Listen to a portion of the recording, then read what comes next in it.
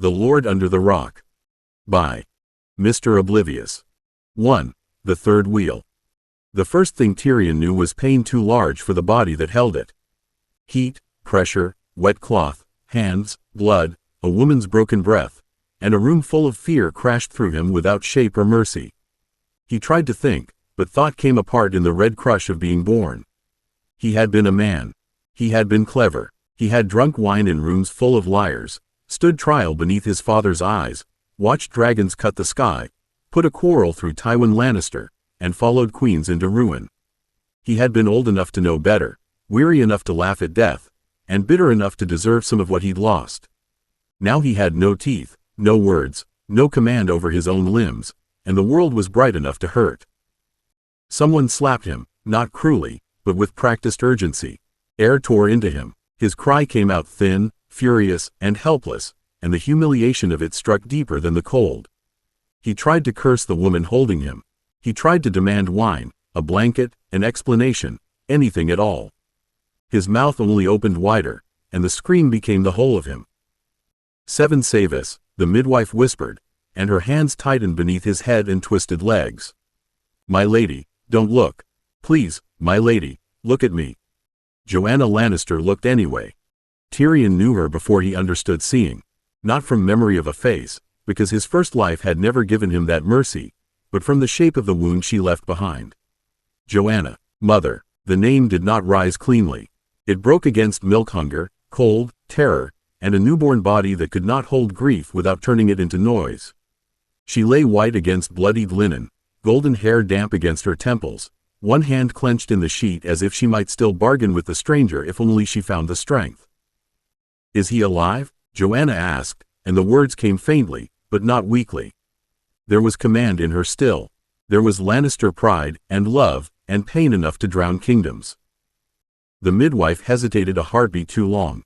"He lives, my lady." A shadow moved beyond the bed, tall and still, and Tyrion knew that shape as well. Tywin, father, judge, mountain, murderer. The old hatred tried to rise, but the infant body could not sustain it. It became only another tremor in his chest, another useless cry. Joanna turned her head toward the sound of him. "Bring him here." "My lady," the midwife said, and now there was fear in her voice, not only for Joanna. "You must rest. Bring me my son." The midwife obeyed because Joanna Lannister had spoken in the voice of a lady who expected obedience even with death in the room. Her hands trembled as she wrapped Tyrion tighter, not gently enough to soothe and not roughly enough to be called cruel. The linen scratched his wet skin.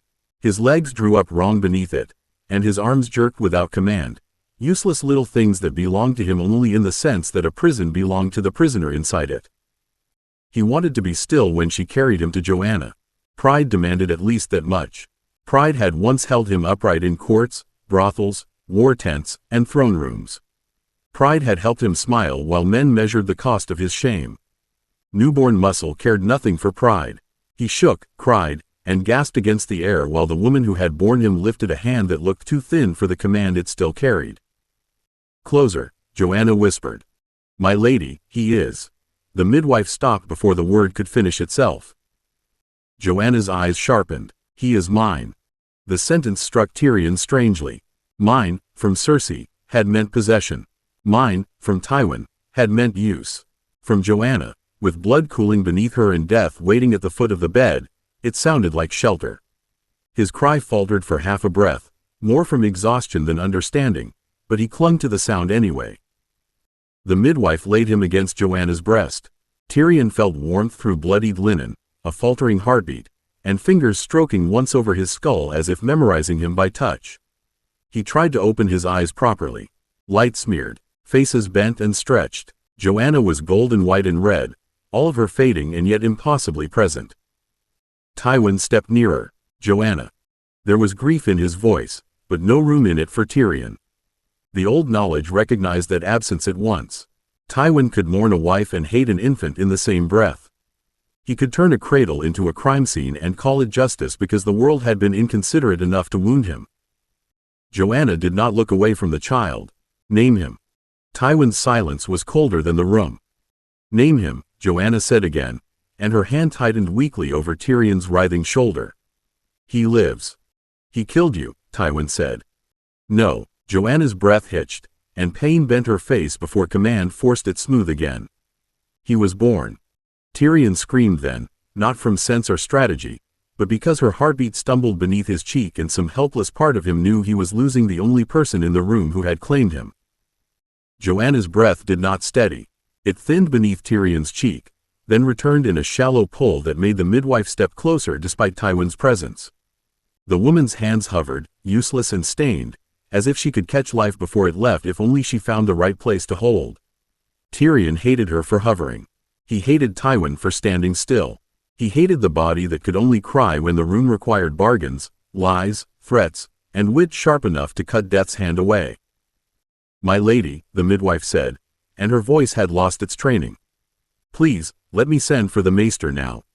Joanna's fingers tightened once in the linen around Tyrion. "Tyrion," she said again, not to Tywin this time, but to the child against her breast. "That is your name." Tywin moved nearer at last, and the air seemed to harden around him.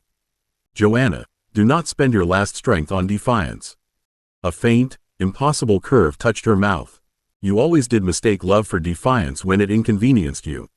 The word struck him. Tyrion felt it in the silence, though his eyes could not shape his father's face properly. Old memory supplied the rest. The stiffened jaw, the cold eyes, the pride that could bleed without admitting the wound. For one heartbeat, Tywin Lannister was not a lord, not a hand, not the great lion of the rock. He was only a man being left behind. Joanna drew a breath that scraped. "Look at him." Tywin did not. "Look at your son," she whispered. "He is not what you should have had," Tywin said. "He is what I have." Joanna's hand slid weakly from Tyrion's head to his cheek. Her skin was cooling. "And he lives." Tyrion rooted blindly toward her warmth. There was no dignity in it, no choice, only need. His mouth found nothing. His cry broke into a wet little gasp, and Joanna's fingers twitched as if she wanted to comfort him and no longer knew how to make her body obey. The midwife made a wounded sound. "My lady?" Joanna's eyes unfocused, then found the child one last time. "Live," she breathed. Her heartbeat stopped beneath him. For a moment no one moved. Then the midwife took Tyrion because the dead could not hold the living, and Tywin turned fully toward the bed as if the child had ceased to exist. "Fetch the maester," he said, voice emptied of everything but command. "And take that from her."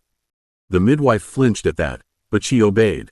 She carried Tyrion away from Joanna's body, laid him in a small cradle near the inner wall, and hurried for the door with blood on her sleeves. Tywin remained beside the bed, his back to the child, one hand braced on the carved post as if Casterly rock itself had shifted beneath him. Tyrion lay in the cradle near the inner wall, wrapped too tightly to move and not tightly enough to be warm. The chamber had gone strange around him. His mother's scent was still on him, blood and milk and fading warmth, but her heartbeat was gone. Tywin stood across the room with his back turned, one hand gripping the bedpost, and for a little while he made no sound at all. Tyrion wanted to hate him properly. He wanted to shape the old fury into words, to tell him that grief did not make cruelty noble, that a son was not a dagger merely because his birth had cut. Instead his tiny mouth worked around air, and no answer came but a thin, exhausted whimper. Tywin's shoulders stiffened at the sound. He did not turn. After a moment he bent over Joanna, and whatever he said to her was too low for Tyrion to hear. Then he straightened, crossed the chamber with controlled steps, and opened the door. Voices rose outside, frightened and eager, but Tywin gave them only command. "No one touches her until the maester comes." The door closed behind him. Silence settled. It was not peace. Peace required mercy, and there was none in the room. There was only a dead woman on a bloodied bed, a rejected infant in a cradle, and stone all around them, old and deep beneath the red keep of Casterly rock. Tyrion cried softer now, not because he had found courage, but because his body was already failing from the effort of being alive. Then the light came. It did not spill from candle or hearth. It opened behind his sealed, struggling eyes and made the dark inside him vast. 3 wheels turned in gold, slow and enormous, each rim carved with marks no maester had taught and no septon had blessed. They were not gentle, they were not cruel, they were old in a way that made dragons seem young. The first wheel slowed, and its name struck bone before bone had learned its shape. Durin's folk. Heat entered him. It did not cure him in a flash. His twisted limbs did not straighten for witnesses, and his malformed face did not become fair for a father's convenience. The gold sank deeper than skin, claiming spine, marrow, heart, hand, breath, and the part of him that had always endured mockery because there had been no other choice. Stone, hammer, dark halls, buried gold, stand. The second wheel burned. Runesmith. Anvils rang in him without sound. Sparks flew through memory. Steel, song, carved marks, patient craft, and hot metal waiting for a hand worthy of it. The third wheel turned last. Battle Brothers rode. A road beneath stars, a shield beside another shield, a hand clasped in blood. Jaime's laugh, bright and young and unruined, flashed through him like grief. The golden light folded inward. Tyrion gasped, and the cradle creaked beneath a weight that had not been there before. When the door opened again and the midwife hurried in with the maester behind her, the room was only cold stone, blood, and death. The midwife crossed herself. He's still breathing. The maester leaned over the cradle, pale and frowning. Then the gods are not finished being cruel. 2. A monster made of gold. The maester's words hung over the cradle like a sentence passed too early.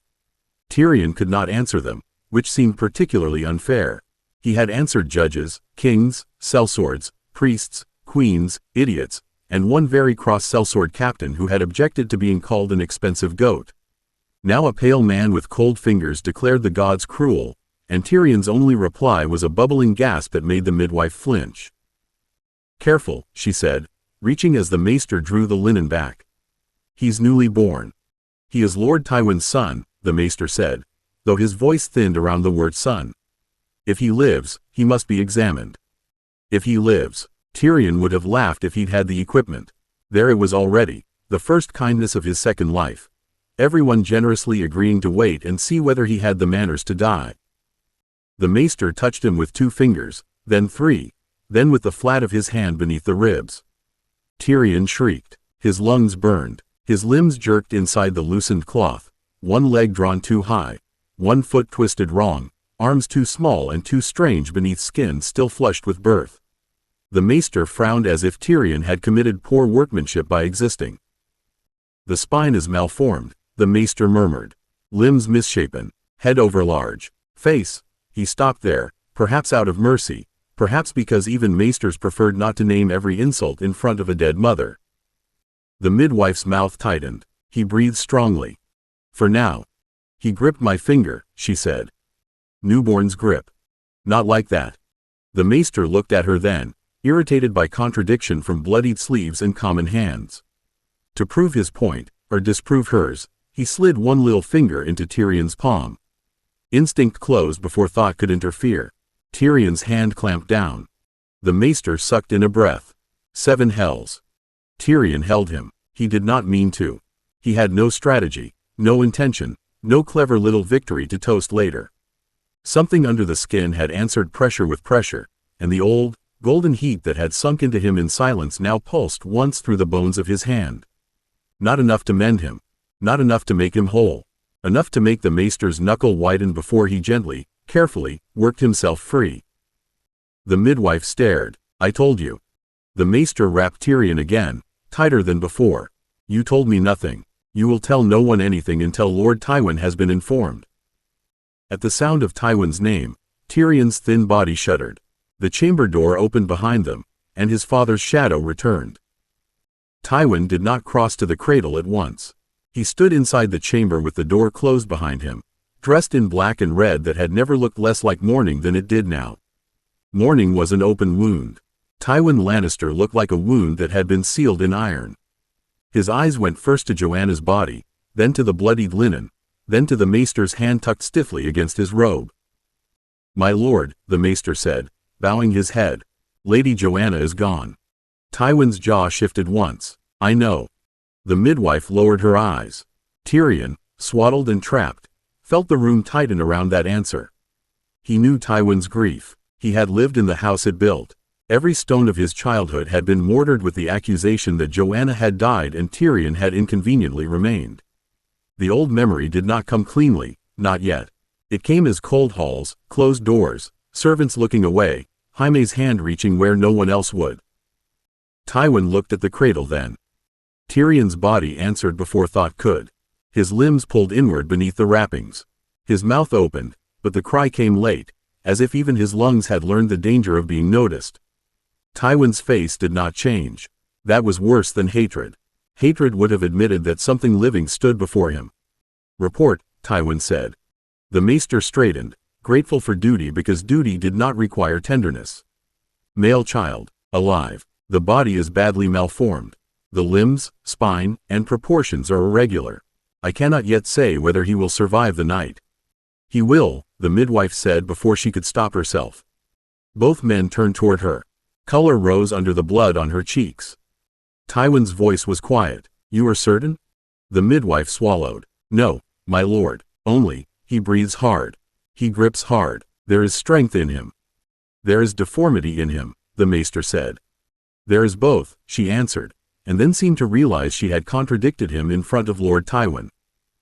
Tyrion would have admired her if he had not been busy trying to keep air in a chest that felt too small for the life forced into it. The gold within him had gone quiet, hidden deeper than pain. It had not made him beautiful. It had not made him acceptable. It had left him here, in the cradle, beneath the judgment of men who could name a crooked spine more easily than a miracle. The midwife drew a breath that shook despite her effort to master it. Lady Joanna named him. Tywin's eyes did not leave the cradle. Lady Joanna is dead. Yes, my lord. What she said in pain need not become law. The maester lowered his gaze, but the midwife did not quite manage it. Her hands knotted in her apron. She said it plainly, my lord. Twice. Silence sharpened around her. Tywin stepped close enough for his shadow to cover Tyrion's face. The child will be recorded when I decide what remains worth recording. Tywin's shadow stayed over the cradle until Tyrion's cry thinned into a ragged little pull of breath. It was not mercy that made his father step back. Mercy would have required seeing him first. Tywin looked down as a man might look at cracked stone in a wall he had expected to stand forever, not with pity, but with the cold irritation of damage discovered too late to prevent. The child is to be kept from her, Tywin said. The midwife's head jerked up. My lord? Lady Joanna will be prepared when the maester has completed what must be done. The child will not be near her. Tyrion's mouth opened again. Sound scraped out of him, raw and thin. He did not understand the words as an infant should not have understood them, but the old mind beneath the new flesh knew exile when it heard it. Kept from her, removed from the dead because even grief must be arranged to flatter Tywin's injury. Joanna had given him a name. Tywin answered by denying him the body that had warmed him. The maester folded the linen back over Tyrion's legs. That may be wise, my lord. The sight is distressing. The midwife stared at him. He is a babe. He is an ill-formed babe, the maester said, and his fingers tightened around the edge of the blanket rather than touch Tyrion again. And the household will talk. The household will be silent, Tywin said. It was the sort of sentence that made servants disappear inside themselves. The midwife lowered her gaze, but Tyrion saw the stubborn tension remain in her jaw. She had held him. She had felt the grip the maester wished to forget. She had heard Joanna name him. That did not make her brave enough to defy Tyrion Lannister, but it left something in her that had not yet bowed. My lord, she said carefully, he'll need a wet nurse before long. Tywin turned his head toward her. Find one. Some will refuse. Then find one who understands employment. The midwife swallowed. Yes, my lord. Tyrion tried to breathe around the rage and failed, because rage was too large for lungs this small. His body shook instead, a miserable tremor beneath rough linen. The hidden gold in him stayed buried, but the warmth had not gone. It waited under bone and pain, patient as ore, unseen by men who thought sight made them wise. Tywin moved toward Joanna's bed again. Take him out. The command struck the midwife harder than the first. She looked at the cradle, then at Joanna, then at the man who would rather empty the room of his son than allow the dead woman's last word to remain in it. At last she bent and lifted Tyrion with both hands, supporting his head more carefully than before. Hush now, she whispered, too softly for Tywin to hear.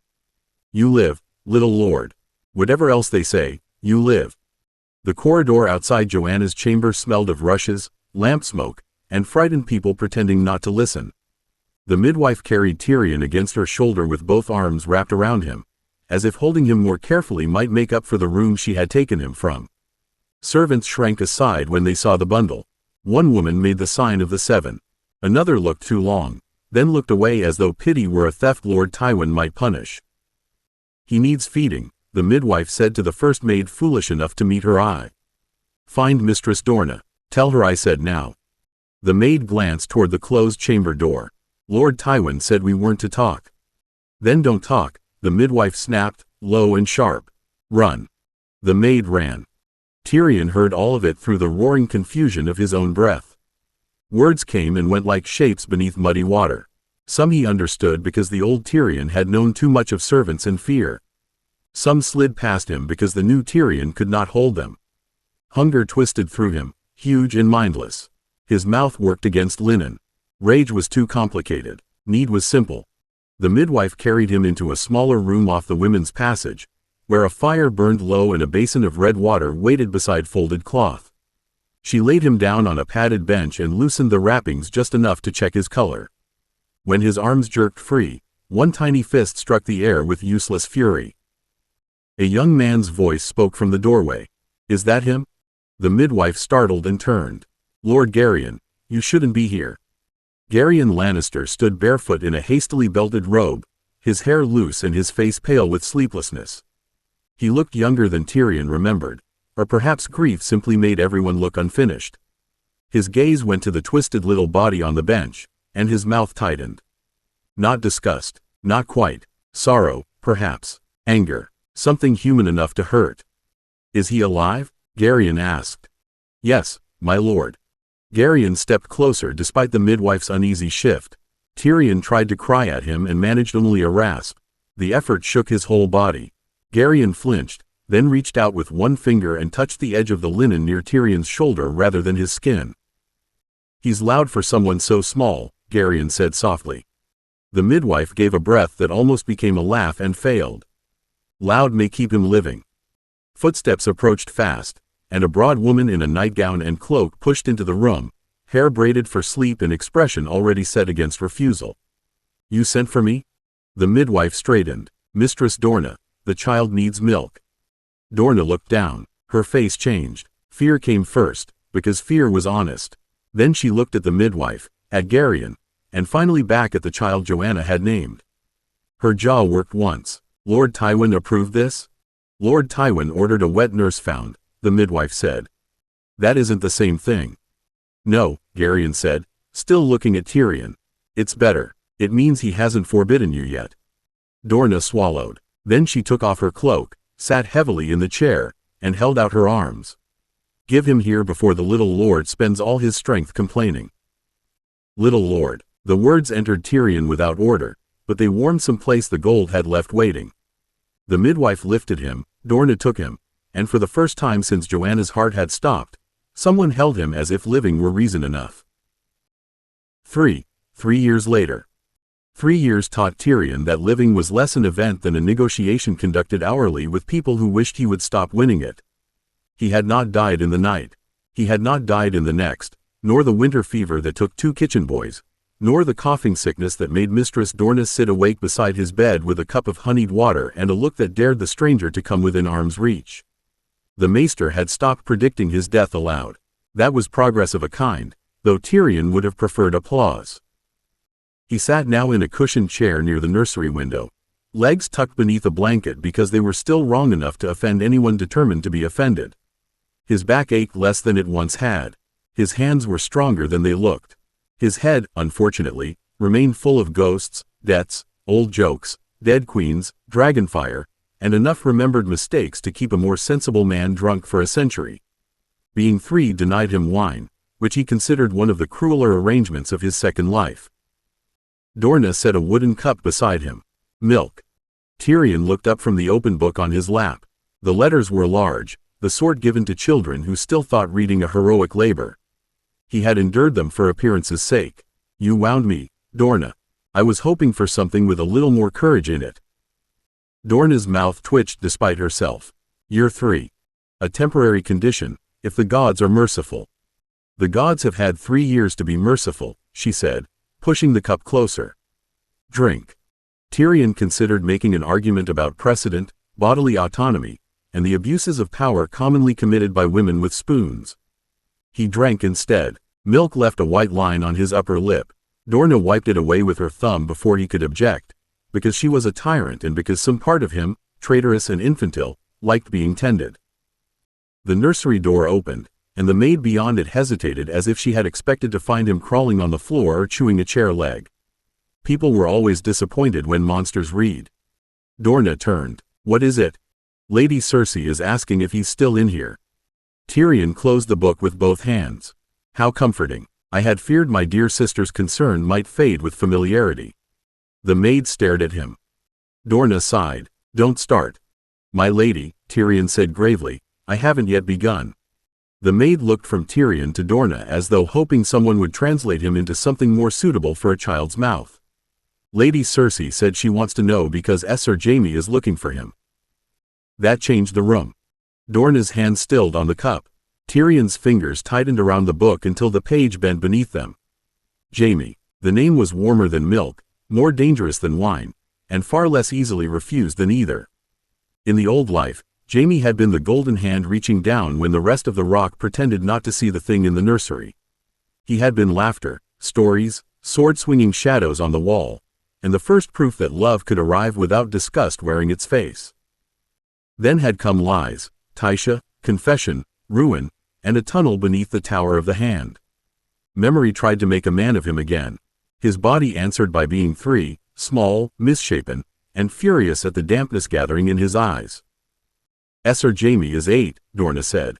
"He isn't a Sir yet." The maid flushed. "He says he will be." "And no doubt the realm trembles in anticipation," Tyrion said. Dorna gave him a warning look, but the maid's mouth twitched before she remembered she was afraid of him. From the passage came a boy's voice, bright and impatient. "I can ask him myself, you know. I'm allowed." Cersei's voice followed, sharper and lower.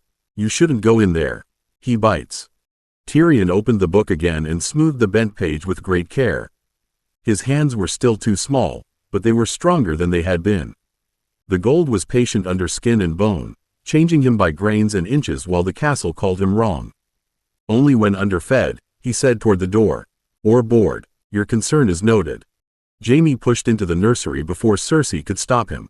He was all gold hair, green eyes, fine cloth, and heedless confidence, too beautiful to be fair and too young to understand how easily beauty became a cage. He grinned when he saw Tyrion in the chair. "There you are," Jaime said. "I told her you weren't dead." Cersei appeared behind him in the doorway, her face tightening. "Not yet." Dorna stood at once. "My lady." Tyrion looked at his sister over the top of the children's book and smiled because old habits, like old knives, survived rebirth remarkably well. "Give me time, sweet sister. I'm told I disappoint expectations beautifully." Cersei's face tightened as if Tyrion's smile had spoiled the air. She was 6 years old, golden and lovely in the way children of the rock were expected to be, but there was nothing soft in how she looked at him. She had their mother's hair and Tywin's talent for making silence feel like punishment. Tyrion knew, with the sick certainty of old memory, that beauty would become one of her weapons. At 6, she had already learned to aim it. "You shouldn't talk to me like that," Cersei said. "Then I shall try talking to you like this," Tyrion said, lowering his voice into solemn gravity. "Good morrow, radiant sister. I remain disappointingly alive. Shall I send a raven if the condition changes?" The maid made a strangled sound and immediately pretended it was a cough. Dorna shut her eyes for a moment, perhaps praying for patience, perhaps deciding whether milk could be poured over his head without wasting it. Jaime laughed. That laugh nearly undid him. It was bright, unguarded, and entirely without disgust. The old Tyrion remembered 1,000 rooms where laughter had been a blade turned against him. Jaime's laughter, when they were young, had been different. It had made space beside him instead of pushing him out. Hearing it now, from a boy not yet ruined by white cloaks, secret beds, and golden chains, was almost unbearable. Cersei turned on Jaime. "It isn't funny." "It is a little funny," Jaime said, stepping farther into the room. "He talks better than Maester Crelin." "That isn't hard," Tyrion said. "Crelin speaks as if every word has disappointed him personally." This time even Dorna lost the fight against her smile. Cersei saw it and flushed with anger. He's ugly. The word struck less deeply than it might have. Tyrion had been called worse by better and paid by worse to call them better. Still, the old wound knew its own door. His fingers slid over the book's cover, feeling the little bumps in the leather, grounding himself in texture because tears would be an unforgivable surrender. Jaime's grin vanished. Don't. Cersei blinked at him. What? Don't call him that, Jaime said, and there was no lordly command in him yet, only a boy's clean anger. He's my brother. The room changed again. Tyrion stared at the page without reading it. My brother. 2 small words, absurdly common, impossibly expensive. He had heard them before in another life, but memory had dulled nothing. If anything, rebirth sharpened the pain by giving hope teeth. Cersei looked from Jaime to Tyrion, and something possessive entered her eyes. He killed Mother. Dorna stepped forward. Lady Cersei. No, I didn't, Tyrion said quietly, before Dorna could soften it into comfort. He lifted his eyes to Cersei. Our mother died birthing me. That is tragedy, not murder. I realize the distinction may be inconvenient, but words do have meanings. Jaime came to stand beside Tyrion's chair, close enough that his sleeve brushed the blanket. I don't want him dead, he said. Cersei's mouth trembled with fury. You should. I don't, Jaime said, and put one hand, warm and careless and golden, on the back of Tyrion's chair. I found him first. Cersei stared at Jaime's hand on the chair as if it were an act of theft. Tyrion saw the shape of it before she had words for it. Jaime had claimed a side, not with law or oath or even understanding, but with the heedless certainty of a boy who loved before he knew love could be punished. In another life, Tyrion would have hoarded that moment like stolen gold. In this one, he did the same, because rebirth had improved many things and cured very few. He isn't yours, Cersei said. Jaime frowned. He's ours. No, she said, and the word came too quickly, too fiercely. He's father's mistake. Dorna's voice sharpened. Lady Cersei, that is enough. Tyrion felt Jaime's hand tighten on the chair back. Warmth moved through him, not the golden heat under his bones, but something worse and better. Hope, a dangerous little beast, hope. It had bitten him before. Father isn't here, Jaime said. He will be, Cersei said. The room seemed to listen with them. Even the maid near the door held still. Tywin's absence was one of the great facts of Tyrion's short-second life, a shadow cast from King's Landing across every corridor of the Rock. He had gone after Joanna's death, carrying grief like a banner and leaving command behind him like winter. He wrote, he ordered, he provided, he did not come. Tyrion looked back down at his book before Cersei could see too much in his face. A comforting thought. I shall practice looking properly penitent. Perhaps if I begin now, I'll achieve mediocrity by the time he returns. Jaime leaned closer. What's mediocrity? What most men call ambition once they discover excellence requires effort. Jaime considered this, then nodded as though Tyrion had given him a sword lesson rather than an insult wrapped in silk. You know a lot of words. I collect them. They're cheaper than friends and easier to sharpen. Dorna made a warning sound. Tyrion. He gave her his mildest look, the one that had already ruined 3 scoldings by making her laugh before she remembered she was angry. Yes, Dorna? Drink your milk. Cersei's mouth twisted. He still needs a nurse. And yet I manage not to weep at the sight of spoons, Tyrion said. We all mature at different speeds. Jaime laughed again, delighted and loyal and wholly unwary. Cersei turned from them with a rustle of skirts too grand for a 6-year-old and left the doorway as if departure were victory. The maid slipped after her, grateful to escape. Dorna watched the empty doorway for a long breath, then looked back at Tyrion and Jaime. You two will be the death of me. Not today, Jaime said cheerfully. I just found him. Tyrion's fingers rested on the book, small, strong, and oddly steady. Beneath the chair, beneath the woven rugs and nursery floor, the Rock sat vast and patient around him. Somewhere deep below, stone pressed against stone, old weight holding old silence. For the first time that morning, Tyrion felt it answer the beat of his heart. 4. The Rock has a voice. Tyrion discovered the Rock answered him by accident, which was how most useful discoveries introduced themselves. They did not arrive with trumpets, declarations, or considerate labels.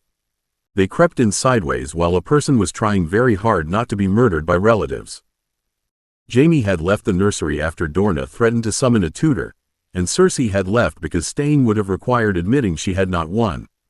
Dorna took the milk cup away, muttering about lions too young to sharpen their teeth on each other, and the maid went with her. For the first time since morning, Tyrion was alone in the cushioned chair near the window with his book open on his lap and the taste of milk still offending his dignity. He should have read. Reading was safe. Reading was expected. Reading allowed adults to tell one another that the little monster was clever, which was better than them saying he was possessed, cursed, or likely to crawl up the walls at night and eat mice. But the room would not settle. Something below the rug seemed to press upward against his attention, not sound, not sight, not touch, but a slow awareness like waking with another heartbeat beneath his own. Tyrion put one hand on the arm of the chair. His fingers were short, blunt, and stronger than they had any right to be.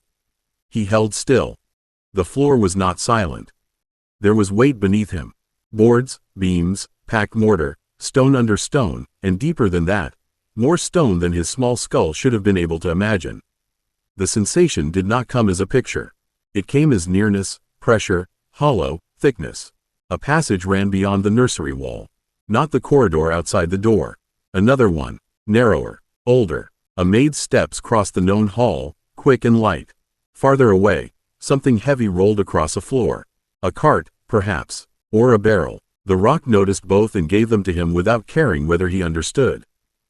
Tyrion forgot to breathe. The nursery door opened behind him, and Dorna came in with a folded cloth over one arm. "You're too quiet. There's a passage behind that wall," Tyrion said before caution could catch him. Dorna stopped. "What?" He turned his head slowly toward the inner wall. The pressure there was different, a thinness hidden beneath plaster and carved stone. Behind the lion panel, not the hallway, smaller. It slopes. Dorna's face lost color. "Who told you that?" Tyrion looked back at her, and for once no clever answer came quickly enough. Beneath his chair, the rock waited, vast and patient, as if it had spoken first and now expected him to be polite enough to answer. Dorna closed the nursery door behind her with more care than usual. The latch settled softly, but the sound carried weight. Tyrion had heard doors close like that before.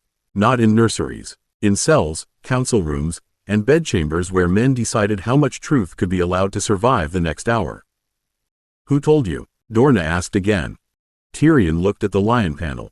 It was carved in the old style, a proud beast with one paw lifted and its mane flowing into vines along the border.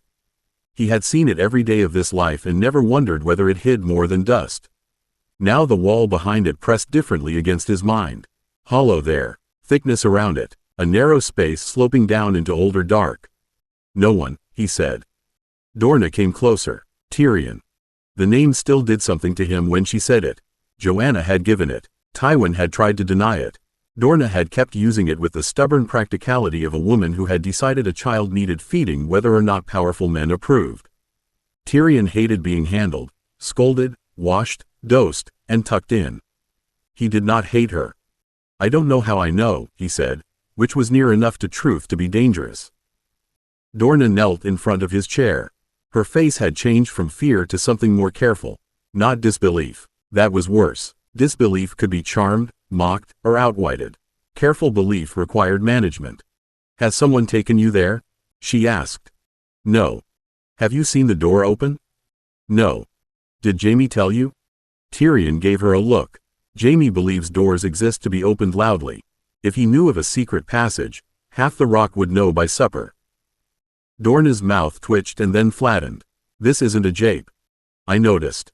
She looked toward the panel, then back to him. "There are old ways in the rock. Servants' ways. Lords' ways. Ways sealed after murders and fires and foolish boys with more courage than sense. Children aren't meant to know them. I am relieved to hear the passages respect age restrictions. Shall I inform the wall?" Tyrion. The sharpness in her voice stopped him better than a hand over his mouth. He lowered his eyes to the book, but the words would not arrange themselves into harmless lessons. The rock waited below the ink. It knew where the hidden passage sloped. It knew Dorna's knees pressed into the rug. It knew someone had paused outside the nursery door. Tyrion's head lifted. Dorna saw the movement. "What is it now?" "There's someone in the hall," he said. A soft knock came before she could answer. The maid's voice followed, uneasy through the door. "Mistress Dorna? Maester Kralin is asking whether the little lord has tired himself." Dorna went very still. Tyrion smiled without meaning to. It was not a happy smile. It was the first small edge of a blade finding light. "You may tell Maester Kralin the little lord is considering a nap," he called. Dorna stared at him. Tyrion looked back at the lion panel, and beneath his chair the ancient stone seemed to listen with him. "After all, I've had a busy morning." Dorna crossed the room faster than Tyrion expected. For one alarming heartbeat he thought she meant to clap a hand over his mouth. Instead she opened the door only wide enough to show half her body and none of the nursery behind her. Tyrion could not see the maid, but the rock gave him the shape of her stance through boards and old weight. One foot turned outward, shoulders tight, hands twisted together. "He is tired," Dorna said. "Maester Kralin said he should be told if Lord Tyrion behaved strangely," the maid answered, voice small and apologetic. Tyrion looked down at the book in his lap. Behaved strangely. He supposed announcing secret passages to the furniture might qualify. In his defense, the furniture had started it. Dorna's voice cooled. "Lord Tyrion is 3. Strange is part of the office." A pause followed. The maid shifted her weight in the corridor. Tyrion felt the movement like a faint touch against the edges of his mind. Not sound, not sight, pressure answering pressure. "Yes, Mistress Dorna," the maid said. "And if Maester Kralin asks again, tell him I said the little lord is resting. He'll ask if he is sleeping. Then tell him I said he is resting very intelligently." The maid made a noise that might have been a smothered laugh or terror losing balance. Her steps retreated a moment later, quick along the corridor. Dorna closed the door and leaned back against it, watching Tyrion as if he had become a puzzle with teeth. "You heard her before she knocked," she said. "I noticed her," Tyrion answered. "With your ears?" He considered lying. Unfortunately, Dorna had spent 3 years learning the difference between his lies, his evasions, and his truths offered unwillingly.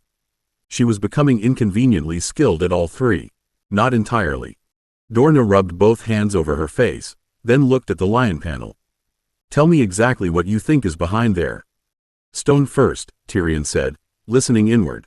"Then empty space. Narrow. It slopes down. There is a turn after a little way, left, I think. The wall around it is thicker near the bottom." Dorna went very still again. "You couldn't know that." "So we agree," Tyrion said. "This is awkward. Don't be clever at me. I'm 3. Clever is one of the few weapons I'm permitted to lift." Her expression softened despite the fear. That was a useful discovery, though not one he had time to enjoy. She crossed to the lion panel, set her hand against the carved mane, and pressed where old polish had darkened the wood. Nothing happened. She tried another place. A faint click answered. The panel opened the width of a finger. Dorna snatched her hand back. Tyrion felt the hollow beyond breathe cold old air into the room, and somewhere under the nursery, the rock seemed to settle around him like a great beast pleased to be recognized. Dorna stared at the open panel as if it had betrayed her personally.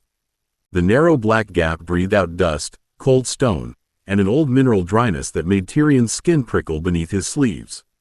He did not see into it. The nursery light barely entered, but the hollow beyond pressed itself into him more clearly now, a thin descending throat behind the wall, angled down through stone that had forgotten the hands that shaped it. Dorna pushed the panel shut. The click sounded too loud. "No," she said. Tyrion looked up at her. A concise objection. "Do you intend to expand upon it? You are not to speak of that passage." "To whom?" "To anyone." "A broad category," Tyrion said. "Does it include furniture? I ask because the wall already seems informed." Dorna crouched in front of him again and caught both his hands in hers. Her fingers were warm, work rough, and shaking. "Listen to me. Hidden ways in the rock are not nursery games. Men have died in them. Children have vanished in them. There are drops, locked doors, old air, rats, and worse things that don't need naming for a boy of 3. I wasn't planning an expedition before luncheon." "Tyrion." He quieted because fear had made her voice raw. That mattered. Dorna's fear was not the maester's disgust or Cersei's spite. It was the hard practical terror of someone who had kept him alive through fevers and choking coughs and nights when his twisted little body fought breath as if breath were an enemy. I won't go, he said. She searched his face. Promise me. The word landed poorly. Promises had killed better men than traps. Still, this one cost him nothing he could afford to lose today. I promise I won't enter the passage without you knowing. Her eyes narrowed. That is not what I asked. It is what I can honestly give. For a moment he thought she might shake him. Instead, she exhaled through her nose and released his hands. Too clever by half. I've been accused of worse fractions. Despite herself, her mouth twitched. Then the humor faded, and she stood, placing herself between him and the panel. If Maester Kralin asks, you were tired and fanciful. I am often tired. I object to fanciful. You will survive the insult. Tyrion leaned back in the chair and let his hand fall to the armrest. Beneath wood, rug, and floor, the rock answered again. Not with words, not with kindness, with shape, with weight, with passages running like old veins through a body older than lions. Dorna watched him, watching nothing. What do you hear? Tyrion considered the question. Not here. What, then? He closed his fingers around the chair arm. The stone waited under him, vast and patient, and for the first time he understood that silence could have depth. I think, he said slowly, the rock knows where it is. 5. Jaime's hand. Dorna did not leave him alone after that. She claimed it was because he had tired himself, which was nurse language for having frightened her badly enough to earn supervision. Tyrion was moved from the window chair to the rug near the hearth with his book, a wooden lion, and Dorna's unblinking attention. The lion panel sat across the room, smug and silent, pretending it had never opened in its life. You are not to stare at that wall, Dorna said. I was admiring the craftsmanship. You were plotting. At 3, Dorna, I am wounded by your confidence. You are never wounded by confidence, she said, folding linen with unnecessary force. Only by being denied an audience for it. That was unfairly accurate. Tyrion considered congratulating her, but the nursery door opened before he could decide whether praise would make her suspicious. Jaime slipped in sideways, a wooden practice sword tucked under one arm and a conspirator's grin already on his face. I waited until Cersei went to find Septa Melara, Jaime said. She says I'm not allowed to visit you twice in one day. Dorna looked toward the ceiling. Of course she does. Tyrion set the wooden lion upright beside his book. How comforting to know my sister has begun scheduling my affections. Shall I apply in writing for next week? Jaime crossed the room without flinching from the awkward shape of Tyrion's legs beneath the blanket or the way his hands looked too blunt around the book. That, more than laughter, struck Tyrion where he was softest. People looked at the wrong parts first. Jaime looked at his face. I brought you this, Jaime said, holding out the practice sword. You can't use a real one yet. An unexpected mercy. I had planned to challenge Dorna for tyranny over milk. Dorna snorted. You would lose. Jaime dropped to his knees on the rug. You should hold it like this. He put the little wooden sword into Tyrion's hands, then wrapped his own fingers around Tyrion's to move them into place. His touch was warm, careless, and completely unafraid. Tyrion forgot the wall. He forgot the hidden passage and the waiting stone. In another life, Jaime's hand had been golden, then gone, and the absence of it had changed them both. Here it was still small, living, and resting over his own. It's heavy, Tyrion said, because anything truer would have been unbearable. Jaime brightened. That's because swords are supposed to be. You'll get stronger. Dorna paused in her folding.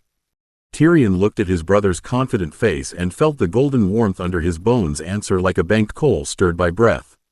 Will I? Of course, Jaime said, as if the matter had been settled by his wanting it. You're my brother.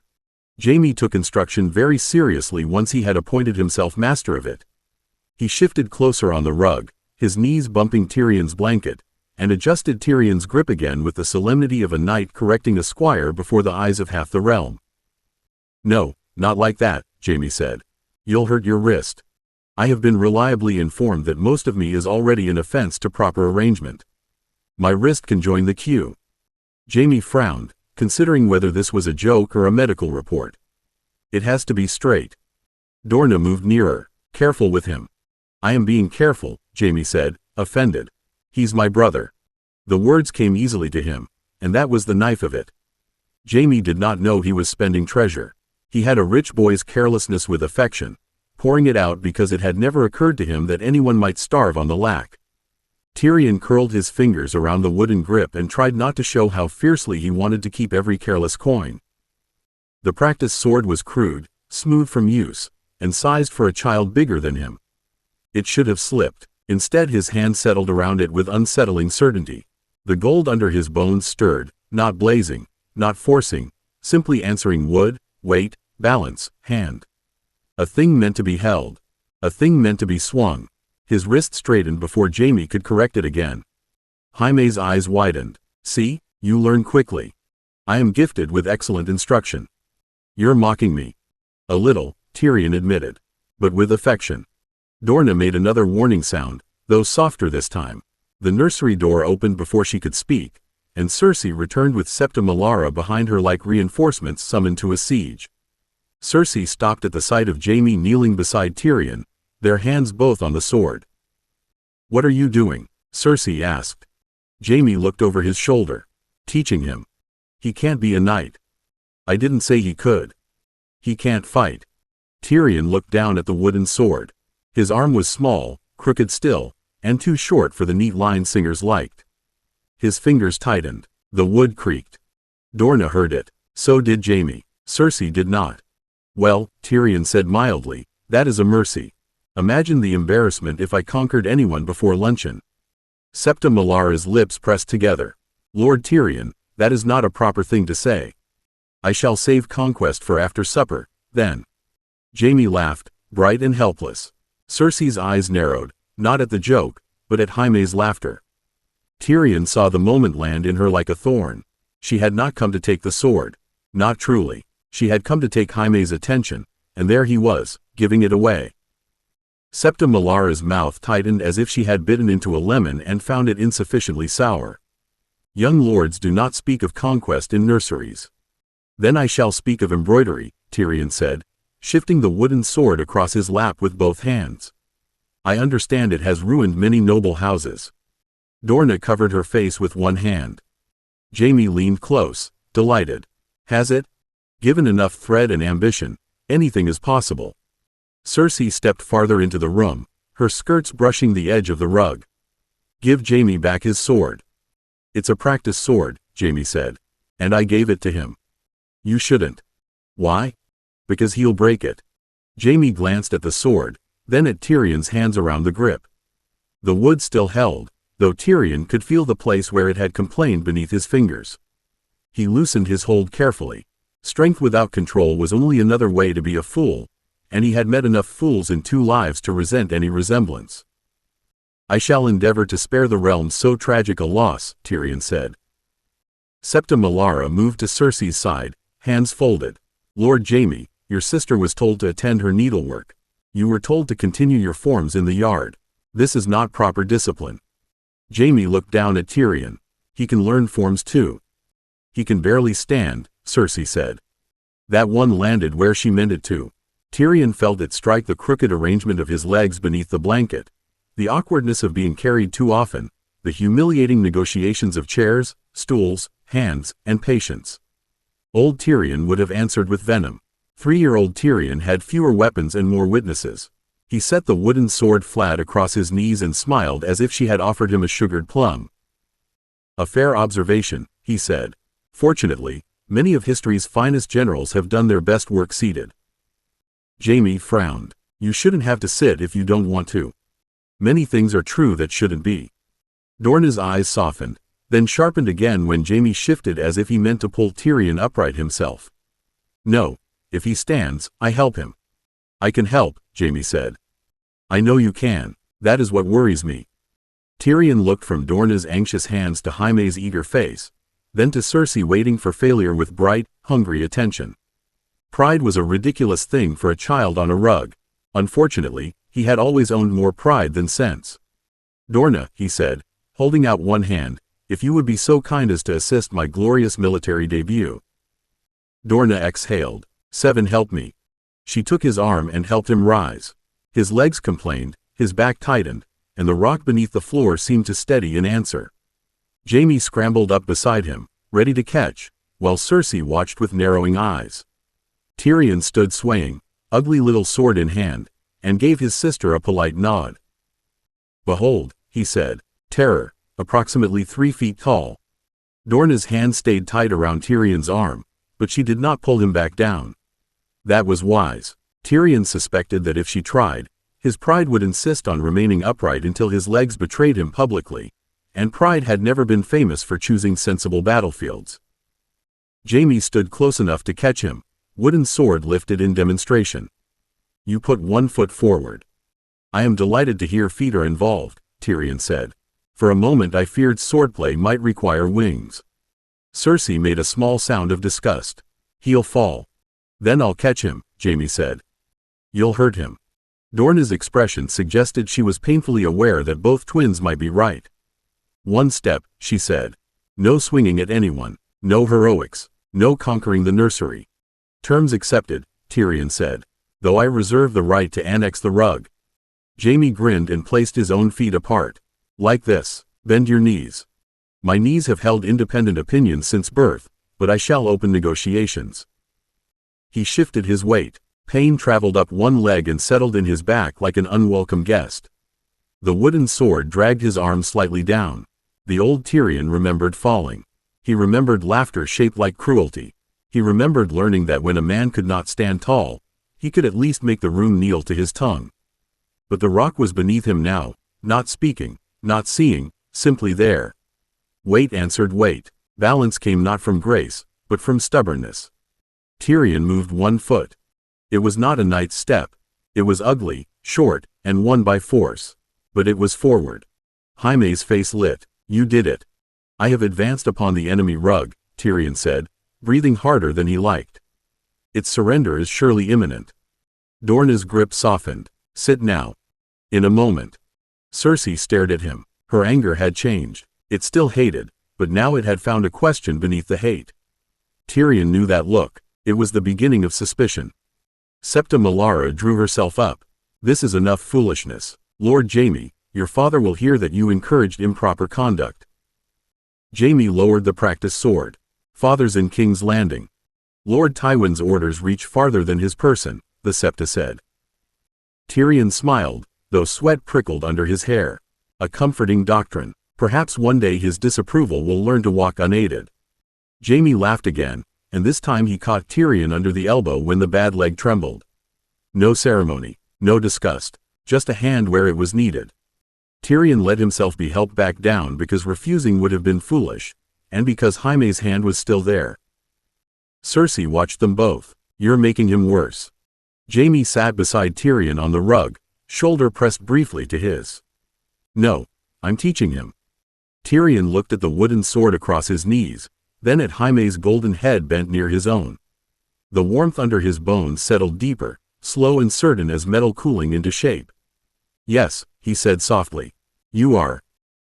6. Cersei's first claim. Cersei didn't leave when Tyrion sat down. That would have been surrender, and even at 6 she already understood that Lannisters didn't surrender where servants could see. She stood at the edge of the rug with Septa Melara behind her, golden head lifted, small hands clenched in the folds of her gown, and watched Jaime settle beside Tyrion as if the nursery floor had become his rightful seat. Jaime set the wooden sword across his knees and leaned toward Tyrion with the eager seriousness of a boy who had discovered a lesson worth giving. "Tomorrow I'll show you how to block. Not hard. Dorna will shout if we do it hard." "I admire a commander who accounts for enemy artillery," Tyrion said, still breathing carefully through the ache in his leg. "Dorna's voice has admirable range." Dorna pointed one folded cloth at him. "That voice has kept you alive. And the realm is grateful, though insufficiently taxed for the privilege." Jaime laughed again, and Cersei moved at once. Not toward Tyrion, toward the laugh, as if it belonged to her and had wandered too near another hand. She came around the rug, stepped over the corner of Tyrion's blanket without asking, and caught Jaime by the sleeve. "Come away," she said. "We were going to play lions in the gallery before supper." Jaime blinked up at her. "I'm playing here." "No, you're not. You're making him think he can do things." Cersei tugged harder, and her voice softened in a way that made Tyrion's skin tighten. "Jaime, you promised. Twins don't break promises to each other." The word slid into the room with too much practice for a child. Twins. Not brother and sister. Not Cersei and Jaime. A little private kingdom built of 2 golden heads and 1 shared mirror, with everyone else left outside the door. Tyrion looked at Jaime's sleeve in Cersei's fist and saw, with an adult's cold horror inside a child's aching body, the earliest shape of a chain. Jaime frowned. I didn't promise for now. I said later. You always choose me, Cersei said. Dorna's hands stilled. Septa Melara did not seem troubled by the claim. Perhaps she heard only childish jealousy. Tyrion heard possession learning its first grammar. Jaime glanced between them, already uncomfortable without knowing why. I can play with both of you. Cersei looked at Tyrion then, and the sweetness vanished. He can't play lions. He's too little, and he falls. Tyrion rested one hand on the wooden sword and smiled mildly because rage, badly timed, was just another limp. A tragic flaw. Fortunately, lions are famous for lying down while others do the work. Jaime grinned, but Cersei's grip tightened on his sleeve. Tyrion watched Jaime let himself be pulled half an inch before he remembered to resist, and the rock beneath the rug seemed suddenly very large, very patient, and full of hidden ways. Somewhere under stone, there would be tools. There would have to be. There were no tools in the nursery, of course. There was a wooden sword, a book with 2 large letters, a lion on its back, Dorna's folded linen, and a septa who mistook neatness for virtue. Tyrion looked at Cersei's fingers around Jaime's sleeve and understood that the first chains were never forged from iron. They were made from habit, flattery, secret names, and the expectation that a boy should feel guilty when he wished to stand anywhere but beside his twin. Cersei tugged again, gentler this time, because gentleness worked better when someone else was watching. Jaime, come on, we can be the king and queen lions. He can be the little broken cub if he wants to listen from his chair. Jaime's mouth twisted. Don't call him broken. I didn't. I said the cub was broken. Cersei's eyes stayed on Jaime, not Tyrion, which made it worse. It's only a game. Tyrion set the wooden sword down before his hand could tighten on it. The old Tyrion knew a dozen answers sharp enough to make a child cry and a septa gasp. 3-year-old Tyrion had to spend cruelty more carefully. A generous role, sweet sister. Shall I also cough tragically and die before the hunt begins, or would that spoil the second act? Jaime laughed, then tried to swallow it when Cersei turned on him. The effort made him look guilty, which pleased her. Tyrion saw that too. Cersei did not need Jaime never to laugh at him. Not yet. She only needed laughter to cost him something afterward. Septa Melara stepped forward with her hands folded at her waist. Lord Tyrion, mockery is unbecoming in a child. A pity, Tyrion said. I had hoped to grow into it. Dorna gave him a look that warned him not to stab every hand just because it reached near him. Then she turned to the septa. Lady Cersei was unkind. Children speak carelessly, Septa Melara said. Some children are corrected for it, Dorna answered. The septa's face cooled. Mistress Dorna, correction of Lord Tywin's children does not fall to nurses alone. The room tightened around Tywin's name. Cersei heard victory in it and lifted her chin. Jaime heard trouble and looked at Tyrion, torn between the rug and the door. Tyrion smiled before Jaime could choose in fear. Go, then. I would hate to rob the gallery of its monarchs. Do try not to rule too harshly. Subjects become tiresome when they develop opinions. Jaime hesitated. I'll come back tomorrow. Cersei's hand tightened again, but Jaime said it loudly enough that even the septa heard the promise. Tyrion looked at his brother's bright face and nodded as if tomorrow were a simple thing, not a plank laid over a pit. Bring the sword, he said. Every broken cub should be properly armed. Jaime went because Tyrion had let him go, which made the victory taste sour even before the door closed. Cersei led him by the sleeve, pleased enough to hum under her breath, though Jaime kept twisting to look back at the rug. Once, he lifted 2 fingers in a tiny sword salute. Tyrion answered with a grave nod that made Jaime grin before Cersei pulled him through the doorway. The door stayed open a heartbeat too long. Cersei looked back from the passage, not at Tyrion's face, but at the wooden sword beside his knee. He'll forget by tomorrow. Jaime's voice came from beyond her, indignant and bright. No, I won't. Cersei's mouth tightened, and then Septa Melara moved her along with a rustle of skirts and soft instruction about proper games. The latch clicked. The nursery seemed larger without Jaime in it and meaner with the echo of Cersei's last look still resting on the sword. Dorna crossed to Tyrion and crouched with more effort than she usually admitted. "Show me the leg." "I have two. You'll need to be more particular." "The one you were leaning away from." "A shame. I had hoped my subtlety was improving." Tyrion let her lift the blanket and examine the twisted arrangement of knee and ankle. Her fingers were careful, but not timid, which he appreciated more than he said. Timid hands made every weakness feel worse. Dorna pressed lightly near the joint and watched his face. "Pain?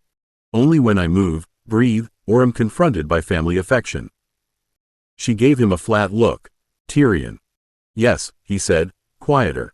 "It hurts." "Then you should have sat sooner." "I was busy conducting a military campaign against upholstery." "You were busy showing Lady Cersei you wouldn't bow." Tyrion looked at the closed door. Bowing would have pleased her less than falling. Dorna lowered the blanket again, her mouth tight. "You must be careful with her." That was almost funny. Careful with Cersei, as if Cersei were a candle near curtains, not the spark crawling toward a storehouse of dry straw. Tyrion picked up the wooden lion and set it upright with painstaking care. "Is she often so careful with me?" "She's a little girl who lost her mother." "So am I, by certain measurements."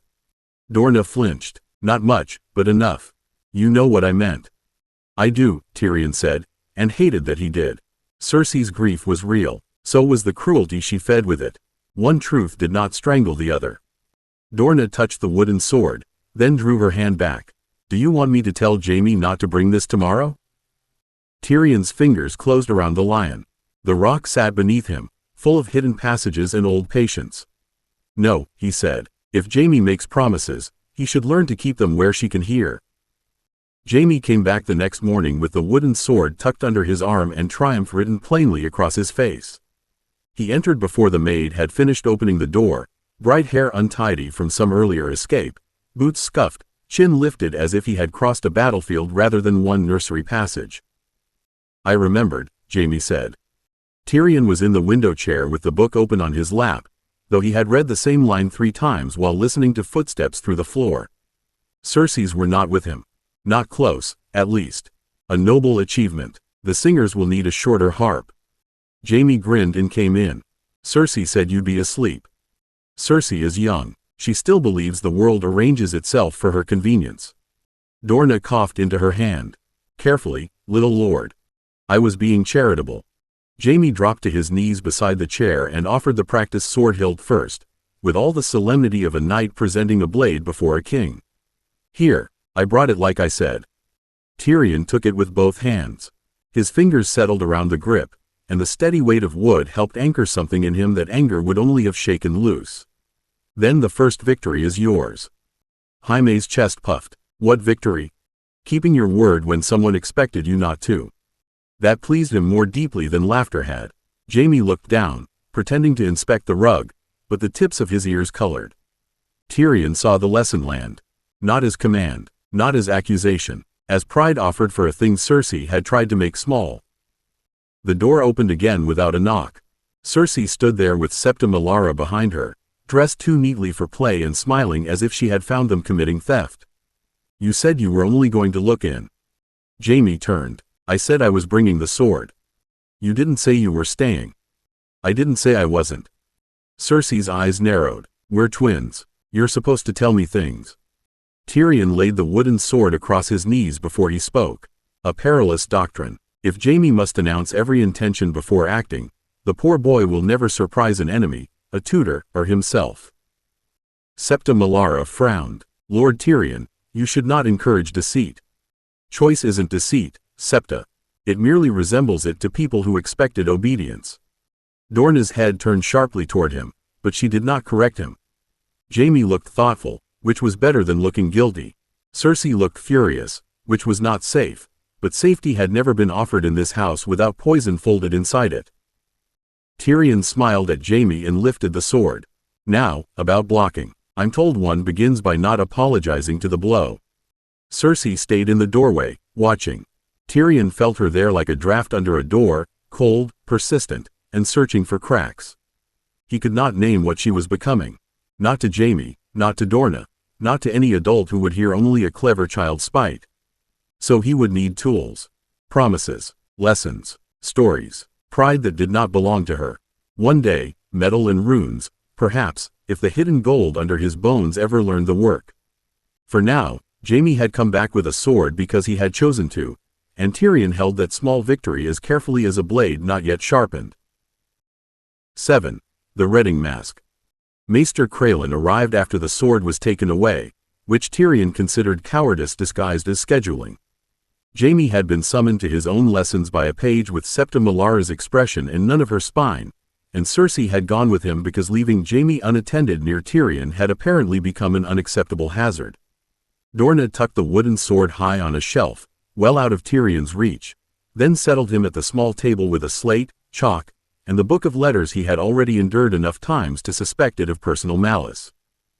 Crelin entered with his chain lying neat over brown robes and a sheaf of parchment beneath one arm. He was not an unkind man by intention. Tyrion had learned that intention mattered less than people hoped. The maester looked at him as men looked at an odd crack in a wall, wondering whether it was harmless or the beginning of collapse. "Lord Tyrion," Crelin said, taking the chair across from him. "Mistress Dorne tells me you're rested enough for letters." "Tired very intelligently, I believe," was the formal diagnosis, Tyrion said. Dorne made a warning sound behind him. "Letters, little lord." Crelin's mouth tightened, though not quite into disapproval. "Then we shall begin simply. Show me the lion." He laid 4 painted cards on the table: lion, stag, rose, and falcon. Tyrion looked at them with the solemn effort expected of a child. The lion's mane was crude, the stag's antlers too thin, the rose fat as a cabbage, and the falcon painted by someone who had likely never seen a bird with ambitions beyond poultry. He touched the lion after a careful pause. "Good," Crelin said. "And this?" "The stag." "And this?" "The rose." Crelin's eyes sharpened. Tyrion felt the moment arrive, small and dangerous.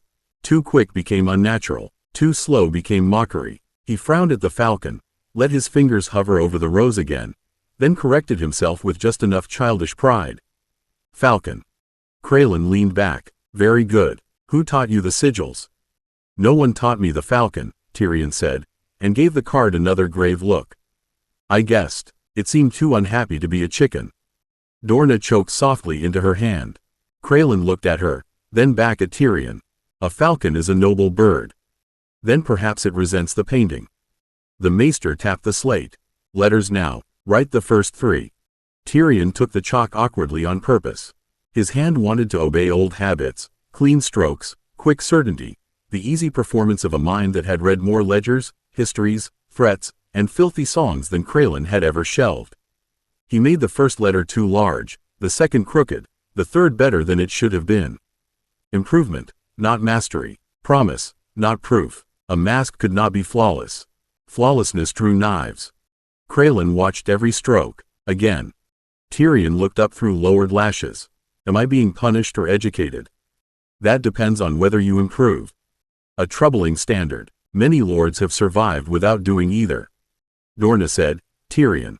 He bent over the slate again and wrote the letters a second time, 1 fraction neater, 1 fraction slower. Beneath the table, his short legs ached from the chair's edge, and beneath the floor, the rock waited with its hollows and hidden ways. Books were safer than passages. Lessons were safer than miracles. So Tyrion held the chalk like a child, made mistakes like a child, and began building the lie that would let him learn in public without showing how much he already knew. Crelin did not praise the second line at once. He took the slate, tilted it toward the window, and studied Tyrion's crooked letters as if treason might be hiding in the chalk dust. Tyrion let his shoulders round, let his mouth press thin with the impatience of a child being examined too closely, and resisted the urge to ask whether the citadel taught suspicion before or after poor bedside manners. "You improve quickly," Crelin said. "A dangerous habit," Tyrion answered. "I shall try to disappoint you more gradually." Dorne shifted behind his chair. "Lord Tyrion." Crelin set the slate down again, but his fingers stayed on the edge of it. "Do you know what this word says?" The parchment he placed before Tyrion had 3 simple words written in a tutor's large hand. Lion, gold, rock. Tyrion looked at them and felt the trap in their simplicity. Read too easily. and Kralin would become alarmed. Fail too completely, and the day's mask would look like mockery. He touched the first word, sounded it poorly, and let the middle sound drag. "Lee, on," he said, then looked up with suitable irritation. A beast with too much hair and insufficient manners. Kralin's eyes narrowed. And the next? Tyrion stared at Gold for longer than necessary. The word sat there, obvious as sunlight. Gold had paid for armies, silence, murders, songs, whores, chains, crowns, debts, and every Liehouse Lannister had ever dressed as destiny. A 3-year-old should not know all that. A 3-year-old could know it was shiny. "Gold," Tyrion said. "No," Kralin said. "Gold." "Then the letters have disguised themselves poorly." Dorna's hand came down lightly on Tyrion's shoulder, not quite warning and not quite comfort. Kralin saw the touch. Tyrion saw him see it. That mattered. Adults often trusted tenderness less than obedience, because tenderness made witnesses. "The last word?" Kralin asked. Tyrion let his fingers hover over rock. Beneath the table, beneath the floor, Casterly rock lay patient and immense. He knew the word. He knew the thing more deeply than ink could name. He also knew Dorna was listening for danger. "Rook," he said at last. Kralin breathed out through his nose. "Rock." "A rook is a bird," Tyrion said gravely. "A rock is what one throws at a bird when diplomacy fails." Dorna's fingers tightened on his shoulder. "Enough stones for today, I think." Kralin folded the parchment slowly. "One more exercise. Sums. If Jaime has 2 apples and gives you 1, how many apples has Jaime?" "1, Tyrion said. "And if Lady Cersei takes it back?" "Then Jaime has a problem more complicated than arithmetic." Dorna's breath caught. Kralin looked at him for a long moment, and Tyrion cursed himself with all the fluency his small mouth could not yet manage. Too sharp, too true. The mask had slipped because Jaime's name had been placed beside Cersei's hand, and old fear had answered before prudence.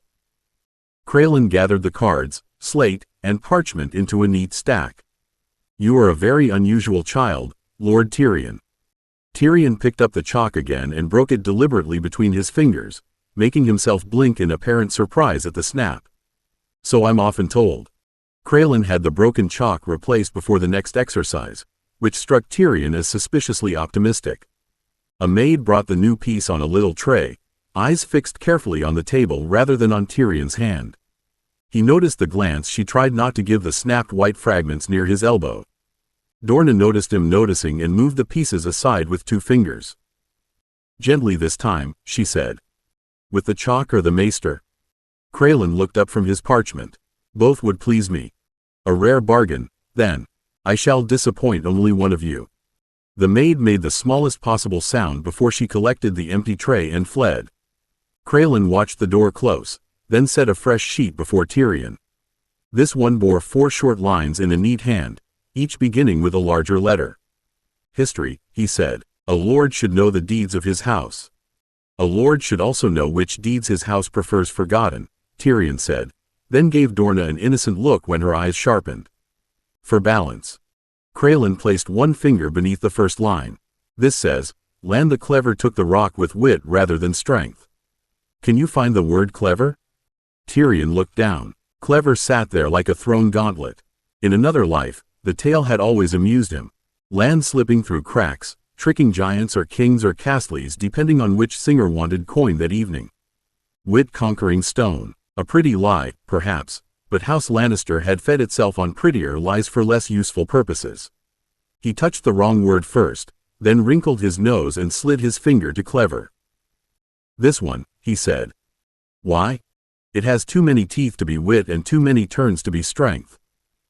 Kralin's brows rose. "Letters do not have teeth."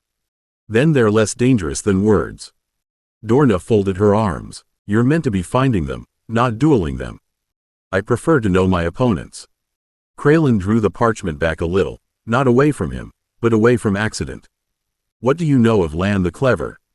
Tyrion reached for the new chalk and rolled it between thumb and forefinger, testing pressure, remembering too late to make the motion clumsy. "He was very clever, I presume. It's kind of the singers to warn us in advance." "Do you know the tale?" "I know he took the rock." "How?" Tyrion let the chalk slip from his fingers. It fell, bounced once, and left a white mark on the table. He bent his head to look suitably embarrassed while his mind moved through tunnels, hidden panels, servant ways, old hollows behind carved lions, and the weight of a mountain that knew where it was. By not asking the front gate nicely, Kralin went still. Dorna stepped forward at once. That's enough history for today. The maester's gaze did not leave Tyrion's face. It is a common version of the story, Mistress Dorna. Then it can remain common somewhere else. Tyrion picked up the chalk and carefully drew a crooked lion on the slate, making the mane too large and the paws too small. There, a history lesson improved by art. Kralin looked from the slate to Dorna, and then back to Tyrion. Tomorrow we shall try a longer passage. Tyrion shaded the lion's tail with unnecessary care. How brave of us. Kralin did not leave immediately. That would have been too merciful, and maesters were trained to value thoroughness over kindness. He gathered the history sheet, the sigil cards, and the slate, but his gaze kept returning to the crooked lion Tyrion had drawn. The creature looked drunk, ambitious, and badly constructed, which made it a fairer portrait of House Lannister than most tapestries managed. You draw with confidence, Kralin said. I apologize. I shall draw with uncertainty tomorrow. Dorna took the slate before Tyrion could improve the lion into anything more dangerous. Tomorrow is far away. Not so far as some would like, Kralin said, and the mildness of his voice did not soften the glance he gave Tyrion. A child who learns quickly must be guided carefully. A child who learns slowly is beaten with the same care, I'm told, Tyrion said. Dorna's hand closed around the slate's wooden frame. Lord Tyrion is tired. Kralin inclined his head. So I see. He stood, smoothing his robe, and looked down at Tyrion with the grave patience of a man pretending not to be unsettled. You need not fear lessons, my lord. Books are loyal servants when properly used. Tyrion looked at the stack of parchment beneath Kralin's arm. And when improperly used, they become witnesses. It was well said, which made Tyrion dislike it more. Then I shall endeavor not to incriminate the alphabet. Kralin's mouth almost moved toward a smile. Almost. Then he bowed to the degree owed to a malformed Lannister child who might one day become either embarrassment or danger, and left the nursery with his papers held too neatly against his chest. Dorna waited until the door closed.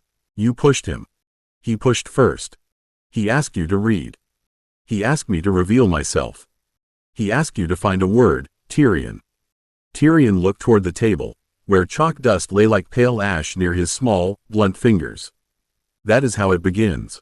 A word, a sum, a tale, a question that sounds harmless until someone notices the answer came too easily. Dorna's expression changed, softening at the edges while fear remained underneath. You're 3. I'm aware. People keep using it against me. She crouched with a sigh and brushed chalk from his sleeve. Then be 3 better.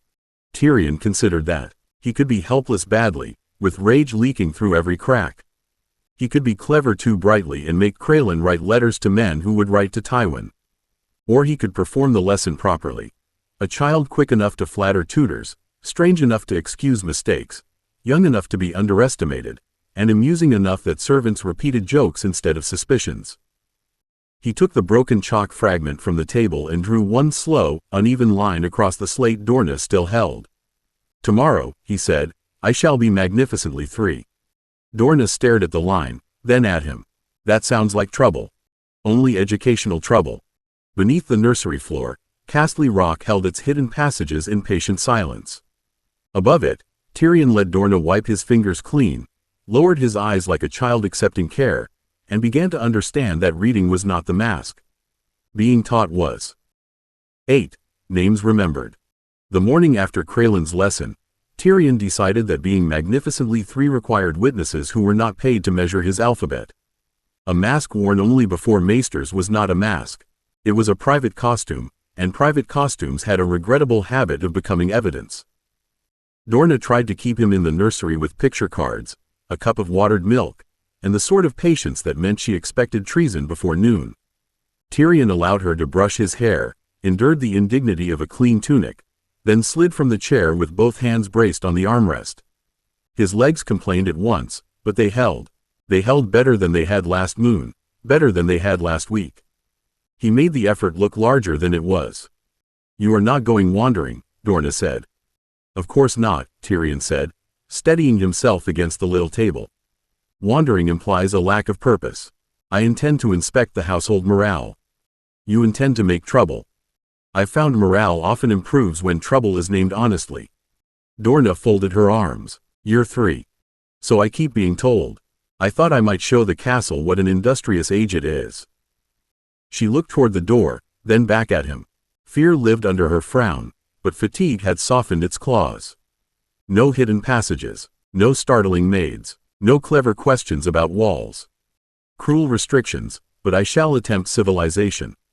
Dorna held his gaze another moment before she sighed and opened the nursery door. We go to the kitchens, then back. You will walk slowly. You will not bait Maester Craylan if we meet him. I shall be devastated privately. In the corridor, the maid from yesterday stood with folded linens in her arms. She froze when she saw him, eyes flicking down before she could stop herself. Not at his face this time.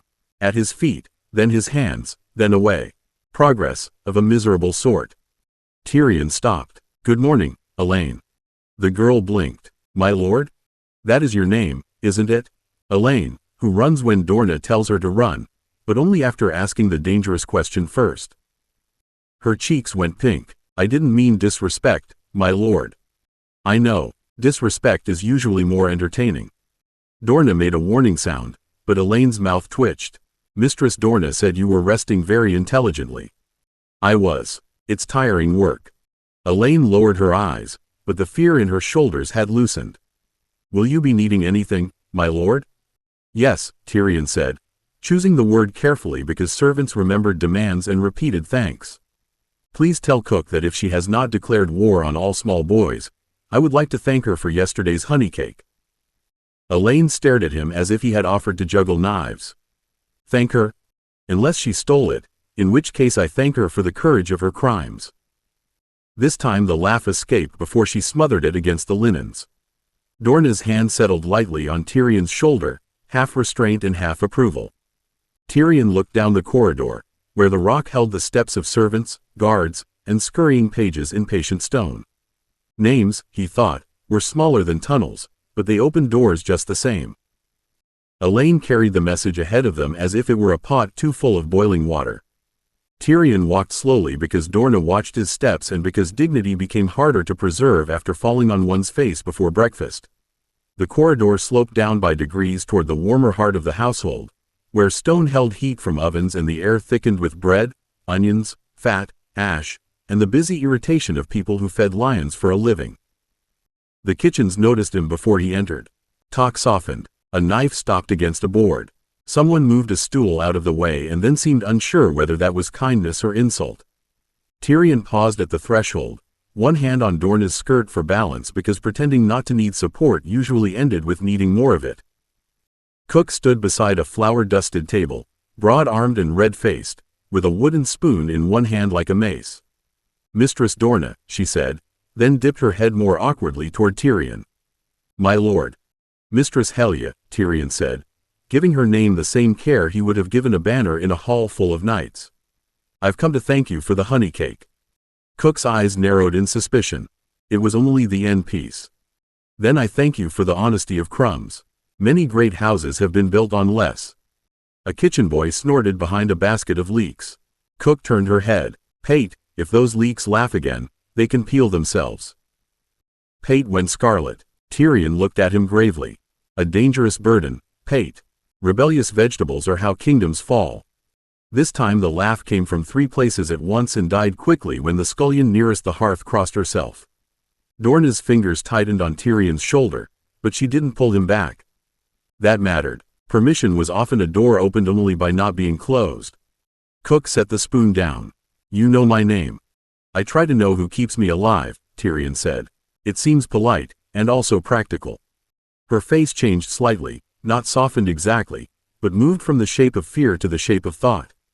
She took a small oatcake from a cooling rack, broke it in half, and placed the larger piece on a cloth before him. Too hot yet. Wait a breath. Tyrion obeyed, which surprised her more than any jest. When he picked it up, his blunt fingers left no trembling. My thanks. A guard passing the lower arch slowed, watching the kitchen watch him. Tyrion felt the look settle between his shoulder blades and turned carefully. "Good morning, Joss. Your left boot squeaks less today." The guard stared. "My lord?" "Either the cobbler has triumphed or the boot has accepted defeat." Pate laughed again, helpless this time. Cook cuffed the back of his head without force, and the kitchen noise returned in cautious pieces. Tyrion chewed the warm oatcake and felt the room make room for him, not much, not safely, but enough to stand in. The oatcake was still warm enough to soften between Tyrion's fingers, and he ate slowly because kitchens respected appetite and because haste made crumbs treacherous. Dorna stood near enough to catch him if his legs betrayed him, but not so near that every servant had to stare at her hand instead of his face. That was kind of her, or tactically useful. With Dorna, the two often arrived together wearing the same apron. A girl with reddened hands came in from the wash passage carrying a basket of folded cloth against one hip. She saw Tyrion and almost dropped it. One towel slid loose. Tyrion reached out by instinct, caught the corner before it hit the flagstones, and regretted the speed of it when three people went still. He made his wrist wobble slightly as he lifted the towel higher. A narrow victory, Mina. The towel nearly escaped into a life of crime. The laundress stared at him. "You know me, my lord?" "I know you mend torn sleeve cuffs when pages think no one notices," Tyrion said, then offered the towel back with both hands because small courtesies look less like accusations. "And that hot lie bit your thumb last week. Did Cook send the goose grease?" Mina's mouth parted. "She did." Cook turned from the hearth, spoon lifted. "And she didn't use enough of it, stubborn goose that she is." "I can't fold sheets with grease on my fingers," Mina said, clutching the basket tighter. "A tragic conflict between medicine and linen," Tyrion said. "The songs will be unbearable." Pate laughed into the leaks again, but the sound was easier now. Mina looked down at Tyrion, then at the towel in her hand, and the fear in her face became something more awkward. "Thank you, my lord." That was worse than laughter. Gratitude made a thread, and threads could either bind or strangle. Tyrion inclined his head with as much solemnity as a 3-year-old could manage while holding half an oatcake. "You're welcome." Joss had not left the arch. He leaned there with one shoulder against the stone, pretending to inspect nothing in particular. His eyes had narrowed at the catch, but then Mina's thanks pulled the sharpness out of the moment. Dorna noticed. Tyrion noticed Dorna noticing. Everyone in Casterly Rock was becoming an accountant of glances. "Come along," Dorna said, laying a hand behind Tyrion's shoulder. "You've inspected enough morale to feed a garrison." "Then we are fortunate I began before lunch."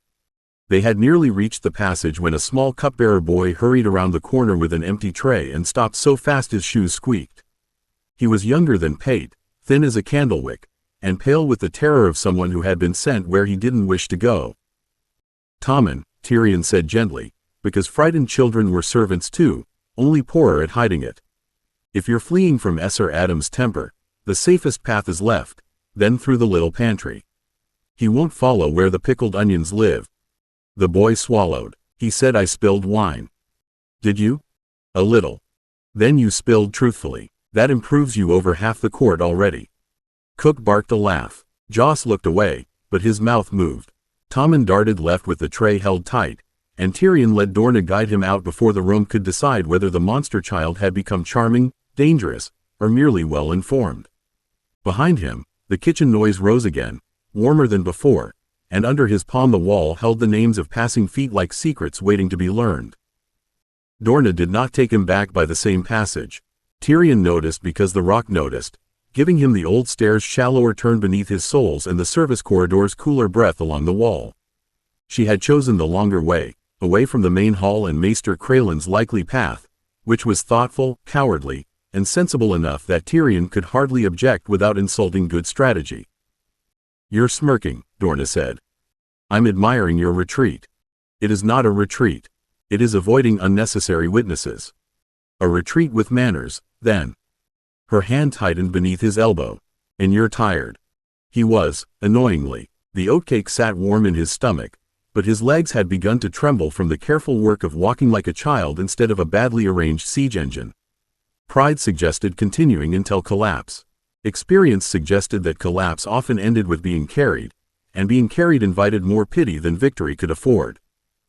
They had nearly reached the nursery passage when Jaime came skidding around the corner with a wooden practice shield under one arm and his hair escaping its tie. "There you are," he said, bright with triumph. "Cersei said Dorna hid you because Crelin made you cry." "Crelin hasn't the imagination," Tyrion said, leaning one shoulder against the wall as if he had stopped by choice. "And Dorna hid me in a kitchen. I suffered heroically." Jaime's eyes widened. "You went to the kitchens? As spies go, you're easily impressed." "I'm not a spy," Jaime said. "I'm a knight. Knights may spy if they do it loudly and call it scouting." Jaime grinned and crouched to show him the practice shield. "Look, Esser Adam says I held it wrong yesterday, but I held it better today. He said so." Tyrion looked at the shield, then at the boy holding it out like treasure. The edge was scuffed. One strap had been tightened with fresh leather, not elegantly, but competently. "Then Esser Adam has escaped idiocy for one morning. A rare blessing. Well done." Jaime flushed with pleasure. Behind him, Cersei appeared at the turn, Septa Melara following with tight lips and tighter patience. Cersei's gaze moved from Jaime's grin to Tyrion's hand on the wall. "Why are you down here?" "Gravity, mostly," Tyrion said. "It has been terribly consistent." Jaime laughed at once. Cersei did not. Her eyes shifted past Tyrion toward the kitchen passage, where distant voices still carried faintly. They were laughing. Dorna stepped half a pace forward. "The kitchens are busy, my lady." "They were laughing at him," Cersei said. "With him, I think," Tyrion said, and felt the danger in the correction as soon as it left his mouth. Cersei's face sharpened. "Servants laugh when they're told." "No," Tyrion said softly. "They laugh when they forget to be afraid." For a moment the corridor held still. Jaime looked between them, confused but alert. Septa Melara drew breath to rebuke someone and seemed unable to decide who deserved it first. Dorna bent and lifted Tyrion before his legs could make the decision for him. He disliked being lifted in front of Cersei, but he let his head settle against Dorna's shoulder because being three better sometimes meant accepting the indignity that kept the larger victory intact. Jaime straightened, shield tucked proudly under his arm. "I'll walk back with him." Cersei's mouth tightened. "You were coming with me." "I found him first," Jaime said, as if that settled law, history, and the gods together. Tyrion looked over Dorna's shoulder as they turned toward the nursery. Behind them, Cersei stood furious in the passage while Jaime walked beside him with the shield under his arm, talking too quickly about footwork, Esser Adam, and whether kitchens truly had pickled onions fierce enough to stop pursuit. Tyrion listened, answered when required, and stored the morning carefully. He had not won servants. Not yet, but a cook had fed him, a laundress had thanked him, a boy had run where he sent him, and Jaime had chosen to walk beside him where Cersei could see. 9. The boy who reads too well. The next morning, Tyrion found that gratitude had feet. It had walked ahead of him through the lower corridors, slipped under doors, warmed itself beside kitchen fires, and returned wearing the face of a folded scrap of paper in Pate's nervous hand. Dorna saw it before Tyrion did. She had been fastening his tunic with the grim care of a woman preparing a child for battle rather than breakfast. "No," she said. Pate, who had been half hidden beyond the nursery door, froze with one hand raised to knock. "Mistress Dorna? You heard me." Tyrion looked around from the chair. "I admire your certainty, Dorna, but some of us enjoy knowing what we're refusing." Pate swallowed and held up the paper. "Cook said not to bother you, my lord. Only Mina said you read proper, and my brother's at Lannisport, and the mark here looks like numbers but might be words, and I don't want to answer wrong if it's debt." Dorna's mouth tightened. "The little lord is not a counting house." "No," Tyrion said, sliding carefully from the chair before she could stop him. His feet found the rug, then the boards beneath, and the rock's steadiness rose through him like a hand offered without pity. "A counting house has more windows and fewer people pretending not to panic." Pate looked as if he might bolt. Tyrion held out his hand. "Give it here before courage spoils." The paper was badly folded, greasy at one corner, and sealed with a smear of cheap wax that had already broken. Tyrion opened it at the little table. The writing inside leaned like a drunken hedge, but the words were simple enough. A dock porter's hand, most likely. "Work found. Coin delayed. Tell Ma I've not drowned. Tell Pate I still owe him 2 coppers and deny all witnesses." Tyrion read it once silently, then looked up at Pate's white face. Your brother is alive, employed, dishonest about coppers, and apparently not drowned. Pate's breath came out all at once. Not drowned? He writes with all the grace of a kicked spider, but yes. Not drowned. Dorna stepped closer, suspicion warring with pity. That's all it says? It says he found work by the docks, payment is late, and he wants your mother told before gossip grows teeth. Tyrion tapped the line with one blunt finger. Also, he denies owing you 2 coppers, which proves he owes them. Pate grinned before he remembered fear. He does. Then write back that debt survives distance. It will improve his character. Pate stared. I can't write back. Tyrion looked at the paper again, then at Dorna. Her warning was already forming. So was the future, small and useful, in a kitchen boy's hopeful eyes. Fetch ink, Tyrion said. And don't run. Running makes guilt sweat. Pate returned with ink, a trimmed quill, and the expression of a boy carrying stolen jewels instead of writing things. Dorna had moved the small table nearer the window, where the morning light fell cleanly across the scarred wood. Tyrion climbed back into the chair with more care than he would have preferred, using both hands and a stubborn refusal to grunt. The rock held steady beneath the floor, but his legs were still only legs, and legs had a poor sense of theater. Set it there, Tyrion said, nodding to the table. Not on the letter. Ink on the letter makes truth look guilty. Pate obeyed so quickly the ink sloshed against the pot's lip. Sorry, my lord. Apologize to the ink if it escapes. I'm told servants prefer blame assigned correctly. Dorna folded her arms. You're not writing a legal petition. No, Tyrion said, smoothing the paper with 2 blunt fingers. A legal petition would have better lies. Pate looked from him to Dorna, uncertain whether he was allowed to laugh. Tyrion dipped the quill, tested the nib on the edge of an old scrap, and let his hand wobble just enough. Too clean a line invited questions. Too clumsy a line insulted the task. The trick was to look like a clever child being helpful rather than a dead man reborn with court letters in his bones. What shall I say? Pate asked. That depends, Tyrion said. Do you love your brother? Pate blinked. He's my brother. A masterful evasion. We shall write warmly, then, but not so warmly he thinks the debt forgiven. Dorna made a sound that might have been warning. Tyrion. He glanced up at her. I'm protecting the boy's finances. You're enjoying yourself. One may protect finances cheerfully. Pate's grin broke through at last, quick and frightened and real. Tyrion bent over the page before anyone could make too much of it. We begin with his name. Ben, Pate said. He's Ben. Tyrion wrote slowly, letting each letter form under visible effort. Dear Ben, he scratched, then paused as if considering the next word from a great height. Your brother is pleased you haven't drowned. Pate leaned closer. Can you write that? I can write almost anything. The wiser question is whether I should. Dorna came around the table and looked down at the page.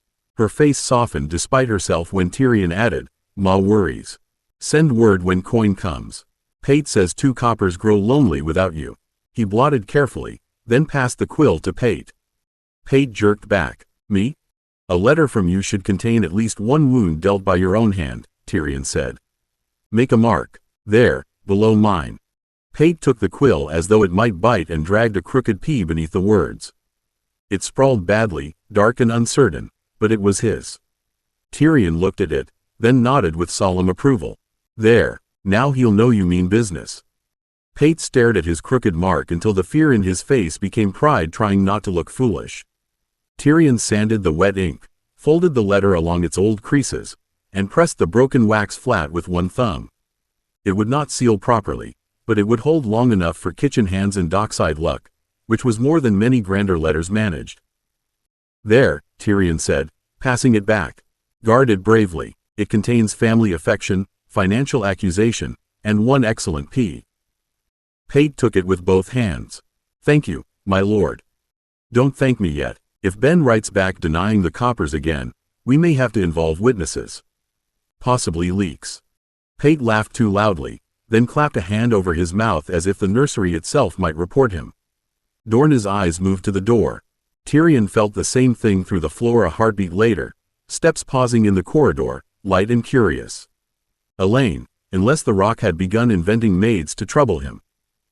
The knock came softly. Mistress Dorna? Dorna shut her eyes. 7 above. Tyrion looked at Pate. You see, gratitude has become contagious. Very unhygienic. Dorna opened the door only halfway. Elaine stood outside with Mina beside her, and between them they held a small wooden tally board marked in chalk. Both women looked as guilty as thieves and as hopeful as children near a sweet stall. Elaine dipped her head. Begging pardon, Mistress Dorna. Cook said not to bother him. Cook says many sensible things, Dorna replied. Mina held the board tighter. Only the egg tally is wrong again, and Pate said Lord Tyrion saw numbers in Ben's letter. I didn't say saw, Pate protested, clutching his own letter. I said he read them as if they were behaving. Tyrion held out his hand. Let us see whether the eggs are staging a rebellion. Dorna turned on him. You are not taking household accounts. No, Tyrion said, accepting the board when Elaine surrendered it. I am counting breakfast before it becomes treason. The chalk marks were simple, but one line had been added twice and one basket counted at full when 3 eggs had cracked. Tyrion frowned just long enough to seem childishly serious, then dragged his finger beneath the error. Here, this basket has been counted like it marched in whole, but 3 died heroically in transit. Mina leaned over the board. That's what Cook said. Cook is wise, also loud, which often improves accuracy. A laugh escaped Elaine, and Pate joined her. Mina smiled, small and startled, as if smiling in Tyrion's nursery required permission from someone not present. Dorna looked from their faces to Tyrion's hand on the tally board, and worry settled behind her eyes. From the passage beyond them, Jaime's voice rang bright with delight. I told you he was cleverer than grown men. Jaime pushed through the nursery doorway as if praise were a banner and he had personally captured it. He still carried his wooden practice shield, though now it hung forgotten from one hand while his eyes went from Pate's letter to Mina's tally board to Tyrion in the chair. Behind him came Cersei, slower, prettier, and already displeased. You read their accounts? Jaime asked, delighted. I counted eggs, Tyrion said. A lesser art, but one with immediate breakfast consequences. He found the cracked ones, Mina said before she could think better of speaking. When Dorna looked at her, Mina flushed and dipped her head. Beg pardon. Jaime grinned wider. See, cleverer than grown men. Cersei's gaze sharpened on Elaine, Mina, and Pate clustered too near the nursery table. Why are servants in here? Because doors remain tragically easy to open, Tyrion said, setting the tally board down. They shouldn't bother you, Jaime said, though his voice held pride rather than complaint. You're little. Pate looked suddenly stricken, as if he had dragged Tyrion into crime. Tyrion saw the fear return to the boy's shoulders and disliked how quickly it obeyed Cersei's presence. Little men may still read large mistakes, Tyrion said. It is one of the consolations of scale.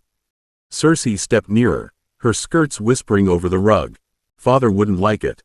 Dorna's hand moved toward Tyrion's chair, not touching him yet. Lord Tywin is in King's Landing, my lady.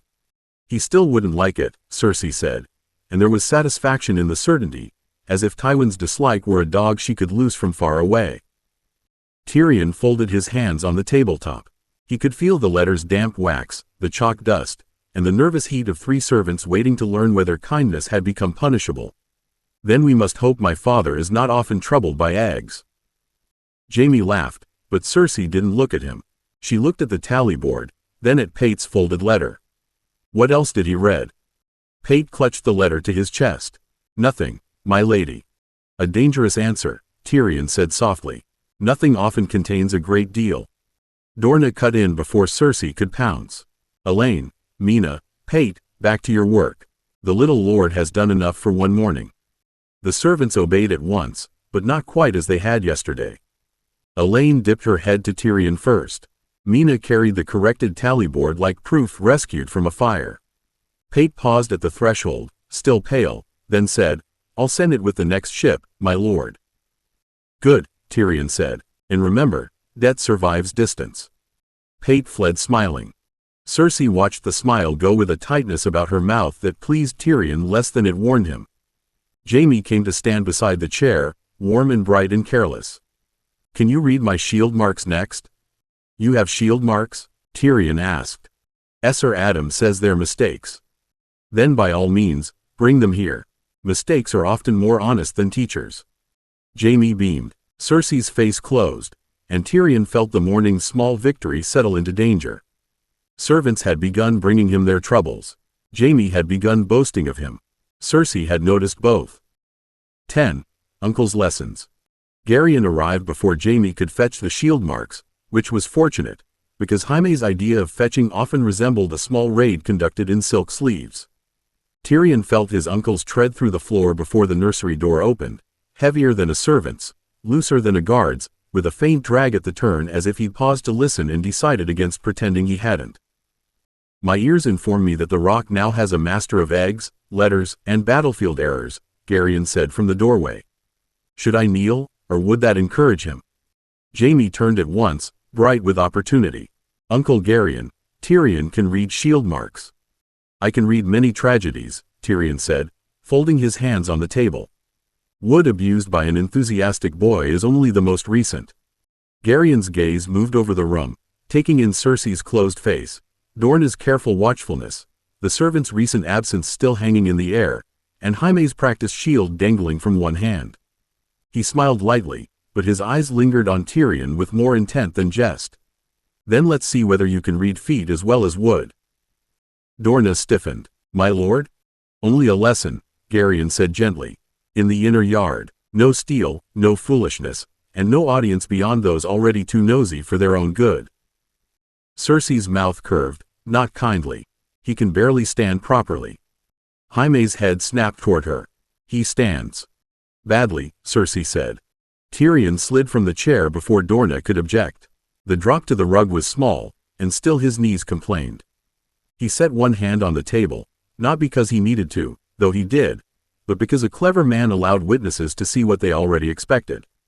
The rock steadied beneath the floor, broad and patient, while the gold hidden in his bones answered weight with weight. Badly is a temporary condition, he said. Unlike rudeness, which sometimes hardens with age. Garion's laugh came quick and warm. Dorna did not laugh. She watched Tyrion's legs, his hands, and the too calm set of his mouth. He's tired. I'm frequently tired, Tyrion said. It has yet to make me wiser. Garion crossed the room and crouched in front of him, lowering himself enough that Tyrion did not have to look far upward. That small courtesy warmed and irritated him in equal measure. No swords today. A padded stick, a small shield, and my hand ready to catch you if pride proves weaker than gravity. I object to your lack of faith in pride, Tyrion said. I have great faith in pride, Garion replied. That's why I'm offering gravity an ally. Jaime laughed and thrust his practiced shield forward. He can use mine. No, Garion said, rising. Yours is too large for him and too full of your mistakes. We'll find one that fits. Cersei stepped closer to Jaime, her fingers brushing his sleeve. Father wouldn't want him made ridiculous in the yard. Garion's face changed by almost nothing, which in a Lannister meant something had sharpened. Your father is in King's Landing. I am in the nursery. We shall each govern the ground beneath our feet. For one breath, no one spoke. Tyrion felt the pressure shift, not in stone this time, but among people. Garion had not merely offered a game. He had named Tyrion teachable in front of Cersei, Jaime, and Dorna, and Cersei had heard the insult hidden inside the kindness. Tyrion reached for the edge of the table, straightened as much as his body allowed, and gave his uncle a grave nod. Very well, let us go teach gravity manners. The inner yard smelled of sun-warmed stone, oiled leather, and yesterday's straw. Tyrion liked it better than the nursery at once, which was probably unwise. Nurseries hid judgment behind cushions. Yards at least had the courtesy to admit they were places where people fell down. Garion sent a page running and had him return with a child's buckler, a padded stick, and a leather practice cap that had plainly survived several generations of Lannister children attempting heroism. Jaime carried his own shield anyway, because surrendering a prop seemed beyond him. Cersei followed only as far as the shaded arch, where she could disapprove without risking dust on her hem. Dorna stayed close enough that Tyrion could feel her worry as surely as the stone beneath his feet. Garion set the small buckler on Tyrion's left arm and tightened the straps with care. Too tight? If my hand turns purple, I shall name it after you. Then I'll loosen it before vanity suffers, Garion said, adjusting the buckle. He placed the padded stick in Tyrion's right hand. Grip it as if it belongs to you, not as if you're strangling a chicken. Tyrion looked at the stick. Have you strangled many chickens with practice weapons? Only one, and the chicken began it. Jaime burst out laughing. Did it really? No, Garion said, but never let truth spoil a lesson too early. Tyrion shifted his fingers around the grip, testing weight and balance. The stick was light by adult measure, but his hand knew pressure better than it should. The gold under his bones stirred, patient and dense, while his feet found the yard's flagstones. Cracks, joins, settled edges, the faint hollow under one slab near the drain, all of it rose through him without sight. The yard was a map beneath his soles. Garion stepped back and lifted his own padded stick. Now stand. I was under the impression I already had. You are upright, Garion said. That isn't always the same thing. Feet apart, not too wide, bend your knees. Tyrion obeyed, and his body disliked the instruction loudly. Pain pinched along one hip, then eased when he shifted weight lower. The change was small, but the world altered. He was not taller, he was not graceful, he was harder to tip. Garion's eyes sharpened. Good, again. Weight low, shield near the body. Don't chase my stick, watch my shoulders. Jaime came closer, fascinated. He looks like a little wall. Cersei's voice carried from the arch. He looks like a toad with a shield. Tyrion raised the buckler, breath steadying despite the heat in his legs. A dangerous creature, then. Many noble boys have been undone by touching things they shouldn't. Garion coughed into his fist. Dorna muttered something that sounded like a prayer. Jaime grinned as if Tyrion had won a tourney already. Garion tapped Tyrion's buckler lightly. Eyes on me, little wall. Words won't stop a blow. No, Tyrion said, settling lower as the next tap came. But they do make excellent bait. Garion's next tap came quicker. Tyrion brought the buckler across, not far enough, and the padded stick kissed his shoulder with a soft thump that would have embarrassed a pillow. His body still flinched as if insult had weight. The old Tyrion had learned the uses of being struck. He had not learned them with a practiced shield on a sunny morning while Jaime watched with worship in his eyes. Too slow, Garion said. Again. Tyrion reset his feet. The low stance pulled at his hip and made his calves tremble, but the flagstone spoke under him. Garion's weight shifted before the stick moved. Left foot, right shoulder, wrist turning. Tyrion raised the buckler sooner. The tap struck wood instead of flesh. Jaime punched the air. Ha! Do not celebrate another man's blocked feather, Garion said, though amusement warmed his voice. He has survived a tap. Songs will struggle. They'll manage, Tyrion said, breathing harder than he liked. Songs are shameless creatures. Garion circled him slowly. Don't turn with your head first. Feet, hips, shield. The eyes follow after. A frightened boy watches the stick. A living boy watches the man holding it. Cersei made a small sound from the arch. He doesn't look living. He looks stuck. Tyrion felt the words land near old wounds and refused them entry. He bent his knees a little more and let the rock climb through his soles. Stuck, yes. Rooted, perhaps. There were worse things to be than difficult to move. Garion stepped in and pushed the flat of his stick against Tyrion's buckler. Hold. The pressure increased. Tyrion's arm shook. His shoulder burned. Garion was not using full strength, not even close, but he was no longer pretending the stick was a feather. Tyrion set his teeth, lowered his weight, and felt the line of force run down through wrist, elbow, spine, hip, foot, stone. The yard steadied under him. He did not go back. Garion's brows lifted. Dorna took one step forward. My lord. I have him, Garion said, but his eyes had sharpened again. He pressed a little harder. Tyrion's buckler creaked. His breath came through his nose, hot and angry. Something dense and stubborn answered inside his bones, not rage, not yet, but refusal. He shifted 1 foot half an inch toward the hollow near the drain, found better purchase on the joined stones, and pushed back. Garion gave way first, deliberately or not. Tyrion could not tell. His uncle stepped back with a laugh that hid thought badly. There, that's a wall with opinions. Jaime was staring. Do it again. No, Dorna said at once. Cersei's face had gone still. Uncle let him. Garion turned toward her, stick resting loose in his hand. I let him learn. Tyrion lowered the buckler before his arm betrayed him by shaking where everyone could see. Sweat prickled beneath the practice cap. Pain ran bright along his hip, but beneath it lay a new knowledge, clean and dangerous. He was small, he was ugly, he was wrong by every measure this family treasured. He was also, quite unmistakably, hard to move. Garyon lowered his stick first, which was either mercy or wisdom, and Tyrion chose not to insult either by asking which. His arm wanted to tremble. His hip had begun making arguments in a language older than courtesy. Sweat ran under the leather cap and tickled one ear, but he kept the buckler lifted until Garyon reached out and tapped its rim down with 2 fingers. Enough, Garyon said. A wall that stands too long becomes a ruin. Tyrion let the shield drop. The straps pulled at his wrist, and for one ugly moment his knees considered mutiny. He locked them before Cersei could see. Then I shall endeavor to become an architectural inconvenience rather than a cautionary tale. Dorna was already there, hands hovering and not touching because she knew him too well to snatch unless he was falling. You're done. I believe my uncle said that first, Tyrion said. And I said it better, Dorna replied, unbuckling the small shield with quick, angry care. Hold still.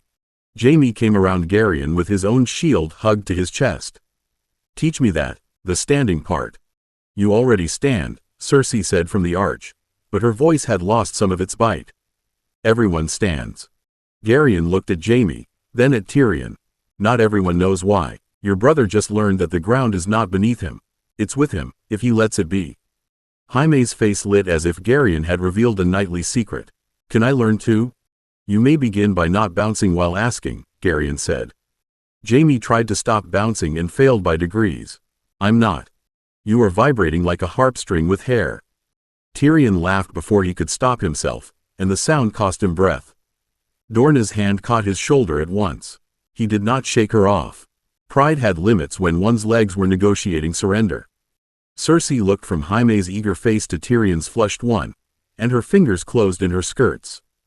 It was only a yard game. Most wars are, Tyrion said, lifting his eyes to her. Only with more widows and worse manners. Garyon's expression cooled at that, not in anger, but in recognition. He had heard the oldness in the child's mouth again. Tyrion saw him hear it and smiled too lightly, too late. The lesson had given him something, but it had also taken something, another witness, another question, another little crack in the mask of precocious childhood. Garyon set his padded stick aside. Next time, fewer widows. More feet. Next time? Jaime asked, delighted. Dorna's head snapped up. My lord. Garyon held up both hands. Not tomorrow. Not until Dorna decides he can stand without looking as if he's been personally betrayed by his legs. My legs are loyal, Tyrion said. They merely argue policy. Jaime grinned. I'll practice with him. Cersei turned away from the arch. Father will hear of this. Doubtless, Tyrion said softly, watching her go. But not today. Garyon heard that too. Dorna did as well. Jaime only heard victory and offered Tyrion his free hand as if helping him from a battlefield rather than a sunny yard. Tyrion took it, because refusing would wound the wrong person. The rock steadied under his feet as he rose, heavy, painful, and alive with possibility. Violence had always belonged to other men, taller men, stronger men, men with swords and the right to use them. For the first time in this life, Tyrion walked back toward the nursery knowing that might not remain true. 11. First blood, first bruise. Tyrion's sixth name day began with a shield small enough to insult him and dear enough to make mockery dangerous. Jaime presented it after breakfast with both hands and all the ceremony of a knight returning from conquest. The buckler was round, leather-faced, and painted red beneath a golden lion whose mane had suffered greatly from enthusiasm. One paw was larger than the other, the tail curled like a frightened worm, and the whole beast appeared to be fleeing sideways from a battle it had misunderstood. I helped, Jaime said proudly. So I see, Tyrion said, turning the buckler in his hands. The leather smelled of oil and new dye. Someone grown had made the shield properly before Jaime had been allowed to attack it with a brush. The lion appears to be escaping a kitchen fire. Jaime's grin faltered.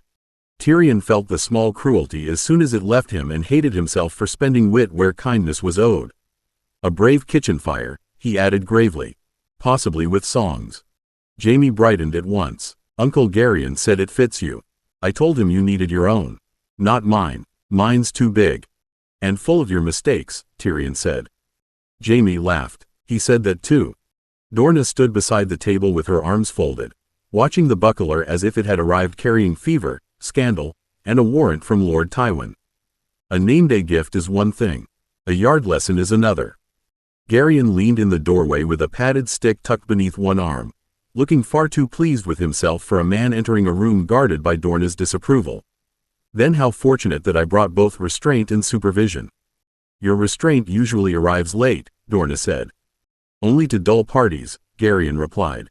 He looked at Tyrion, and the humor softened into something more careful. 6 years old enough to learn that a shield isn't a wall to hide behind. It's a promise your feet must keep. Tyrion slid his left arm through the straps.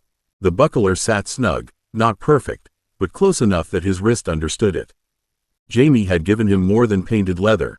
He had given him a visible claim that Tyrion could stand in the yard and learn what other boys learned, even if he learned it crookedly, painfully, and with half the rock waiting to decide whether the effort was comic or monstrous. Tyrion lifted the shield and gave Jaime a solemn nod. Then I shall try not to shame the kitchen lion. He's fierce, Jaime said. Clearly, Tyrion said, he has survived your brushwork.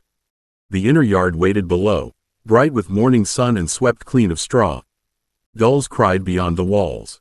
Tyrion walked down with Jaime on one side and Dorna close enough on the other to catch him if pride lost its argument with stares. He refused Jaime's arm until the final uneven step made refusal stupid, then took it with as much dignity as a 6-year-old could manage. Garion sent a page running and had him return with practice sticks. Esser Vortimer waited near the rack, broad-shouldered, gray at the temples, and patient in the face. He bowed his head to Tyrion with sober courtesy. My lord. That helped. Inspection was familiar. Courtesy was rarer. Tyrion adjusted the little buckler on his arm. Esser Vortimer, I shall endeavor not to disgrace your morning. A little disgrace is common in training, Vortimer said. Blood is less welcome. Jaime brightened. Will there be blood? No, Dorna said. Not if everyone listens, Garion said, giving Jaime a look before turning back to Tyrion. Which means we begin with you learning how not to win. Tyrion looked up sharply. A novel humiliation. I await the curriculum. Garion handed him a padded stick. You're strong in odd ways. Stronger than your size promises. That's useful. Useful things still hurt people when fools don't respect them. Today you block, yield, step away, and stop when told.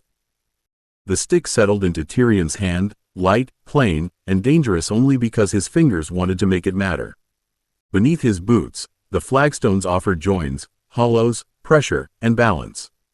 The yard had edges. Garion had feet. Vortimer had weight. Jaime had anticipation practically bouncing through the stone. I can stop, Tyrion said. Garion's smile thinned with affection and warning. Then prove it before you have to. The first passes were insultingly gentle, which Tyrion understood and resented in equal measure. Garion tapped high, tapped low, and made him move his feet before the buckler answered. Jaime kept forgetting not to lean forward, as if proximity might lend courage to his brother's knees, while Dorna watched Tyrion's hips and breath with the grim attention of a woman prepared to overrule noble blood.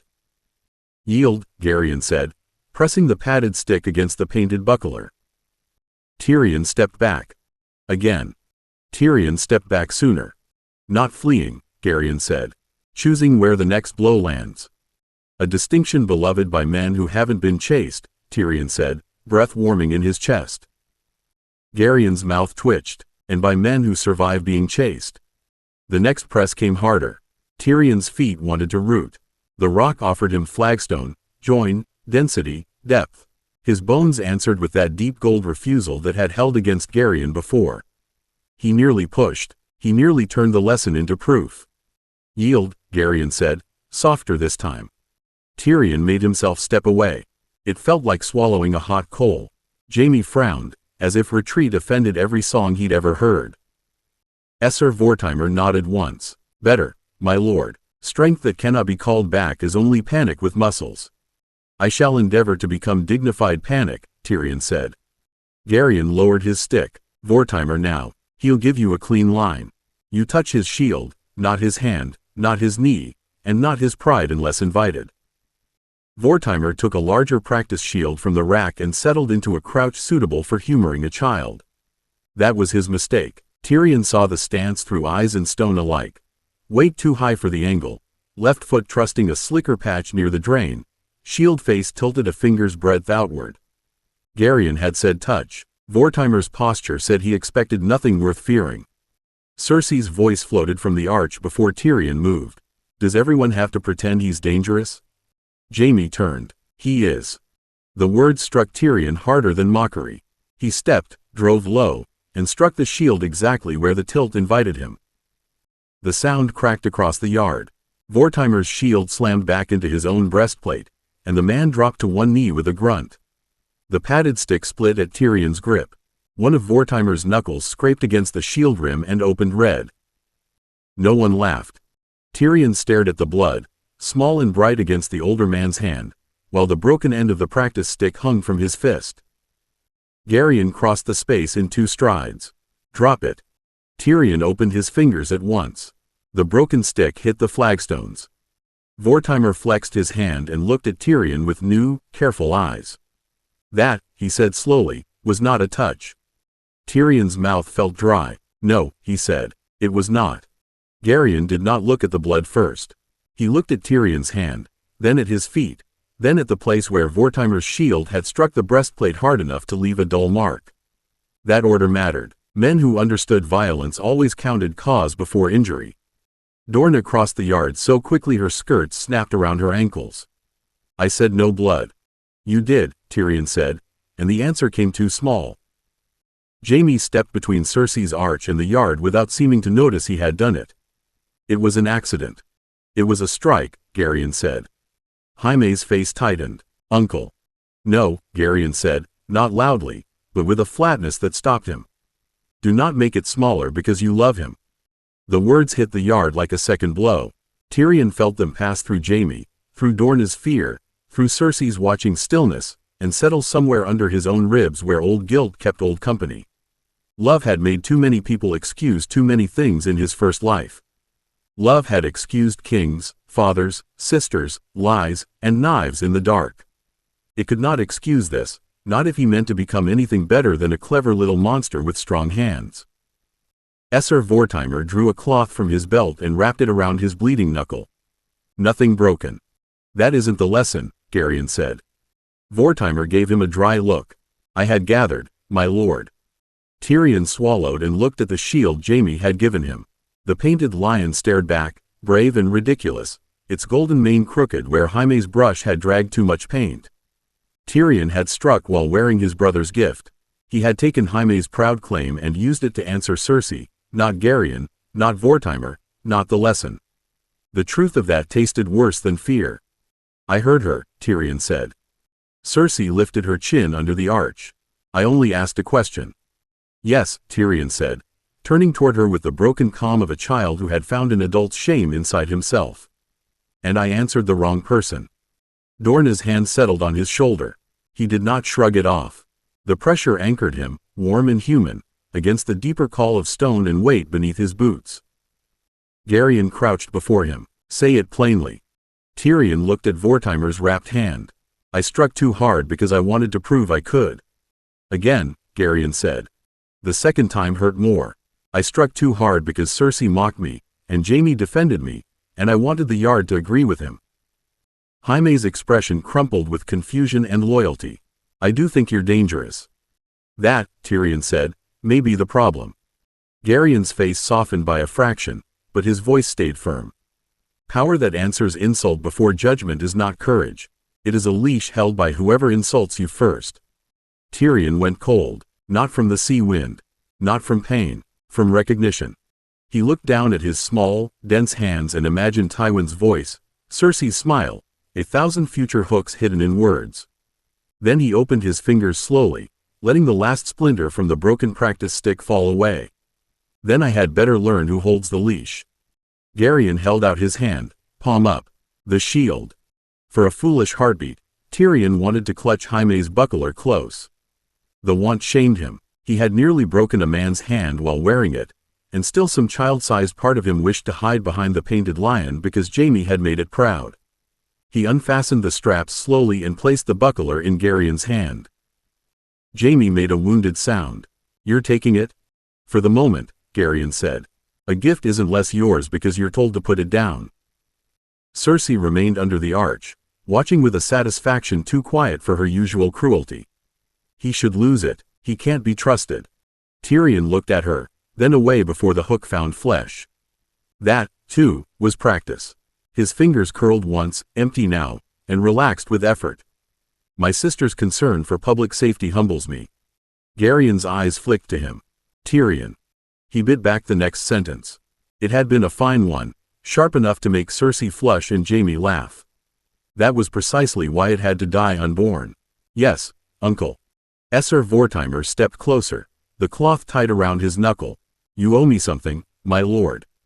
Tyrion turned to him at once. "An apology." "That, and work." Vortimer nodded toward the practice rack. "Pick up the broken pieces. Carry them yourself. Then you will stand where I tell you and practice stopping the stick 1 finger's width from the shield. Not touching, stopping." Dorna frowned. "His lesson is over." "My lesson is," Garion said. "His repair is not." Tyrion looked at the splintered padded stick on the flagstones. Shame wanted him to make a joke. Pride wanted him to argue that he was 6, malformed, baited, misunderstood, and made wrong by powers no one here could name. Neither would close Vortimer's cut. He bent carefully. His hip objected. His knees followed with their usual treason. He gathered the broken halves, then the smaller splinters, pinching them between thumb and finger while the yard watched. Jaime moved as if to help, but Garion caught his shoulder. "No," Garion said gently. "Let him." Tyrion carried the pieces to Vortimer and laid them across the man's uninjured palm. "I am sorry, Esser Vortimer. I used you to answer someone else." Vortimer studied him for a long breath. "That is an apology worth hearing." Then he took an unbroken practice stick, turned his shield toward Tyrion, and held it steady. "Now show me you can stop." Tyrion took the stick Garion offered. He set his feet, felt stone under heel and toe, and raised the weapon. The urge to strike properly waited in his hand like a dog straining at rope. "Slow," Garion said. Tyrion moved. The padded end drifted toward Vortimer's shield. 1 finger from leather, he stopped. His arm shook with the effort of not finishing what it had begun. "Again," Garion said. Again, Tyrion stopped. By the 6th time, sweat ran down his temple and the yard no longer felt like a place where he had proved himself strong. It felt like a place where strength had been made to kneel and learn manners. Jaime watched with wide, troubled eyes. Cersei looked bored now, robbed of a better punishment. Vortimer lowered his shield at last. "There, that is harder than hitting." Tyrion let the stick drop to his side, not because he was done, but because he had been told. "I dislike how often wisdom sounds like inconvenience." Garion handed Jaime's buckler back to him. "Good, remember the sound. It may save someone's teeth later." Tyrion fastened the painted shield to his arm again. This time it felt heavier.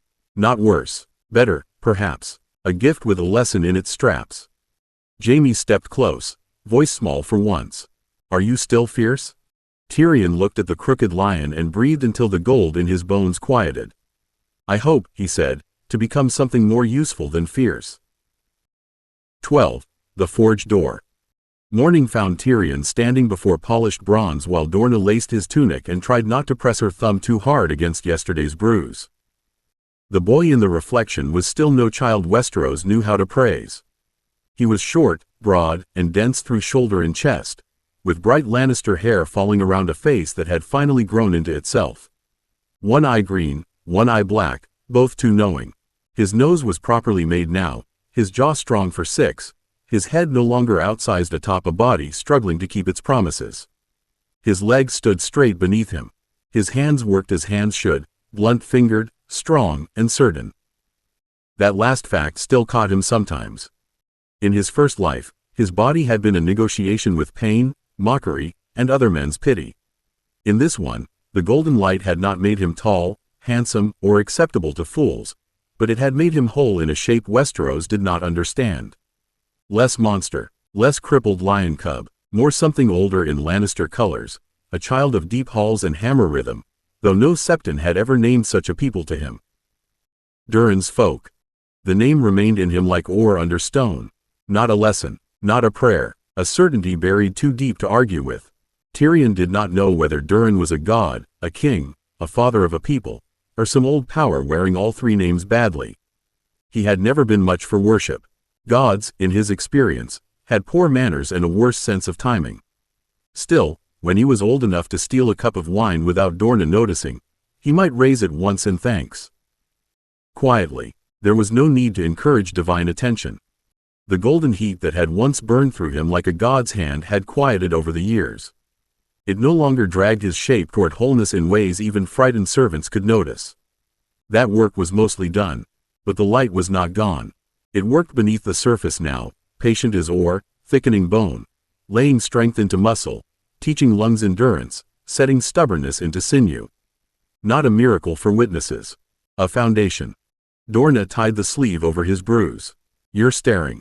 I was admiring the improvement in the material, Tyrion said. You were thinking something dangerous.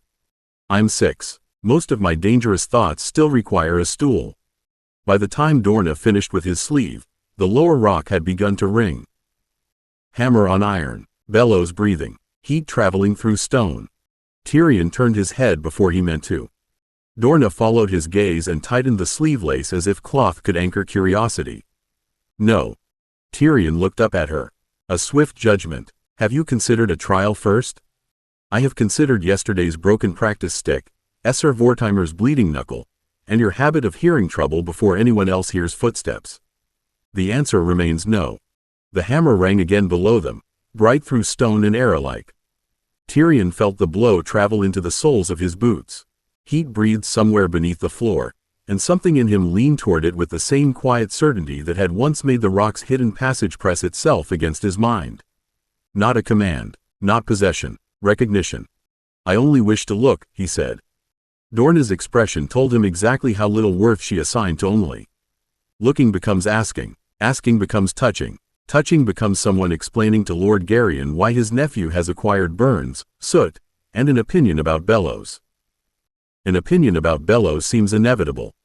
Tyrion. He folded his hands before him, small, broad, and deliberately harmless. Then let me ask properly. I have learned books, sums, letters, accounts, shield work badly enough to injure a grown man, and restraint painfully enough to remember it.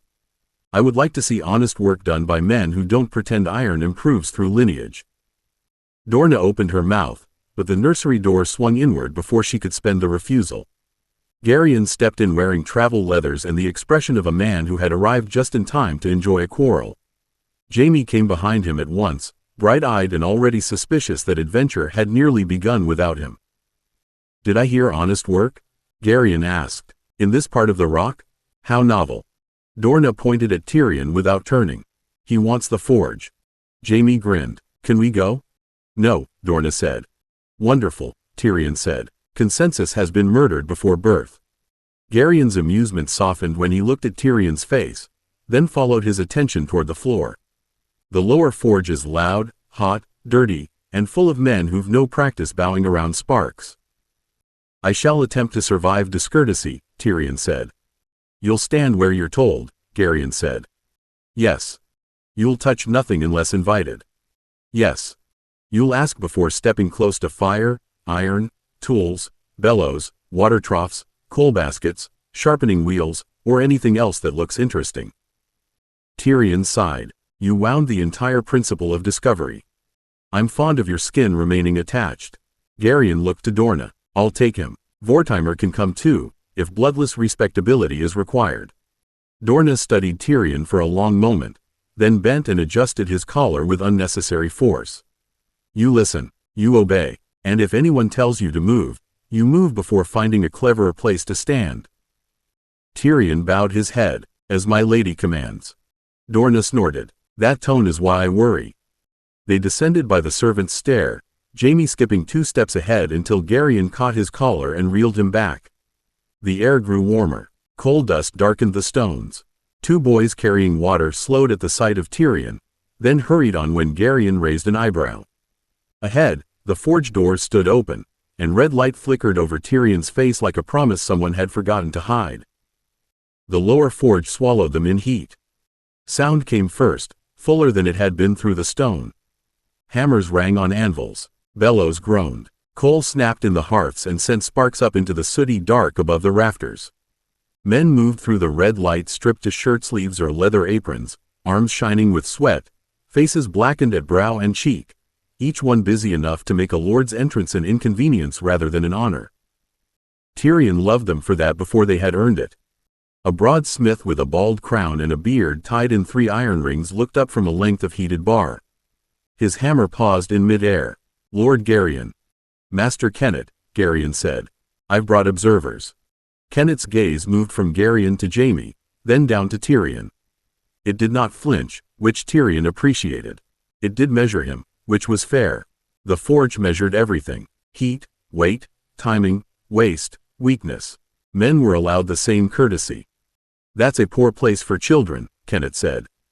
Jaime drew himself up. "I've seen armor polished."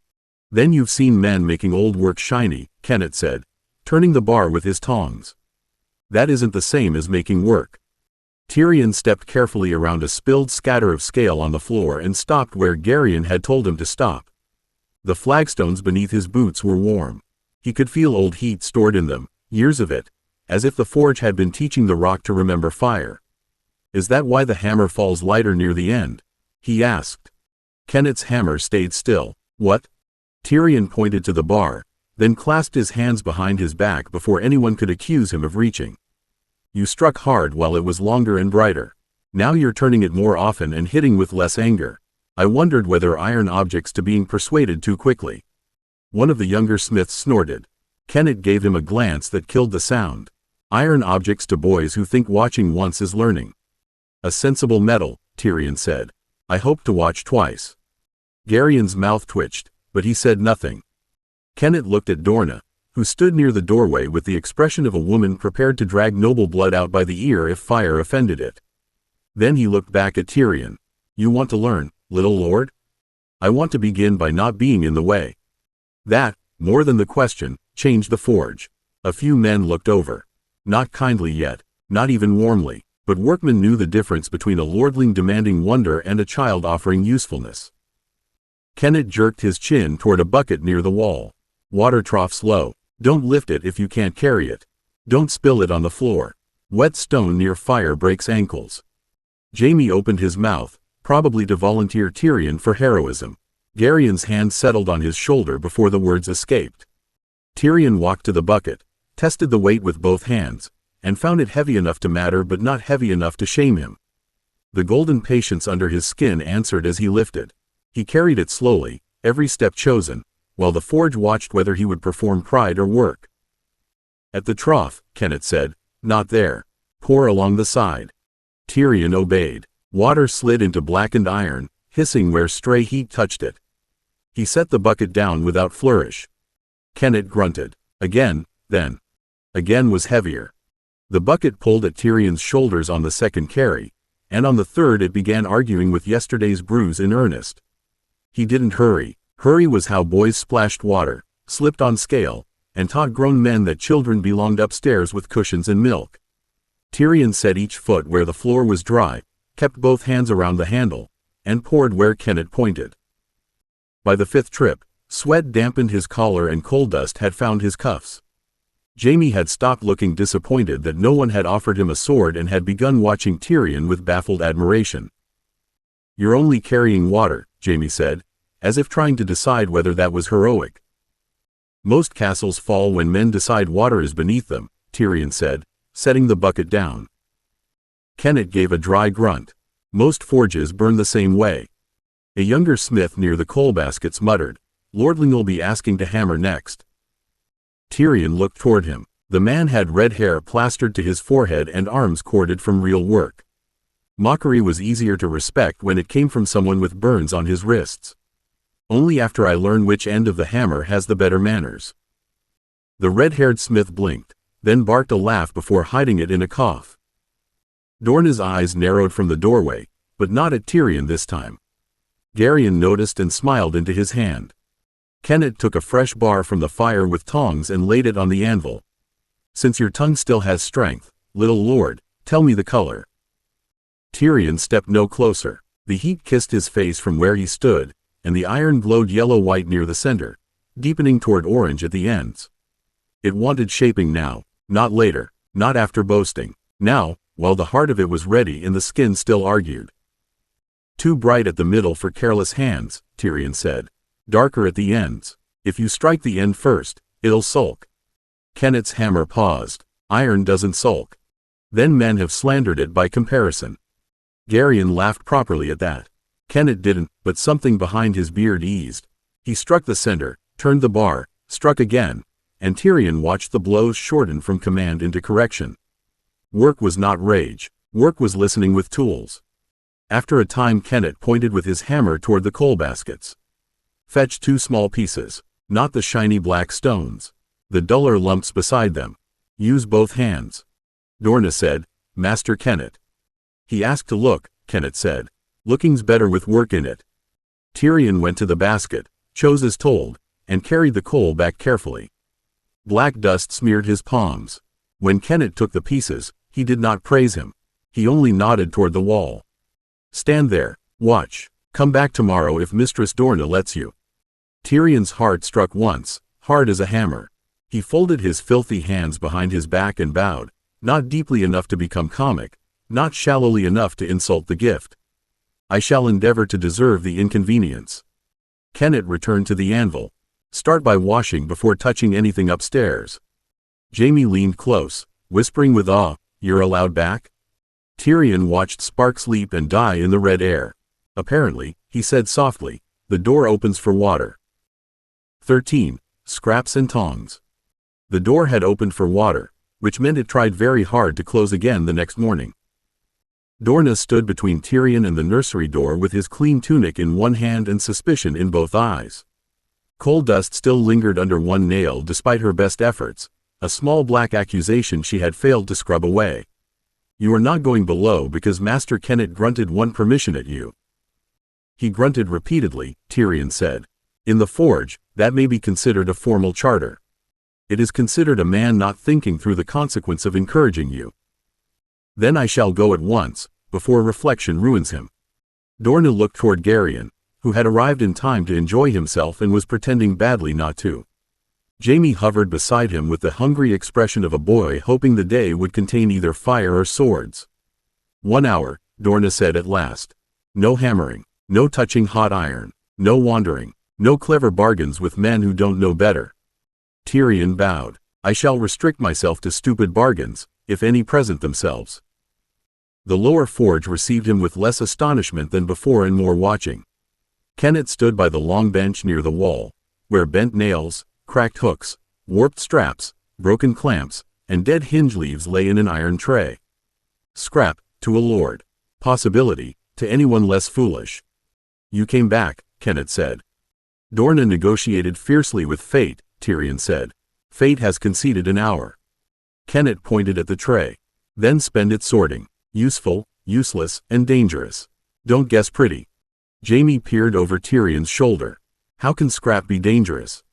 A thing bent wrong remembers being straight, Tyrion said, picking up a twisted hook and feeling the strain in it through his fingers.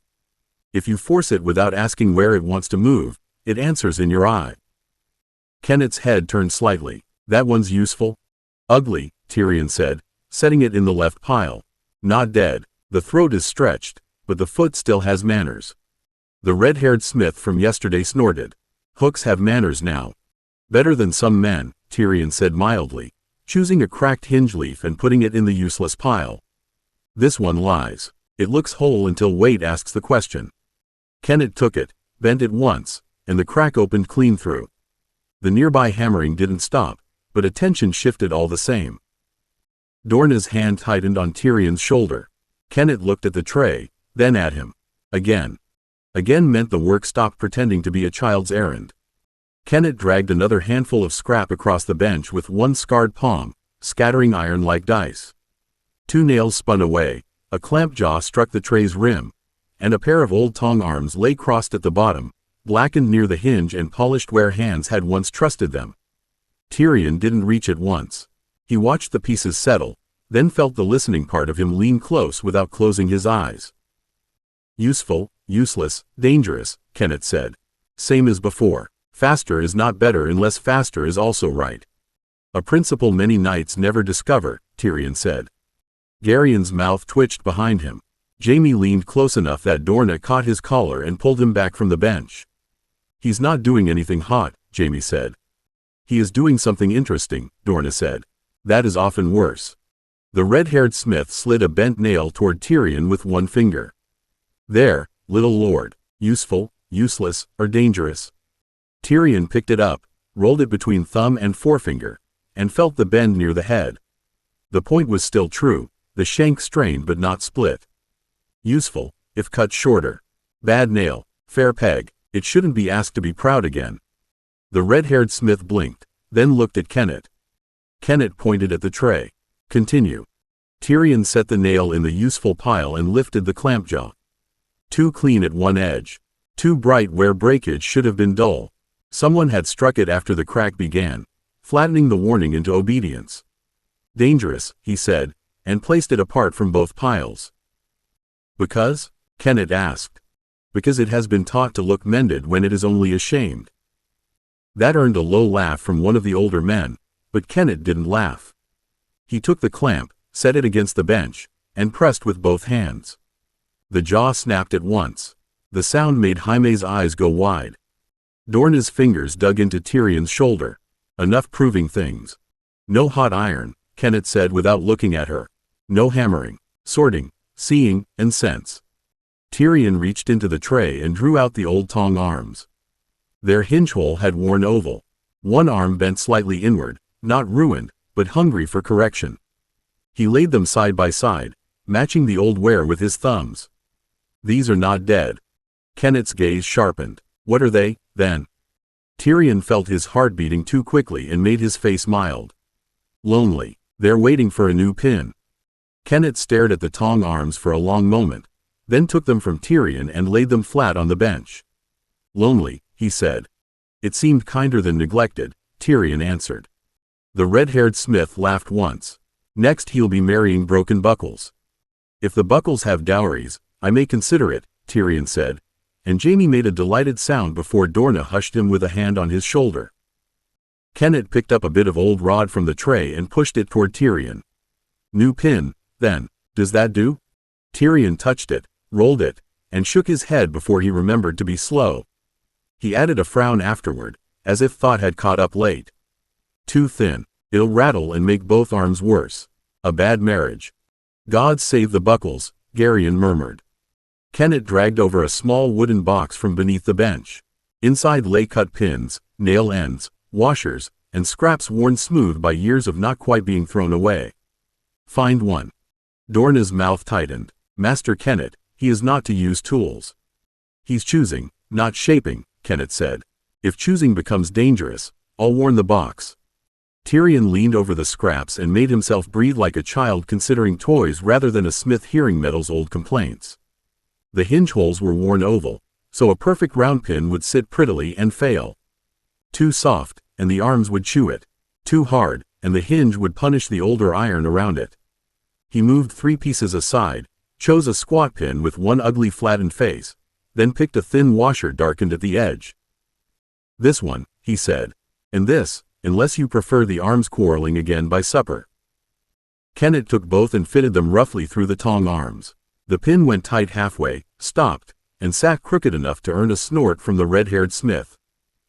Wrong, the man said. Unfinished, Tyrion corrected, then looked up at Kenneth.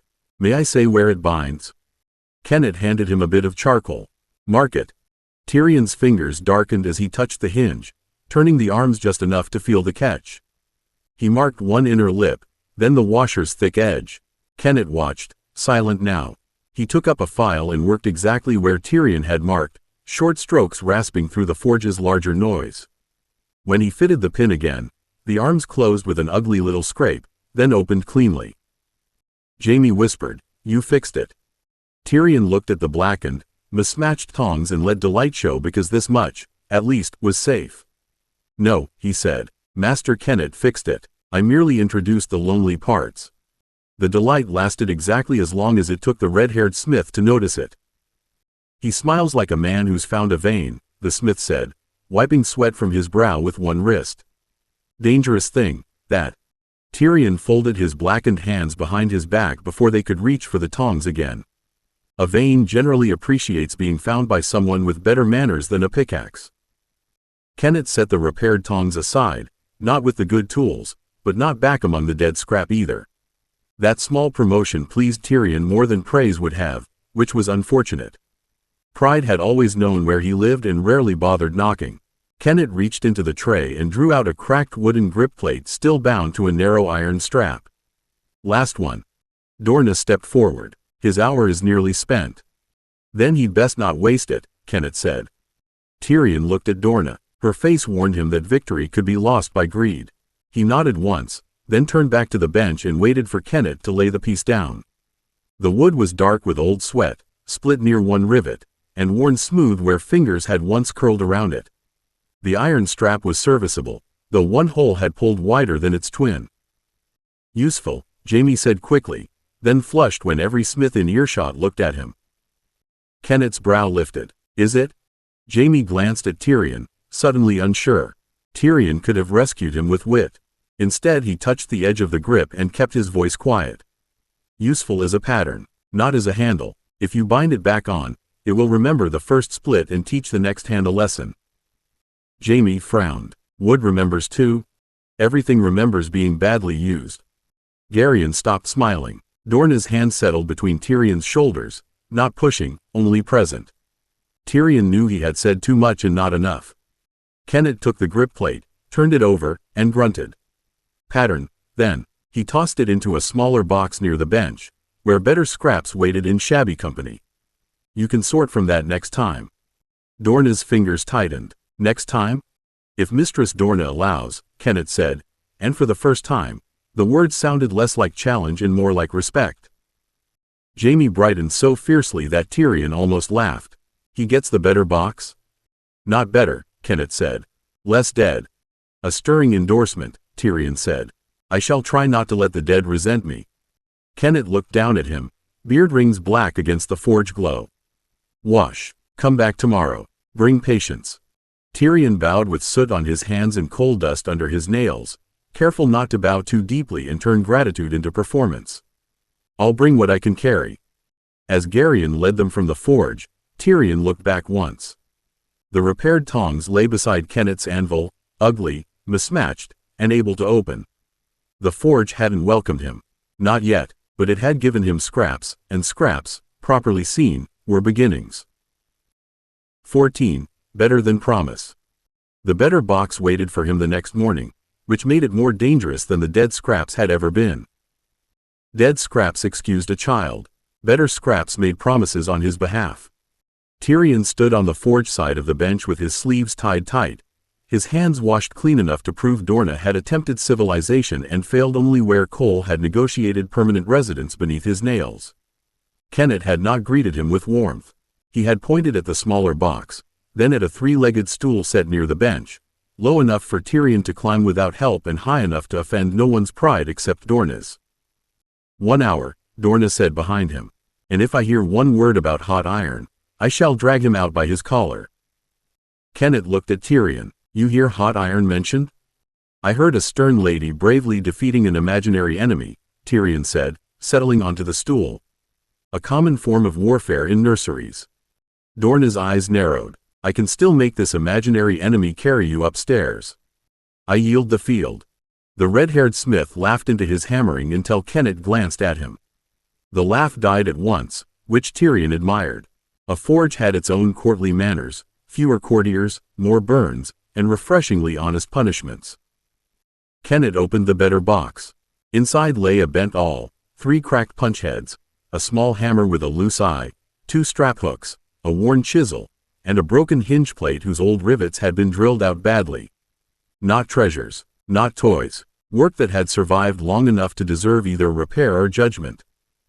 Today, Kenneth said, you tell me what can be taught, what must be replaced, and what a fool would try to save for pride.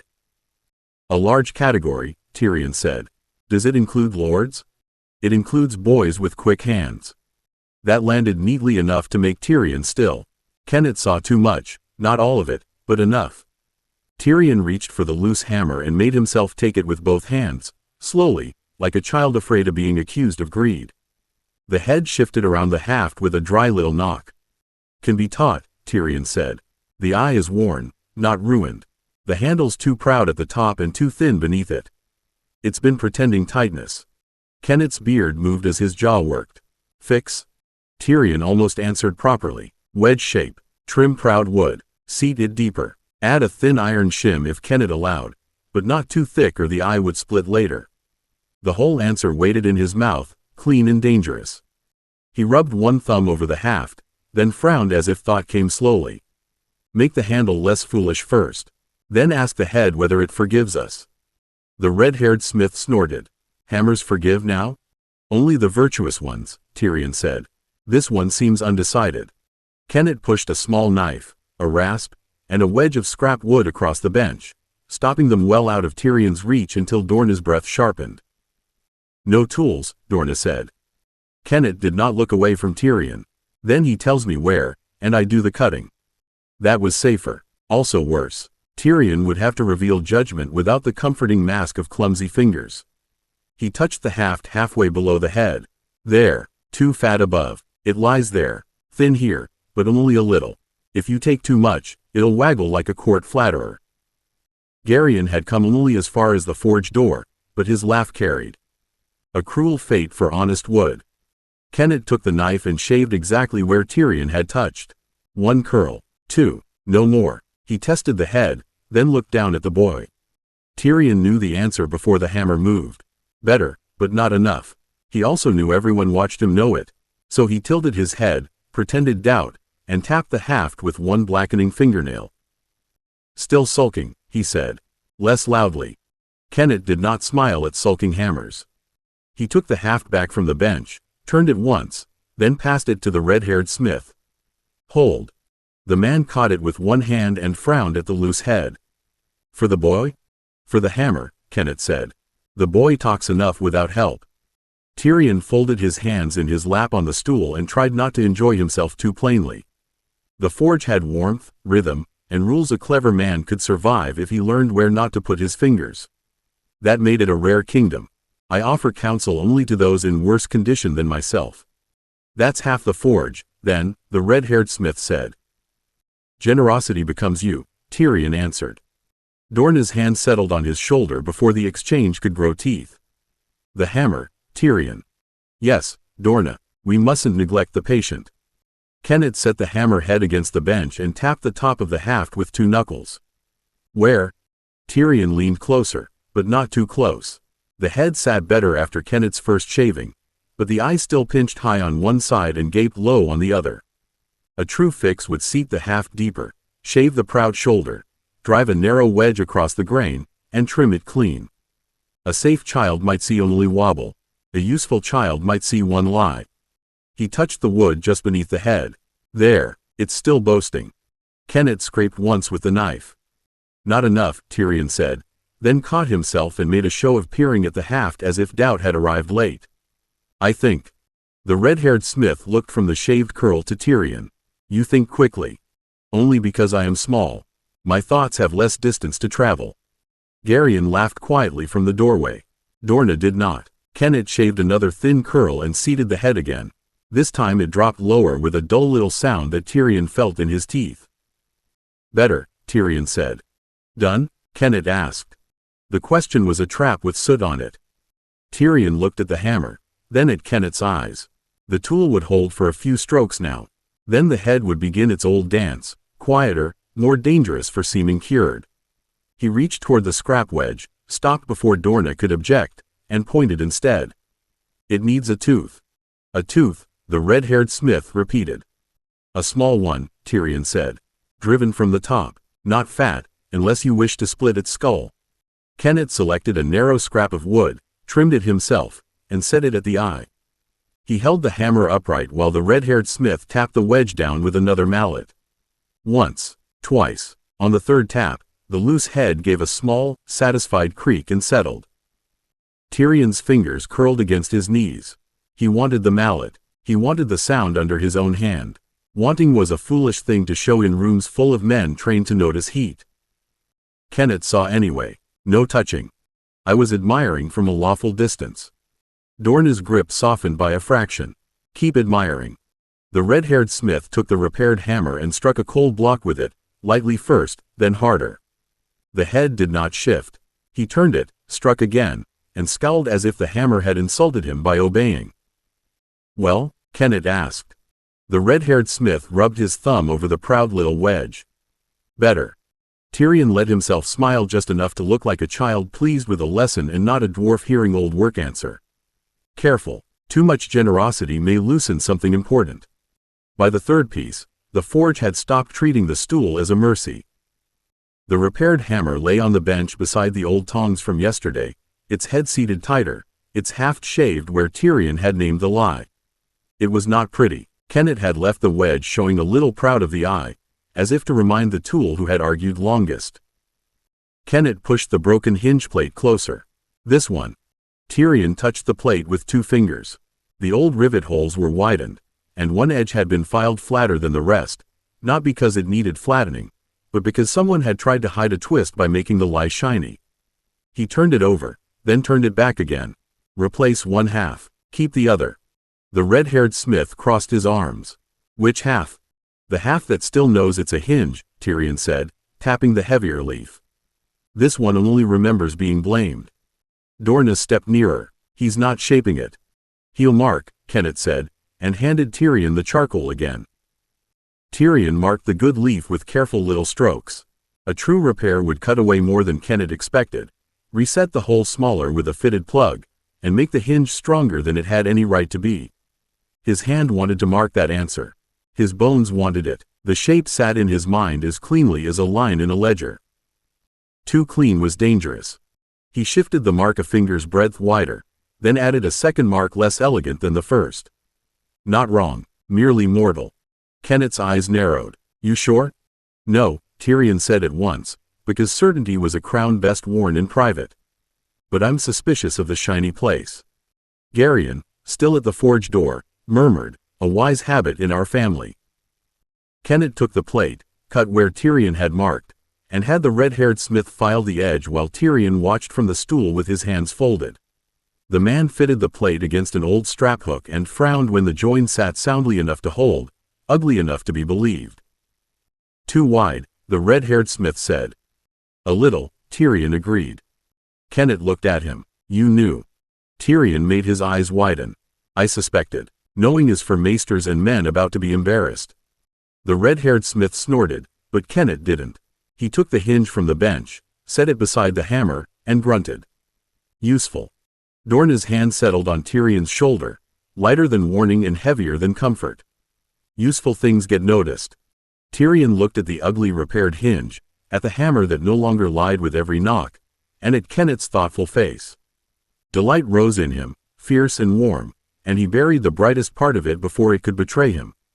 Then I shall endeavor to be untidy enough to survive. Kenneth did not give him another broken thing at once. That restraint worried Tyrion more than any test. Men who shouted revealed where the wall stood. Men who paused were measuring where to build the next one. The forge continued around them, hammers falling, bellows breathing, boys carrying coal, iron darkening and reddening under hands Tyrion was still not allowed to join. Yet the bench had become a smaller forge of its own. Hammer, hinge, tong arms, strap hook. Ugly survivors, all of them. Useful enough to betray him if they lasted too long. Kenneth picked up the worn chisel last. Its edge had been reground twice from the wrong angle, and a hairline crack ran down from the shoulder, almost hidden beneath soot. Tyrion saw it before he touched it. Worse, he knew what he would do with it in a real forge. Break it back, reforge the body shorter, draw a new shoulder, set the edge for work honest enough not to murder a man's hand. He reached, then stopped. Dorna felt the hesitation. Tyrion? He smiled lightly. I am debating whether the chisel has offended me personally. Kenneth turned at once in his fingers. Useful? Tyrion took it and made himself frown from the wrong end first. The crack waited, small and accusing, under his thumb. Dangerous if trusted, useful if humbled. The red-haired smith leaned in. Meaning? Cut it shorter, Tyrion said. It wanted to be a long chisel and failed. Let it be a short one with fewer ambitions. Kennet's eyes stayed on him. And the shoulder? Tyrion felt the trap close. Too much, and Kennet would know. Too little, and the tool would be put in a hand and bite someone later. He turned the chisel so the light found the crack. It's smiling there, badly. The red-haired smith took it, squinted, then cursed under his breath. 7. I missed that. Cracks enjoy modesty, Tyrion said. Kennet set the chisel apart from the repaired tools, not dead, not ready. You'll come 3 mornings a week. Dorna straightened. He'll do no such thing unless I allow it. Then allow it, Kennet said. The word struck the bench harder than a hammer. Dorna's mouth tightened. Garyon stopped lounging in the doorway and watched with interest sharpened by caution. Tyrion kept his hands folded because reaching for joy would be worse than reaching for fire. Dorna looked down at him. 3 mornings, 1 hour. No hot iron. No tools in your hands unless I say so. No secrets bought with smiles. A devastating blow to my diplomacy, Tyrion said. Kennet grunted. In every third thing you mark it worse than you know. Tyrion went still. The forge noise seemed to step back from the bench. Kennet looked at the ugly hammer. The hinge cut a little too wide. The chisel saved from a hidden crack, and then at Tyrion's face. You think I don't see you making mistakes on purpose? Kennet said. Good. Keep doing it. Better a rough truth men can stomach than a perfect answer that gets you named demon before breakfast. Dorna's hand settled on Tyrion's shoulder. This time it shook. Tyrion looked at the better box, at the saved tools, at Kennet's hard, knowing face. Something in him eased and tightened at once. A generous apprenticeship, he said softly. Half craft, half cowardice. No, Kennet said. Half craft, half surviving long enough to learn the rest. Tyrion bowed his head, not deeply, but enough. Then I'll try to be an excellent coward. The red-haired smith barked a laugh. Garyon smiled from the doorway. Dorna did not smile, but she did not take him away. Kennet put the short marked chisel beside the better scraps.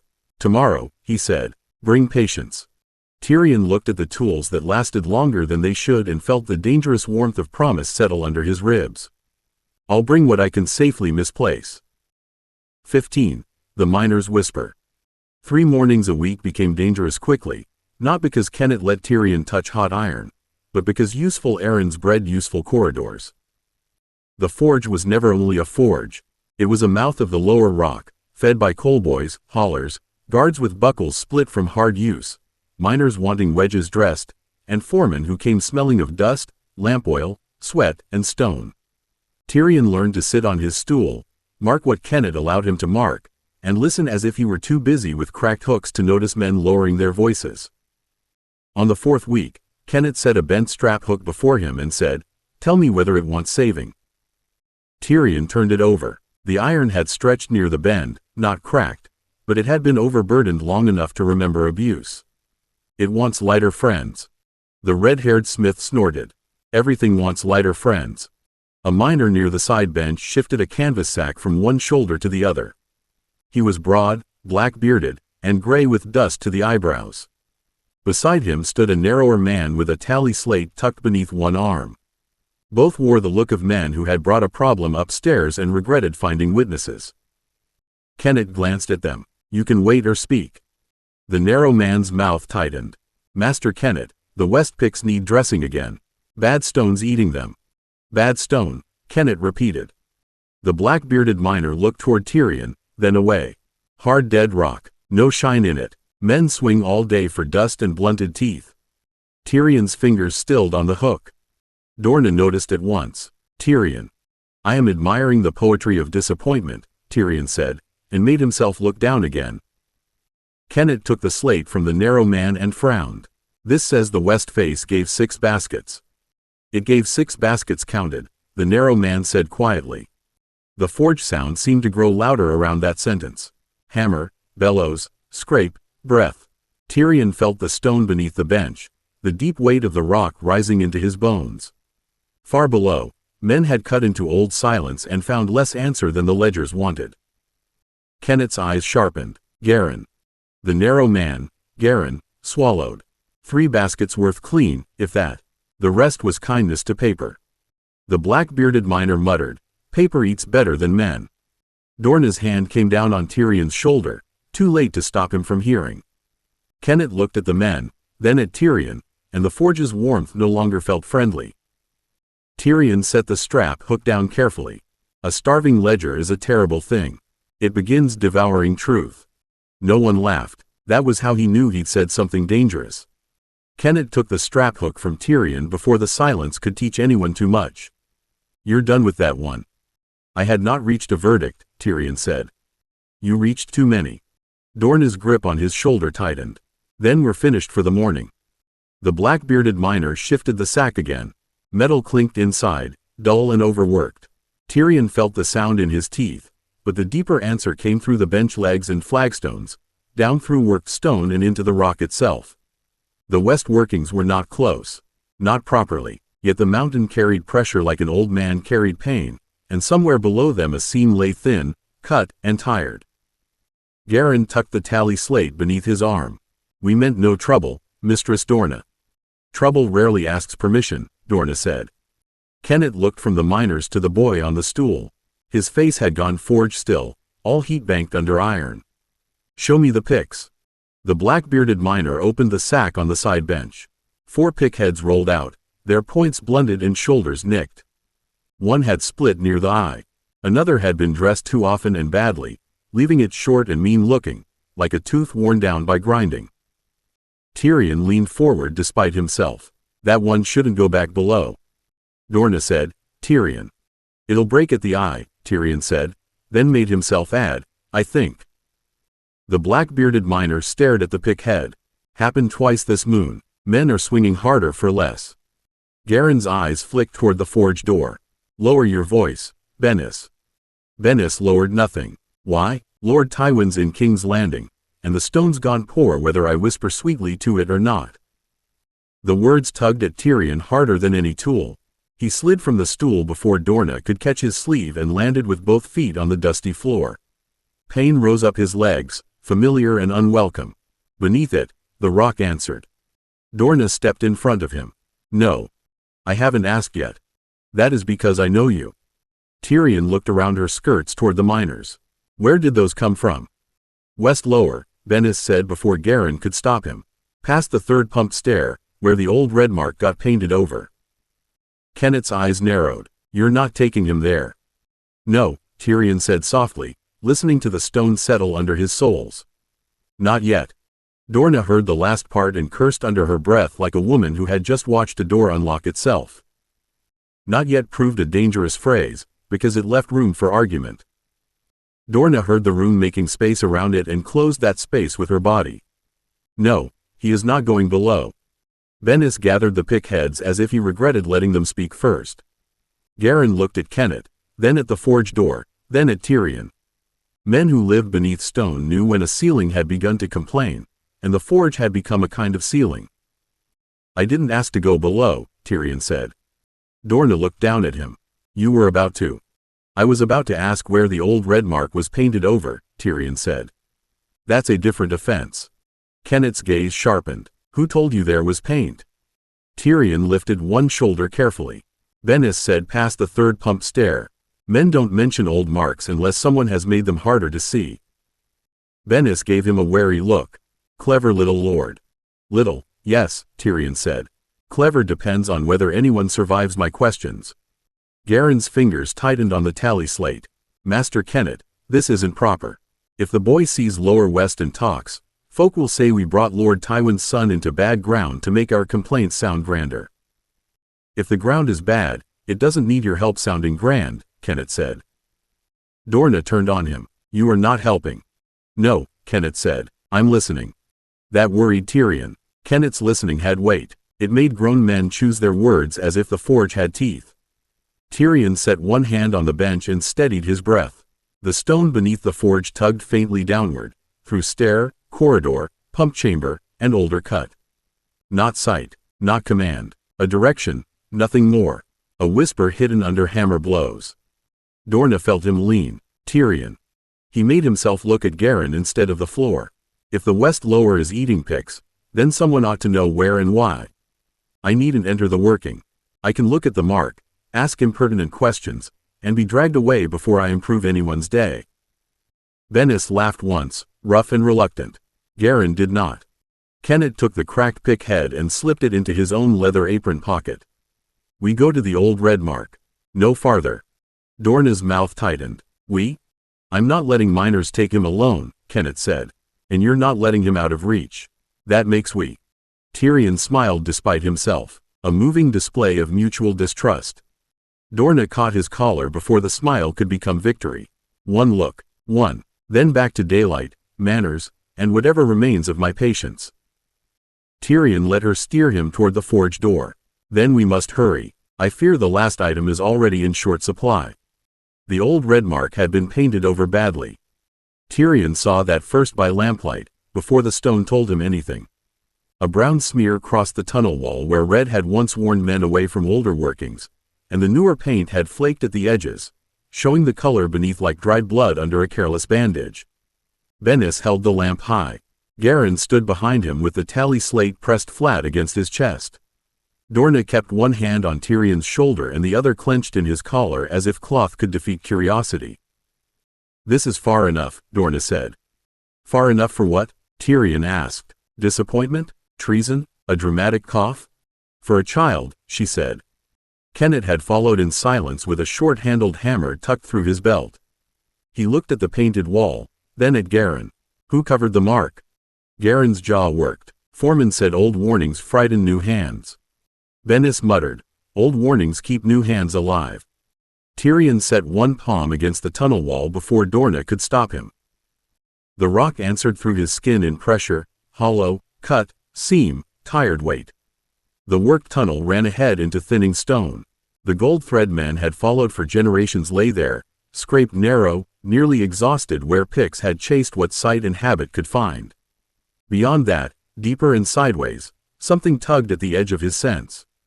Not close enough to name aloud, not safe enough to reveal, but not nothing. He took his hand away. Dorna bent toward him. What did you feel? Cold stone and poor paint, Tyrion said, too quickly. Kennett heard the lie. His eyes moved from Tyrion's hand to his face, then back to the wall. That all? No, Tyrion said, because a clean lie would break faster than a flawed truth. Men stopped here because the old work told them to stop. Then someone painted over the reason and asked the picks to pretend bravery was the same as sense. Bennis gave a rough little laugh. Little lords right there. Garin looked nervous. That doesn't help the baskets. No, Tyrion said, turning toward the tally slate instead of the dark seam calling from below. But old tool records might. Pump reports too. Breakages, bad air, water seep. Where men stopped, where picks failed, where foremen lied politely. Kennett's mouth tightened. That's not a child's question. Tyrion smiled up at him, small and bright and carefully harmless. Then ask it yourself, Master Kennett. I'm only admiring the paint. 16. The Child's Tunnel. Kennett didn't ask the questions at the old red mark where the tunnel could teach every answer to the wrong ears. He sent Bennis back with the pick heads, ordered Garin to bring the oldest toolbooks he could find without waking a foreman's pride, and walked Tyrion back to the forge with Dorna's hand still clamped around the boy's collar.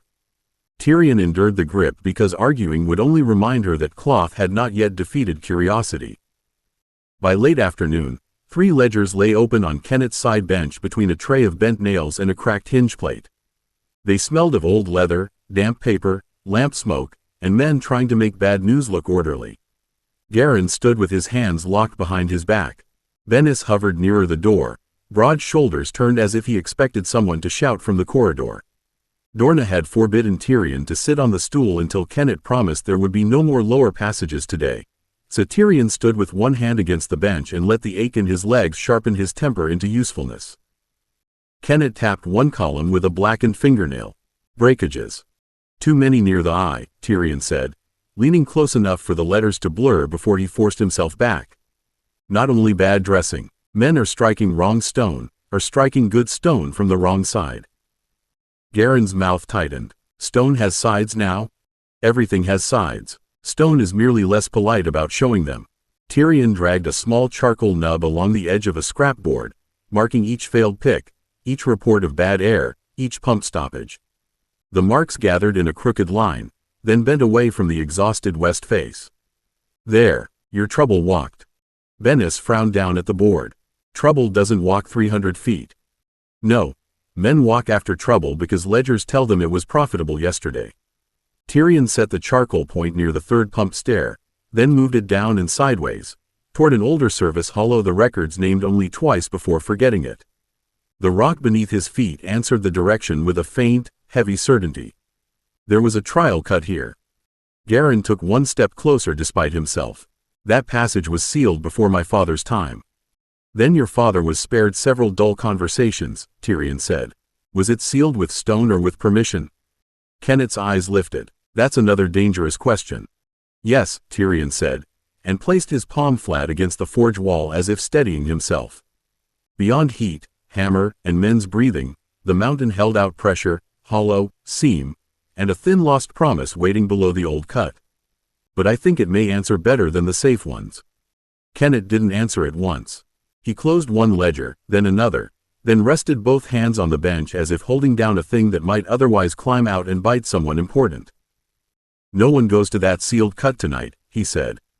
Dorna looked at Tyrion. No one means you. A tragic loss for precision, Tyrion said.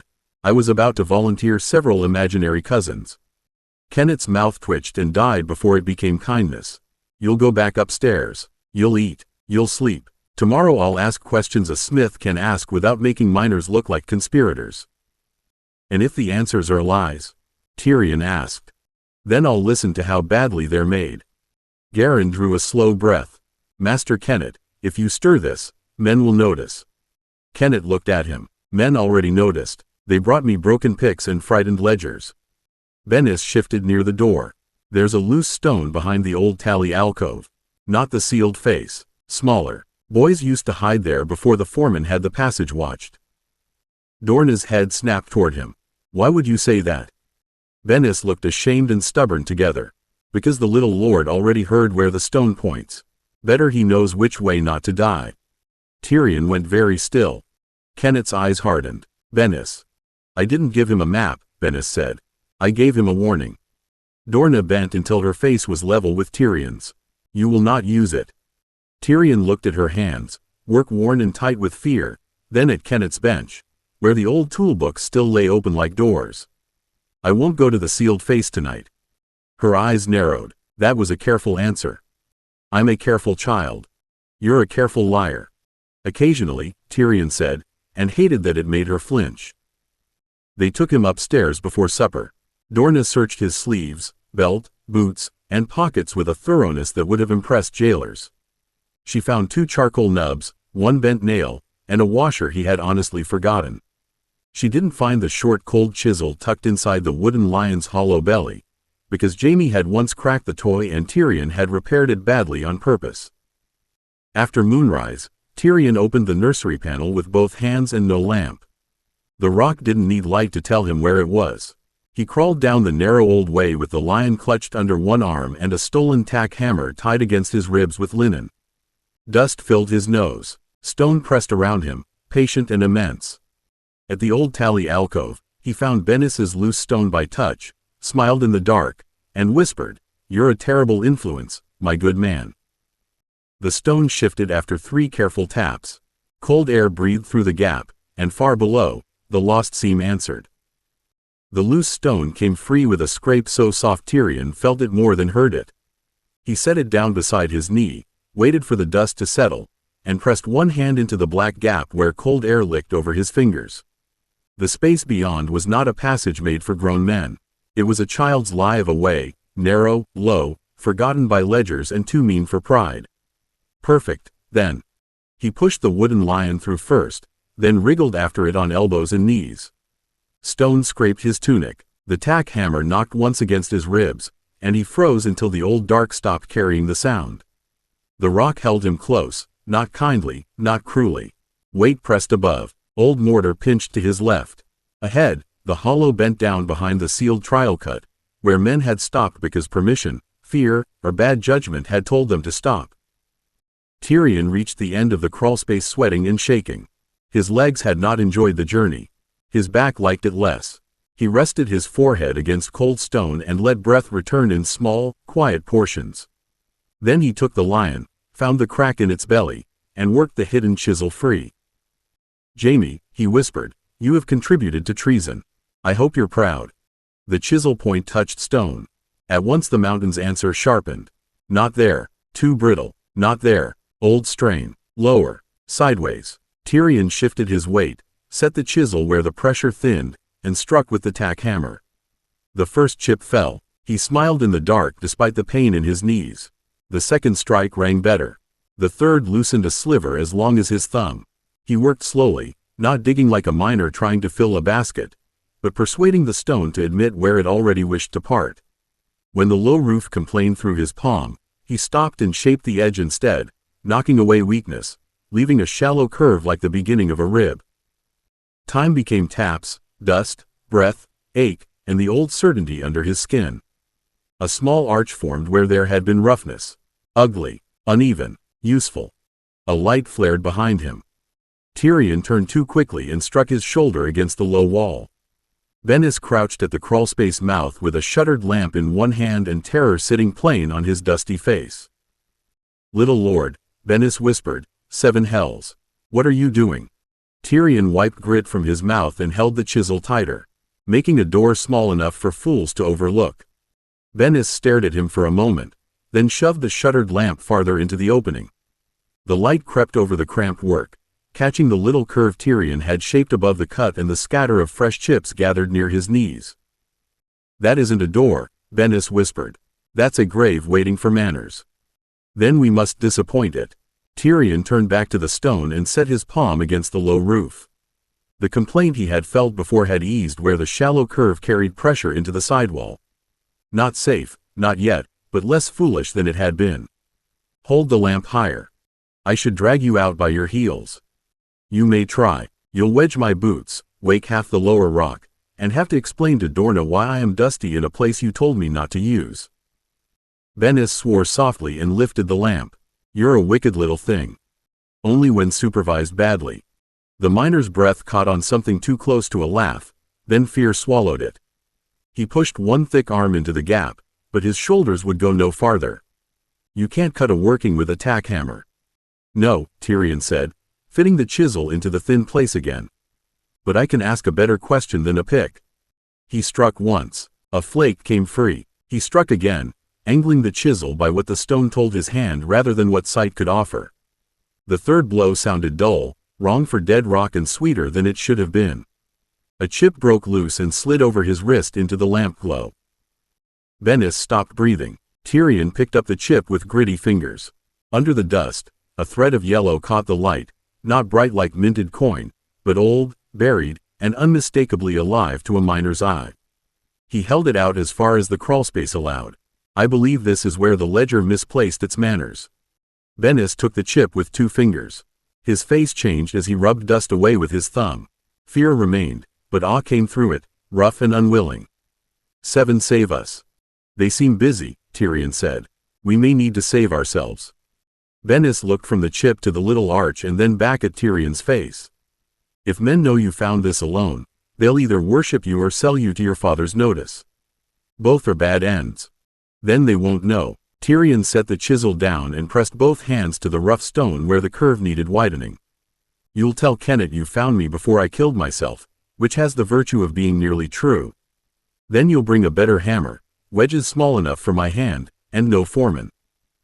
Bennis closed his fist around the gold-threaded chip. "And if I don't?" Tyrion met his eyes across the tight black space. "Then the West face keeps dying, your men keep swinging for lies, and House Lannister learns too late that pride cannot be coined." Bennis stared at him a long moment, then lowered his head until his brow nearly touched the stone. "Move slow, little lord. I'll hold the lamp." 17. The first dwarf in the wall. Bennis held the shuttered lamp because fear had not yet made him stupid. That was more than Tyrion could say for most men, himself included. The light lay narrow across the crawlspace, catching dust, fresh chips, and the little shallow curve above Tyrion's head where the roof had begun to learn better manners. Behind him, Bennis could only fit one arm and half a shoulder through the gap. That made him a poor rescuer and an excellent witness, which was unfortunate for them both. "You've seen the gold," Tyrion whispered, setting his palm against the low roof. "Now look at the stone trying not to kill me." "I'm looking at a little lord under a mountain with a chisel," Bennis whispered back. "The stone isn't the worst fool in here." A crowded contest, then. Tyrion set the chisel below the curve he had already made, not at the gold-threaded stone, but at the sidewall where pressure wanted somewhere to go.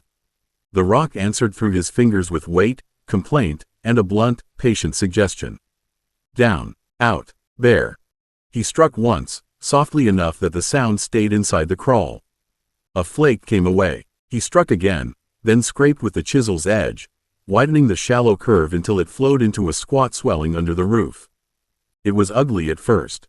Most honest things were. Bennis held the lamp higher without being asked, and the light found Tyrion's hands moving dust and stone into shape. "That's not mining," Bennis said. "No," Tyrion said, breathing through the ache in his shoulders. "It's an apology to the ceiling." The swelling became a bent back, then two thick little legs braced against the sidewall and floor. Tyrion cut a heavy head under the curve, too broad, too stubborn, too much like a rude child refusing to bow. He should have stopped there. Sense advised a plain bearer, smooth and nameless. Joy, treacherous little bastard that it was, advised a nose. He gave the dwarf a nose. Bennis made a strangled sound. "Is that meant to be you?" "Certainly not. His beard is better." "He hasn't got a beard." "Then we've found the flaw." Tyrion scraped two short lines under the chin and added a crude hammer over one shoulder.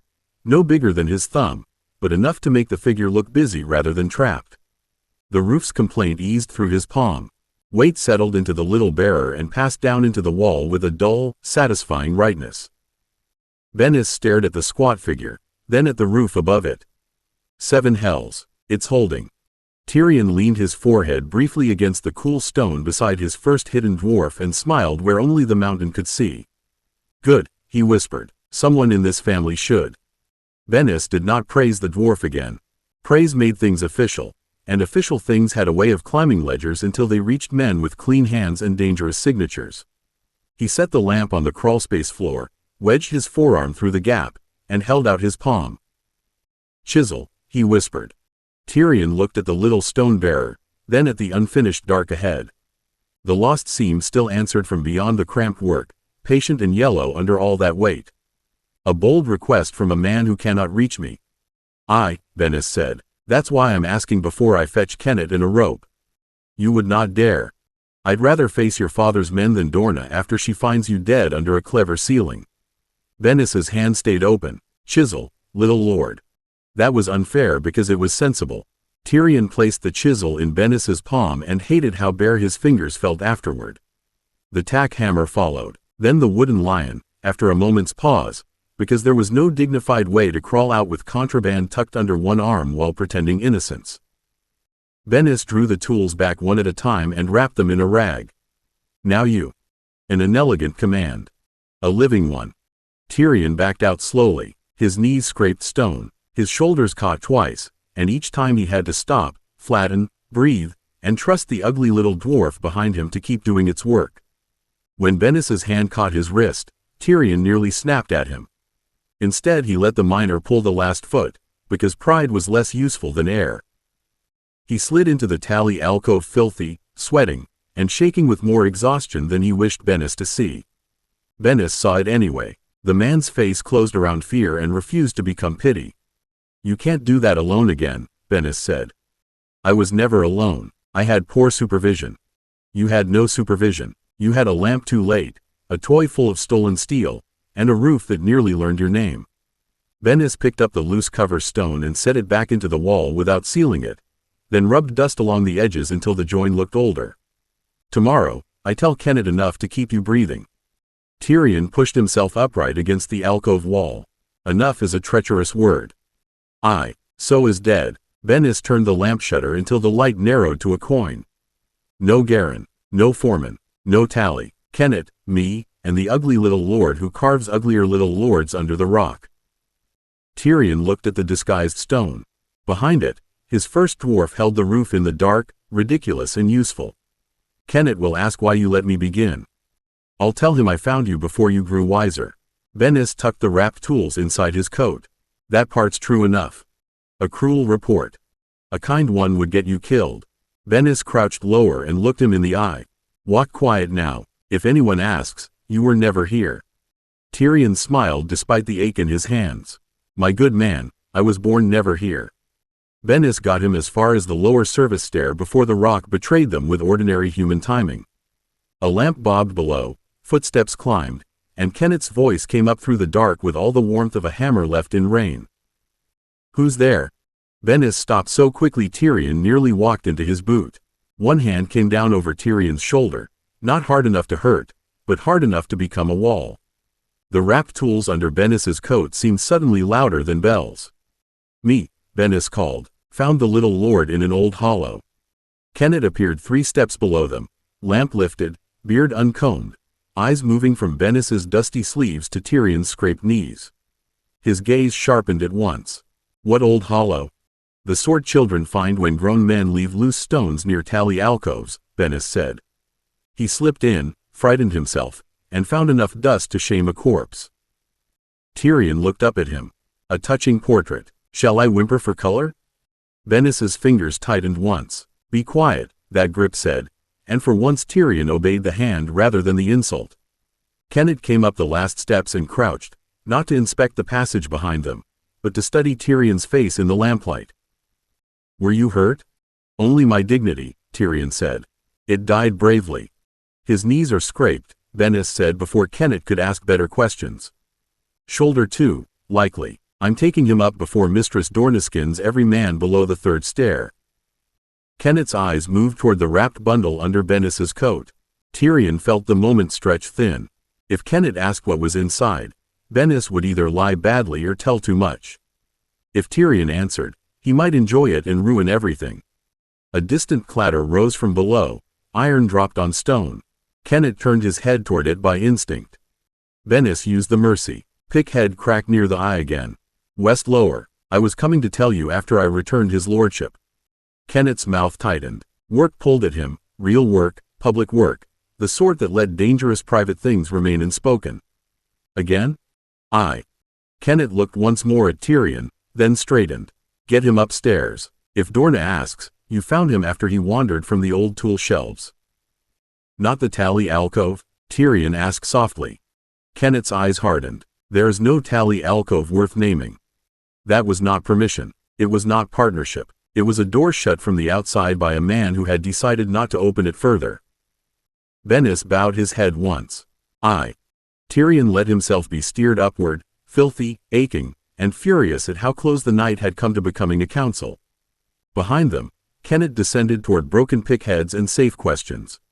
Ahead, Dorna waited with sharper ones. Beneath the cover stone, the first dwarf held the roof alone, which was exactly how secrets survived. Dorna was waiting at the upper turn with a lamp in one hand and murder in the other. Tyrion saw it in the set of her mouth before she saw the dust on his knees. Bennis stopped behind him, which was cowardice, wisdom, or both. Mistress Dorna, Bennis said, bowing his head, found him near the old tool shelves. Loose stone, old hollow, more dirt than sense. Dorna did not look away from Tyrion. Did you? A cruelly plain version, Tyrion said. I might have included the heroism of my rescue. You might include why you were out of bed. I had intended to become lost in a more respectable direction. Her fingers closed around his collar. Not hard, worse than hard, carefully. Bennis, go. Bennis hesitated. Dorna turned her head then, and the look she gave him could have stripped rust. Go before I decide every man below this stair has lost the right to keep his skin. Bennis went. Dorna took Tyrion upstairs without another word. Silence was a terrible improvement on shouting. In the nursery she set the lamp down, shut the door, and searched him with steady hands. Sleeves, belt, boots, seams, pockets. She found dust, a torn cuff, and one stone chip caught near his knee. No chisel, no hammer, no wooden lion. Bennis had taken the evidence with him, and Tyrion found himself almost fond of the man. Dorna held up the chip. What is this? A very small rebellion. Tyrion. He looked at her face and found the fear under the anger. That had always been the problem with Dorna. She made guilt inconvenient. A piece of old stone. Nothing worth naming. Her eyes narrowed. You're lying less than usual. I hate that. A refined hatred. I commend it. She threw the chip into the hearth. You will sleep. An ambitious order. You will sleep, she repeated, and tucked the blanket around him with the same hands that had searched him for treason. And tomorrow you will be watched. He waited until her chair creaked beside the bed and her breathing settled into the light, angry rhythm of a woman refusing rest. Only then did he let his left hand open beneath the blanket. Dust still lay in the lines of his palm. The rock answered faintly through floor, wall, and distance, leading back to a squat little figure hidden under stone. Tyrion smiled into the dark. No one had praised the dwarf. No one had named the working. No council had formed around it. Beneath the cover stone, his ugly little bearer held alone, hammer over one shoulder, nose too proud, beard too short, back bent into useful defiance. Tomorrow, Dorna would watch. Tomorrow night, perhaps, a second dwarf would hold a tankard. 18. Night Ways. Dorna watched him the next day as if vigilance could be tied around his ankle and dragged behind him like a bell. Tyrion endured it with heroic patience, by which he meant he complained often enough to seem ordinary and not often enough to be carried to bed before supper. He ate under her eye, read under her eye, let her scrub stone dust from beneath one fingernail with enough force to improve his character, and did not once look toward the lion panel while she could see his face. You're very obedient this morning, Dorna said, which proved she had the instincts of a jailer and the manners of one who had washed him as an infant. A cruel accusation, Tyrion said, turning a page of Maester Kraelin's dull little history with careful fingers. I had hoped to seem noble. You seem like a boy planning something. Then I have overreached. I was aiming for misunderstood innocence. She snorted and took the book from him to inspect the title, as if ancient kings might have smuggled chisels between the pages. Finding only ink, she gave it back. You will stay where I can see you.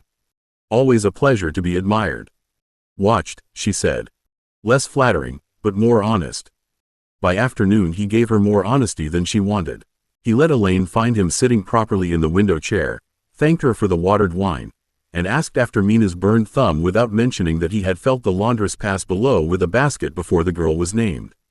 He made cook laugh at supper by declaring the stew ambitious rather than safe. He let Pate show him a bent buckle and said only that Master Kennet would know whether it had one more use in it. Useful, charming, witty little lord. No secret tunnel, no gold, no hidden dwarf holding the roof where no lord had given permission for joy. Dorna's suspicion softened by candlelight because bodies were treacherous and hers was tired. When a maid came breathless to say Mistress Helia needed Dorna below, some quarrel over spoiled flour and a boy accused of theft, Dorna looked at Tyrion so hard he nearly admired her. You will remain in that bed, she said. I shall attempt to make the mattress proud. Tyrion. He held up both hands above the blanket. No passages without you knowing, remember? That still isn't what I asked. No, he said softly. But it is still true. She left him with the lamp lowered and the door pulled nearly shut. Tyrion waited until her steps faded into the known corridor, then longer, counting breaths against the old patience of the rock.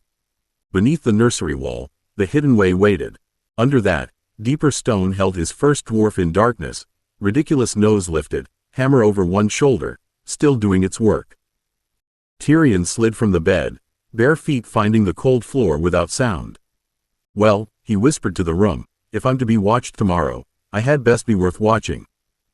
The lion panel opened with a soft click that sounded indecently loud in the sleeping nursery. Tyrion held his breath, one hand braced against carved mane, the other gripping the little bundle he had hidden beneath the loose floorboard behind the hearth stool. Not much of a tool cache, by any honest measure. A stub of candle, a bit of flint, a rapped chisel too small for a proper smith, twine, chalk, and the wooden lion that had become less toy than accomplice. Still, kingdoms had begun with poorer supplies and better lies. Cold air breathed from the passage. Tyrion slipped through sideways, pulled the panel until only a finger of darkness remained, and stood in the narrow space behind the nursery wall while his eyes learned nothing and the rock told him everything important. Stone pressed close at his shoulders. Dust lay thick beneath his bare feet. The passage sloped down, then bent left, exactly as it had promised years ago when Dorna had shut it in his face. Good evening, he whispered to the dark. I trust you've missed me. The rock did not answer with words. It gave him shape instead. The known nursery behind him, the corridor beyond that, Dorna's chair empty beside his bed, the stairwell farther off where a maid hurried upward with light steps and a guilty heartbeat in her tread.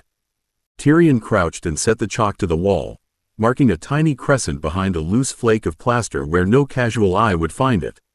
Nursery panel, downward left, dry air, safe for now. A floorboard creaked in the nursery. Tyrion went still so quickly his knees complained.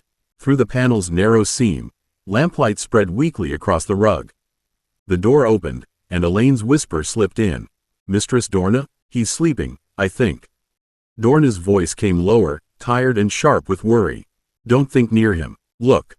Tyrion flattened himself against the cold wall, one hand pressed over the tool bundle to stop the chisel from shifting.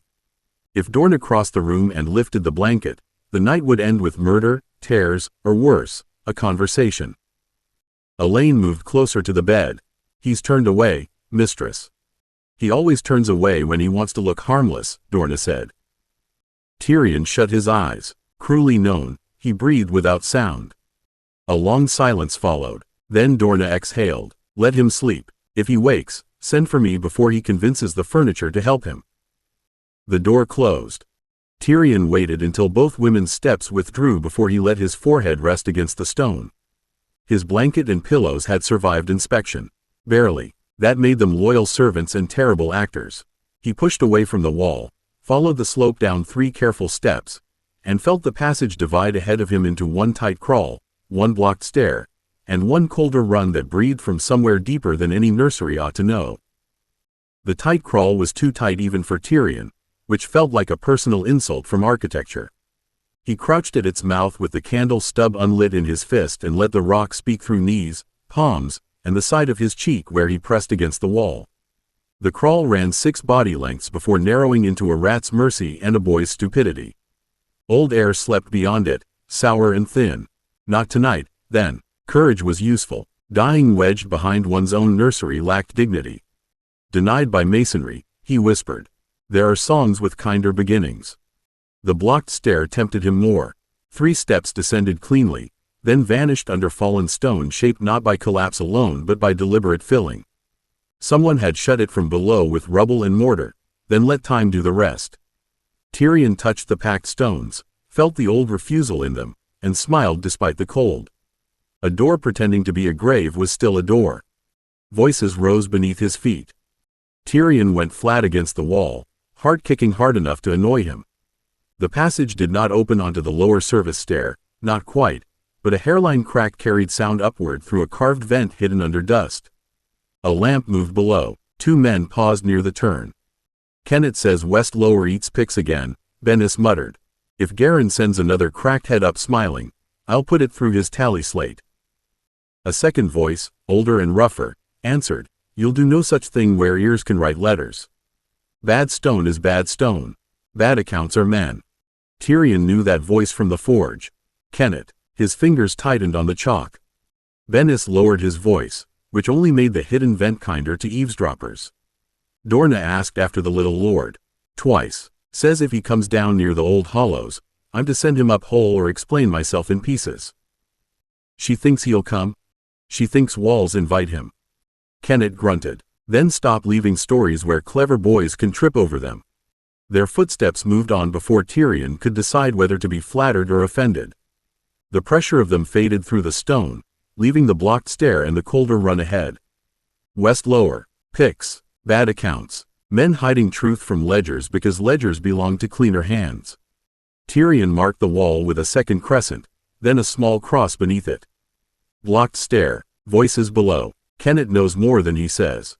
He tucked the chalk away and chose the colder passage, not because it was safer, but because it angled away from men and toward stone that had not yet learned to lie in ink. The colder passage narrowed until Tyrion had to turn one shoulder and move like a guilty thought through a priest's sermon. Dust clung to his nightshirt. Stone brushed his hair. Once, his bare foot found nothing where the floor had bitten away beside a drain hole, and the rock caught the danger through his palm before gravity did. He stopped, breathed, and marked the wall with a chalk slash low enough that only a crawling fool would see it. Kind of you to mention the pit, he whispered. Late, but kind. The passage bent downward and ended in a blind wall too smooth to be natural. Tyrion set both hands against it. Beyond lay the west lower working, not open to him, but close enough for the stone to carry its trouble. Weight leaned wrong above a place where picks would bite tomorrow. A roof plate had split behind sound stone, held for now by stubbornness, luck, and the cowardice of cracks that had not yet shown their faces. Men would stand under it. Tyrion's fingers went cold. He had wanted maps, secrets, hidden ways, perhaps another ridiculous dwarf with a tankard when time allowed. Instead the rock gave him consequence. He unwrapped the small chisel and set its point against the blind wall, not to break through, only to talk to the pressure. One careful tap, another. The sound ran into the stone and returned as a shiver along the split above the unseen working. Below, a man cursed. Hear that? Bennis again. Of course it was Bennis. The gods were either mocking him or hiring sensible witnesses. Kennet's voice came after a silence. Lamp up. Tyrion held still with the chisel in his fist. A faint scrape carried upward. Bennis said, 7 hells. That line wasn't there yesterday. It was, Kennet said. It just stopped being polite. No one works under that roof at first bell. Garin will squeal about baskets. Let him squeal from somewhere not crushed. Tyrion let his breath out slowly. A warning without a face. A rescue without a miracle. Messy enough to be believed, useful enough to matter. He wrapped the chisel again and backed away from the blind wall, counting each step past the drain hole, past the chalk slash, past the blocked stair, until the nursery panel became a thin promise above him. He slipped into bed with filthy feet, a racing heart, and one fresh stone chip hidden under his tongue until he could tuck it into the seam beside the mattress. When Dorna returned and held the lamp over him, he opened one eye. You're awake, she said. A tragic condition. Perhaps stew fumes followed you. Her gaze narrowed on his face, then his blanket, then the floor. You've dust on your cheek. I dreamt of cleanliness and lost. Dorna wiped the dust away with her thumb, too tired to search the room and too wise not to suspect it. Sleep, Tyrion. He closed his eyes while beneath them, deep in the west lower, Kennet and Bennis woke other men and moved them away from a roof that had finally learned honesty. By morning, someone would say the little lord had known. Someone always said more than they should. But no one would find the passage mark, the blind wall, or the chalk crescents. The rock kept better counsel than men. 19. The deep door. By morning, the west lower roof had become a story with too many mouths and not enough facts. Tyrion heard it first from Elaine, who brought watered wine with both hands and tried very hard not to look at the dust still hiding along the edge of his bedframe. 2 men had been moved before first bell. A cracked plate had shown itself in the roof. Master Kennet had cursed the foreman into silence. Someone had said the little lord knew before the stone did. That seems unfair to the stone, Tyrion said, accepting the cup. It has had more practice. Elaine nearly smiled, then remembered Dorna's eyes on her and lowered her head. Cook says men talk when they're frightened, my lord. Then Cook has diagnosed half the rock. Dorna took one step closer to the bed. And you will give them nothing more to diagnose today. A tragic loss to scholarship. Tyrion. He drank obediently, because obedience performed in daylight was a cloak that could be worn at night. I intend to be very dull. You intend, Dorna said, to wait until I blink. He looked at her over the rim of the cup. Then I shall hope you are well rested. She did not laugh. That was inconvenient, and worse, deserved. By noon she had inspected the nursery panel twice, the hearthstool once, and his hands so often that Tyrion began to feel sorry for his fingers. By dusk he had made himself charming to everyone who came near him. He asked after Mina's thumb, praised Cook's oatcakes, and told Pate that no honest leek should be forced into soup without legal representation. The household smiled, relaxed, and repeated his jests instead of his silences. Only Kennet did not smile when Tyrion found him later in the little tool alcove off the lower forge, where broken handles, spare wedges, and old lamp frames waited out of ordinary traffic. Bennis stood beside him with his arms folded and dust still gray at his cuffs. You stay away from West Lower unless I send for you, Kennet said before Tyrion had spoken. How bold of you to begin with the wrong accusation. Bennis snorted. He means folk are watching that way now. Folk watch where fear points them, Kenneth said. So don't give fear a lordling with clever eyes. Tyrion looked from Kenneth's hard face to Bennis's worried one, then to the covered basket by the wall. A wrapped chisel lay inside with 2 candle stubs and a coil of twine he had not left there. Kenneth followed his glance. You didn't get those from me, Kenneth said. Plainly, they're far too useful to have come from a respectable man. Bennis muttered, 7 save us. Tyrion lifted the basket with both hands. It was light enough to pass as scraps and heavy enough to matter. West Lower is watched. Good, then I shall go somewhere else. Kenneth's eyes narrowed. Where? Tyrion smiled because the straight, dry pole beneath the lower belly of the rock had been calling since the night before, older than mine cuts and quieter than fear. If I knew that, Master Kenneth, it wouldn't be exploration. Somewhere else proved easier to say than to reach, because Kenneth had inconvenient standards about boys vanishing from tool alcoves in daylight. He set one broad hand on the covered basket before Tyrion could lift it again and looked toward the passage as if expecting Dorna's outrage to acquire feet at any moment. You don't walk out carrying that where every coal boy can count your sins, Kenneth said. A pity. I had hoped to begin a new fashion in incriminating baskets. Bennis rubbed a thumb along the edge of his belt.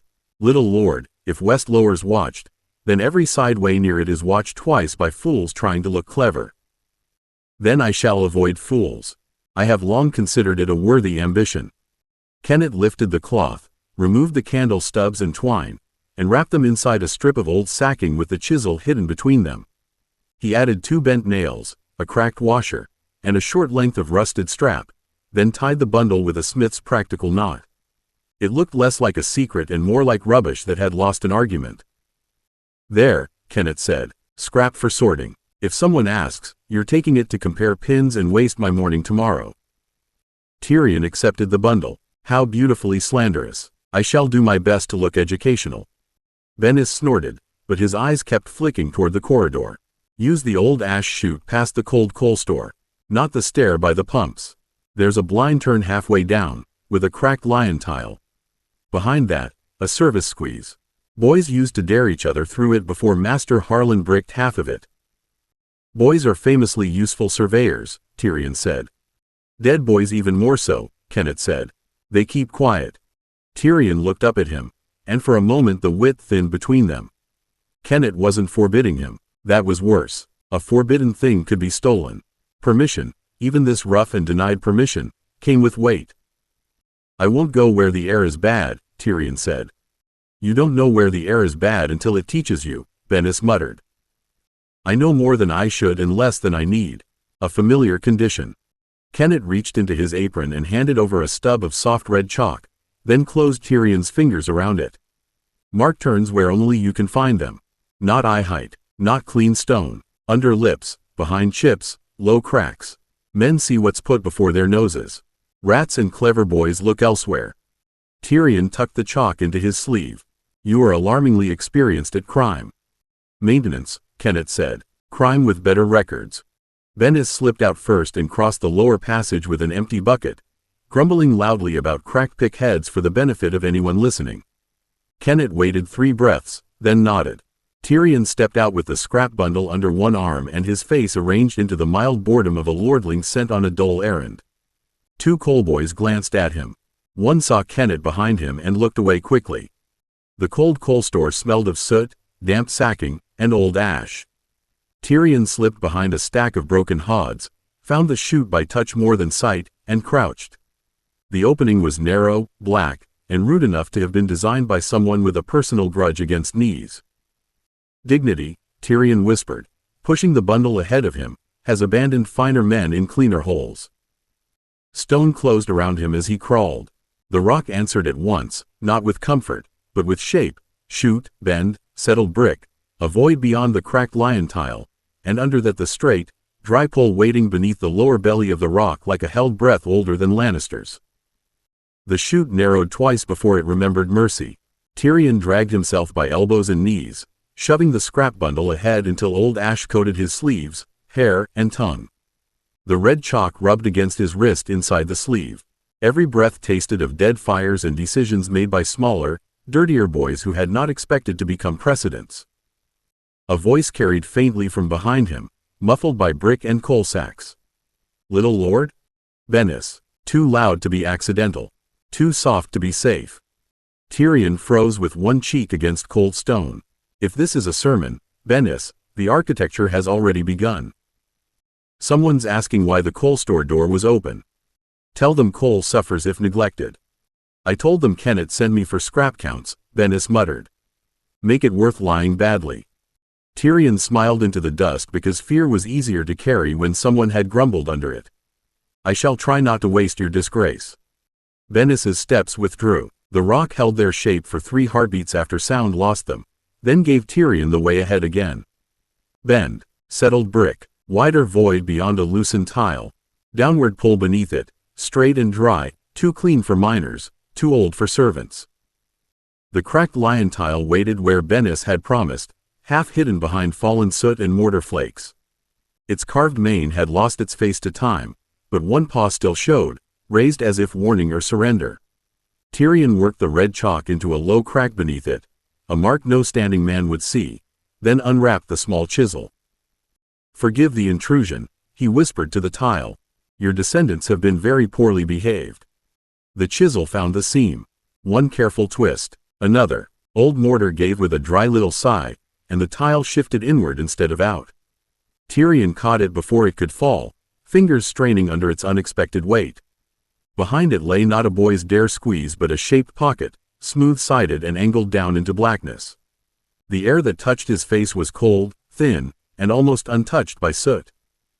He slid the bundle through first, then followed shoulder by shoulder, ribs scraping, boots searching for purchase. The pocket dropped him onto a ledge no wider than his arm. Tyrion flattened himself at once, one palm pressed hard to the floor while the rock corrected his arrogance. Void below. Not far enough to kill a proper man, perhaps, but far enough to break a child and make secrecy useless. "Late warning," he breathed. "We have discussed this." The rock answered with shape, not apology. A narrow ledge ran right. A blind drop waited left. Ahead, beyond 2 fitted stones, lay the straight passage. Not rough cut, not pick-hacked. Blocks met blocks with old confidence, their seams tight despite ages of mountain weight. Someone had made this place to last, then hidden it from men who thought painting over warnings counted as wisdom. Tyrion inched along the ledge until his fingers found the fitted stones. 1 bore carvings nearly worn flat, a spiral, 3 short cuts, and something like a hand with too many fingers.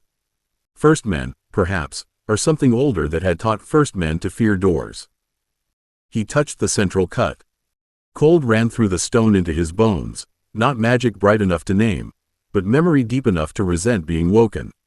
Beyond the fitted stones, an airless chamber waited in silence. Farther beyond that, lower still, metal slept in dark places where no Lannister hammer had rung. Tyrion drew his hand back slowly. "Well," he whispered, heart beating hard against ancient stone, "that is not a mine." The fitted stones did not open when Tyrion pressed them again. That was comforting in the way a locked dragon pit might be comforting. Whatever waited beyond had the courtesy not to leap out merely because a filthy Lannister boy had touched the wrong mark with insufficient reverence. He set the candle stub upright on the ledge and struck flint inside cupped hands. The first spark died. The second caught the wick with a mean little glow that made the dark seem larger rather than less. Carvings answered in red-gold flickers. Spirals, short cuts, hand marks, and a line of small square symbols running along the lower seam like teeth pretending to be script. "Well," Tyrion whispered, leaning close but not touching again, "if you intended to be welcoming, you have chosen a severe dialect." The rock gave him weight, seam, hollow, and a patient refusal. The stones were not simply blocked. They were held, not by fresh mortar or fallen rubble, but by old balance set into the wall around them. A door, then, a deep door, buried behind a false tile, a ledge, and enough inconvenience to discourage anyone larger, wiser, or better loved by gravity. From the chute behind him came a faint scrape. Tyrion pinched the candle at once, killing flame between damp fingers. Darkness snapped shut. His heart struck the stone beneath his chest. A muffled voice breathed through the passage. "Little lord?" Bennis again, but nearer this time and less performative. Tyrion turned carefully, cheek brushing cold wall. If you have brought supper, I am prepared to forgive the intrusion. Someone's coming below, not Kenneth. Dorn is asking after you in the forge, and Garen's got men nosing near the cold store. That moved fear from Tyrion's stomach into his hands. The deep door waited at his back, silent and older than any excuse he had prepared. How much time? Less than your tongue likes. A cruel measurement. Hurry, Bennis hissed, and leave nothing clever behind. Tyrion wrapped the candle, chisel, and flint with fingers that wanted to move faster than ledges permitted. He pressed the red chalk to the underside of the fitted stone, not in a crescent this time, but 3 tiny cuts beneath the central carving where only a hand-searching blind would find them. Deep door, not mine, return wiser. Then he eased backward along the ledge, dragging the bundle against his chest. Twice his boot searched air before stone corrected him. Twice he swallowed panic with dust and pride. At the shape pocket, he lifted the tile from where he had braced it and slid through shoulder first, scraping his elbow hard enough to make stars bloom behind his eyes. Bennis caught the bundle before it fell into the chute. His face was a pale smudge in the dark. 7 hells, you look like Ash learned manners. Then I have improved upon most courtiers. Bennis shoved the bundle back into his arms. Tile. Tyrion turned, set the cracked lion tile into its seam, and pressed until the old mortar edge kissed stone again. It was imperfect. Everything worth surviving was. He rubbed soot across the seam, then used his thumb to blur the floor where his knees had dragged. Voices came from the coal store beyond. Garen, sharp with false annoyance. I said the cracked washer count was wrong. Do you want Lord Tywin's ledgers shorted by scrap now? Bennis looked toward the sound. He's buying us breaths. Then let us not spend them extravagantly. They crawled back through ash and brick, Tyrion first now because Bennis refused to trust him behind another mystery. By the time they spilled into the cold coal store behind the broken hods, Garen stood in the doorway with 2 coal boys and an expression sour enough to curdle milk. There you are, Garen said, eyes flicking over soot, bundle, and Tyrion's torn sleeve. Master Kenneth says if you've finished counting rubbish, Mistress Dorna is preparing to count your bones. Tyrion brushed ash from his chin and lifted the scrap bundle with grave dignity. Tell Master Kenneth the rubbish is educational, the bones remain loyal, and Mistress Dorna is, as ever, terrifyingly well informed. 20. The First Men Forges. The cracked lion tile did not open again that night, nor the next. Tyrion allowed the deep door to wait, which was an achievement so unnatural that no one praised it because no one knew. He spent the first day after the coal store incident being ordinary with such care that ordinary began to feel like a costume stitched from lies. He thanked Elaine for watered wine, asked Cook whether the oatcakes had survived Pate's legal defense of leaks, and let Dorna scrub ash from his elbow until the skin stung and her suspicion found no better purchase than dirt. You look pleased with yourself, Dorna said, turning his wrist under the basin light. I am reflecting upon the moral education of scrap. You're reflecting upon how long I intend to watch you. A question of great academic interest. She pressed the cloth harder. Then study this. If you vanish into a coal store again, I'll tie you to the bedpost myself. Tyrion looked at her with solemn admiration. A bold improvement on nursing practice. Tyrion. He lowered his eyes because affection deserved better than cleverness when fear had already paid the bill. I won't vanish into a coal store today. Dorna heard the today, of course. She always heard the hinge in a sentence. Her mouth tightened, but Elaine entered with folded linen before the scolding could grow teeth, and Tyrion let the interruption save them both. At dusk he made himself charming again. By full dark he was in bed. By moonset he was out of it. He did not use the nursery panel first. That would have been too neat, and neat habits became traps. He waited until the second passage check had gone by, then crossed the rug on bare feet, lifted the false bottom beneath the toy chest, and took only a candle stub, the red chalk, a twist of wire, and a strip of old oilcloth. No chisel, no pride disguised as preparation. The deep door needed air before it needed conquest. The cold coal store smelled of soot and damp sacks when he reached it by the longer servant way. He waited in the dark behind the broken hods until the rock gave him footsteps passing, fading, gone. Only then did he crawl to the cracked lion tile, touch the hidden chalk mark beneath it, and ease it inward. The old pocket breathed cold against his face. Tyrion did not enter at once. He set the candle stub near the opening, struck a spark, and watched the flame. It leaned toward the dark, shivered, then steadied thin and mean. Not dead air, then, he whispered. Merely antisocial. He opened the tile no wider than 2 fingers and retreated. The door below could wait another night. So could he, if he meant to live long enough to open it. The third night, the candle flame leaned inward and held. Tyrion watched it for the count of 50, then another 50 because impatience was a debt collector with a flattering voice. The old pocket beyond the cracked lion tile breathed cold, but not foully. No blue guttering flame, no sudden death of wick, no sour taste on the tongue beyond ancient dust and stone that had not been insulted by men in a very long time. A shuffle sounded in the coal store behind him. Tyrion pinched the candle out and went still with one hand on the tile. The rock gave him weight near the door, small feet, a bucket, a boy trying hard not to breathe loudly. Pate, unless the mountain had begun growing nervous kitchen boys in the dark. "My lord?" Pate whispered. "Is that you?" "That depends," Tyrion whispered back.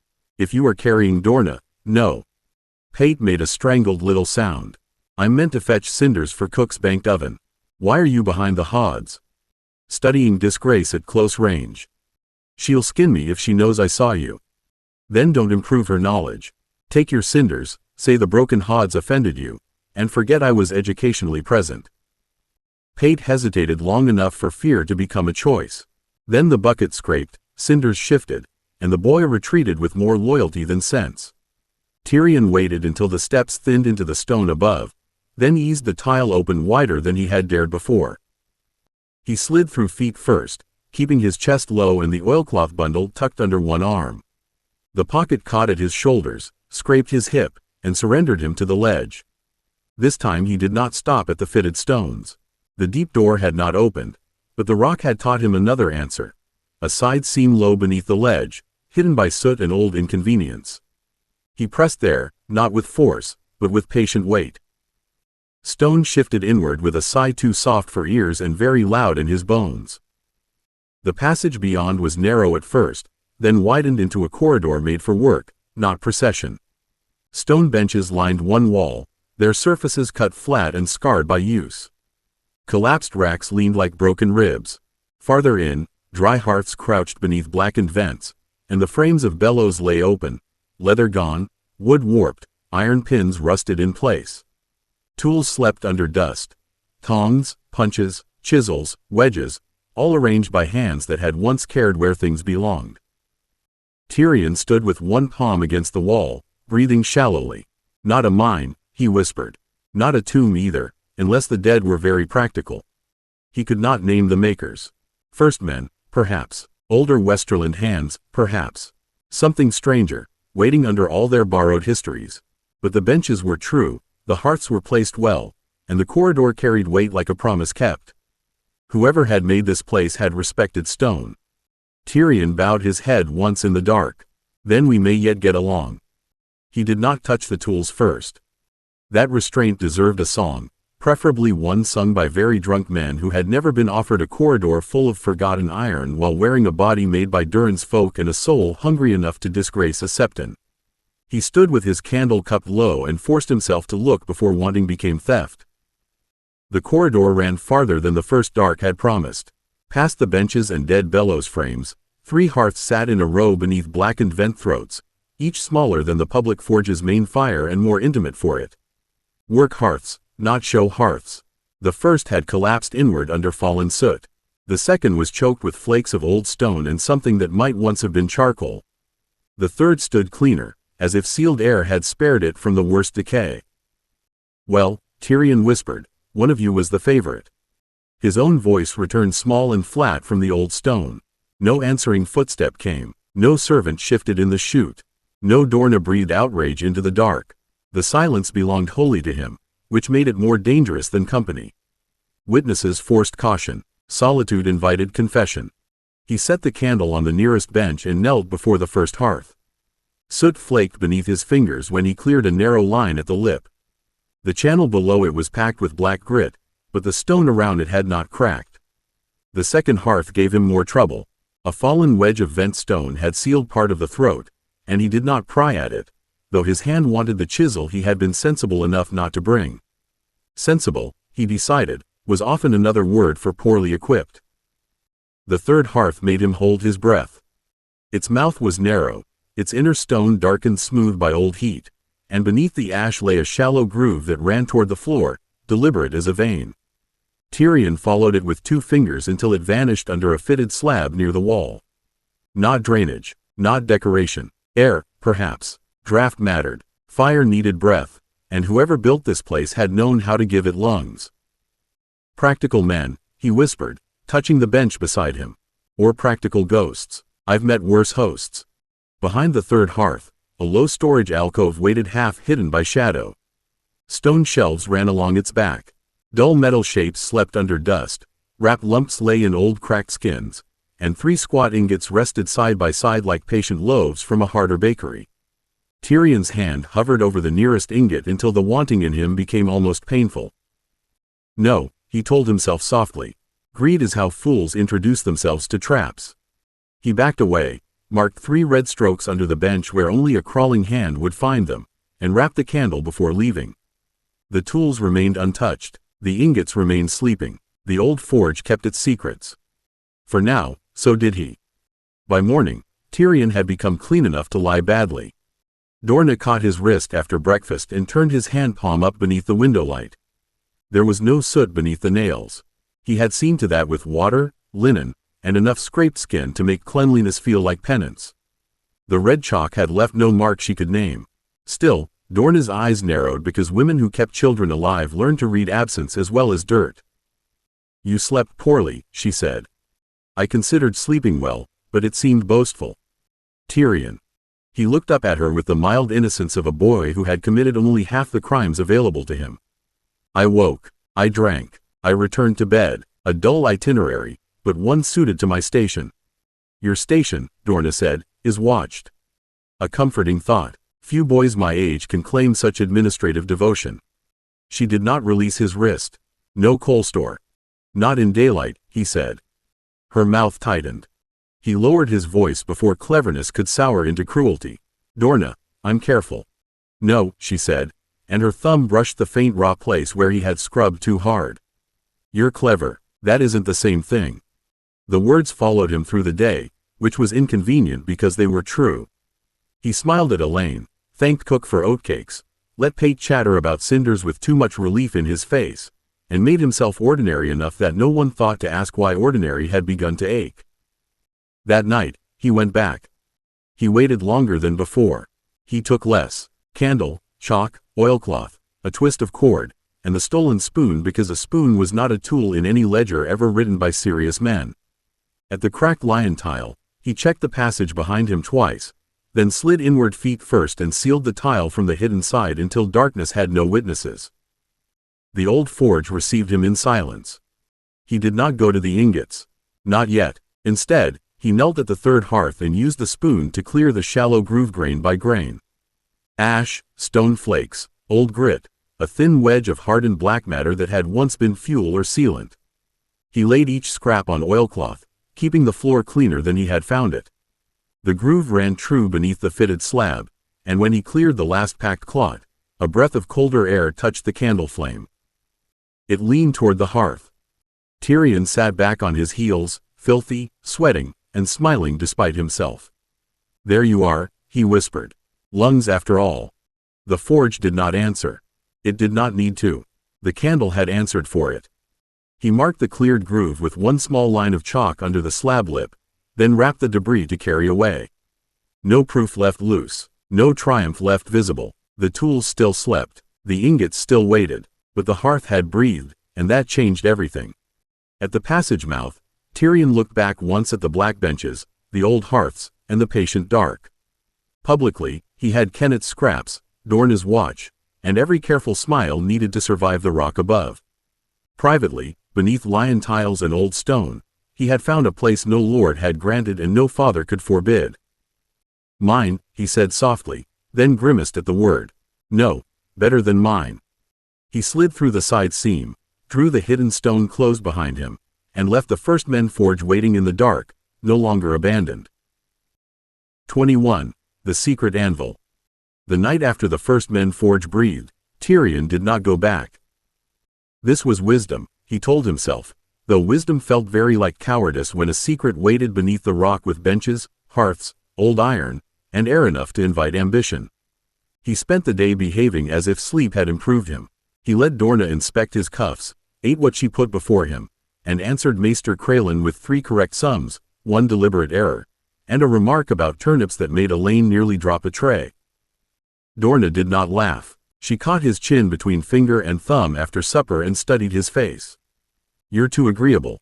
"A woundingly unfair charge. I have been difficult in spirit." "You've been waiting." Tyrion looked up at her and chose not to sharpen the truth where affection might bleed. "Everyone waits for something." "Aye," Dorna said, releasing him. "Some wait for trouble to grow bored and leave." "That seems optimistic of them." "It does," she said, and tucked the blanket higher than necessary once he was in bed. Sleep. He slept until the second passage check, or near enough to let conscience claim an effort. Then he slid from the bed, crossed the cold boards, and took only the candle stub, chalk, oilcloth, and spoon. The routine began there, not in the hidden forge, but in the nursery. Lift the false bottom, close it without scrape, count breaths at the door, feel for feet in the outer corridor. No pride, no haste, no habit left too neat. The cracked lion tile opened to him without complaint. The side seam beneath the ledge accepted his hand. The hidden stone shifted inward, and Tyrion entered the old work corridor as if visiting a sleeping beast he meant to befriend one hair at a time. He didn't touch the ingots. He didn't touch the tools.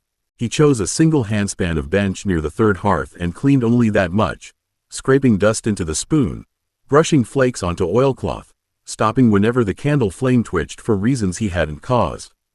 The cleared stone emerged scarred, smooth in the middle, nicked near the edge by work older than Lannister pride. On the next night, he moved the gathered dust into a narrow pit behind a fallen rack and covered it with rotten leather and old grit.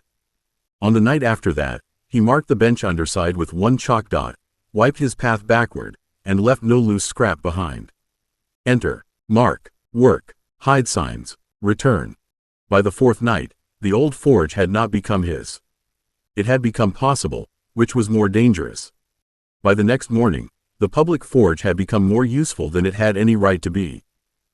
Tyrion arrived with Dorna's hand at his shoulder, his cuffs scrubbed nearly clean, and his palms tender in places that had nothing to do with Kennett's bench.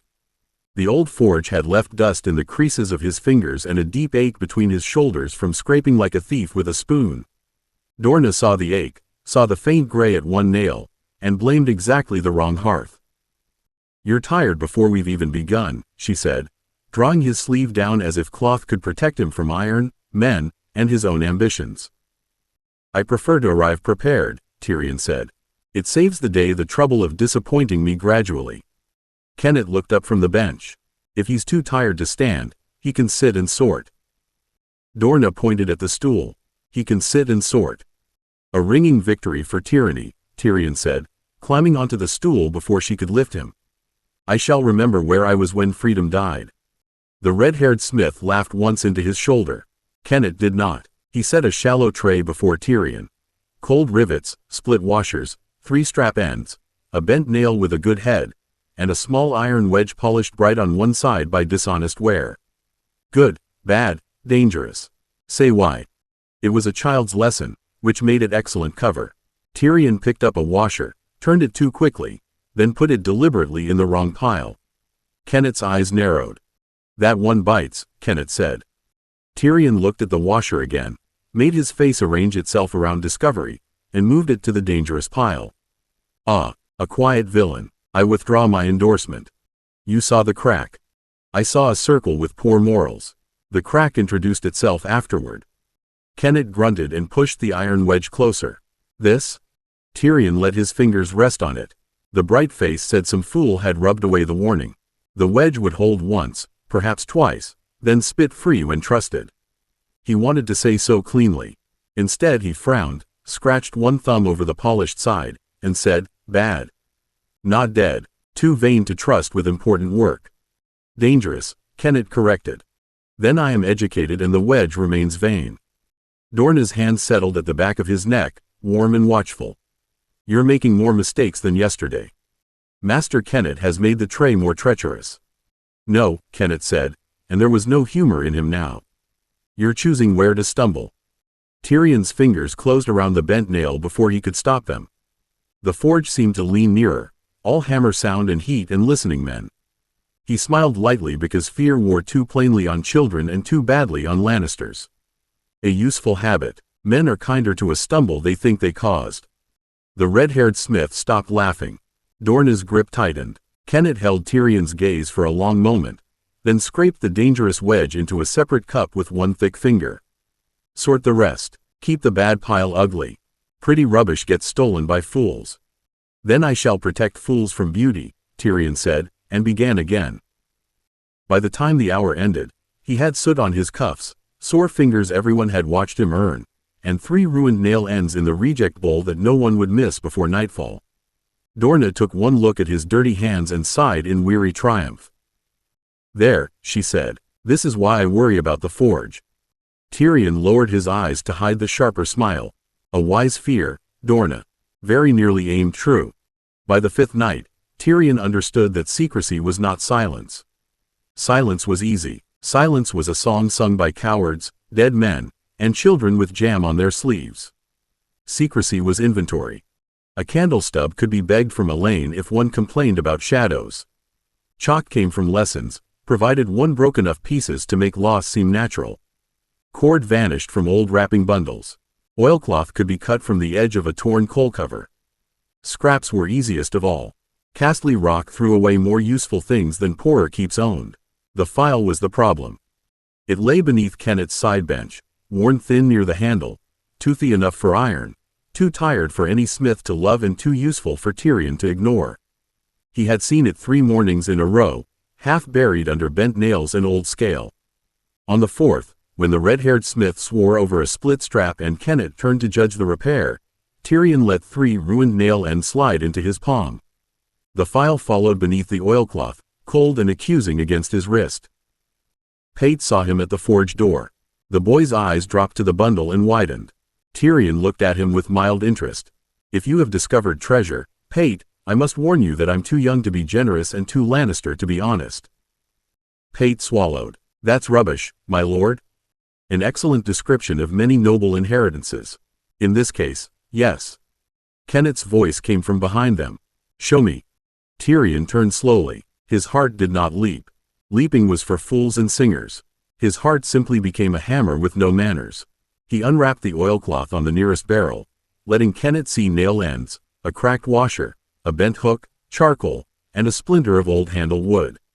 The file stayed hidden under the fold, pressed flat along his sleeve where only an accusing god or a careful smith would look. Kennett's eyes moved over the rubbish, then over Tyrion's face. Why take dead bits? To study what failure leaves behind, Tyrion said. Also, the hook has character. The hook is rubbish. Most character is. The red-haired smith laughed from the bench. Kennett did not, but he pushed the oilcloth back toward him. Keep rubbish ugly. Pretty rubbish gets stolen by fools. That explains several marriages, Tyrion said, and rolled the bundle before anyone could admire it too closely. That night, he carried the cash under his tunic through the servant way, past the coal store, through the cracked lion tile, and down into the hidden forge. One by one, he laid chalk, cord, scraps, oilcloth, candle stub, the tiny hammerhead, and the stolen file beneath the scarred bench. The rock offered a shallow crack behind a fallen strip of leather. Tyrion tucked the cash inside, covered it with dust and flakes, then brushed the floor clean with his sleeve. It was not much of a kingdom. It was rubbish, theft, patience, and a file thin enough to betray him. Tyrion smiled in the dark. A beginning, then. Morning tried to expose the file. Tyrion had barely settled on his stool at Kennett's bench before the smith swept one hand through the tray of scale, broken nails, and rejected scraps, then looked beneath it with the deliberate calm of a man counting teeth after a brawl. The red-haired smith paused near the coal basket. Dorna was not there yet, delayed by Elaine and some linen emergency Tyrion had encouraged with innocent timing, which meant the question came without her fear standing between him and the fire. Kennett straightened. A worn half-file was under this bench yesterday. Tyrion picked up a split washer and held it to the light. Then I applaud its ambition. Many men live their whole lives without moving up in the world. Files don't walk. Not usually. Perhaps it found better employment. The red-haired smith barked a laugh, then swallowed it when Kennett turned his head. Kennett looked back at Tyrion and held the look long enough for ordinary boys to squirm. Tyrion sorted the washer into dangerous, not because it mattered, but because hands left idle during suspicion became confessions with fingers. Kennett said, "Tools that leave a forge without leave either come back or become theft." Tyrion set down the next nail, slower now. "A stern doctrine. Does it apply equally to bad tools, or only to those with prospects?" "It applies to hands that take them," Kennett said. Tyrion met his eyes. Then hands should learn to return things better than they found them. For a moment, the forge did not stop, but it listened. Kennett's jaw shifted under his beard. Then he pushed the tray closer. "Sort, and if you cut yourself on rubbish, don't bleed where I have to clean." That night, Tyrion went below with no new theft at all. The hidden forge waited where he had left it, dry, black, and patient. He drew the file from its crack beneath the bench and unwrapped the tiny hammerhead beside it. The file's teeth were worn, but they still bit when he set them against the rust crusting the corner of a squat block half buried under rotted leather and dust. Not a table, not a fallen weight, an anvil, small and scarred, its working face pitted but true beneath neglect. He worked slowly, stroke by stroke, keeping the scrape quiet and the candle low. Rust gathered on oilcloth in red-brown powder. Twice he stopped because the rock gave him distant footsteps above, and twice he waited until they faded. When enough iron showed, he set the hammerhead lightly against the anvil and tapped once with the file's wooden end.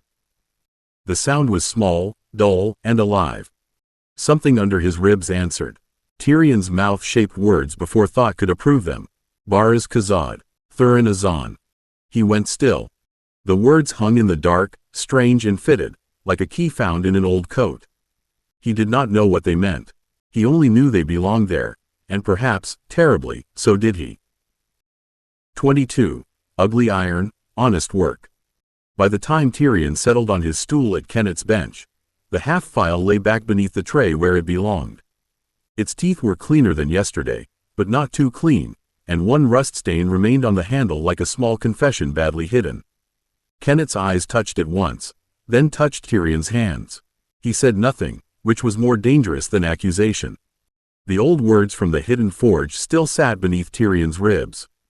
Baraz Kazad, Thurin Azan. He had woken with them behind his teeth and spent breakfast not saying them into his porridge. Public Tyrion did not speak old buried sounds. Public Tyrion sat with soot on his cuffs, smiled when the red-haired smith called him half a coal imp, and waited for Kennett to decide what sort of trouble the morning deserved. Kennett set an ash rake on the bench. It was an ugly thing, short-handled, blackened, and bent near the socket. One rivet had loosened, the strap around the handle had split, and someone had wrapped wire about it in the hopeful manner of fools who believed iron respected desperation. "Tell me." Tyrion took the rake with both hands because Kennett watched for quickness now. The handle shifted inside the socket. The looseness was honest, at least. He turned it, pressed one thumb to the split strap, and felt where it would tear if trusted near hot coals. "Useful," he said. "Ash doesn't care if its servant is handsome." The red-haired smith snorted. "That why you're fond of it?" "Clearly, we are kin by public opinion." Dorna, standing near the forge door with mending in her hands and suspicion in her eyes, said, "Answer Master Kennett before your tongue earns you extra work." "My tongue earns most of my work," Tyrion said, then pointed to the socket. "New rivet, old strap cut shorter, a washer here, but not one too fine. Fine things invite thieves and proud men." Kennett pushed over a little cup of dead pieces. "Choose." Tyrion found the right rivet first and did not take it. He found the second best one, a little broad at the head, with a washer scarred enough to look like survival instead of talent. He marked the strap with charcoal, deliberately rough, and watched Kennett cut while the forge rang around them. When Kennett handed him the small hammer, Tyrion held the repaired socket against the bench peg and tapped the rivet down. Once, twice. The third blow wanted to settle it perfectly. He let it sit a hair proud. Kennett took the rake, tested the head, and looked at the washer. That could sit cleaner. It could, Tyrion said, folding his hands before they corrected the mistake without permission. You left it ugly. Ugly tools are left where work can find them. Pretty repairs get carried off by men who like being seen holding usefulness. For a moment Kenneth only stared. Then he grunted and set the rake beside his own hearth instead of the reject tray. It'll work. The approval was small, quiet, and not safe enough to smile at fully. Tyrion lowered his eyes to the bench and let himself look pleased only as much as a clever child might. Inside, the hidden anvil remembered a dull living note, but here in the public forge, the ash rake remained crooked, useful, and ugly enough to survive. Dorna scrubbed his hands after supper as if Kenneth's forge had personally insulted her. Soot came away from his knuckles, black water gathered in the basin, and the sore place at the base of his thumb pulsed where the ash rake's proud rivet had argued back. You're smiling, Dorna said, rubbing harder. I'm grieving for the dirt. We had become close. You repaired one ugly rake. Don't let it climb into your head and build a hall there. A modest room, perhaps. Nothing with windows. Dorna caught his chin and made him look at her. Master Kenneth watches too closely. So do you. She said, and her thumb paused over the tender patch near his nail. Because someone must. That made mockery harder to spend. Tyrion looked down at the basin, where forge black swirled into gray. Then we are both employed. She tucked him into bed later with the same suspicious tenderness and left the lamp turned low. Tyrion waited until the second passage check faded, then counted 100 slow breaths before he moved. The hidden bundle came from beneath the toy chest false bottom. Candle stub, oilcloth, cord, chalk, tiny hammerhead, and the half-file that had returned from Kenneth's bench with its teeth still hungry. The cracked lion tile opened quietly. Tyrion eased through, pulled the tile back into place by touch, and followed the old route down with one hand on stone. The rock gave him hollows, drops, old joins, and distant feet above. No one followed. No one knew. In the hidden forge, the third hearth sat cold beneath its black throat. Tyrion did not light it. Smoke was gossip with a better nose. Instead he set the candle in a chipped cup, uncovered the cache, and chose a rusted hinge from the storage alcove. Small, simple, a coward's first victory, if victory had manners. The hinge disagreed. He filed the swollen pin until his wrist ached, set the hinge against the little anvil block, and tapped with the hammerhead held in his fist. The first tap did nothing. The second shifted the pin half a hair. The third made a sharp little crack leap across the hinge leaf. Tyrion froze. The sound seemed enormous in the dark. He held his breath and listened upward through stone. No feet changed pace. No door opened. Only the old forge waited, unimpressed. 7 bloody hells, he whispered. He wanted to throw the hinge into the dead corner and pretend it had always been cracked. Instead he picked it up, thumbed the brake, and felt the answer he had earned. Cold iron didn't become obedient because a clever child wanted practice. Some work needed heat. Some work needed tools he did not yet dare wake. He wrapped the cracked hinge in oilcloth, not to hide it, but to keep it. Then he scratched one chalk mark beneath the bench beside it. Pride breaks cold. When he left, the failed hinge remained under the scarred stone, waiting like a lesson with sharp teeth. The cracked hinge taught Tyrion again in public before noon. He arrived below with a strip of linen wrapped around his right palm, not enough to make a spectacle and not little enough to fool anyone who used his hands for a living. Dorna had tied it herself after breakfast, then said nothing all the way down the servant's stair. That silence was not permission, but it was not a chain either. It walked beside him, warm, wary, and armed with memory. Kenneth noticed before Tyrion reached the bench. Show it. Tyrion held out his hand. A dramatic greeting. I had prepared 3 humbler possibilities. Hand, Kenneth said. Dorna stepped to the bench, not in front of Tyrion this time, but beside him. If you're teaching him, Master Kenneth, teach him why his hands come back scraped raw. The red-haired smith paused with a punch in one hand. A coalboy slowed near the bucket. The forge kept ringing, but the nearer men listened.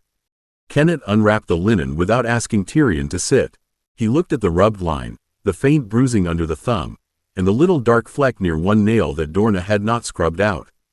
File bite, small hammer, cold pin. Tyrion looked up at him.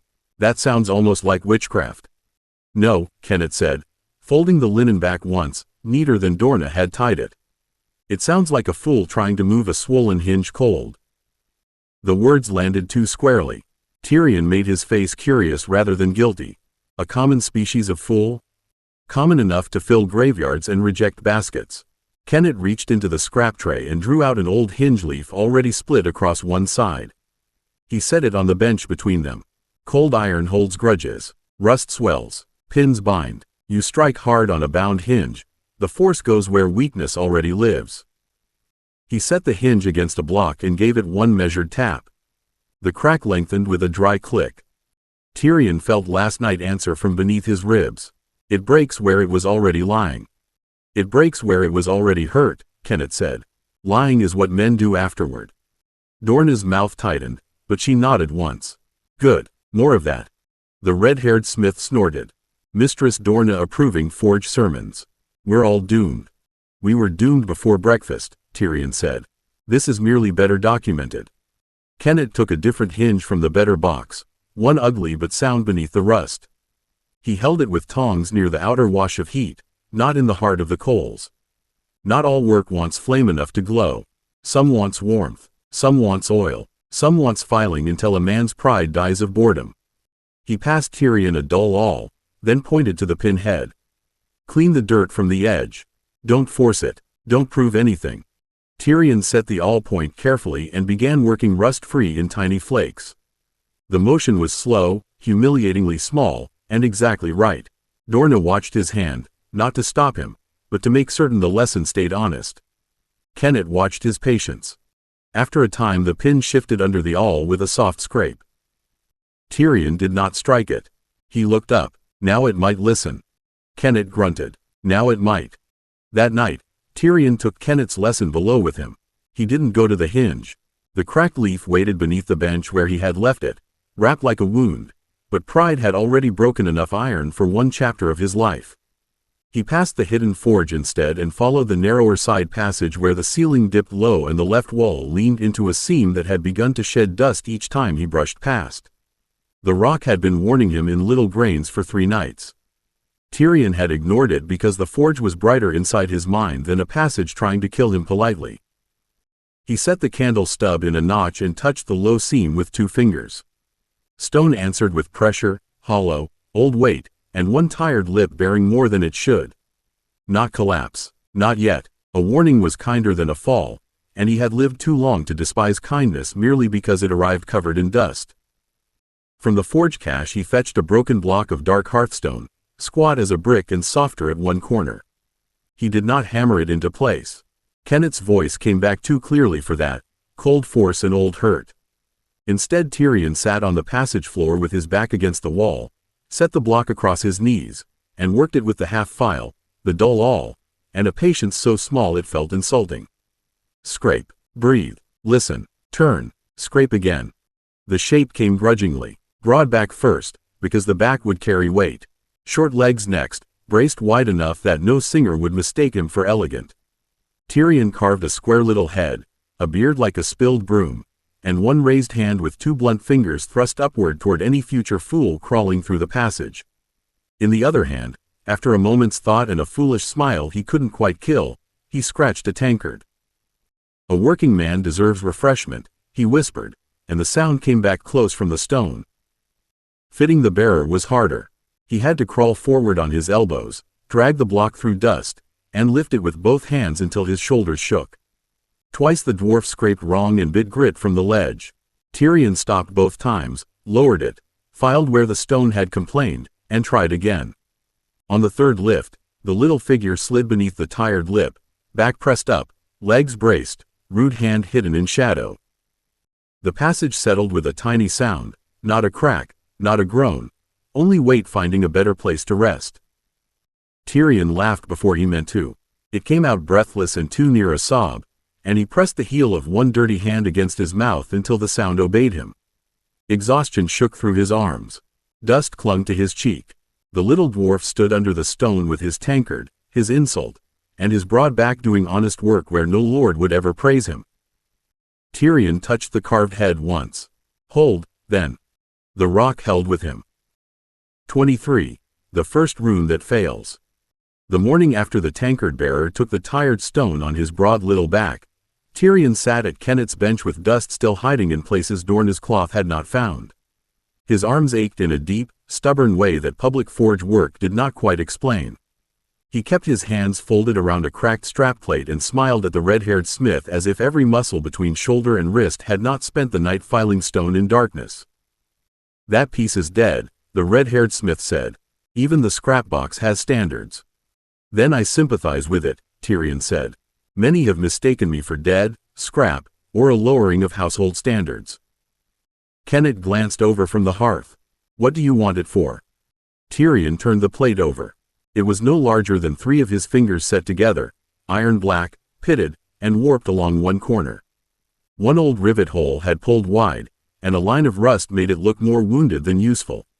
"Practice marking," he said. "If my hand ruins it, no one need mourn."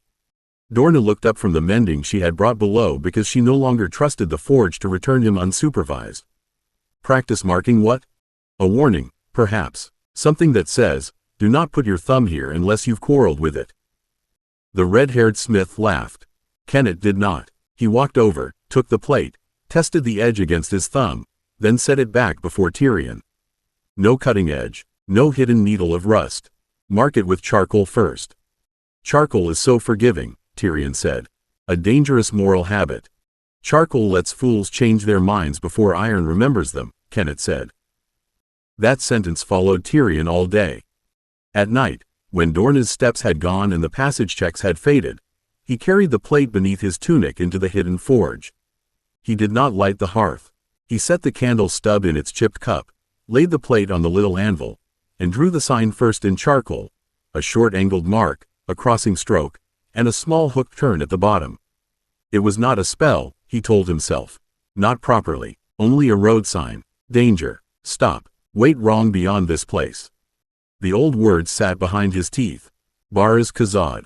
Thurin Azan. He did not say them. Not yet. He took the dull awl in his fist, set the point to charcoal, and pressed. The iron resisted. Tyrion leaned harder, clumsy with hope, and scratched the first shallow line cold. The first line looked like nothing. That offended Tyrion more than failure should have. A line scratched into iron by candlelight ought to have possessed the decency to reveal whether it was foolish, promising, or dangerous. Instead it sat in the charcoal track, pale and thin, a wound too shallow to impress the metal. Tyrion wiped the awl point on oilcloth, set it to the second stroke, and pressed until his thumb ached. Iron complained under his hand. Not aloud, not in any way a maester would admit to hearing. The resistance traveled through the awl, through bone, into the small stubborn place beneath his ribs where the old words waited with miner's patience. The hooked lower mark took 3 passes. The crossing stroke slipped once and left a crooked burr. Tyrion stopped, teeth clenched, and made himself breathe before hope turned into force. "Cold force and old hurt," he whispered, giving Kennett's lesson back to the dark. The plate did not answer. The candle guttered once, though no wind touched it. Tyrion leaned close, studying the little mark by the weak flame. Danger. Stop. Wait wrong beyond this place. He held that meaning in his mind until it became heavier than the iron itself, then touched one fingertip to the scratched lines. Nothing happened. His disappointment was so sharp it nearly became laughter. Of course nothing happened. He was a child in a stolen dark with a dull awl, a dead strap plate, and too much inheritance for the tools he could safely use. Runesmith was not wishing. Durin's folk did not carve victory out of bedtime trespass and old pride. Then the iron went cold. Not winter cold, deep cold, mine water cold, grave iron under stone. Tyrion hissed and snatched his hand back. The plate gave a tiny sound, thinner than a crack and meaner than a sigh. One corner curled upward from the anvil, no more than a fingernail's breadth, but enough. The scratched mark blackened inside its lines and bled a dark stain into the rust around it. Tyrion stared. No, that was not the instruction. The plate lay warped beneath the candle, useless now as public scrap and too strange to throw among ordinary failures. He touched the edge with the awl instead of his finger. Cold still clung there, fading slowly, as if the iron had swallowed warning and mistaken it for burial.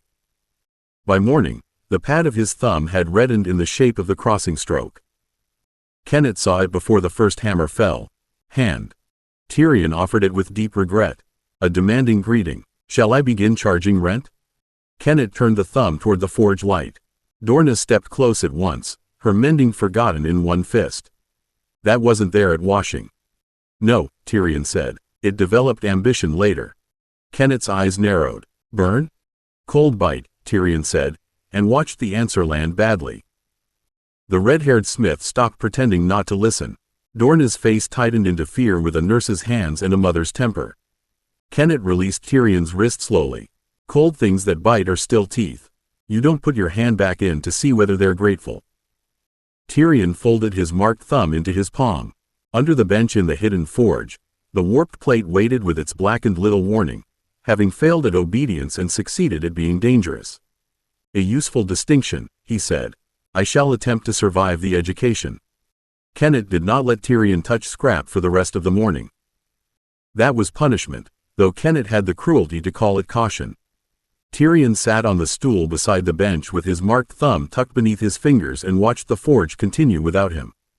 Hammers fell, bellows breathed, iron reddened, softened, answered, and became useful under other men's hands. He was given no dead strap, no hinge, no cracked chisel with secrets in its shoulder.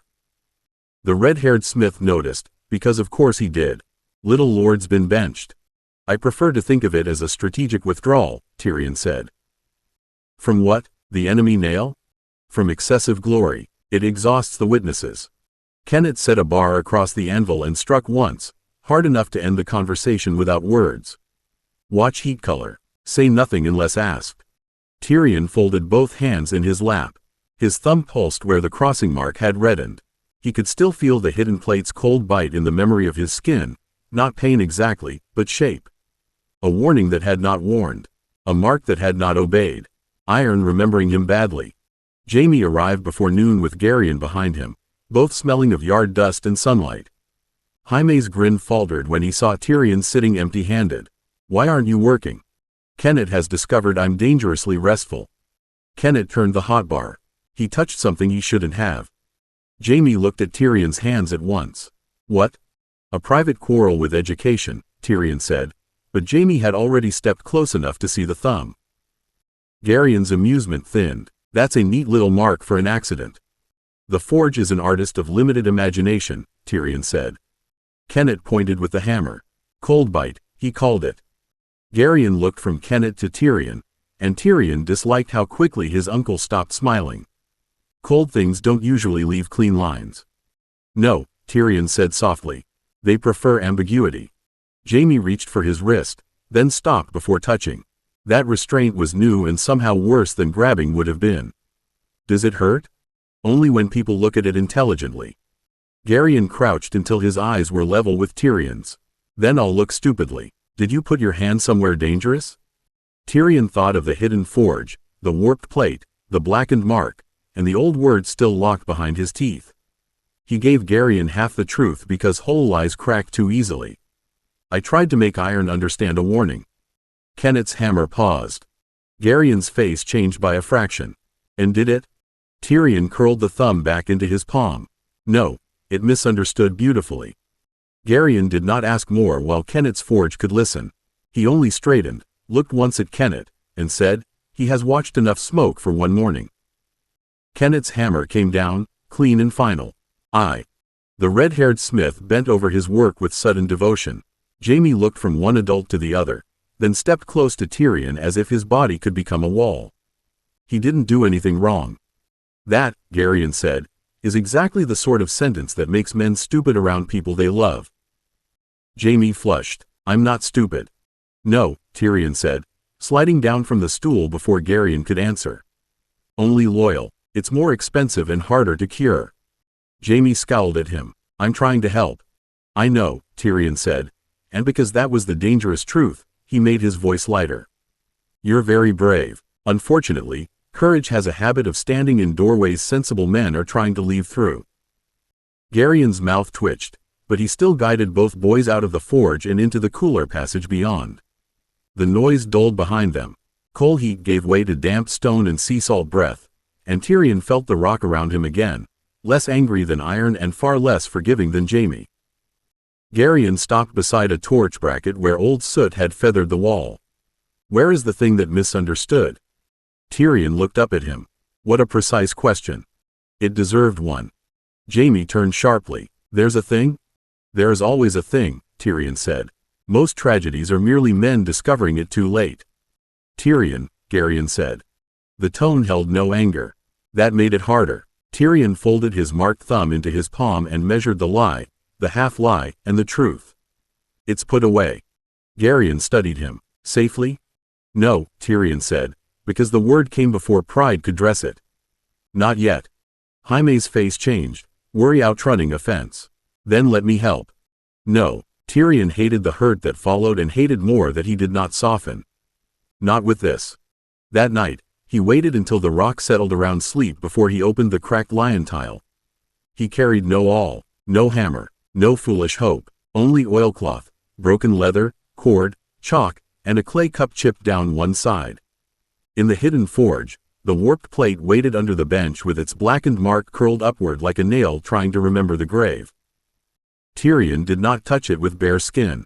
He used the leather to lift it, set it inside the clay cup, and packed dry grit around the edges until the plate could not shift. The cold still breathed faintly through the cup. Not strong, not dead either. Misunderstood, he whispered. Not useless, not trusted. He tied oilcloth over the cup, wrapped cord twice around it, and wedged it into a shallow crack beneath the scarred bench, apart from his tools and apart from the cracked hinge. Then he marked the stone beside it in chalk. Cold bite, failed warning, do not repeat. The old words rose behind his teeth. Baraz Kazad, Thurin Azan. This time he pressed his marked thumb into his palm and kept silent until the urge passed. The hidden forge waited without praise, and Tyrion found he preferred that. Praise made men hurry. Failure, properly kept, made them careful. 24. The old tools. Failure did not make Tyrion smaller. It tried, of course. Pain had always been ambitious. Shame was worse. Shame liked to climb onto a man's shoulders and call itself wisdom. But when Tyrion woke with the faded crossing mark still pink on his thumb, he did not feel chastened. He felt informed. The iron had misunderstood him. That meant it had listened. By morning, his body had already begun its quiet treason against the world's expectations. His shoulders ached from hidden work, but the ache settled into strength instead of fever.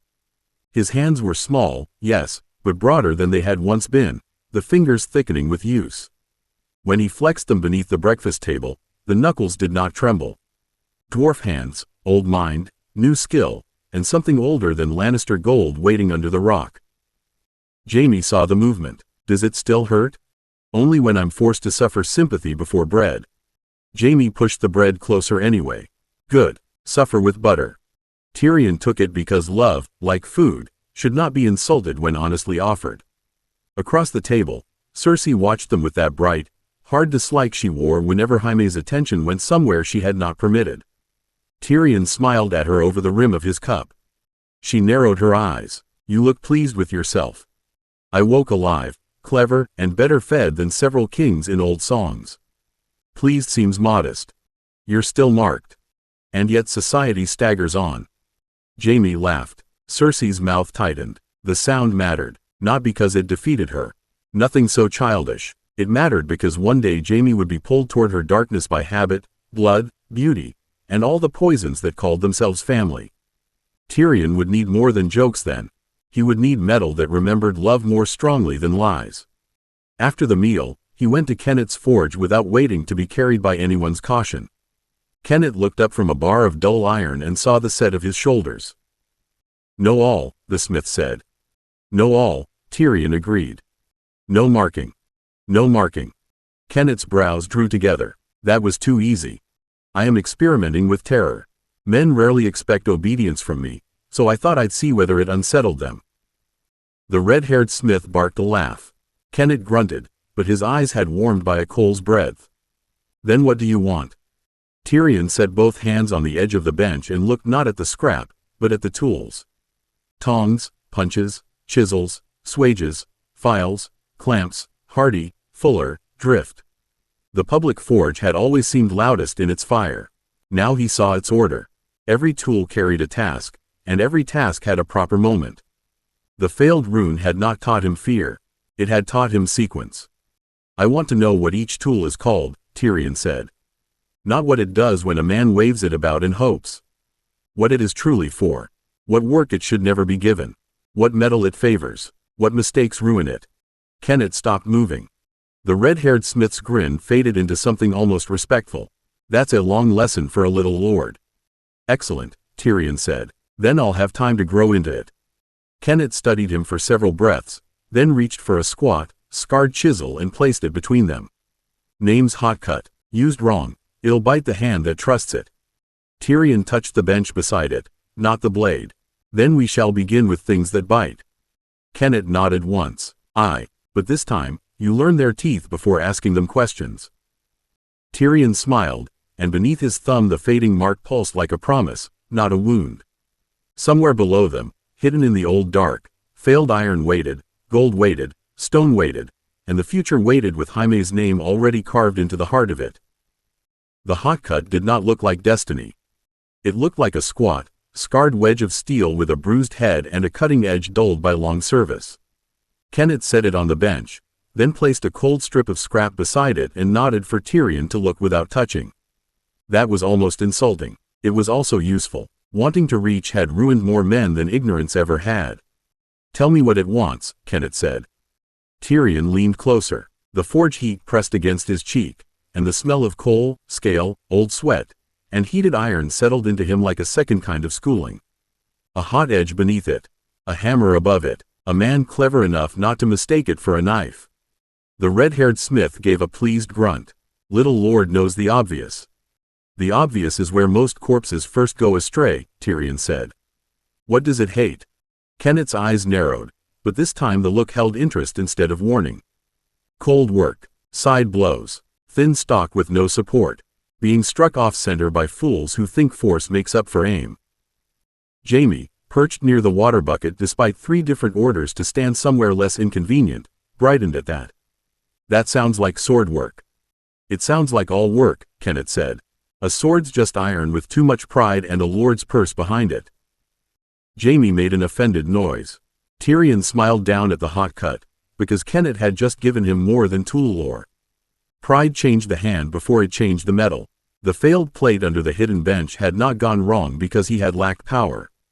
It had gone wrong because he had asked for meaning before he understood the mouth he was speaking through. Show me, Tyrion said. Kenneth took the tool up in tongs and set the strip of scrap over the anvil. He heated the middle to a dull red, set the hot cut precisely where the iron softened, and struck once. The tool bit cleanly but did not pass through. He turned the strip, set it again, and struck from the other side. The scrap split with a small, honest sound. Why not strike through? Jaime asked. Because an anvil is not a chopping block, Kenneth said. Because the tool would carry the blow into what should hold it, Tyrion said, hearing the lesson arrive in more than iron. Cut from both sides and let the work meet itself. Kenneth paused with the hammer still in hand. The red-haired smith looked at Tyrion, then at Kenneth. That's not a child's answer. No, Kenneth said slowly. It's a smith's answer spoken too young. Jaime grinned as if the words had been praise carved in gold. Told you he was clever. Tyrion's chest warmed, but he made himself bow his head over the bench rather than look at his brother. Love could make a bright fool of him if he let it gallop loose. One day he would need that warmth steady, not wild. Brotherguard would have to be cut from both sides as well. Love on one side, freedom on the other, meeting cleanly in the middle without splitting Jaime apart. Kenneth set a second tool down, longer and thinner, its end tapered into a blunt point. Drift. Tyrion studied the shape, the worn shoulders, the way its body thickened behind the point. For opening holes without stealing too much strength. Aye, Kenneth said, and for showing whether a hole was made honestly. Tyrion looked at the drift, then at the cut scrap, and felt the secret forge below the rock waiting for these names to become hands. Then we should continue, he said. I have a great many honest holes in my education. Maester Craylan disliked soot on parchment. He disliked it more when Tyrion arrived with forge smoke in his hair, coal dust caught beneath one fingernail, and the bright-eyed look of a boy whose morning had not been properly humbled. The lesson room smelled of ink, vellum, dried herbs, and old resentment polished thin enough to pass for scholarship. Tyrion climbed onto the chair, folded his marked thumb beneath his fingers, and smiled as if he had brought no danger with him at all. "You are late," Craylan said. "I was learning the moral character of a hot cut." Craylan's quill stopped. "A what?" "A tool, maester. Kenneth assures me it bites only when men deserve it. That is a smith's superstition, not learning. Then the citadel will be relieved. Competition from the anvil remains limited." Craylan's mouth flattened. He drew a fresh sheet across the lectern and dipped his quill with unnecessary care. "Since the forge has filled your head with smoke, perhaps we should discuss iron. Tell me why iron fails." Tyrion looked at the inked dark page, then at the maester's hand. There were 3 answers suitable for a child, 6 suitable for Kenneth, and a dozen he should not know well enough to think. Cold working could strain it. Bad ore could sulk inside it. Poor heat could leave it brittle. Quenching could harden too sharply. Repeated stress could teach invisible cracks to grow where proud men never looked. He chose the door half open, because men ask it to do work it was not shaped to do. Craylan's eyes sharpened. Too vague. Because impurities weaken it, bad heat spoils it, and striking without support teaches it to split, Tyrion said, then widened his eyes. Also because it hears singers and tries to become harp wire. Jaime, seated by the window with his own copywork, laughed before remembering he was meant to be bored. Craylan did not laugh. He set the quill down. "Where did you learn the word impurities?" "From listening badly to adults who speak too loudly." "And bad heat?" "The forge has fire, maester. One deduces. One does not deduce the habits of metal from staring at flames." "No," Tyrion said cheerfully. "One stares at men instead. Metal is more honest, but men make larger faces when they fail." Jaime bent over his parchment, shoulders shaking. Craylan's cheeks colored, not enough for accusation, enough for memory. Tyrion felt the room shift. Not dangerous like cold iron. Dangerous like a file hidden in velvet. The maester did not merely dislike being mocked. He disliked needing to ask whether he had been mocked. Craylan took a small stone weight from the shelf and set it on the table with a click. "Then deduce this. Why do old minds breathe poorly?" Tyrion's blood warmed. The rock beneath him answered before thought did. Blocked shafts, dead air settling low, bad rises, wrong cuts, water-stealing paths, heat drawing breath where men did not expect it. He saw tunnels in his mind, secret and known, and nearly answered like a miner born beneath mountains older than kings. Jaime looked up. Tyrion let his mouth go crooked. Because old minds are rude hosts. They keep the good air for themselves and offer guests the stale corners. Craylan stared. That is not an answer. It is if one is invited to a mine by enemies. You make jokes when pressed because jokes hide ignorance. Sometimes, Tyrion said, dipping his quill, they hide boredom. Jaime made a strangled sound. Craylan's hand closed around the stone weight until his knuckles paled. Tyrion lowered his eyes to the page and deliberately misshaped the first letter of his copywork. There, a small ugliness, a child's blemish, something Craylan could correct and own. The maester seized it at once. Your hand is careless. My hand has endured moral instruction from iron this week. We must be patient with survivors. Craylan leaned over him, smelling faintly of cloves and sour wine. Cleverness is not wisdom, my lord. Tyrion looked at the crooked letter, the stone weight, the ink, the chain at Craylan's throat. Not all old tools lay in forges. Some wore links, kept records, and cut by deciding what a child was allowed to be. No, maester, he said softly. That is why I'm collecting both. That night, Tyrion took cord. Not much, a length stolen honestly from his own bundle, which made the theft philosophical rather than criminal. He waded through the household settling, through the second passage check, through the little cough of a guard who always paused too long by the west stair, then opened the cracked lion tile and went down with cord, chalk, leather, the little hammerhead, and the clean chisel wrapped close against his chest. The hidden forge was only a pause.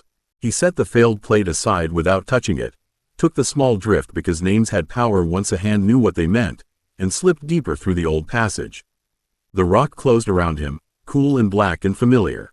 Tyrion laid one palm against the wall and followed the density that was not sound, not smell, not sight, but truth under stone. Gold waited where men had not found it. He reached the narrow seam and hooded his candle. The glimmer showed only when he turned his head aside, a thread caught in dark rock like sunlight refusing burial. Tyrion set the chisel, tapped once, and stopped to listen. Nothing answered above. He tapped again, softer, letting patience hold the hammer instead of hunger. Stone flaked. A bright vein showed in the broken face. Tyrion smiled. 2 chips are proof, he whispered. Proof is not a brother's guard. He worked until his wrists ached and no farther. Each loosened piece went into leather. Not coins, not treasure. Rich stone, gold-threaded and stubborn, heavy for its size. He took only what he could hide beneath his tunic without changing his walk, then rubbed dust into the small fresh scar he had made in the seam and pressed a loose sliver of darker stone across it. The rock kept the wound. The rock kept the secret. Back in the forge, he poured the pieces onto leather. They made almost no sound, yet the sight of them struck harder than Kennet's hammer. This was not Lannister gold taken from father's vaults. This was not a lord's gift, not a coin stamped by another man's face. This was gold Tyrion had found, touched, cut, carried, and hidden. He unwound the cord and looped it around his own neck first. Too small. Jaime was taller, broader, made of sun and sword practice and careless grace. Tyrion measured again around his shoulders, adding room for growth, comfort, leather lining, breadth. The cord crossed his lap in a generous circle. 20 inches, he murmured, though the number was only shape and promise for now. He laid the cord on the bench and marked it in chalk. One curve became 4, then 12, then 24. Not square links. Curved pieces, each a small part of a circle, each able to move against the next so the whole thing would flow when Jaime turned his head. 2 clasps, 6 failures at least, spare links, test cuts, a secret hoard large enough that no child could explain it and no sister must ever smell it. The top would carry honor where men could see it, steadfast will. Lion's clarity, veritas, golden witness, unclouded heart, falsehood bane, oath sight, brother's guard, lionheart. Underneath, where only skin and love would know, he would hide the kinder work, lessened burden, spread weight, warmth, comfort, held shape, strong links, metal that did not crack, gold that remembered its purpose through years. Tyrion touched one gold-threaded stone with his marked thumb. It did not bite, it simply sat there, heavy and real. One brother, he said softly. The candle flame trembled over the chalked circle, over the first hidden ore, over the old tools waiting to become enough. Tyrion looked at the design until it stopped being a dream and became work. 25. Jaime sent away. The raven came during breakfast, which Tyrion considered poor manners from both bird and sender.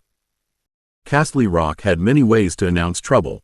A mining bell, a guard's shout, Dorna's silence when she found mud where mud had no business being. This trouble arrived folded, sealed, and carried on a silver tray by a steward who looked as if the parchment had bitten him before he reached the hall. Jaime was telling Tyrion about a new shield Maester Adam had shown him, using his bread as the shield and his knife as the sword.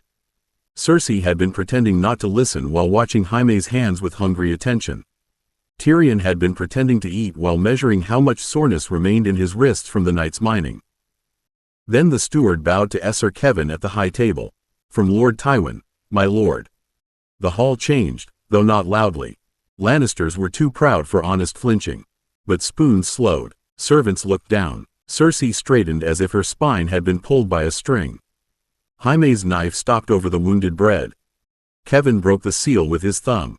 His face, already serious by habit, settled into something older as his eyes moved over the lines. Tyrion felt the rock beneath the hall in the same instant he felt his own heart lose its rhythm. Tywin's hand had crossed leagues and found them. Cersei leaned forward. What does father say? Kevan looked first at Jaime. That was answer enough to make Tyrion's stomach tighten. Jaime sat taller. Is it about me? It is, Kevan said. Your lord father has arranged for you to continue your training at Crakehall. Lord Sumner has agreed to take you into his household. You'll ride within the fortnight. Jaime blinked. For one bright heartbeat he looked delighted, because Crakehall meant horses, squires, arms, men who spoke of war as if it were a sport waiting politely for boys to grow tall enough. Then he looked at Tyrion, and the delight faltered. Cersei's cup struck the table too hard. No. Kevin's gaze shifted to her. This is Lord Tywin's command. He can train here, Cersei said. He already trains here. He doesn't need them. Jaime glanced between them, pride and worry wrestling openly across his face. Crackell is famous. Sir Adam said Lord Sumner's men are hard as old boars. How flattering, Tyrion said, because someone had to keep the room from hearing his ribs crack. You may return with tusks and an improved appreciation for mud.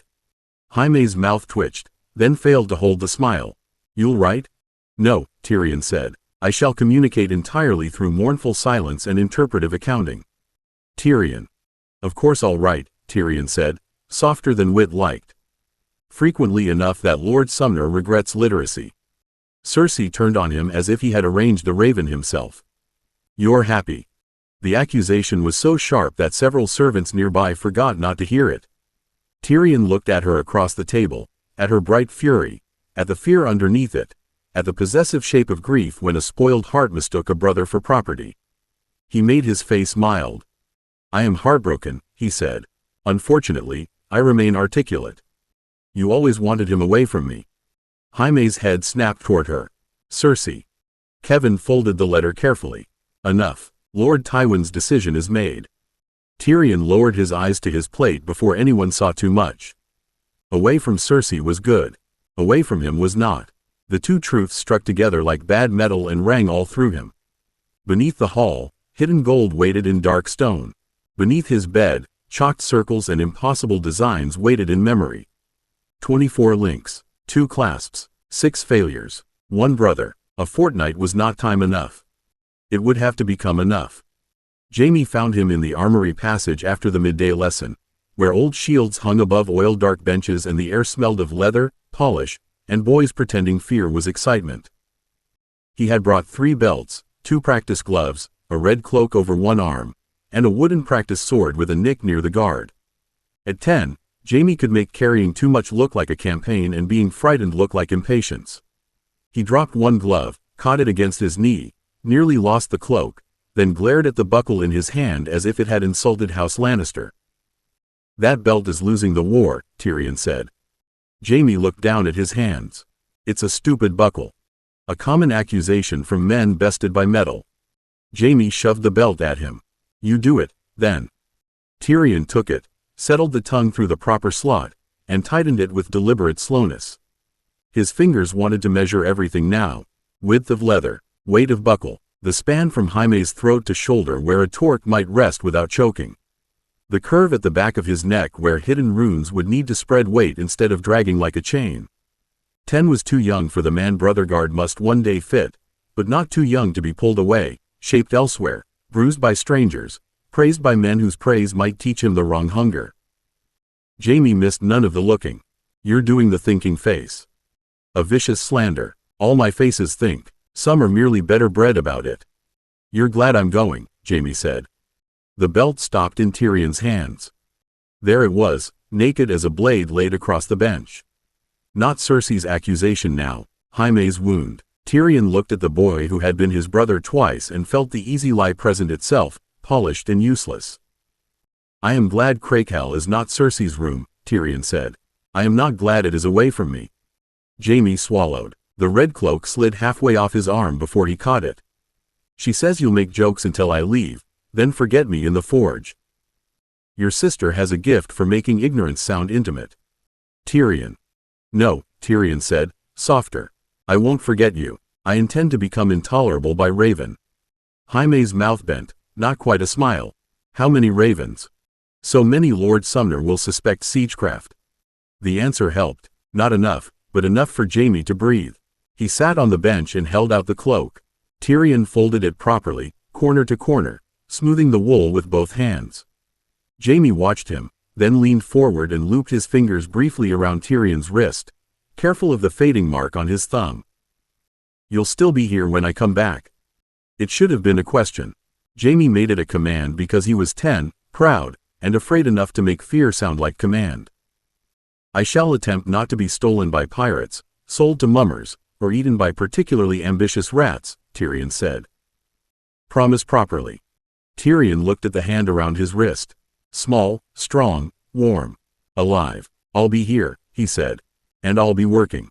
Cersei found them before the cloak was folded twice.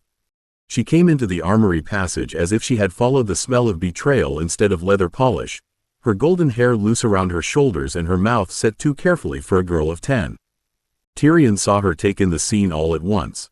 Jaime sitting close, Jaime's fingers still near Tyrion's wrist, Jaime's cloak in Tyrion's hands, Jaime's leaving made real by belts and gloves and buckles.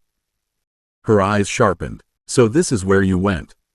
Jaime drew back at once, not from guilt, but from the instinct of a boy who had learned that Cersei's hurt arrived faster than explanation. I'm packing. You're letting him pack you. Tyrion smoothed the cloak's edge. Only the portions of Jaime not currently resisting capture. His left glove remains heroically independent. Cersei ignored him. That was never safe. Ignoring Tyrion usually meant she wanted Jaime to hear the wound without wit wrapped around it. She stepped closer and picked up the wooden practice sword, turning the nicked guard toward the light. You don't need this. Lord Sumner will give you better. Jaime reached for it. It's mine. It's a child's thing. I'm a child, Jaime snapped, then flushed because the words had betrayed him. Cersei's face changed, softened in the way knives softened when wrapped in silk. She held the sword against her chest. Then stay. Tell Uncle Kevin father can send someone else. Tell him you're not ready. The passage seemed to tighten around them. Tyrion kept his hands on the cloak. If he spoke too soon, he would become the enemy she needed. If he waited too long, she would make fear sound like love. Jaime stood. Father ordered it. Father isn't here, Cersei said. I am. Tyrion looked up then, an argument with troubling legal ambition. Her head turned. You're happy. No, Jaime said before Tyrion could answer. He isn't. Cersei stared at Jaime as if he had changed shape in front of her. You believe him? Jaime's hand closed around the sword hilt. I asked him. You asked him because he made you think you had to. Tyrion felt the old heat in that, the shape he had already named beneath gentler words. False love, sweet chain, a voice teaching Jaime that doubt was disloyalty if it did not belong to her. He folded the cloak once more and set it on the bench. Cersei, I am flattered by the reach of my evil, but I was busy losing an argument with a buckle. You always make jokes when you're stealing him. Jaime stepped between them, small still, but bright with anger. He's not stealing me. Cersei's eyes shone. Then why are you leaving? The question struck because it was not fair and not entirely false. Jaime looked at the sword in his own hand, at the cloak, at the belts, at Tyrion. For a heartbeat, Tyrion saw how easy it would be for Cersei to make staying feel kinder than growing. Because father sent me, Jaime said. And because I want to learn. Cersei's mouth trembled into fury. From strangers. From knights. From men who won't know you. Tyrion slid down from the bench, keeping his movement slow and unthreatening. Then Jaime will have the rare pleasure of meeting people whose opinions are not already exhausted. Jaime gave a breath that was almost a laugh. Cersei heard it and hated Tyrion for causing it. She dropped the practice sword onto the bench hard enough to make the belts jump. You'll come back different. Yes, Tyrion said, meeting her eyes. That is generally the purpose of training. Cersei looked from Tyrion to Jaime, and the passage filled with all the things a 10-year-old girl did not yet have words to threaten. Then she turned and walked away, leaving the sword behind. Jaime did not move until her footsteps had faded. Tyrion picked up the sword and offered it hilt first. Pack this one yourself. It seems to have survived a political crisis. Jaime took it, but his fingers were not steady. She'll be angry. Yes, Tyrion said, but not because you are wrong. Jaime packed the practice sword himself. He did it badly at first, because anger made his hands quick and fear made them foolish. The red cloak went crooked. One glove ended up beneath the belt instead of inside it. The wooden sword slid twice before Jaime trapped it with his knee and glared down as if all departures were designed by cowards and buckles. Tyrion let him fight the bundle for 3 breaths before speaking. If you tie it like that, Crakehowl will receive your cloak, your glove, and possibly your dignity in 3 separate deliveries. Jaime looked at him, still flushed from Cersei. Then show me. No, Tyrion said. Jaime's hurt came fast. Why not? Because you're leaving. Men who leave should know where their gloves are. That landed more gently than Tyrion deserved. Jaime looked down at the cloak, swallowed, and began again. Slower this time. Tyrion showed him without taking over. 2 fingers pointing, 1 correction, a tug against the folded wool to test the knot. The bundle held. Jaime touched the knot as if it might vanish. Will Crakehal be cruel? Almost certainly, Tyrion said, but in the ordinary approved fashion. Mud, bruises, early mornings, men who believe shouting is a form of weather. Jaime nodded once, serious now. I can do that. I know. You don't know. Tyrion looked at him properly then, at the child trying to stand like the knight he intended to become. I know enough. Jaime's face twisted, and for one terrible moment Tyrion thought he would cry. Instead Jaime grabbed him, not carefully this time. He bent, wrapped both arms around Tyrion, and held on so hard Tyrion felt the wooden sword press into his shoulder. Tyrion hugged him back. There were many clever things a man could say into a brother's cloak. Tyrion said none of them. He held Jaime until the older boy pulled away first, because pride needed that mercy. All right, Jaime said. You had better. If I am forced to invent your heroic deeds without guidance, the songs will become very strange. Jaime gave a watery laugh. No songs. Too late. I have already rhymed Crakehal with Bakehal, Mistakehal, and regrettably, Snakehal. You're terrible. And yet beloved.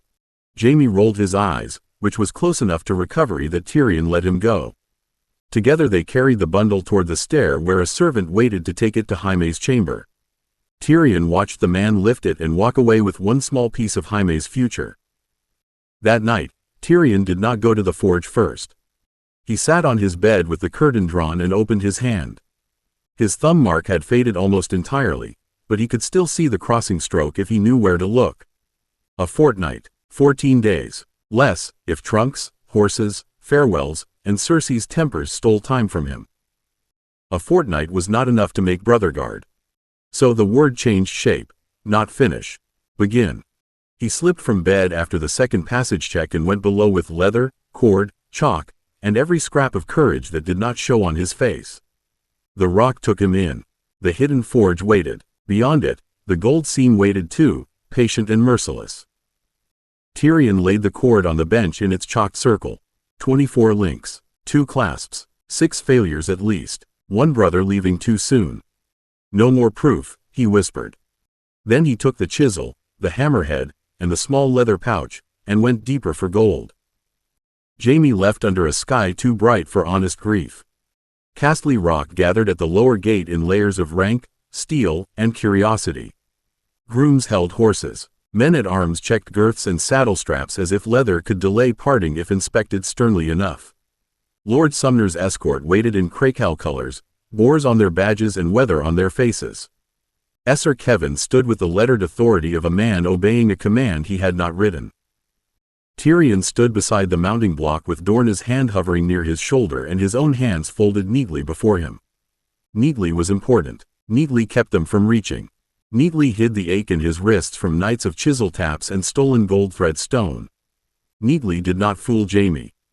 Jaime came to him after the last strap was tightened, red cloak fastened crooked at one shoulder, wooden practice sword packed behind his saddle despite everyone's advice. You look like you swallowed a nail. A small one, Tyrion said. I am saving larger griefs for winter. Jaime tried to smile and failed. Write first. I shall write so quickly the raven may accuse me of assault. Promise. I promised already. Again.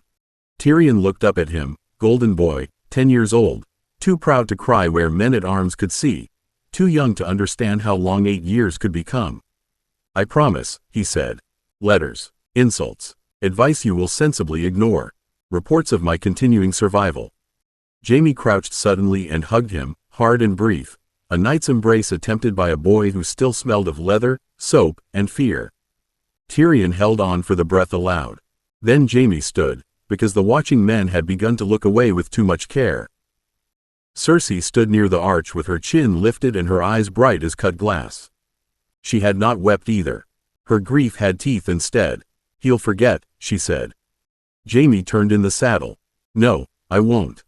Cersei's mouth trembled. You always say that. And sometimes I'm right, Tyrion said. Her eyes snapped to him. For a moment, All the hatred in her small golden face found a shape clean enough to frighten him. Not because she was strong. Because she was certain. She believed Jaime was being stolen, and certainty could grow into cruelties men later called fate. Kevin gave the signal. The escort began to move. Jaime looked back once, then twice, then lifted 2 fingers in the tiny sword salute he had used since nursery days. Tyrion answered with a grave bow that made Jaime laugh despite himself. That laugh carried a few steps down the road before hooves, harness, and distance took it. Cersei watched until Jaime's cloak became red cloth between gray stone and sun. Then she turned away without looking at Tyrion. "I hate you." "Yes," Tyrion said softly. "I had gathered." Dorna's hand settled on his shoulder at last, warm and steady. Tyrion did not shake it off. His eyes followed the road after Jaime, but his mind reached beyond the gate, beyond the cliffs, beyond the Raven Towers. In his first life, another summons had come after Jaime left. Cersei drawn toward King's Landing, toward silk, queens, mirrors, court poison, and men who taught ambition new costumes.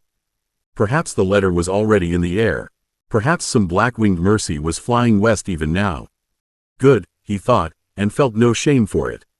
Below his feet, hidden gold waited in the dark. Brotherguard was not finished. It had barely begun.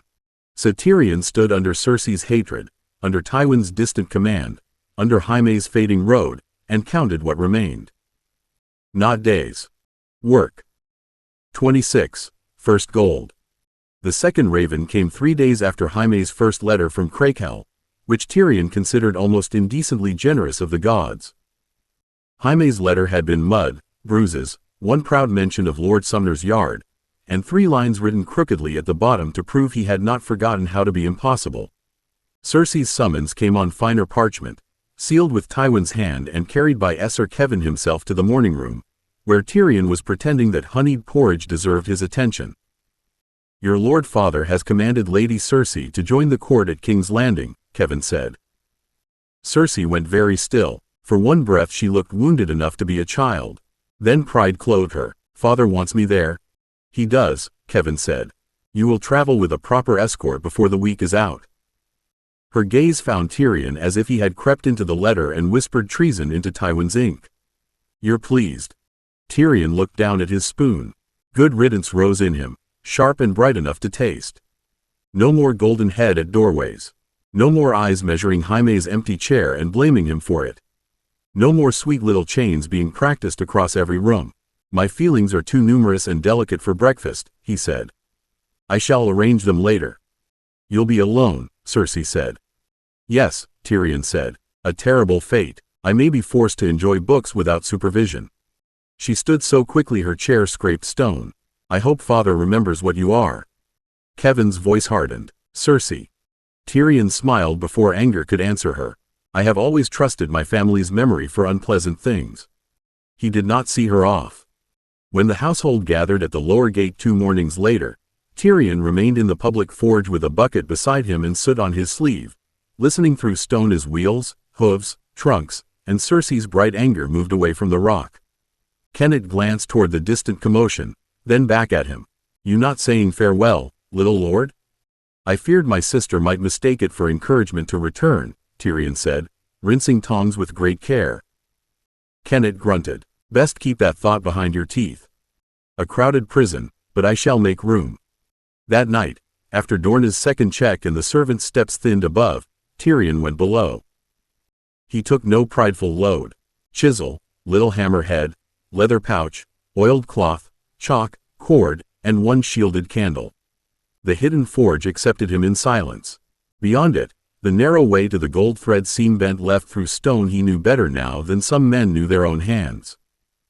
At the seam, he pressed his palm flat and listened with bone and breath. Not the richest thread, not the easiest face. The easiest scars were the ones men found. He chose a low curl of ore behind a darker rib, set the chisel, and tapped until the rock gave him a piece no larger than his thumb. Then another, smaller, enough to matter, not enough to change his walk. He rubbed darker dust into the fresh bite, broke the edge with a careful scrape, and wiped loose glitter into his pouch. By the time he returned to the hidden forge, his wrists ached and his heart felt steadier than it had since Jaime rode east. Cersei was gone. Jaime was gone. The gold remained. 2 pieces were not a hoard. Tyrion learned that before dawn, with the hidden forge cold around him and the gold-threaded stone laid on oiled cloth beneath the candle. The larger piece looked glorious when turned just so, yellow lines caught in gray stone like trapped sunrise. It also looked pitifully small when he set the cord beside it and imagined 24 curved links, 2 clasps, spare failures, test pieces, and every mistake a frightened hand could make with precious metal. He had enough to prove the seam lived. He did not have enough to make anything that mattered. By morning, he was back in the public forge with soot on his cheek, a dull file in hand, and a question disguised as idleness. Kenneth was sorting broken nails from reusable scraps beside the wall, throwing each piece into a different pot by sound as much as sight. Good iron rang one way. Ruined iron gave a dead little clack. Tyrion listened, then said, "If a man finds yellow in stone, does he kiss it, weigh it, or accuse it of lying?" Kenneth's hand paused over the scrap pot. "Depends whether the man wants gold or disappointment." A cruel distinction. I had hoped they were sold together. They often are. Kenneth picked up a bent hinge, judged it, and tossed it aside. Pretty flecks don't mean rich ore. Sometimes it's a skin of promise wrapped around rubbish. Sometimes the ugly lump pays better. Miners who sort by wishing go hungry. Tyrion kept his eyes on the file. And miners who sort well. They keep 3 piles before they boast. Proof, rich, and waste. Proof shows where the vein speaks. Rich goes to work. Waste gets hidden, moved, or hauled before some fool trips over the truth of what you took. The file dragged too hard and bit the metal. Kenneth looked at him. "Careful, little lord." "Yes," Tyrion said, easing his grip. "That seems to be the lesson of the age." That night, he carried the words below with the candle, the cloth, and a little shard of flat stone stolen from no one because the rock had already discarded it. In the hidden forge, he made 3 places beneath the scarred bench. Proof stone went farthest back, 2 glittering chips wrapped in cloth and tucked where a hand would need to know the crack before finding it. Rich gold thread stone went into a shallow hollow under loosened dust, close enough to reach, hidden enough to survive panic. Waste he crushed smaller, mixed with old grit, and spread where the floor was already dirty. When he finished, nothing looked changed. That, Tyrion decided, was the first honest sign of success. The hidden forge looked unchanged. Tyrion did not. By the 3rd morning after Cersei's departure, his eyes felt full of grit, his wrists ached when he lifted a cup, and the public forge had developed the regrettable habit of swaying at the edges whenever he stood too quickly. He kept his face bright, his tongue sharper than his knees, and his hands busy with a bent nail that needed straightening more slowly than any nail in the history of iron. Kenneth noticed anyway. "You're hitting beside the mark," Kenneth said, taking the little hammer from Tyrion before the next stroke could glance off and find a finger. "That nail offend you personally, or are you too tired to see where it is?" Tyrion looked at the nail, then at Kenneth's scarred hand around the hammer. "Both possibilities wound my pride. I shall accuse the nail of cowardice and retire undefeated." Kenneth's eyes narrowed. "You sleep?" "Frequently in theory, less successfully in practice." "Bad dreams?" "Worse," Tyrion said. "A sisterless household. The silence keeps shocking me awake." Kenneth snorted despite himself, but the look did not leave his face. "Then do sitting work. Sort rivets. No striking until your eyes remember they're on the same side." That might have been mercy. It was certainly danger wrapped in mercy, because idle work gave men time to watch. Tyrion obeyed anyway, lowering himself onto the stool and sorting rivets by length while his thumbs learned to move without shaking. Crelin caught him before midday, as if maesters could smell fatigue through stone. He found Tyrion in the small lesson room, head bent over a passage on Lannisport tariffs, and tapped the parchment twice. "You read the same line 3 times. A tribute to its beauty," Tyrion said. "Few sentences can make wool duties sound so committed to death." Crelin did not smile. "Mistress Dorna says you wake often." "Mistress Dorna says many true things in tones designed to make them accusations." "Are your joints paining you? Your hands? Your lungs?" "My vanity, mostly." Crelin reached for Tyrion's wrist. Tyrion let him take it because refusal would have looked like concealment. The maester turned his hand, inspected the nails, the faint soot at the cuticles, The callous no child of 6 should have earned so honestly, and then looked at his face. "You are overtaxing yourself," Craylan said. "I am attempting to be educated. I was told it required strain." Dorna was waiting in the nursery that evening with folded blankets and no patience at all. "Bed," she said. A persuasive argument. Concise. Brutal. Almost Tywinish. "Bed, Tyrion." He climbed in without protest. That frightened her more than argument would have, so he yawned broadly and let his head sink into the pillow. "If I dream of tariffs, I shall hold you responsible." Dorna tucked the blanket higher than necessary. "I'll sit until you sleep." Tyrion closed his eyes, smiling faintly because the secret under the rock remained under the rock. "Then I shall sleep with an audience." Very lordly. Dorna won the first night by refusing to blink. Tyrion woke after the candle had burned low and found her still in the chair beside his bed, shawl around her shoulders, hands folded over one another like a woman guarding a door without needing to stand in front of it. He lay still for 3 breaths and let the rock tell him the corridor was empty, the nursery panel closed, and Dorna very much awake. "Don't," Dorna said. Tyrion opened one eye, a harsh rebuke for a boy considering water. "You were considering trouble. I contain multitudes. You contain bad sense and sore hands," she said, rising to pour from the jug herself. "Drink, then sleep." He drank because arguing would have taught her where to look. Patience tasted of watered wine, old defeat, and wisdom arriving unwelcome. When Dorna settled back into the chair, Tyrion let sleep take him properly, not because he had surrendered, but because a hoard made by a dead fool would serve Jaime poorly. The next day, he behaved. He sorted rivets in the forge, asked Kennett one ordinary question about bellows leather, made Craylan repeat a dull passage on harbor tariffs, and allowed Dorna the victory of seeing him yawn before supper. By the 3rd night, her chair was gone. By the 4th, the house trusted exhaustion more than cunning. Tyrion went below with less than before.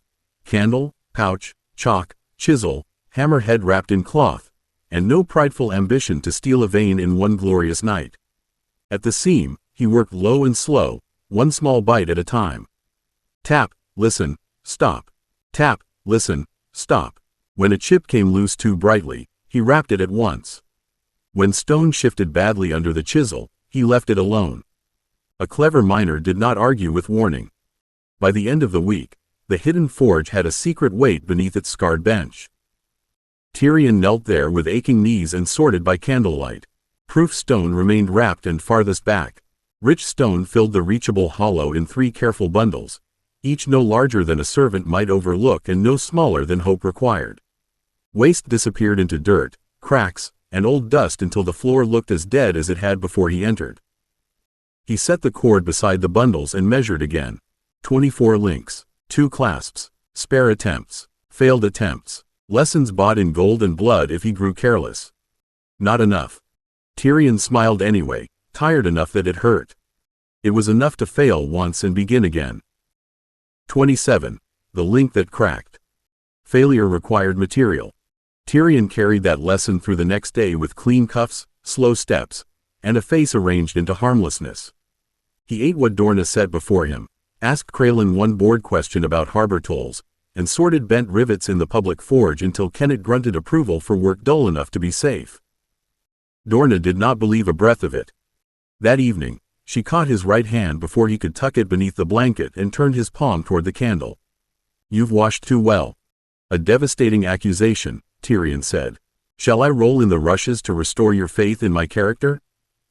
"You wash badly when you're honest tired," she said, rubbing her thumb over one clean crease. "You wash carefully when you're hiding something. I contain many mysteries. Most of them resent soap." Tyrion. He looked up at her from the bed, small enough that concern could still pretend to be command. "I'm tired, Dorna, truly." That was not a lie. It worked because tired sat in his bones like a second skeleton. She studied him another moment, then let go. "Then sleep like it. I shall endeavor to be unconscious convincingly." She snorted, tucked the blanket with unnecessary force, and left the nursery lamp burning low. Tyrion waited until her steps faded, waited longer while the rock counted servants, guards, settling hinges, distant kitchen feet, and one sleepy page stumbling near the wrong stair. Only when the silence had layers did he rise. The hidden ways accepted him without welcome. The secret forge waited colder than memory, its scarred bench half lit by his shielded candle and its little hoard lying beneath dust, cloth, and stone. Tyrion set out the tools one by one: cord, chalk, clean chisel, hammerhead, flat stone, oiled cloth, and the smallest bundle of rich gold thread ore. He did not take the largest piece. Pride reached for it. Fear reached faster. "Not yet," he whispered, and the old forge gave no answer. He broke a thumb-sized piece free from the bundle, wrapped the rest again, and set the chosen ore on the anvil stone. Gold caught candlelight inside gray stone, bright enough to look like promise and small enough to feel like insult. Tyrion breathed through the ache in his wrists and drew a curve in chalk on the flat stone beside it. One test link, not Brotherguard, not yet, a question asked in gold before he dared ask it 24 times. Jaime's throat, Cersei's hand, a torque that warmed against lies. A brother safe. His fingers tightened around the hammerhead until the haft creaked. "Clarify," Tyrion said softly, trying the word like a tool. "Warn. Steady. Protect." The candle flame leaned toward the little hearth. Tyrion set the ore for its first cut, and fear came with his hand. The first cut was too greedy. Tyrion felt it before the chisel slipped. The gold-threaded stone did not split cleanly along the line he had chalked. It resisted, not like dead rock, but like a stubborn thought under pressure. His little hammerhead tapped once, twice, 3 times, each blow wrapped in cloth to soften the sound, and the seam opened with a thin, bright complaint. "Enough," he whispered. His hand did not stop. Another tap, a harder one. The gold line shivered inside the gray stone, and the piece broke free larger than he had meant. Tyrion caught it in the oiled cloth before it struck the bench, hard-hammering as if Dorna herself had opened the wall behind him. No footsteps answered from above. The rock held its silence. He set the piece flat and began shaping the curve. Not a true link, not yet. A small crescent of gold thread stone, cut and thinned until it could teach him how metal, rune, and intent might speak together. Chalk marked the first inner line. The file rasped softly. Dust gathered under his fingers, gray, yellow, precious, unforgiving. Jaime's throat, he thought. The file slowed. Cersei's hand on Jaime's sleeve. Cersei saying, "You always choose me." Cersei at the doorway, eyes bright and satisfied when Jaime obeyed. Cersei's summons to King's Landing had taken her away, but the memory of her had stayed like perfume spilled into cloth. Distance was not defeat. He knew that too well. A raven could carry words. A court could teach hunger. A sister could become a queen in a boy's head before she ever wore a crown. The crescent warmed beneath his thumb. "Warn him," Tyrion whispered. "Wake him. Don't let her have him." The warmth sharpened. He should have stopped there. He knew it. The hidden forge seemed to know it too. Cold benches waiting, old hearths black and watchful. But fear leaned over his shoulder with his own voice and spoke more sweetly than reason. "Not let. Never let. Hold him clear. Hold him yours. Hold him safe." Tyrion drew the first mark too deep. The gold thread flashed white. Cold struck his fingers hard enough to steal breath. The little crescent twisted on the stone, not bending like metal under heat, but recoiling like a living thing from a bad command. A hairline crack ran through the chalked curve. Then another. The sound was tiny, sharp, and final. Tyrion snatched his hand back. No. The link lay before him, beautiful in the worst possible way. Its broken curve had closed inward, as if made not to rest against the throat but to tighten around one. The crack across it looked like a smile with teeth. He stared at it until the hidden forge blurred. Cersei's shape was there, not her face, not her voice. The shape of wanting Jaime safe by making choice unnecessary. The shape of love that trusted possession more than freedom. The shape of a chain pretending to be rescue. Tyrion's stomach turned. "Oh," he said softly. "There you are." The ruined crescent had to be treated like poison. Tyrion did not touch it with bare fingers again. He used the tips of the little tongs from his cache, though the metal bit colder through iron than it should have. The failed link clicked against the flat stone, a tiny sound, almost polite. Its inward curve held. Its cracks gleamed pale where the gold thread had twisted wrong, and the air above it seemed thinner, as if the thing still wished to finish closing around whatever foolish throat trusted it. "Not Jaime," Tyrion said, and heard how late the mercy had come. He took the dead plate from the failed warning mark, the one already sealed and wrapped from his first rune mistake, and cleared a space beside it beneath the bench. Failures belong together, not as trophies, not as shame hidden so deeply it stopped teaching.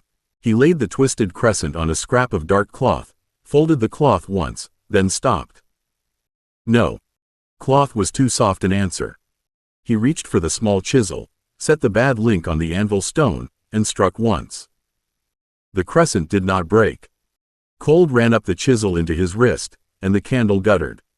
Tyrion's teeth came together. Very well, he whispered. You object. He struck again, harder, with all the anger he had not spent on Cersei at the gate, on Tywin's ravens, on the empty chair Jaime had left behind. The crack widened. On the third blow, the crescent split into 3 pieces, and the chill fled so suddenly the forge seemed to breathe. A sound moved above him. Tyrion froze with the hammerhead lifted. The rock gave him weight through stone. Bare feet on nursery floor, a pause near his bed, Dorna's shape turning in the dark. Tyrion? Dorna's voice came faintly through distance and hidden ways, softened by walls but sharpened by fear. Little lord? He held still until his lungs hurt. A chair creaked above. Cloth shifted. Dorna crossed to the bed and stopped. The silence that followed was worse than footsteps. Tyrion looked at the broken pieces before him and understood that secrecy, too, could become a chain if he made everyone's love serve his fear. Above, Dorna said, lower now, 7 save me from clever boys. Her steps moved away at last, not fast, not certain. She had not found him. She would look harder tomorrow. Tyrion gathered the 3 broken pieces with tongs and sealed them inside a twist of oilcloth, then wedged the packet into the deepest crack beneath the failed plate.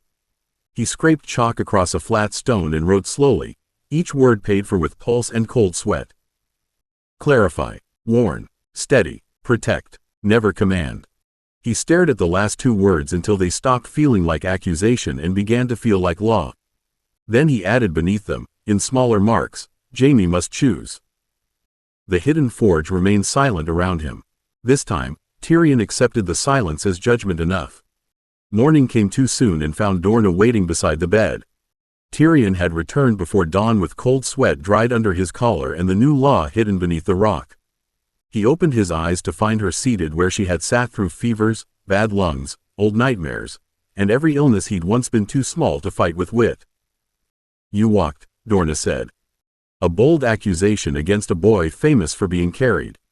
You were not in that bed when I checked. Tyrion sat up slowly. His wrists ached. The memory of the bad link's inward curve still sat behind his eyes like a warning. He could have lied beautifully. He could have made her chase nonsense through cupboards, chamber pots, old toys, and innocent servants. Instead he rubbed one hand over his face and said, I know. Dorna's anger cracked just enough for fear to show through. Do you? There are drops in this place. Old air, doors that close wrong, stones that don't care whose son you are. I didn't go far. That is not the answer of a boy who stayed where he belonged. No, Tyrion said quietly. It isn't. She stared at him, waiting for the jest. He gave her none. After a moment she stood, crossed to him, and took his hands. Her thumbs found no new blood, only old soot hidden too deep in the nail beds and a faint red mark where cold iron had bitten the skin. You'll kill me before I'm gray. I had hoped to wait until you were at least respectably terrifying. Her mouth tightened, but the old shape of the smile did not arrive. Bed tonight. I mean it. Bed tonight, Tyrion said. That, too, was nearly true. He behaved through breakfast, lessons, and the forge. He did not ask Kennet for gold lore.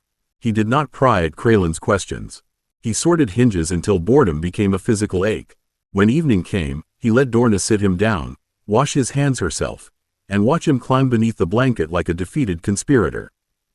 Only after the second night, when her chair was gone and the house believed obedience had finally become more interesting than trouble, did Tyrion return below.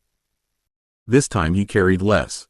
Candle, chalk, file, hammerhead, and one crumb of gold thread no larger than a fingernail. Not enough to make a link. Barely enough to make a question. He laid the rule stone before him. Clarify, warn, steady, protect, never command. Jaime must choose.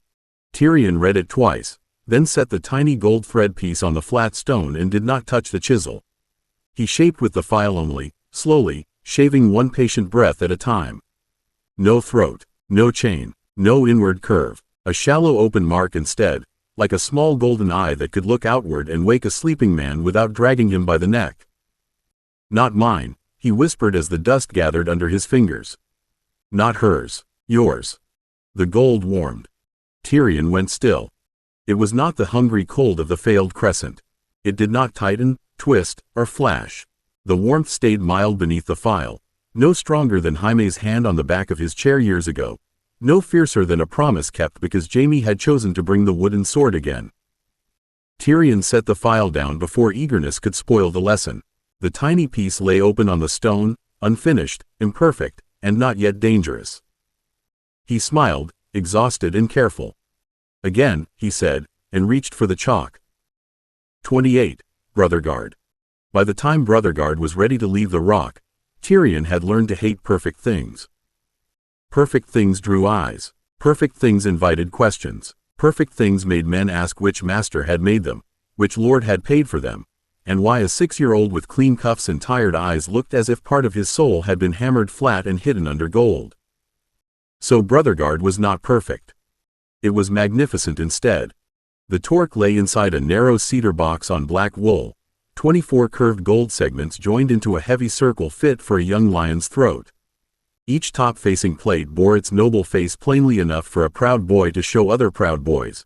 Steadfast will, lion's clarity, veritas, golden witness, unclouded heart, falsehood bane, oath sight, brother's guard, and lionheart repeated into pattern rather than confession. The underside held the quieter work. Warmth, comfort, spread weight, held shape, strong links, no cracking, remember purpose, never command. Tyrion touched the clasp with one finger and felt the mild answering warmth. Jaime must choose, he whispered. Dorna's voice came from behind him. Choose what? Tyrion closed the lid before she could see too much more than gold. Whether to admire my taste or resent the strain on his neck. Dorna stood in the doorway with folded linen in her arms and suspicion arranged neatly beneath her cap. That is too fine for a child's trinket. Jaime is 10. He is nearly old enough to be unbearable professionally. It's heavy. Only to people with insufficient character. Tyrion. He looked up at her then, and some answer sharper than kindness died behind his teeth. Dorna had watched him through fevers, bruises, lies, and every night he'd pretended sleep sat more easily on him than work. She knew nothing of runes, but she knew cost when it sat pale under a child's eyes. It's for my brother, Tyrion said. Let it be too fine. Her face softened, which was worse than argument. And your father? Need not be troubled by brotherly vanity. The raven to Crakehell will note a family gift. The armed courier will carry it under Lannister seal. Men are less curious when gold travels in the correct box. You've thought too much about this. I try to think precisely enough. The letter took longer than the box. Tyrion sat at the little table with good parchment, a trimmed quill, and 3 ruined drafts hidden under the blotting cloth. Too warm sounded frightened. Too sharp sounded like armor. Too honest would have said, I remember the woman who wore your face like a key, and I am sending you a little mercy disguised as pride. He dipped the quill again and wrote slowly. Jaime. I am told Crakehell improves boys by striking them with sticks until they call it instruction. Since I cannot prevent this noble education, I send you something to make you look grander while enduring it. Wear it when you wish to remember that even far from the rock, you remain mine to mock and brother enough to deserve gold for the privilege. Do not let some long-legged fool convince you it is too heavy. If he says so, tell him a smaller boy carried the making of it and survived. Your devoted and devastatingly clever brother. Tyrion. He sanded the ink, folded the page, and sealed it with red wax pressed beneath a plain lion stamp. The courier waited in the lower receiving room, a hard-faced Lannister man with mail under his riding cloak and 2 armed outriders visible beyond the arch. He bowed to the degree owed to Tyrion and no more.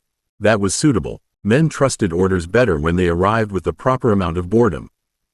This goes to Lord Sumner Crakehell's keeping first, Tyrion said, setting the wrapped box in the man's gloved hands. Then to Jaime Lannister unopened. The courier looked at the seal. By whose authority, my lord? Tyrion smiled. Mine, unless you believe Lord Tywin will object to his heir receiving gold from Casterly Rock. The man hesitated exactly long enough to decide survival favored obedience. No, my lord.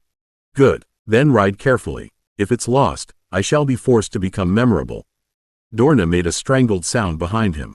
The courier bowed again, deeper this time, and carried Brotherguard away into the bright upper air. Tyrion stood very still until the hoofbeats faded down through stone and distance. Only then did he let his hand close around the edge of the table. Dorna touched his shoulder. You can breathe now. Tyrion watched the empty archway and hoped, fiercely and silently, that she was right. The box arrived at Crakehell during the ugly part of the afternoon, when Jaime's arms ached from shield drills and Esser Harlan had just informed him that being born Lannister did not improve his footwork.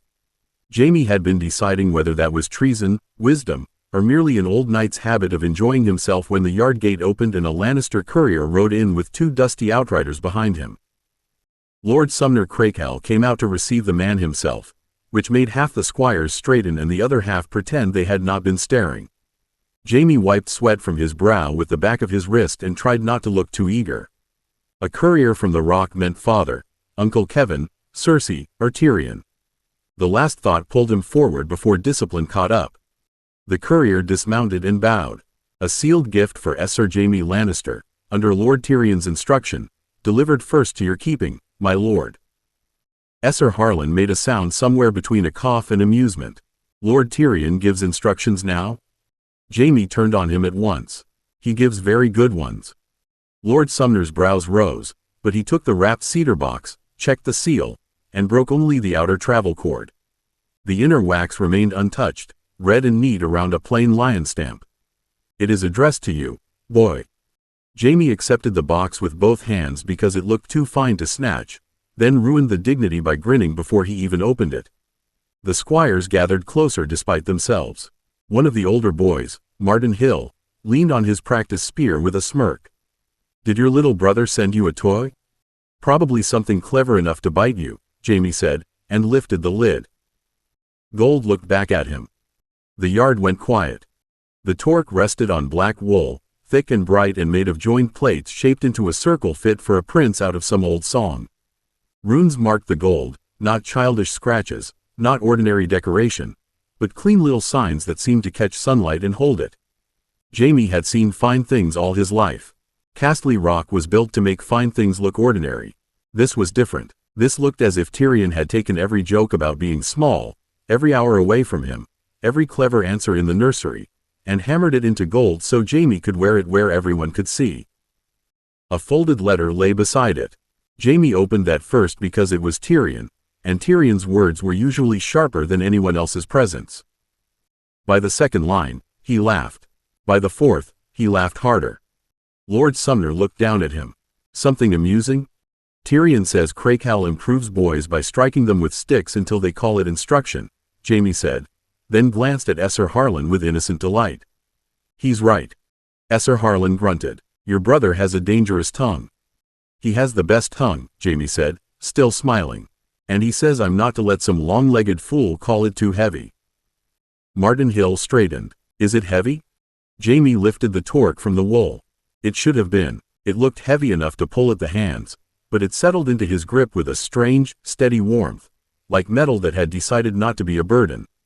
He fitted it around his neck before anyone could suggest waiting for a servant, and the clasp found itself beneath his fingers with a soft click. Warmth spread against his skin. Not heat, not magic, though Jaime's breath caught at the thought. Comfort, more like. The torque rested there as if it had known the shape of him before arriving, broad enough to feel proud, close enough to feel present, never choking, never dragging. He rolled his shoulders and laughed again because Tyrion had done it. Somehow, impossibly, Tyrion had sent him a piece of the rock that fit better than half the training harnesses in the yard. Martin stared. 7 hells. Your little brother made that? Jaime lifted his chin so the gold caught the sun. Of course he did. Esser Harlan stepped nearer, eyes narrowed now with something more serious than mockery. Does it pinch? No. Too heavy? No. Lord Sumner studied the torque, then the letter in Jaime's hand. And what does Lord Tyrion call this gift? Jaime looked down at the final line, where Tyrion's writing turned crisp and pleased with itself. Brotherguard, Jaime said, and felt the words settle warm against his throat. It's called Brotherguard. Esser Harlan made Jaime prove the boast before supper. It began as mockery, which was how many lessons at Crakehall dressed themselves when they wished to enter a boy's pride without asking permission. Jaime had barely finished refolding Tyrion's letter when Martin Hill circled behind him, peering at the torque as if gold might explain itself to bastards with muddy boots and too much confidence. "You'll sleep in that too?" Martin asked. "Or does your clever little brother expect you to polish it every night and whisper compliments?"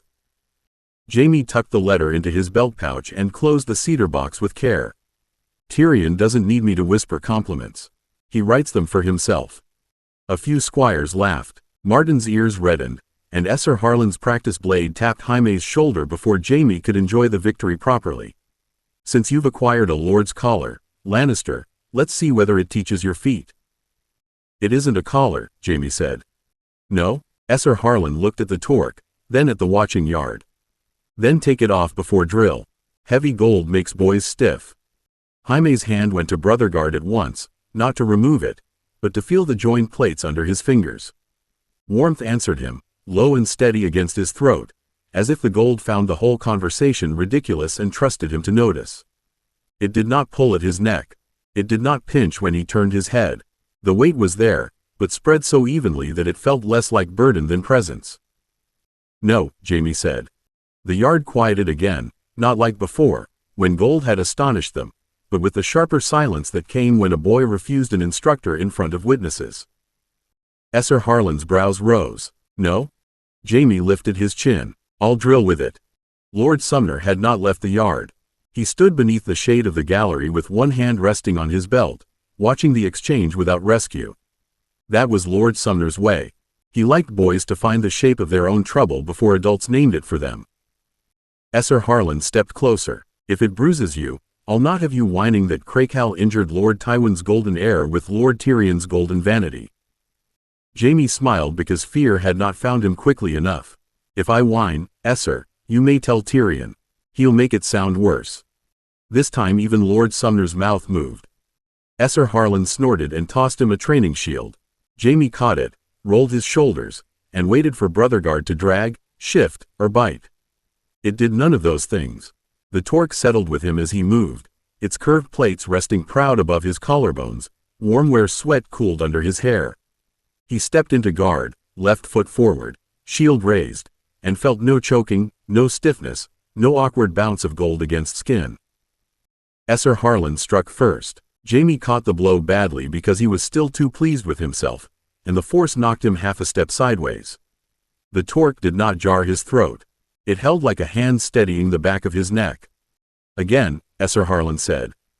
Jaime grinned through the ache in his arm. "With pleasure." The first answer came 12 days later, folded inside Lord Sumner Crakehall's formal hand and made bearable by Jaime's untidy one crammed beneath it. Tyrion received it in the public forge because waiting in the nursery had become intolerable by the third day and humiliating by the fifth. He had spent the morning sorting bent nails into 3 piles while Kennett pretended not to notice that every footstep beyond the door pulled Tyrion's attention like a hook. When Elaine appeared at the forge entrance with a sealed packet, Tyrion set down the nail in his hand so carefully that it almost counted as dignity. "For me?" he asked. Elaine smiled before she remembered caution. "For you, my lord. From Crakehall." Kennett's hammer paused. The red-haired smith looked over from the quench trough. Even Dorna, who had stationed herself near the doorway with sewing she was not doing, went still. Tyrion broke the seal with his thumbnail. Lord Sumner's message was brief, dry, and unnecessarily well-written. The gift had arrived. Esser Jaime had received it publicly. No difficulty had arisen regarding weight, propriety, or use during training. Lord Sumner judged the item costly, unusual, and unlikely to be misplaced, given Esser Jaime's present refusal to remove it even when washing. Tyrion had to read that sentence twice. Dorna crossed the floor. "What does it say?" "That Lord Sumner has discovered Jaime's finest quality," Tyrion said, and his voice remained almost steady. "Stubbornness when properly decorated." Kennett grunted. "Boy likes it, then?" Tyrion turned the page to Jaime's portion. The lines slanted upward as if the words themselves were trying to charge a practice yard. Tyrion. It fits. It does not pinch. Esser Harlan tried to make me take it off and failed, so you may congratulate yourself. Martin says I look like a little king. I told him kings wear crowns and brothers wear better things. Lord Sumner says I must not grow vain from gold. I told him I was vain before it arrived, so the fault cannot be yours.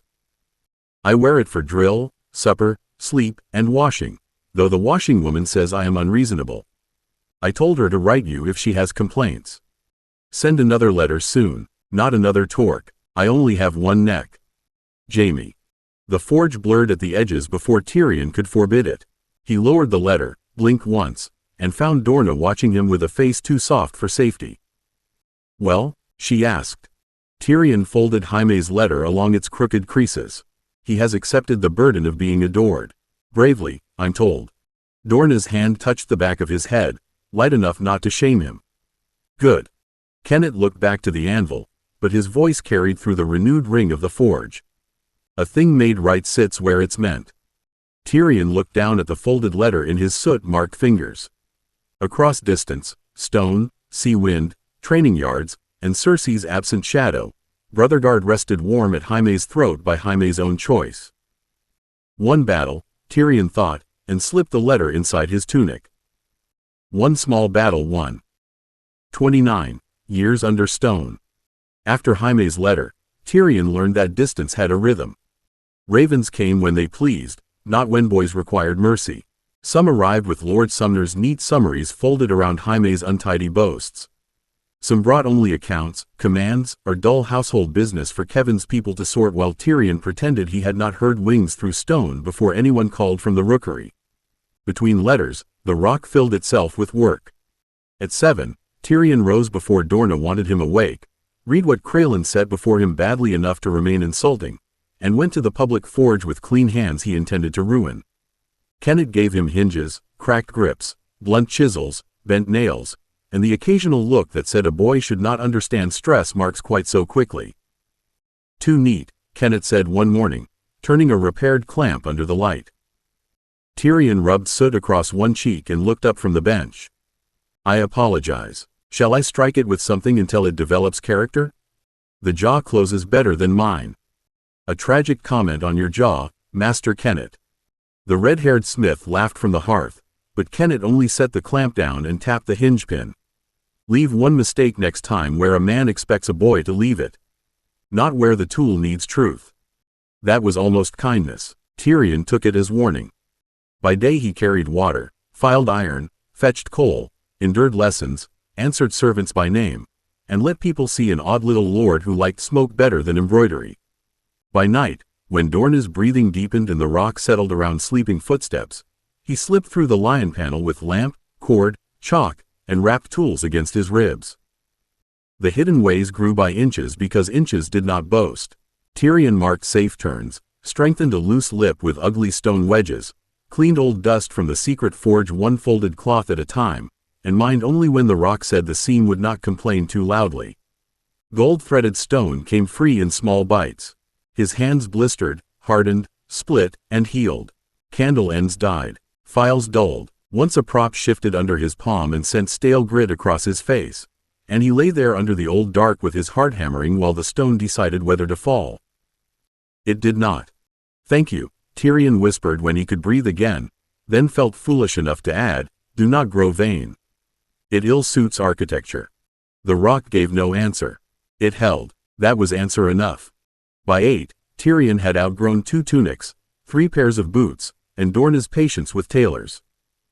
She stood behind him in the nursery with a measuring cord pulled across his shoulders, muttering under her breath as if cloth had personally betrayed her. Tyrion kept his arms lifted and tried not to enjoy her irritation. His body had thickened while no one was looking directly at it, which was the safest way for miracles to behave. He was still short, still strange, still a Lannister problem shaped wrong for songs, but his chest had broadened, his arms had hardened, and his hands no longer looked like a child's when they closed around a hammer haft. You're growing like a wall, Dorna said. A comforting comparison. Walls are rarely asked to dance. They're also rarely found asleep at breakfast with soot under their nails. Perhaps the wall had a busy night. Dorna tightened the cord until it bit. Perhaps the wall will be locked in his room. Tyrion looked over his shoulder at her. A cruel fate. The furniture would revolt from overexposure to my company. She did not laugh quickly enough. That meant fear had found her before humor. You're stronger than you were last year. I should hope so. Remaining 7 forever would have been socially awkward. Tyrion. He lowered his arms when she let the cord drop. I'm careful. No, Dorna said, folding the cord with sharp little motions. You're clever. That isn't the same thing. That night, he proved her right by nearly being foolish. The secret forge had become too useful to remain a ruin and too dangerous to remain untidy. Tyrion crawled through the last narrow turn with his lamp cupped low, boots finding the safer stones by memory and touch. The passage no longer scraped his shoulders as badly where he had chipped the tight corner smooth, and the worst drop had a low rail now, ugly iron pinned into ancient stone. He tested it with one hand before trusting it. The rail held. Inside the forge, he set the lamp on the cleared bench and began the work he had planned for 6 nights. First came the little tool rack, 3 iron strips drilled and wedged into a seam above the bench, each notch filed to hold one stolen or earned tool without clatter. The clean chisel went first, then the file wrapped in leather, then the small hammerhead fitted to a handle he had shaped himself and still disliked. Too proud, he told it softly, setting it in the notch. We shall beat humility into you later. He opened the left-hand floor cache and checked the gold-threaded stone, piece by piece, sorting rich ore from poor with fingertips and stone cents together. The right-hand cache held failures, cracked rune plates, chilled scraps, warped test links, and the first twisted crescent wrapped in black cloth because some lessons deserved a shroud. He touched the bundle once and did not open it. Beyond the bench, he had marked safe passage stones in chalk and cut tiny dwarf bearers into 3 supports, one with a hammer, one with a lantern, and one rude little fellow holding up both hands as if complaining about the weight of the mountain. Tyrion brushed dust from the last one's nose and felt the passage steady around him. Good, he whispered. If I must become a wall, I'll at least be one with shelves. Jaime's letters became another kind of forge, because every one arrived full of heat Tyrion could not touch and blows he had not seen fall.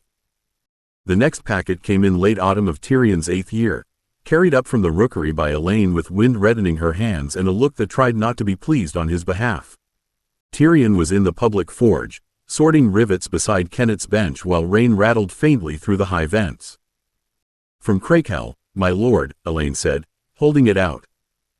Kennett did not look up from the vise he was tightening. If you read it there, don't drip wax on my rivets.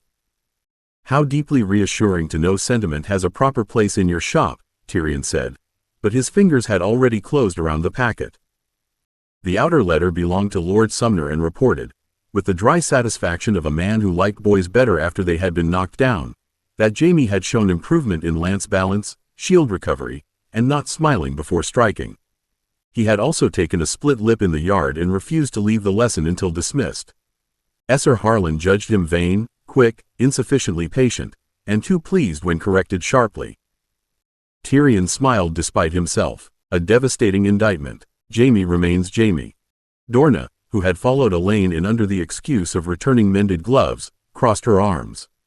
Is he hurt? Only in the traditional educational places. Lip, shoulder, pride. Pride bruises worst at that age. Jaime has spares. The page beneath was Jaime's, of course, crowded, slanted, and eager enough to charge off the parchment. Tyrion read it once before trusting his face, then folded it back and read the safer parts aloud. He says Esser Harlan is a goat in boots, Lord Sumner pretends not to laugh, and Martin Hill fell into the practice trough after saying Brotherguard made Jaime look like a sept idol. Kennett grunted. Did your brother push him? Tyrion glanced down at the next line. Apparently not. Martin slipped while demonstrating how little he feared Lannisters, a distinction Brotherguard no doubt appreciated. Dorna's mouth twitched. Does he mention Lady Cersei? There it was, the question under every raven's wing. Tyrion turned the page carefully. Cersei's name appeared only once, near the end, where Jaime wrote that her last letter had said King's Landing had better singers, brighter cloth, and too many fools who smiled at nothing. Jaime had answered that Crackle had mud, bruises, and a brother who sent better gold than singers could earn. That she is well, Tyrion said at last. And that Jaime is busy. Dorna watched him too closely. Busy is good? Busy is excellent. Busy fills the hand before old chains remember the wrist. Kennit looked up then, eyes narrowing through forge smoke. That sounds like a man's worry. Tyrion folded Jaime's letter along its creases and tucked it inside his tunic, over the place where relief had no business hurting so much. Then let us blame my brother. He insists on becoming a man where I can't supervise him. By 9, the question was no longer whether Tyrion could make fine things. The question was which fine thing deserved to exist next. He sat in the hidden forge with Jaime's latest letter flattened beneath 2 clean stones, the lamp burning low at his left hand and the ore caches open around his boots. The letter smelled faintly of smoke, rain, and Crackle wax. Jaime had written of lance drills, a grey courser with murder in its heart, and Esser Harlan's opinion that any boy who smiled after being thrown deserved to be thrown again. Brother Guard appeared halfway down the page, as it always did now, not as wonder, but as fact. Still fits, still warm, still mine. Tyrion touched that line with one blackened finger and drew his hand back before soot could mark it. The hidden forge had become too orderly to be called a hiding place by anyone with eyes. Tool rack, ore cache, failure cache, test stones, chalk marks renewed where damp had eaten them, spare wedges stacked beside the low rail, gold-threaded stones sorted by richness and trouble. The rude dwarf bearer near the door still held both carved hands upward, protesting the mountain. You and me both, Tyrion murmured.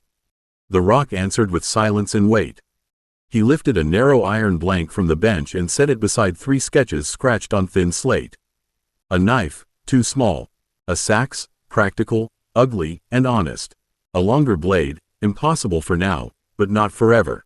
Jaime's hand had changed in his letters. The loops grew faster, the lines firmer, the boast sharper. The boy at Crackle was becoming taller than memory and farther from the nursery every year. Tyrion could not meet him with only letters. Dorna's voice sounded faintly through stone before her feet reached the outer passage. Tyrion? He froze, then covered the sketches with a rag and slid the iron blank beneath a strip of leather. Her footsteps were not in the hidden way. Not yet. Above, near the nursery stair, impatient and too knowing. Tyrion, she called again, sharper. If you're reading under the blankets, answer before I decide to search creatively. He smiled despite the chill in his back. A terrifying promise, he whispered, then cupped the lamp flame and waited. Dorna did not come lower.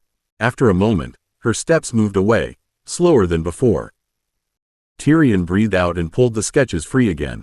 Brother Guard had been defense, a brother's throat guarded by choice, warmth, warning, and truth. The next thing could not be another guard only.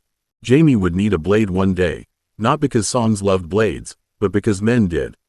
Tywin did, Rhodes did, courts did in quieter ways. He took the chalk and wrote one word beneath the longer sketch. Lionheart. The name looked arrogant. Naturally, it suited the family. Then, below it, he began a second list in smaller marks. Not Jaime's, his own. Boots, belt, bracers, hammer, axe, road kit. Escape was too dramatic a word for a boy of 9 in a secret forge under his father's mountain. Preparation sounded tidier. Tyrion sat back, listening to the rock hold above him and the future sharpen quietly on the bench. More than the little brother left behind, he said softly, and reached for the file. 30. The Hidden Hoard. By 9, Tyrion had learned that gold was easier to hide as stone than as triumph. That was fortunate, because triumph had a vile habit of making noise. The morning began in the public forge with a cracked mine wedge, 3 bent setting pins, and Kennit watching him too closely over the rim of a cup of small beer. Tyrion set the wedge flat on the bench, thumbed soot across the fresh nick in its side, and pretended not to notice Bennis standing in the doorway with mine dust in his beard and worry under his cap. That wedge came from the east lower brace, Kennit said. Bennis says you asked after it yesterday. I ask after many things, Tyrion said, turning the wedge toward the light. It gives dull men the comforting illusion that I value their answers. Bennis snorted before he could stop himself. Kennit did not. You said the brace would bite wrong if they drove it again. And has it bitten wrong? It split a prop foot, Bennis said, stepping in only far enough to make the forge smoke excuse his presence. No man under it, thanks be. Still split clean where the little lord said it would. Tyrion let the wedge rest under his hand. The stone below the mine had told him more than the wedge had, of course. Pressure, damp, old strain, and a little hollow where no hollow had been admitted in any ledger. None of that belonged in a forge conversation. Then I'm delighted to have been irritating in advance. Kennet's eyes narrowed. What did you see? A badly seated wedge, a prop with old bruises, and men trusting habit because habit rarely charges a fee. Bennis looked at Kennet. Kennet looked at Tyrion. The question hung hot as iron between them, and Tyrion smiled gently enough to dull its edge. Put a broader foot under the replacement, Tyrion said. Dry oak, not that half-rotted scrap Garin pretends is timber because it once met a tree. And don't cut deeper on that line until the wall stops complaining. Bennis shifted. Wall complaining, is it? Walls are famously subtle, Tyrion said. They scream by falling on fools. That earned a grunt from Kennet and a muttered promise from Bennis to tell Garin his timber had been insulted by nobility. It also kept the question safely above ground, where wedges, props, and common sense could explain almost everything. Almost. That night, Tyrion went below with lamp, leather apron, old tongs, a shallow crucible, and 3 pieces of gold-threaded stone wrapped in cloth beneath his tunic. The secret forge greeted him with cold dust and the patient smell of old work. He set the lamp in its niche, checked the vent crack with a feather, then laid the ore on the bench 1 piece at a time. Quietly, he told the stones, because command was cheaper than prayer. No one here is impressed by enthusiasm. The old first men tongs fit his hand better now. He crushed the richest piece in the small iron cup, sorted dull waste from bright thread with a pick, and fed the hearth with careful charcoal instead of greed. Heat gathered slowly. The cup reddened. The first bead of gold sweated free like a secret deciding whether to trust him. Tyrion leaned close, face prickling, hands steady. Not enough for songs. Not enough for Lionheart. Not nearly enough for the road. Enough to continue. By morning, the bead of refined gold lay hidden beneath the secret forge in a little stone cup no larger than a child's thimble, and Tyrion stood in the lower mine with clean hands, a slate, and the expression of a boy who had been invited because adults had no better idea. Bennis had not invited him exactly. He had muttered near Kennet that Garin's men were replacing the east lower prop after the split foot, and Tyrion had looked interested in the inconvenient way that made older men remember he was a lord's son. Half an hour later, he was under the marked arch with Kennet behind him, Bennis to one side, and Garin scowling as if the mine had personally smuggled Tyrion into his mourning. This isn't a nursery, little lord, Garin said. No, Tyrion said, looking up at the braced ceiling.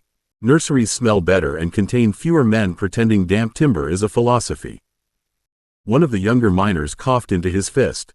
Bennis hid nothing and grinned. Garin pointed at the new prop foot.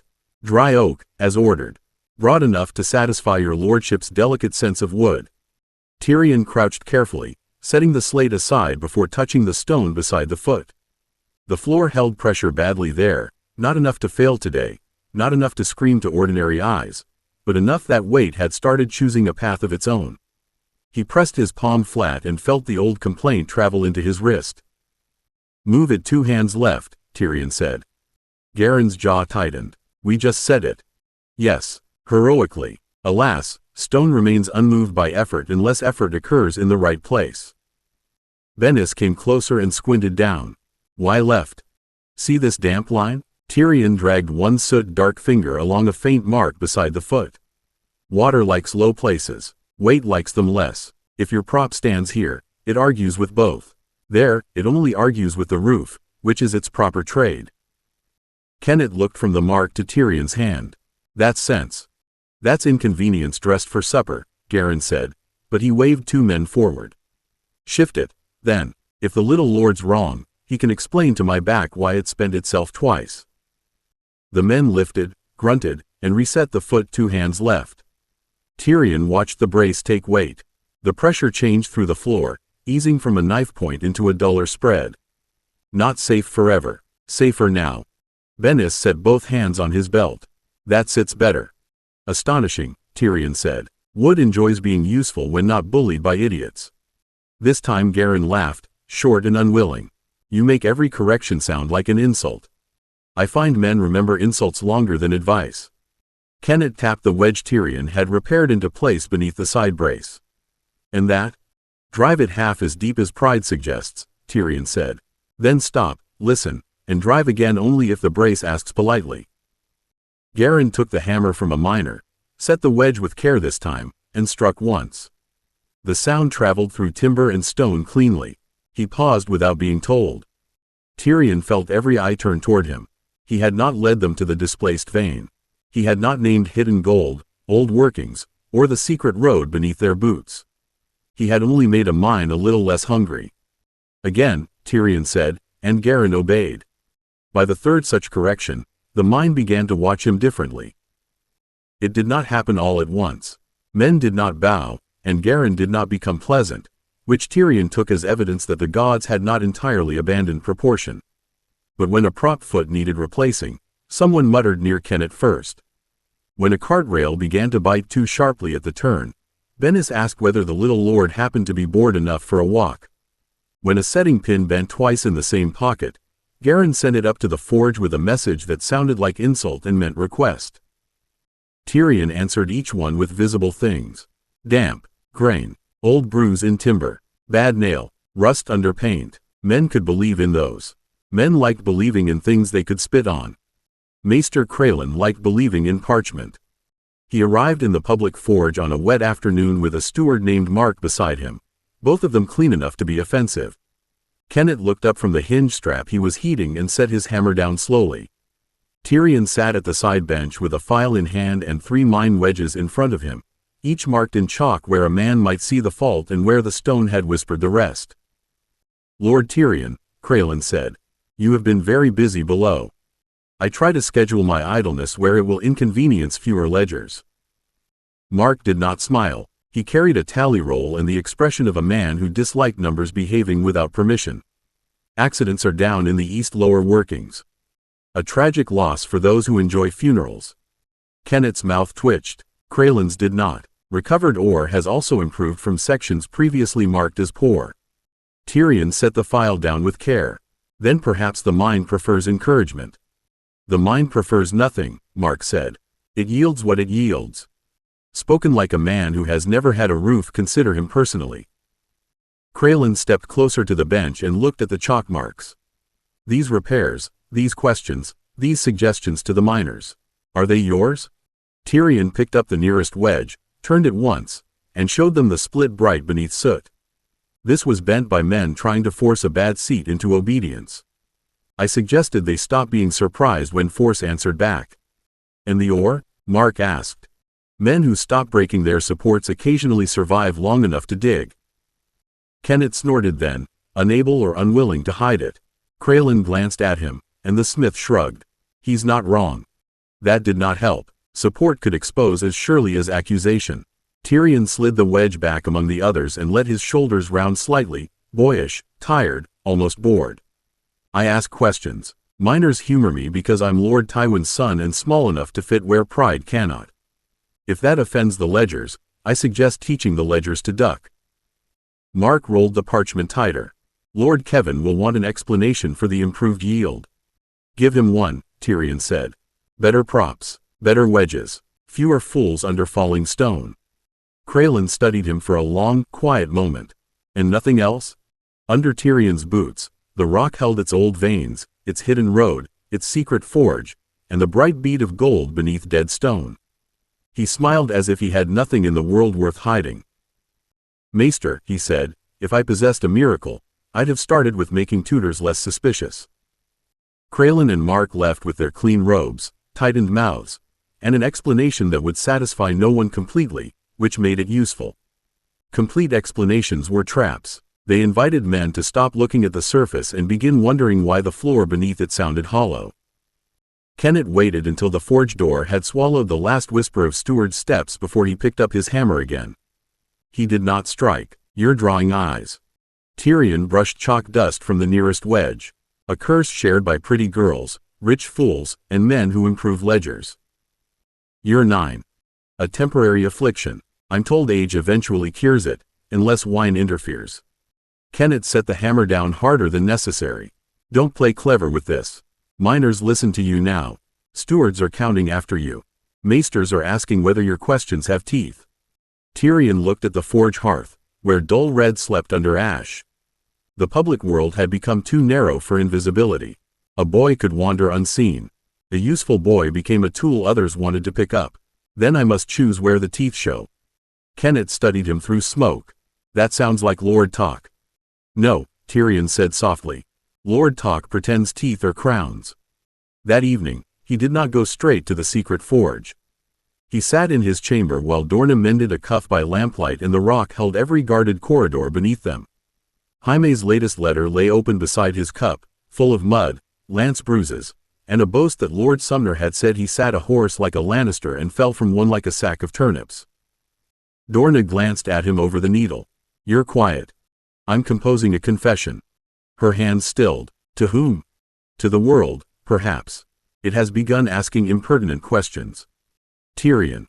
He folded Jaime's letter carefully and tucked it into the little locked box under his bed. If men ask why I know where props should stand, I can either deny everything and look like a liar, or admit to being annoyingly observant and look like myself. Dorna set the cuff in her lap. And which is safer? Neither. Safety is a song sung by people far from mines. He looked toward the floor, feeling stone, hidden ore, old passages, and the hoard that could ruin him if named wrongly. But controlled truth is safer than surprise. After she slept, Tyrion went below. In the secret forge, he opened the gold cache first, then the failure cache, then the small cup where the refined bead waited. He placed it beside 3 richer stones and a slate scraped clean. One column he marked hidden, the other, aloud. Under aloud he wrote prop work, wedges, tool repairs, mine questions, better timber, safer rails. Under hidden he wrote gold vein, old road, first men forge, runes, brotherguard, lionheart. The 2 lists stared at him like twin cliffs. Tyrion picked up the refined bead with the tongs and set it into a deeper cup beneath the bench. Then he drew a line under aloud and added one more phrase. Useful oddity. He sat back in the cold old forge and listened to the rock above him, full of watchers, ledgers, and men learning to trust what they must never truly understand. Very well, he whispered. Let them see the lantern. Not the door. 31. Forging the brother's blade.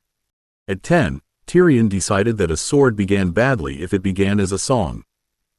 Songs wanted names first. Songs wanted lions, bright steel, dead enemies, and some golden fool raising a blade toward sunlight as if sunlight had ever done useful work in a forge. Steel cared nothing for songs. Steel wanted length, weight, heat, carbon, patience, and a hand honest enough to admit when pride had ruined the line. The secret forge smelled of charcoal, old stone, and scraped slate. Tyrion sat on the low stool beside the bench with Jaime's latest letter unfolded under a polished river stone and 3 strips of practice iron laid before him. Each strip had been cut to a different length. Beside them lay a chalk sketch of a blade that had already been erased 6 times. Jaime fought tall now. The letters made that clear even when Jaime tried to make bruises sound like weather reports and Lord Sumner's corrections sound like compliments. Fast hands. Long reach. Too much trust in forward motion. A boy becoming a knight by leaning toward danger because songs had told him that was where glory stood. You'll get yourself skewered if I let the sword flatter you, Tyrion muttered. The rock answered with silence, which was its usual opinion of sword design. He marked the slate again. Long enough for Jaime's reach. Not so long it became a tourney vanity. A grip fit for one hand in ordinary work, 2 hands when mud, fear, or armor made elegance expensive. A guard wide enough to save fingers, not so ornate it caught on cloak or belt. Fuller to lighten the blade without weakening its spine. Balance forward enough to cut, close enough to recover. A scrape sounded at the outer passage. Tyrion covered the slate with a strip of dirty leather before Kenneth's voice came softly from beyond the hidden turn. Little Lord? Tyrion's hand went still. Kenneth knew the upper workroom. Not this one. Not the road. Not the old forge. The sound had come from the service way near the public stores, not the secret door, and his pulse settled only when the rock confirmed distance and thickness between them. He took the lamp, climbed back through the narrow side passage, and emerged by the old coal recess where Kenneth waited with a wrapped bundle under one arm. "You asked for cracked spring bars," Kenneth said. "Bad ones. Not worth recording." "I adore unwanted things," Tyrion said. "They're kin." Kenneth snorted and passed him the bundle. "That much scrap for practice should keep you from stealing better iron." "Such suspicion wounds me." "Good. Wounds teach." Kenneth looked at his soot-dark cuffs, then at the slate tucked badly beneath Tyrion's elbow. "Blade work?"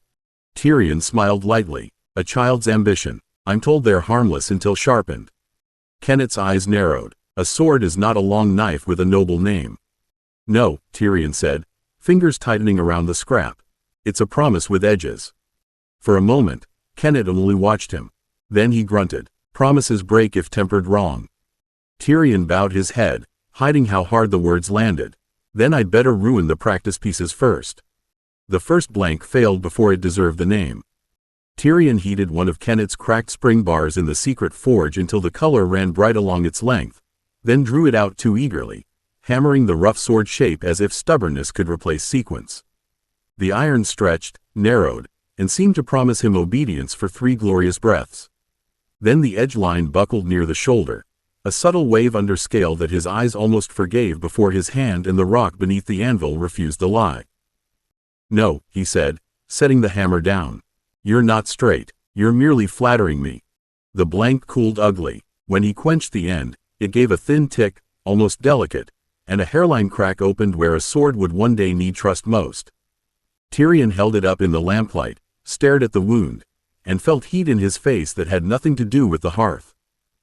Torque work had been patient, repeated, linked, and forgiving in pieces. A cracked link could be condemned. A sword carried its mistakes in one continuous body. Ruin at the shoulder spoke to the point. Folly at the tang waited years to take fingers. He wrapped the failed blank in cloth and took it up through the service recess before dawn, carrying it under a bundle of spoiled hinges. Kenneth found him in the public forge after breakfast, already sorting broken scrap with too much care. "That one's yours," Kenneth said, pointing with his hammer. "You've got the look of a boy trying to bury evidence in daylight." Tyrion uncovered the cracked shoulder. "Evidence is such an unkind word. I prefer educational corpse." Kenneth took it, thumbed soot from the split, and grunted. "Too hot too long, then too much hammer near the shoulder. You chased length before you had shape." A charge often made against ambitious young men. A sword punishes ambition. Kenneth laid the blank across the bench and tapped the tang with one blackened nail. "This part holds the hand. This part carries the rest. Treat it as an afterthought and the blade will leave a man when he needs it." Tyrion looked at the tang, then at the fuller mark he had scratched too early and too shallowly. "So every part must remember what it serves." Kenneth's eyes narrowed. "Aye, and if you're thinking of pretty marks, don't put them where the steel needs to bend." That night, Tyrion ruined the second blank with a rune placed like vanity, not service. The mark shone beautifully for one heartbeat, then pulled the metal hard around itself and left the practice blade stiff, bright, and brittle as pride. When Tyrion snapped it across the anvil's edge, the sound was clean, final, and deserved. He set both failures beside the slate and wrote beneath them, "Heat first, purpose always, rune never above blade." Jaime's next letter arrived with rain on its feathers and mud in its folds. The Raven came down to the rookery at dusk, and a page brought the packet to the public forge because Tyrion had been there since noon, filing burrs from hinge pins and pretending the work was enough to occupy him. Kenneth looked up when the page entered, saw the red wax, and gave Tyrion a glance that held more knowledge than permission. "Krakow?" Kenneth asked. "Unless another man has begun sealing insults with my brother's hand," Tyrion said, wiping his fingers before he touched the letter. The page lingered. "Will there be a reply, my lord?" "There will be several, most of them unwise. I'll send only one." Kenneth jerked his chin at the boy. "Go on, then. Don't stand near the sparks hoping noble words will make you taller." The page fled, and Tyrion broke the seal with his thumb. Jaime's handwriting had grown longer and more confident, still impatient at the ends, as if the letters themselves wanted to ride ahead of the line. Tyrion read with the forge heat at his cheek and Kenneth pretending not to listen. Lord Sumner had put him against 2 older squires and said afterward that Jaime had the courage of 3 boys and the footwork of 1 drunk dog. His left shoulder was bruised purple. His right wrist had been swollen for 2 days but was fine now, truly fine, and Tyrion was not to scowl at the page as if the page had done it. He had knocked Esser Martin's nephew into a trough, which was victory despite what Lord Sumner called poor restraint. He had kept Brotherguard on under his gorget because the leather pad Tyrion had sent worked. And no, it didn't pinch, and yes, he still wore it at night because taking it off felt like losing an argument he had no intention of having. Tyrion stopped reading there. Kenneth's file scraped once, then stilled. Bad news? No, Tyrion said, too quietly. Worse. Good news with bruises. He folded the letter, unfolded it again, and read the last lines while the forge rang around him. Jaime wrote that Crakehall was loud, cold at dawn, and full of men who thought being 14 meant pretending not to miss anyone. He wrote that he didn't miss Cersei's temper, not exactly, but sometimes he missed someone knowing what he meant before he said it. Then, in a line cramped at the bottom, he had added that Brotherguard helped. Not magic, not like in songs, only warm sometimes, when his head felt crowded. Tyrion carried the letter below that night and laid it beside the broken blanks. You great golden idiot, he whispered, smoothing the page flat with one soot-dark finger. You'll make me forge honestly if you continue like this. He set a fresh strip of practice steel on the bench and marked the tang first. Not the blade, not the shine, the hand. Jaime's hand, whole and living, reaching toward danger, toward pride, toward loneliness he would rather turn into a joke. This time, when Tyrion chalked the fuller line, he left space for what the blade had to carry without trapping the man who would hold it. Courage, recovery, warning, a warmth that steadied without speaking. The letter sat open beside the anvil while he worked. By the 3rd practice blade, Tyrion stopped asking the steel to become Jaime's legend and began asking what sort of hand it should refuse.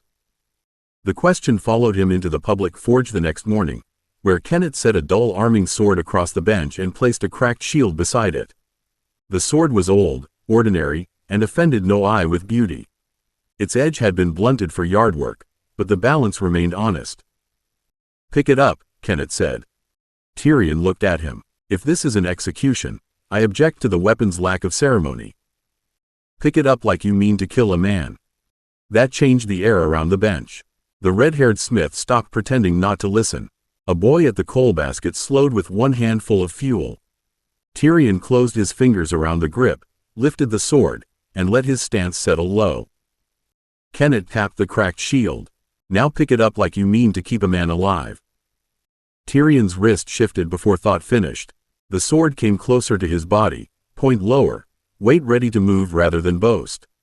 The difference was not mercy. It was discipline. Less reach for glory, more room to answer. Kenneth grunted. Steel knows the question before most boys do. And if the boy lies? Tyrion asked. Then the sword helps him lie faster. The words stayed with him all day. That night, in the secret forge, Tyrion laid Jaime's letter to one side and the 3rd practice blade before him. It was still ugly, too short for Lionheart and too plain for a lord's gift, but it had survived heat, hammer, and quench without cracking. He warmed it again, not to soften the whole body, only to wake the skin where runes would bite. Courage, he whispered, and cut the first mark near the spine, not the edge. Courage had to hold. It did not need to glitter. Defense. The 2nd mark settled nearer the guard, where hand became blade. Oath. He paused before that one, thinking of Jaime laughing, Jaime lying, Jaime loving, Jaime choosing badly because choice had been stolen in little pieces before he knew it was choice. Not obedience, Tyrion said aloud. Oath. The rune warmed, accepted, and did not tighten. Balance came next, then warning against betrayal, then a smaller hidden mark beneath the grip line. Tyrion held the blade and imagined striking a bound man, a kneeling man, a brother who trusted too late. The practiced sword dragged suddenly in his hand, heavy as wet stone. He almost smiled, then didn't. Good, he whispered. Make dishonor expensive. The blade cooled in his grasp, plain and ugly and nearer the truth than anything beautiful he had ruined. 32. Red leather and gold lions. Lionheart did not sing when it was finished. That pleased Tyrion more than any song could have done. Songs were for men who arrived after the work and claimed the heat had always belonged to them. Steel kept better manners. It lay across the hidden forge bench in lamplight, bright along the edge, darker near the fuller, alive with a plainness that knew exactly what it was. Tyrion held it in both hands and raised it slowly. At 11, he was strong enough that the blade did not drag him forward, but wise enough now not to trust strength alone. The balance came to him just beyond the guard, near enough for recovery, far enough for a cut that would make a taller man respect it. One hand could command it. Two could steady it when fear, mud, or armor made pretty forms expensive. He turned the point toward the old wall and made the smallest testing cut through empty air. The blade resisted glory. It did not leap for murder. It did not hunger. It moved when told, stopped when asked, and settled back into his grip with the quiet patience of a good oath. The ugly practice swords lay wrapped in cloth beneath the bench, each failure keeping its lesson. Heat first, purpose always, rune never above blade. Good, Tyrion whispered. You may live. The rock gave no answer, but the anvil under his hand seemed warm where no fire touched it. He wrapped Lionheart in oiled cloth before dawn and hid it in the stone-lined hollow behind the old forge shelf.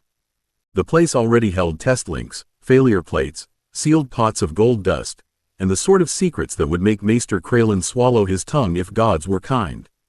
Tyrion slid the blade into darkness and paused with one hand still against the wrapping.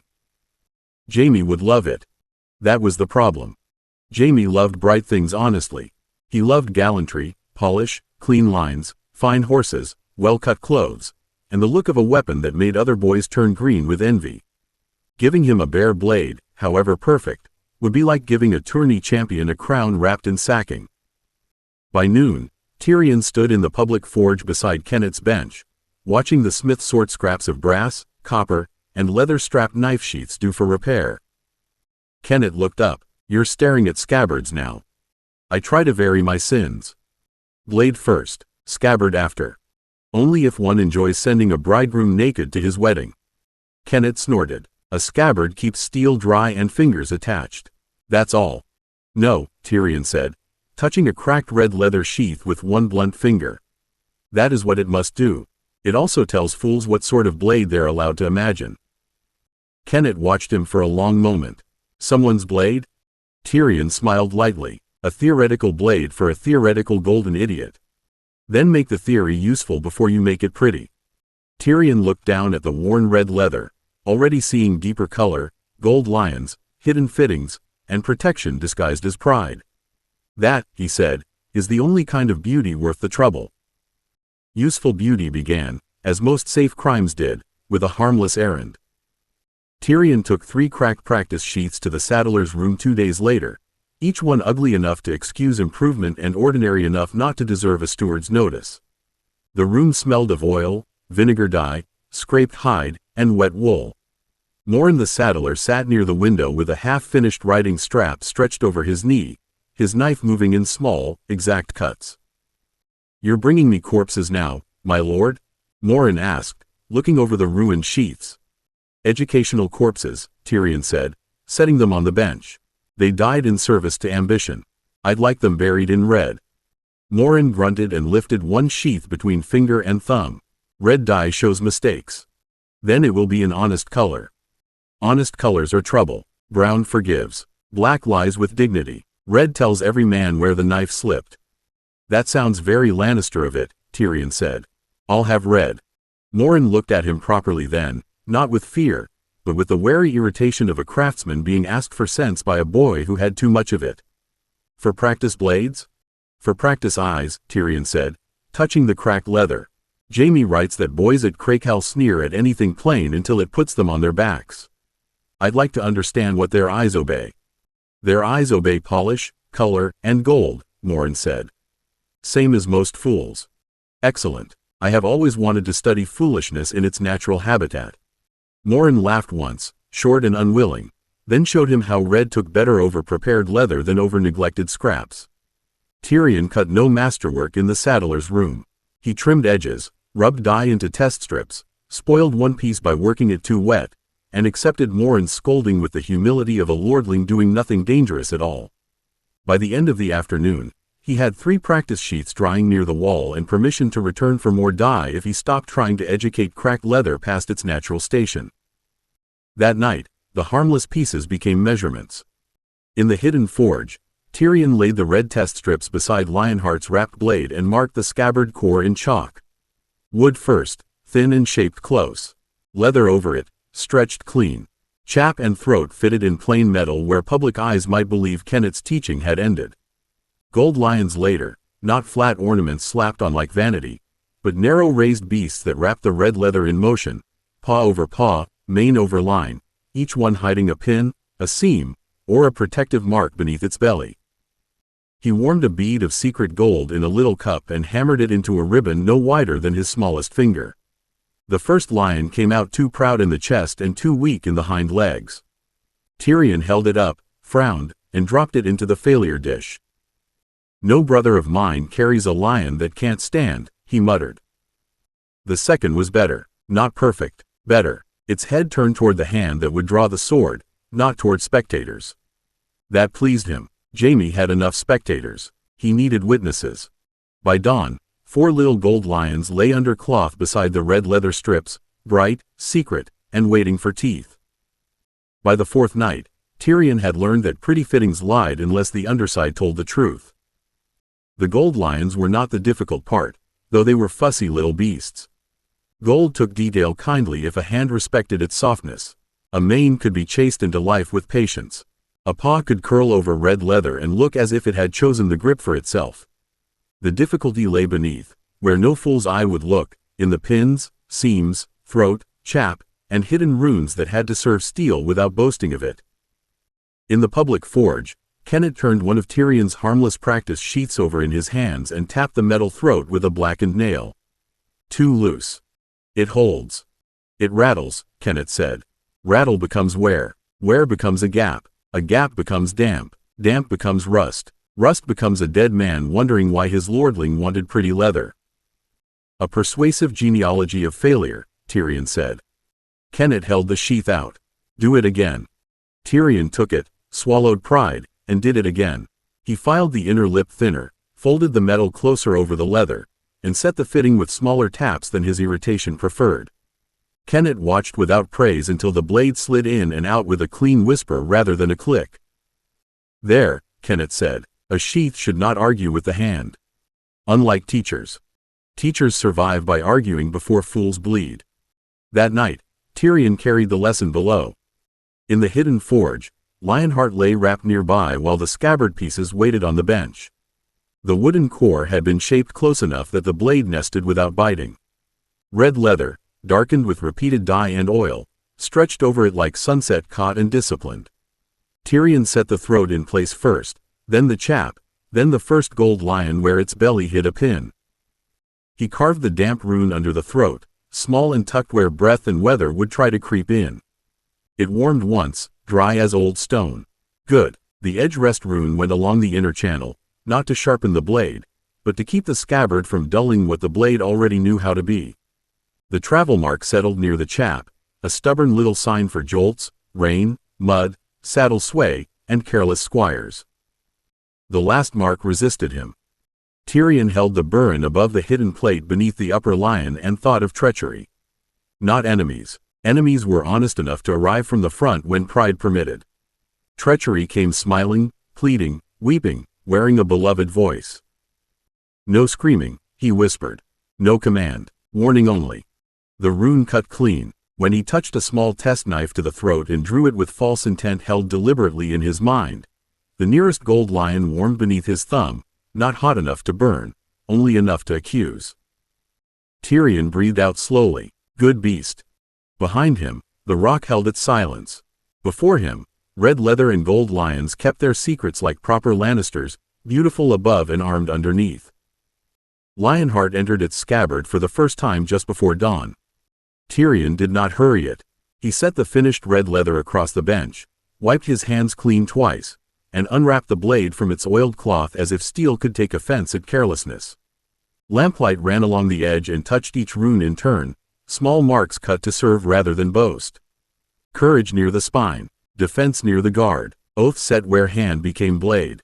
Balance in the line that let motion recover. Warning against betrayal where a false draw would feel the first accusation.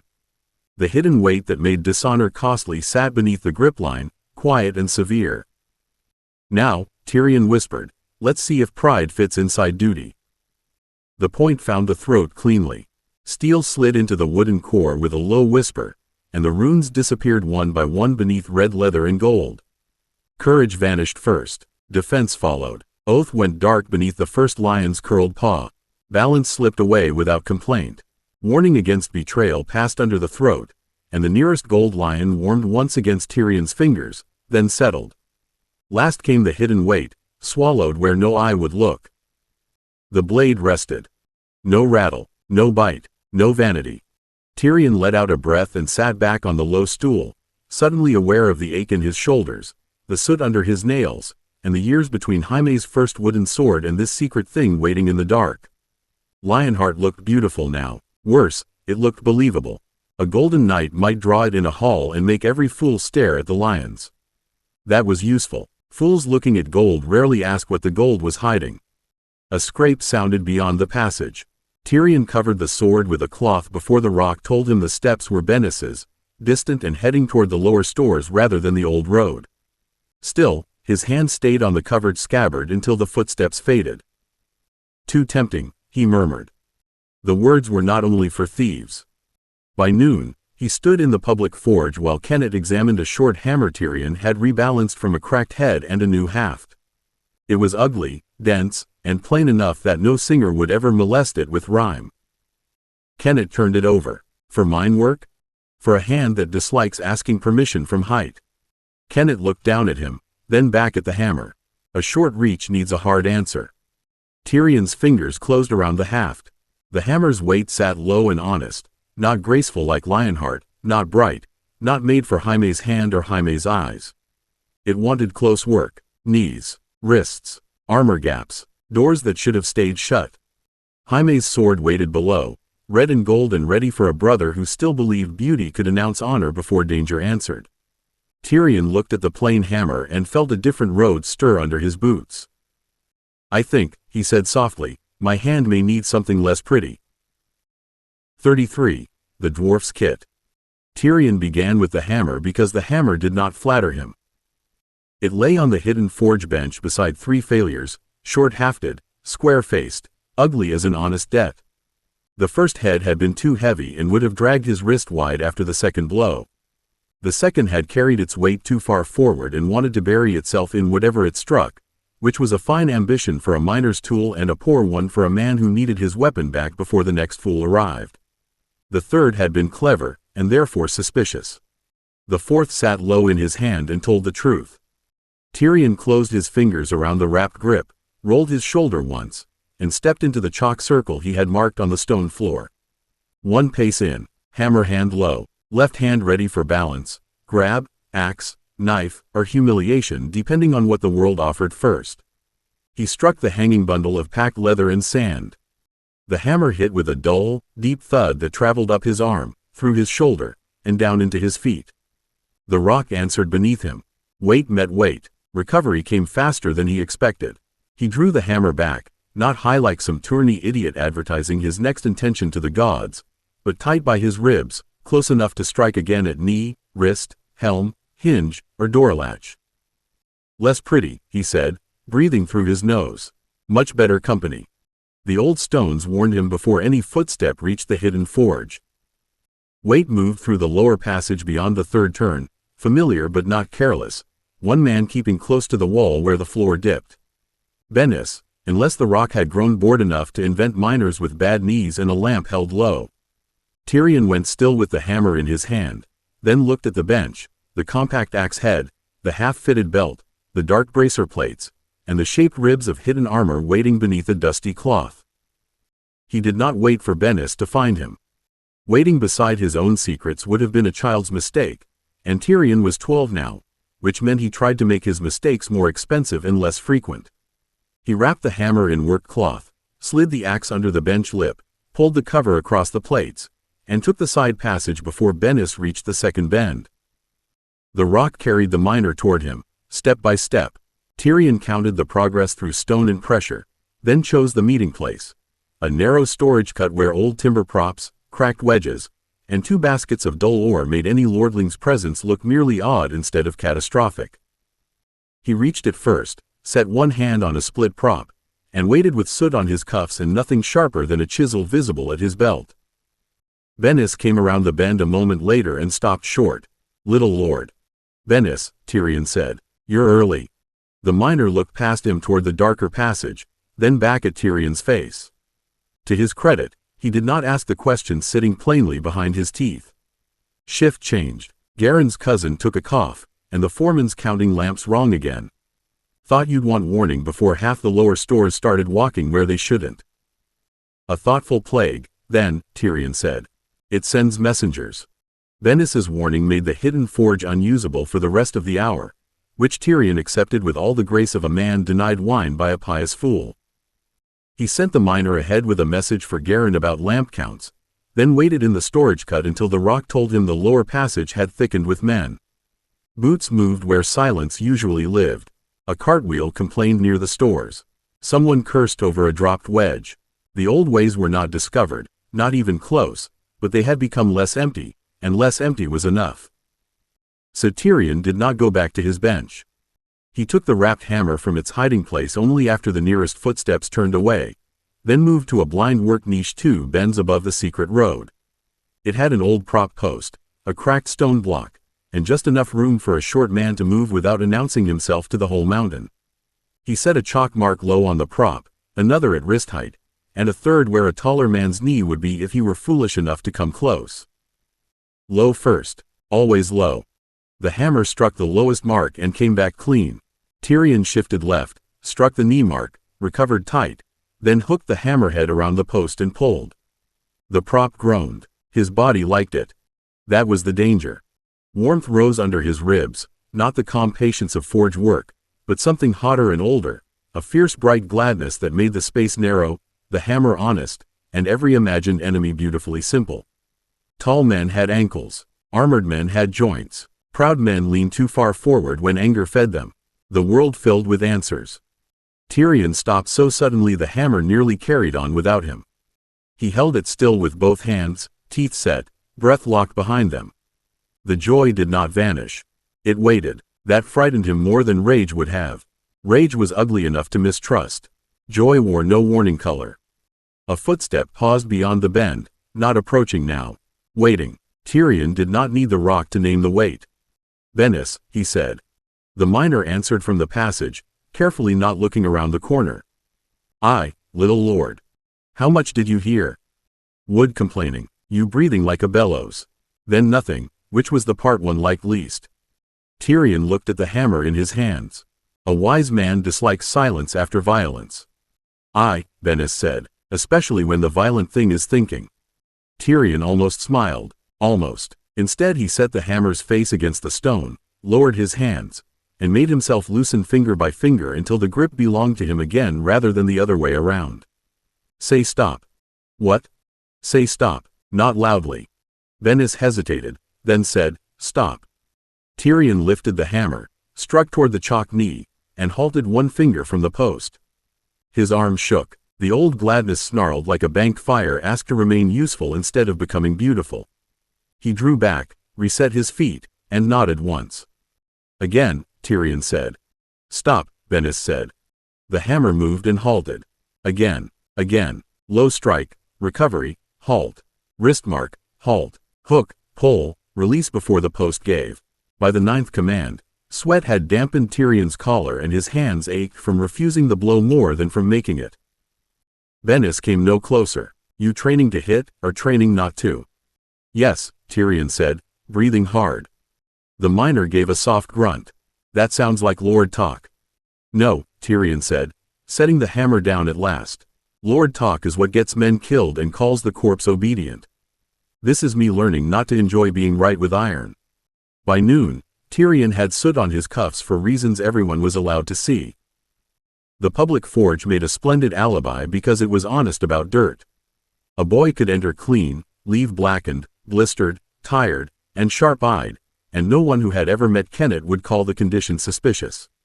Tyrion stood beside the long bench with a miner's belt laid open before him, its old loops cracked, its buckle bent, and its leather too narrow for the heavier wedges men were carrying deeper into the lower cuts. Kennett tapped the belt with 2 fingers. It failed because some fool kept adding weight to old leather and calling hope a repair. A popular method in noble houses, Tyrion said, measuring a wider strip against the back. Usually with more banners. The red-haired smith laughed from the hearth. Kennett only grunted, but his eyes stayed on Tyrion's hands. That was the true work of the afternoon, not leather, not rivets, not the ugly iron loops waiting in a row. Public training hid private preparation best when the two were almost the same thing. A belt that could carry wedges could teach him where a hammer should hang. A bracer made for sparks could hide the shape of a plate. A strap fitted for a miner's wrist could become a lesson in drawing a knife without looking down. Too broad, Kennett said. For him, yes, Tyrion answered, sliding the strip against his own waist before setting it back on the bench as if the motion meant nothing. For a man carrying 3 wedges and a lamp hook, no. Kennett's gaze sharpened. You fitting miners now?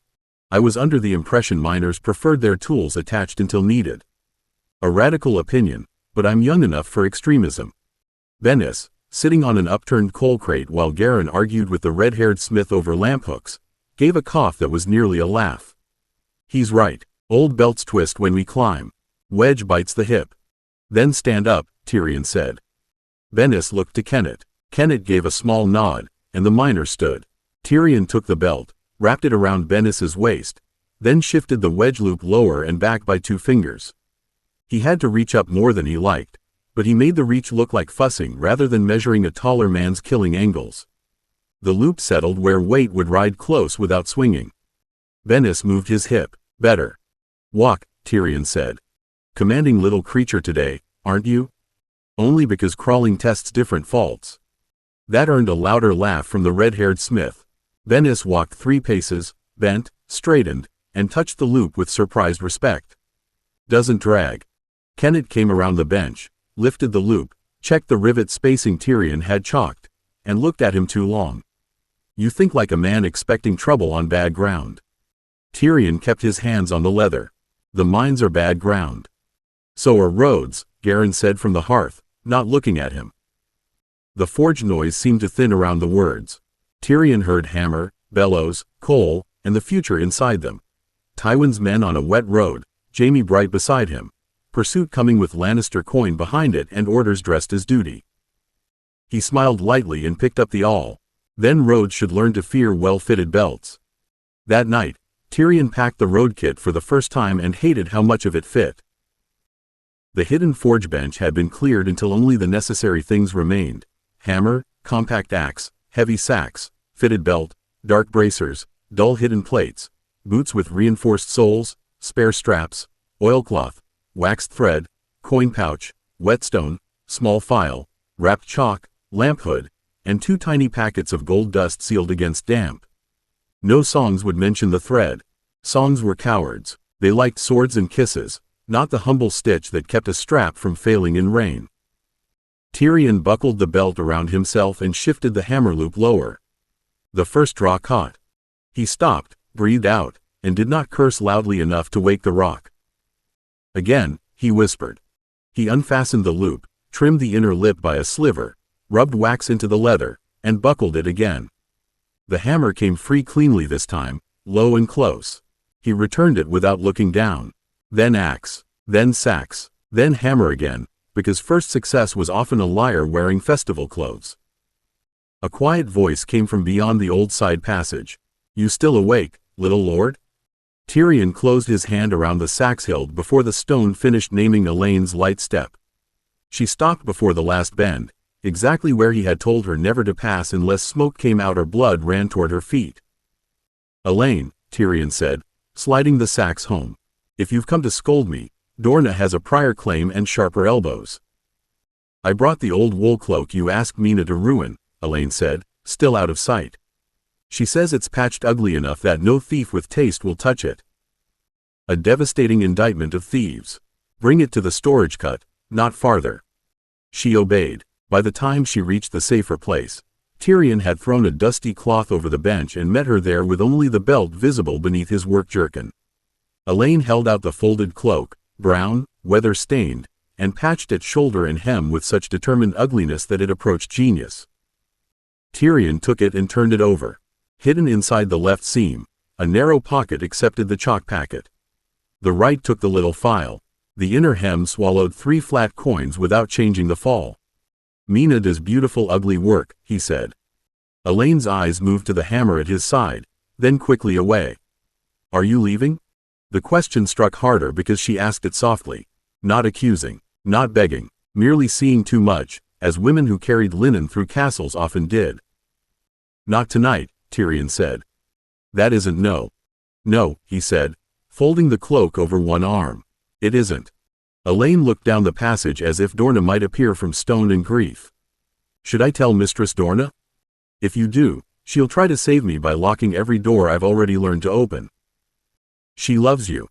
"I know." Tyrion looked back toward the hidden forge, where Lionheart waited for Jaime and the road kit waited for a worse day.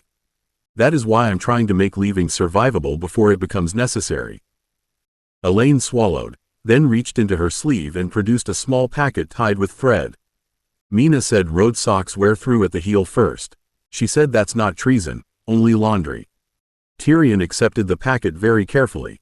Inside lay 2 pairs of thick dark socks, ugly, practical, and warm. For a moment his throat tightened around words too honest to be safe.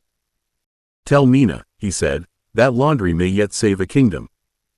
Elaine gave a frightened little smile and slipped away before gratitude made either of them foolish. Tyrion returned to the hidden forge and packed the cloak, socks, weapons, straps, and tools into a plain miner's roll. He lifted it once, adjusted the balance, then set it near the deep shelf where Lionheart slept in red leather and gold lions. His own kit looked dull beside it. That pleased him. Jaime could carry the song. Tyrion would carry the road. 34, age 14. The beard arrived with all the subtlety of an unpaid debt. At first it had been a darkening beneath Tyrion's chin and along his jaw, something Dorna attacked with a wet cloth and offended denial, as if sufficient scrubbing might shame manhood back under the skin.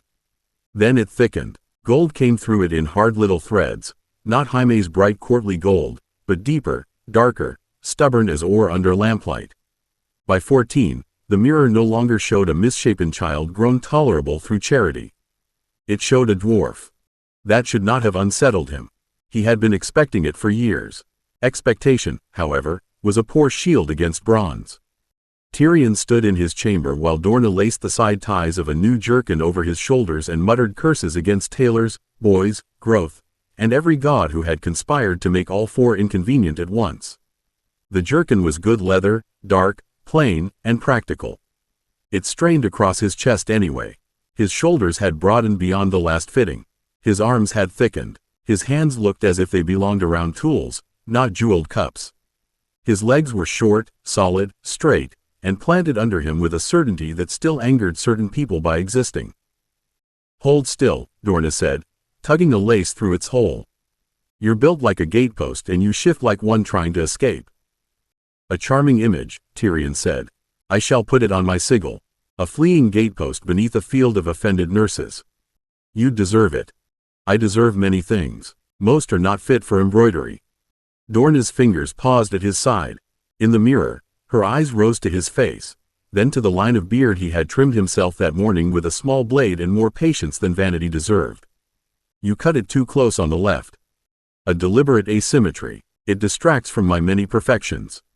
It tells every woman in the rock that you shouldn't be trusted with a razor. Then every woman in the rock will have discovered one true thing today." She snorted, but her hands gentled when she smoothed the jerkin across his back. Tyrion watched the motion in the bronze. She was older now, not old, never that while she could still frighten laundresses and young guards into better posture, but silver had begun threading through her hair. He had grown into a shape the world had never meant to grant him, and she had spent the years pretending not to be astonished every time another inch of strength appeared where pity had expected weakness. A knock came at the door before either of them could say more. Elaine opened it only wide enough to slip inside with folded linen against her hip. Her gaze went to Tyrion, stopped, and widened before she recovered herself. "Little lord," she said, then colored. "My lord, forgive me." Tyrion turned from the mirror and gave her a courteous bow that made the new jerkin creak. "Do not apologize, Elaine. I've been an awkward correction in this house since birth." Dorna clicked her tongue. "You're not little anymore, that is all." "No," Tyrion said, looking back at the bronze and the broad, bearded young dwarf standing in it. "That is not all." By mid-morning, Tyrion chose the training yard because it was the one battlefield in Casterly Rock where secrets had the courtesy to be obvious. The yard smelled of oiled leather, horse sweat drifting from the nearby stables, damp straw, and boys pretending not to stare. Tyrion crossed the flagstones in his new dark jerkin with the ugly work cloak folded over one arm, not worn. Let them see the breadth of him. Let them count the short legs, the heavy shoulders, the beard trimmed unevenly on one side, and the hands that looked too much like they belonged to a smith. Hiding had uses. So did arriving where everyone expected weakness and giving them something less convenient. Kenneth stood near the weapons rack with his arms folded, looking as pleased as a man watching a cart roll toward a ditch. Beside him, a guardsman named Sir Adam Hill adjusted a blunted tourney sword in his hand and failed to keep amusement from his face. "You asked for yard time, my lord?" "I did," Tyrion said, setting the cloak on the rack. "Though if your smile grows any wider, I shall assume you mean to fight with your teeth." A few squires laughed. Adam's smile thinned. "Blunted steel can bruise. So can conversation. We all endure." Kenneth grunted. "Rules. No head blows. No joints if he yields. No pride if you fall." Tyrion looked at him. "Was that last one for me?" "For whoever needs it first." Adam took his stance with the polished ease of a man who had spent years being taller than his problems.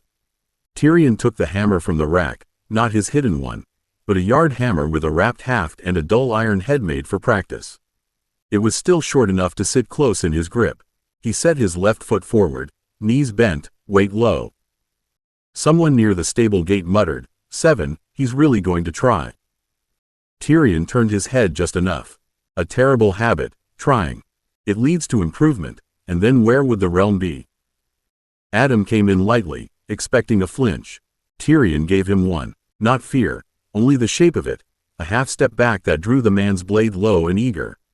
Then Tyrion shifted inside the cut, let the flat of the sword scrape his bracer, and hooked the hammerhead behind Adam's knee. He did not smash, he pulled. Adam hit the yard on his back with a sound that silenced every boy by the stables. Tyrion stepped away before the guardsman's sword could remember its purpose, hammer down and ready. Breath steady though his heart had leapt like a fool at a feast. Kenneth's eyebrows rose. That was ugly. "Thank you," Tyrion said. Adam stared up at him, shocked red crawling into his face. Again. Tyrion looked at the watching squires, at the stable hands now pretending very badly to work, and at the castle windows above the yard where curtains sometimes moved when important people wanted to deny curiosity. He smiled and reset his grip. Of course. Education should hurt twice, or it doesn't count. Adam came in harder the second time, which proved he had learned shame faster than sense. Tyrion saw the change before the sword moved. The man's shoulders tightened, his smile vanished, and his feet chose pride over balance.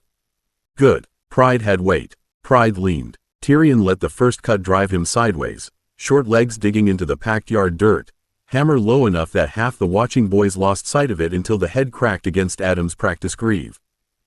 Adam grunted and checked the next blow instead of completing it. Tyrion stepped back before the return could trap him, breath even, heart too bright. The joy was there again, hot under the ribs, but now it met the old lesson Bennis had helped beat into him. Strike. Recover. Stop before the wanting chose for him. Kenneth called from the rack, "He gave you the leg, my lord." "I noticed," Tyrion said, keeping his eyes on Adam. It would have been rude not to accept. This time the squires laughed without knowing whether they were allowed to. Adam heard them and colored, but when he reset his stance, he did it properly. Less anger, more caution, respect, perhaps, though still sour at the edges. "Again?" Tyrion asked. Adam lifted his sword and gave him a short nod. "Again, my lord." The words landed differently. My lord, not little lord. Not monster. Not joke. Tyrion smiled because smiling was safer than showing anyone what the change cost. Before either of them moved, a page in Crakehal colors hurried across the yard from the inner gate, holding a sealed letter high as if paper might absolve him from interrupting violence. "My Lord Tyrion," the boy called, then stopped when every eye turned to him. "Forgive me." A raven came. "Sir Jaime rides within the week." The yard seemed to shift beneath Tyrion's boots. Not with stone sense, with memory. Jaime at 8 with a wooden sword. Jaime at 12 promising to write. Jaime at 16 with Brotherguard beneath his collar in every letter's folded hope. Jaime at 18, nearly a man, coming home to find not a clever little burden but a bearded dwarf in a fighting yard with a hammer in his hand. Tyrion lowered the hammer. "Within the week," he repeated. The page nodded. "Sir Harlan's message says fair roads permitting." Kennett watched him too closely. "That's good news." "Yes," Tyrion said, and the word came out true enough to hurt. Which is always the dangerous kind. Adam stepped back, all irritation forgotten. "Will you finish the bout, my lord?" Tyrion looked at the letter, then at the practice hammer, then toward the stables beyond the yard where saddles, road straps, and horse temper mattered more than speeches. Joy wanted him to stand still and wait like a boy promised summer. Terror wanted him underground, counting exits. Practicality put one foot toward the gate. "No," he said, handing the hammer to Kennett. "I have a brother to meet properly." The stables were safer than Joy because horses took news personally and demanded work before sentiment. Tyrion found old Redmayne in the third stall from the end, pretending to be asleep while one clever eye watched for apples, fingers, or insult. The gelding had been chosen for a dwarf because the world thought low meant lesser. Tyrion had kept him because Redmayne hated nonsense, loved uneven ground, and would bite a careless groom with philosophical conviction. A road horse, then, in all but name. "Don't look smug," Tyrion told him, taking a currycomb from the peg. "We are not running away today." Redmayne blew warm breath over his sleeve. "A fair criticism. Today has been known to change its mind." Mina's nephew Tom stood near the tack rail, trying very hard not to stare at the letter tucked into Tyrion's belt. "Is it true Sir Jaime's coming home, my lord?" "It is written in ink, sealed by Crakehal, and delivered by a boy with more terror than imagination," Tyrion said, working the comb through Redmayne's dusty coat. "So yes, probably." Tom grinned before he remembered rank.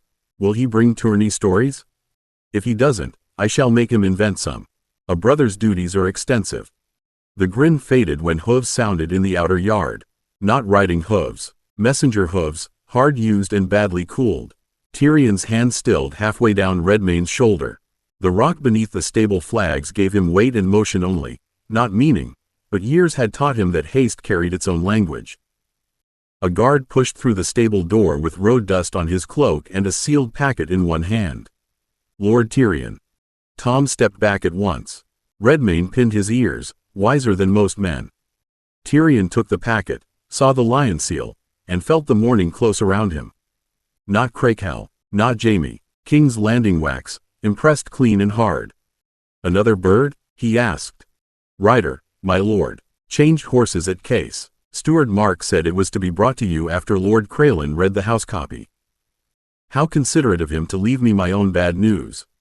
The guard did not answer. That was answer enough. Tyrion broke the seal with his thumb. The words were short, as Tywin's words always were when they meant to leave no room for weather, illness, or hope. Lord Tywin Lannister was returning to Casterly Rock. His party had already left King's Landing. He expected order, accounts, obedience, and both his sons present. "Both." Tom whispered, "My lord?" Tyrion folded the letter once, precisely, then again, because hands given work did not shake. Jaime coming home had opened a door in him. Tywin coming home put a lock on it and called the lock duty. He looked at Redmayne, at the saddle hooks, at the road straps he had adjusted in secret and in public, and then toward the high stone above the stable roof where Casterly Rock rose like a father who had never learned to kneel. "Tell Kennett I'll want the yard again tomorrow," Tyrion said. The guard blinked. "My lord?" Tyrion slid the letter into his belt beside Jaime's. "My brother rides home. My father rides faster. It seems discourteous to greet either of them unpracticed."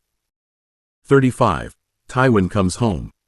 Tywin Lannister returned to Casterly Rock without trumpets.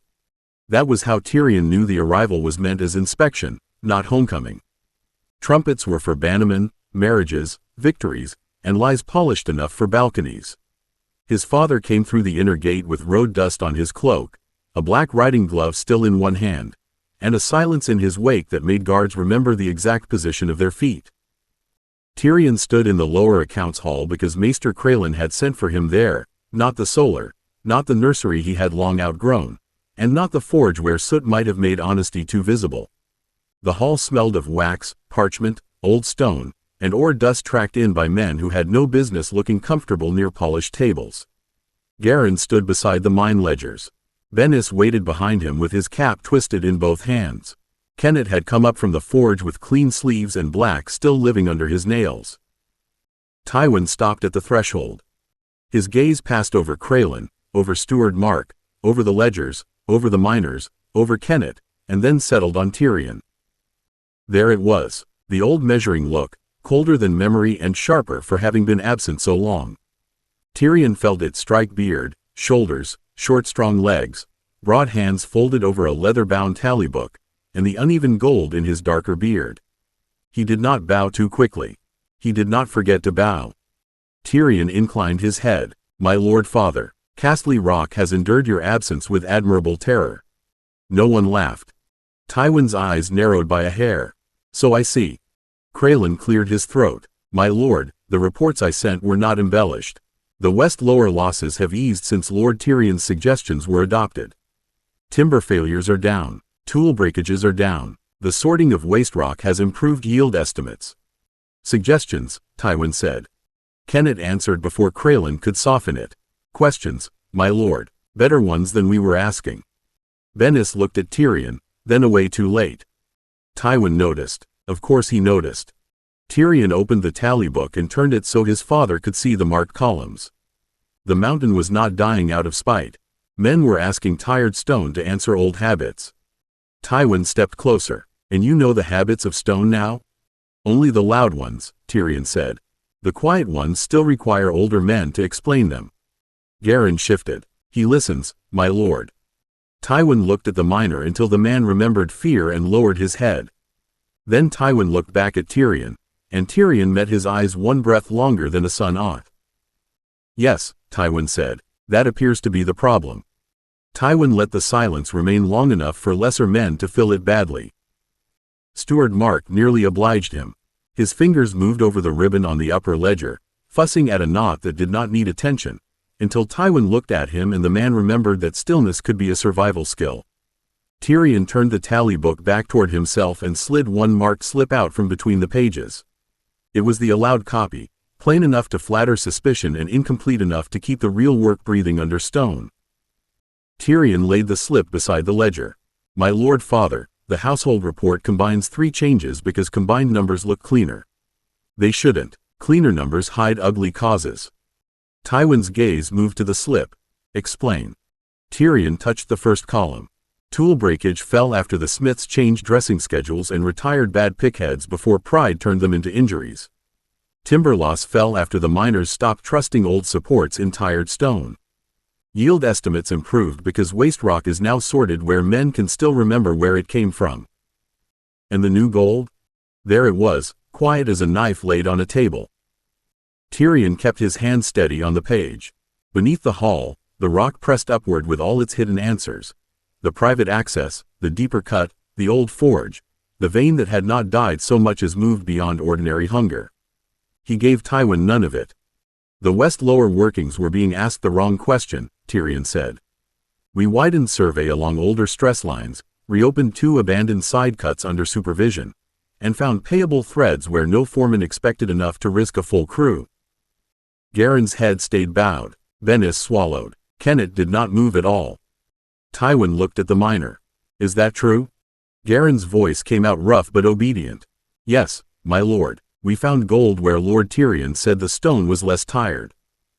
"Less tired," Tywin repeated.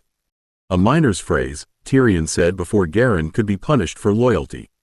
"Imprecise, useful, and unlikely to survive a maester's handwriting." Crelin's mouth tightened. Tywin did not look amused. "Show me," Tywin said. Tyrion closed the tally book. "The open cut, yes.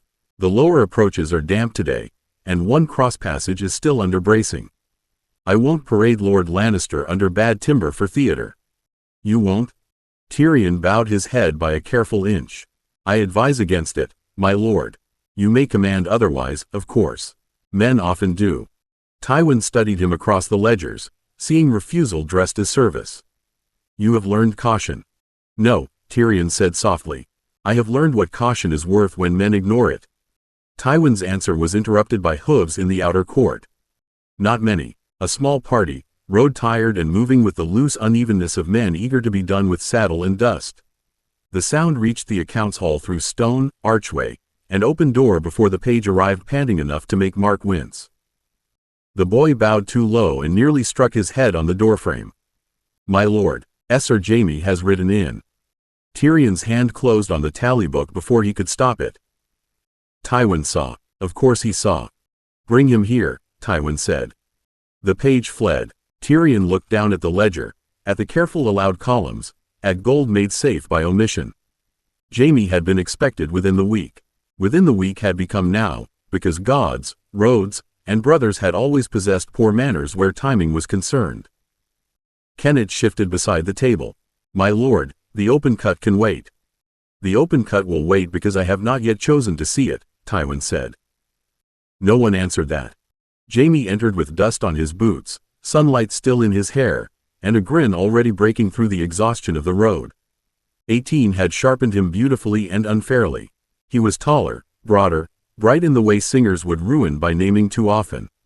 Then his eyes found Tyrion, and the grin changed into something warmer than court polish. Tyrion, Jaime said, crossing the room before rank, father, ledgers, and half the lower mine witnesses could arrange themselves into proper obstacles. Gods, look at you. I try not to, Tyrion said. Mirrors grow impertinent with encouragement. Jaime laughed and caught him by both shoulders, then stopped as his hands met breadth and muscle where memory had expected less. His gaze dropped to Tyrion's beard, then to his hands, then back up with open delight. You look like you stepped out of some old miner's song and stole the ending. A slander. I improved it. At Jaime's throat, half hidden above his road collar, Brotherguard gleamed. Gold, worked close and subtle, sat against skin it had guarded through years of letters, distance, Cersei, squires, pride, and whatever poisons affection could brew when left alone too long. Tyrion saw it warm faintly as Jaime's hand tightened on him. Tywin saw it too. Still wearing that ornament, Tywin said. Jaime turned, cheerful and careless in the face of danger because he had not yet remembered how expensive carelessness could be. Always, Tyrion sent it. It's brought me better luck than half the men at Crakehall. It is a torque, Tywin said. Not a knight's chain. It's my brother's gift, Jaime said, and his voice made the words simple enough to be dangerous. I'd sooner lose a spur. The hall tightened around that answer.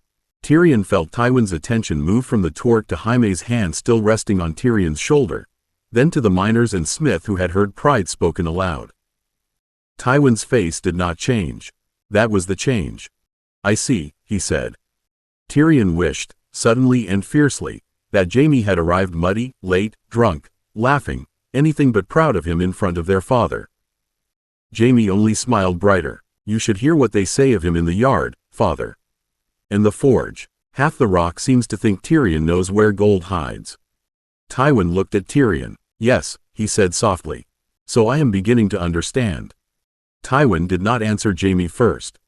He moved to the table instead, took the tally book in one gloved hand, and turned pages with the other as if ink might confess what sons did not. Tyrion watched him read the columns, the repair marks, the yield estimates, and the careful gaps. Jaime's hand stayed on Tyrion's shoulder until he noticed the stillness in the room and let it fall slowly. Smith's notes, Tywin said. Kennett's hand, Tyrion answered. Mine were marked. Tywin looked at the black half-moons that no washing ever fully cleared from Tyrion's nails. You write in forge ledgers. I write where numbers are being lied to. Kennett's beard twitched. Bennis lowered his eyes, too late. Tywin noticed that as well, and the hall seemed to shrink around every man who had ever laughed at Tyrion's tongue without remembering whose son he was. A Lannister does not belong in mine dirt and Smith's soot, Tywin said. Tyrion felt Jaime turn sharply beside him. He moved first, because Jaime's defense, however beloved, would only feed the wrong fire. A Lannister belongs where Lannister gold is being lost. Tywin closed the book. A steward belongs there. A foreman, a master smith, a maester, if the figures require it. Not my son with a hammerman's hands and a miner's superstitions. There it was, clean at last. Not merely hatred, offense. Tyrion useful was worse than Tyrion helpless because usefulness had arrived wearing the wrong clothes. Strength in a dwarf body. Skill from soot. Respect from men who bent under ceilings and swung iron in dark places. Tywin could have endured an embarrassment that stayed ornamental. He did not know what to do with one that made the rock richer. Jaime's voice lost its road bright ease. He helped them. He made himself familiar, Tywin said, turning enough that Jaime received the words like a slap wrapped in instruction. You will learn the difference.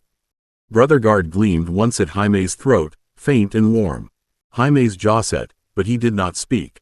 Tyrion loved the torque then with a craftsman's ugly gratitude and a brother's fear.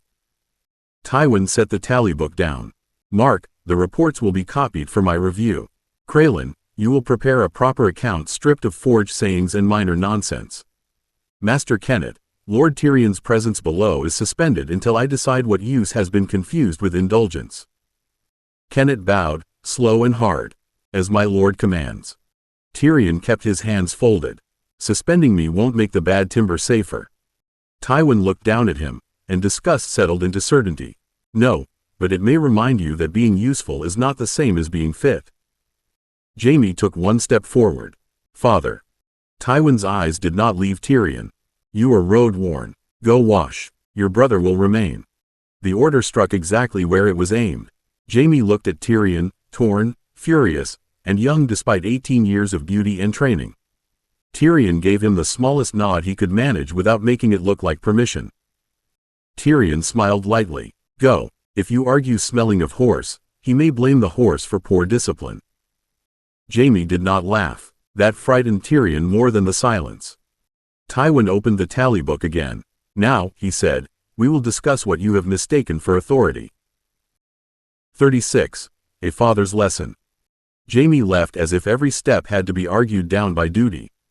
His eyes stayed on Tyrion until the accounts hall door closed between them, and Brotherguard's last faint gleam vanished behind road dust and obedience. Tyrion kept his face arranged into something light enough to survive witnesses. Inside, he counted breaths, boots, candles, the scrape of Mark's sleeve against parchment, Kennett's anger held too carefully behind his beard, and Bennis trying to become smaller without moving. Tywin waited until Jaime's footsteps had faded. Then he turned a page in the tally book and tapped one column with one gloved finger.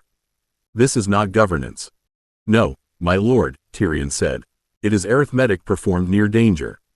It is presumption performed near men who should know better than to indulge it. Tywin looked at Kennett without raising his voice. Master Kennett has confused a lord's son with a smith's clever apprentice. Kennett's jaw worked once. Lord Tyrion learned what was said before him.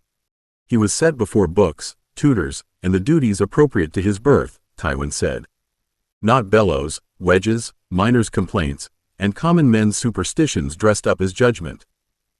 Tyrion felt the rock beneath the hall, broad and silent, full of bad timber, damp air, hidden gold, and all the things his father had never bothered to hear. Common men's superstitions have kept several of your tunnels standing. My tunnels, Tywin said. The correction cut cleanly, not loudly. Never loudly. Mark lowered his gaze at once. Crelin went still behind his chain. Garen's hands curled against his cap until the cloth twisted white at the edge. Tyrion bowed his head a fraction. Your tunnels, my lord. You will remember that before you speak as if a mine answers to your hand. Tywin closed the tally book with no force at all, which made the sound worse. You will cease giving instructions below. You will cease collecting little loyalties from men who mistake amusement for permission. You will cease appearing useful where usefulness teaches you insolence. Tyrion smiled because the alternative was showing teeth. A difficult order. I have always found incompetence more natural in others. Kennett's breath caught behind him. Bennis made a small wounded sound. Tyrion knew, even before Tywin's eyes sharpened, that he had answered too neatly. Not rebellion. Worse. Refusal wearing manners. Tywin stepped closer until Tyrion had to look up. Your tongue has taught this household to forget what you are. Tyrion kept his hands folded over the closed book. And what am I, my lord father? Tywin studied beard, breadth, blackened nails, and the steady mismatched eyes that did not fall quickly enough. A mistake that has been permitted to become useful.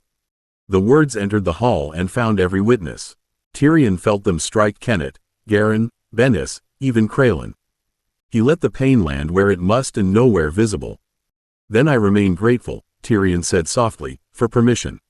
Tywin's mouth did not move. Not grateful enough. The room tightened around that sentence. Tyrion heard, through stone and door, a returning step in the passage beyond. Jaime had not gone far. Tywin heard nothing of it, or chose not to. He handed the tally book to Mark. Send for Esser Adam and 2 men from the lower guard. If instruction has failed my son, correction may yet succeed. Jaime opened the door before Mark could move. He had washed nothing except the dust from one hand, and even that had been done badly. Road grit still clung to his boots. His hair had been pushed back with wet fingers. Brother Guard sat bright at his throat, half hidden by the loosened collar, and his face had lost every scrap of the cheerful boy who had crossed the hall to embrace Tyrion. Correction? Jaime said. Tywin turned his head. You were dismissed. I heard my brother's name.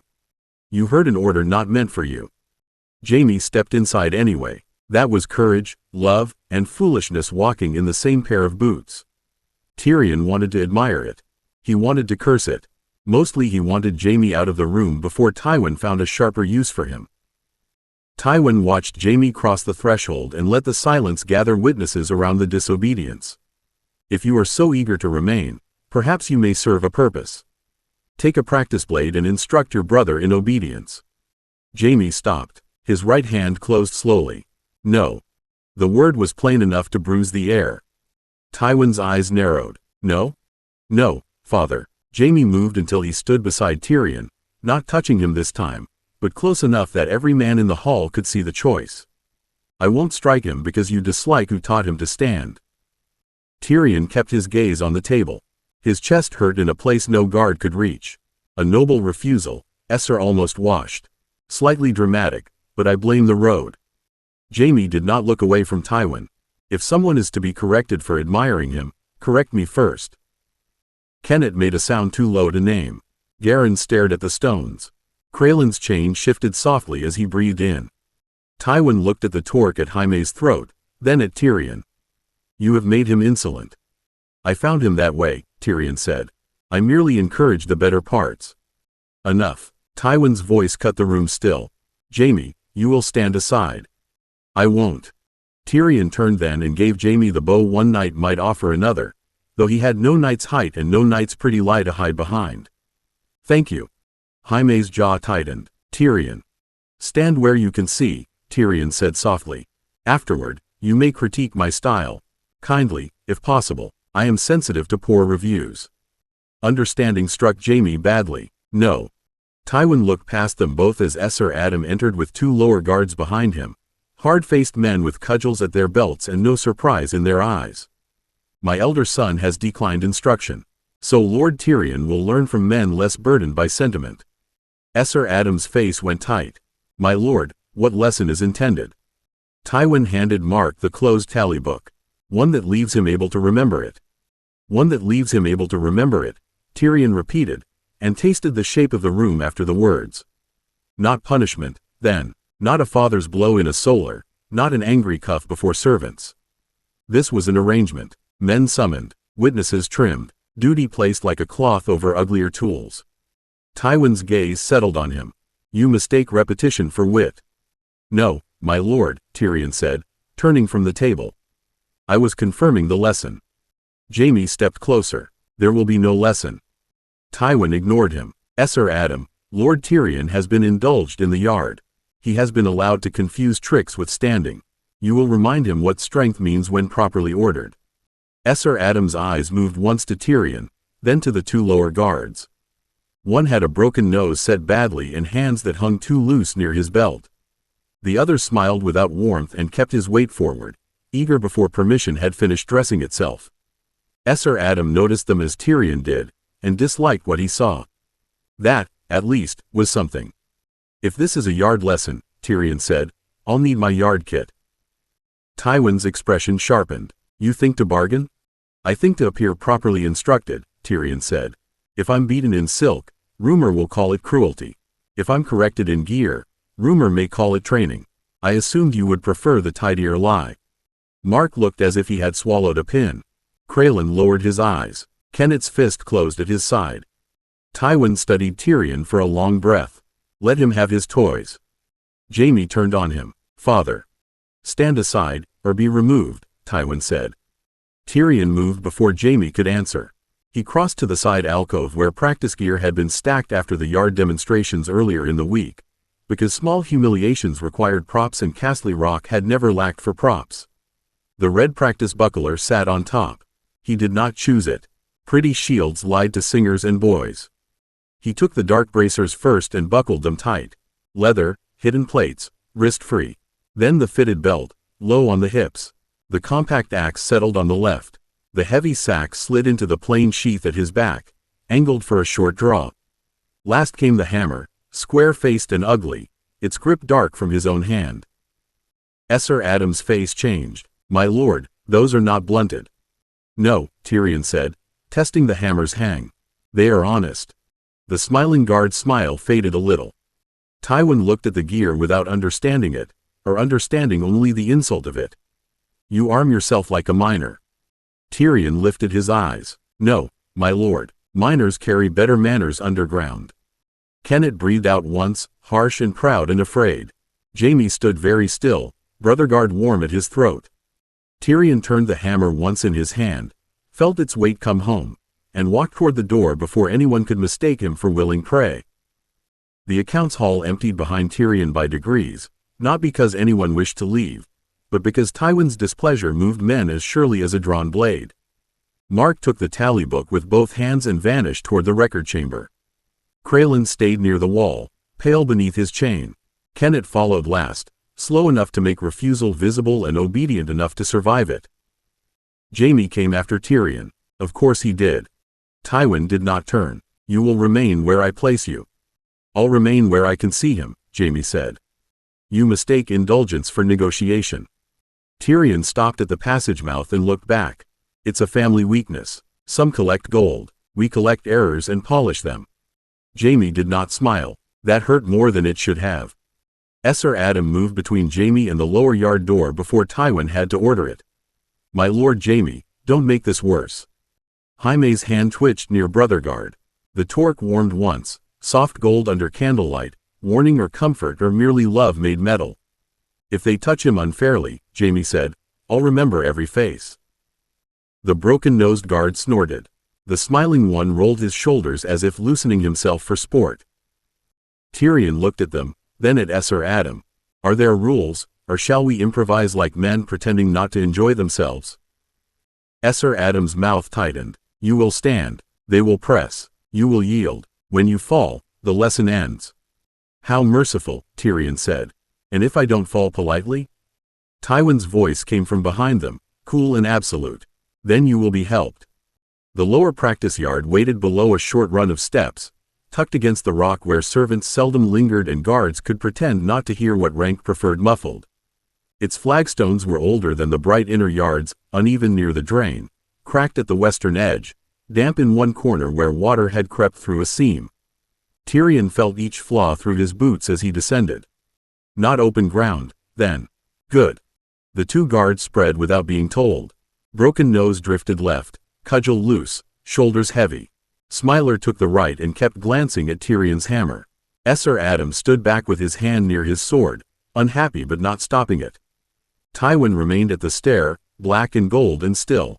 Jaime stood one step below him, held there by nothing except the ruin that would follow if he broke. Tyrion rolled his shoulders once. The bracers settled, the axe kissed his hip. The sacks waited at his back. The hammer sat in his hand, square and plain and honest.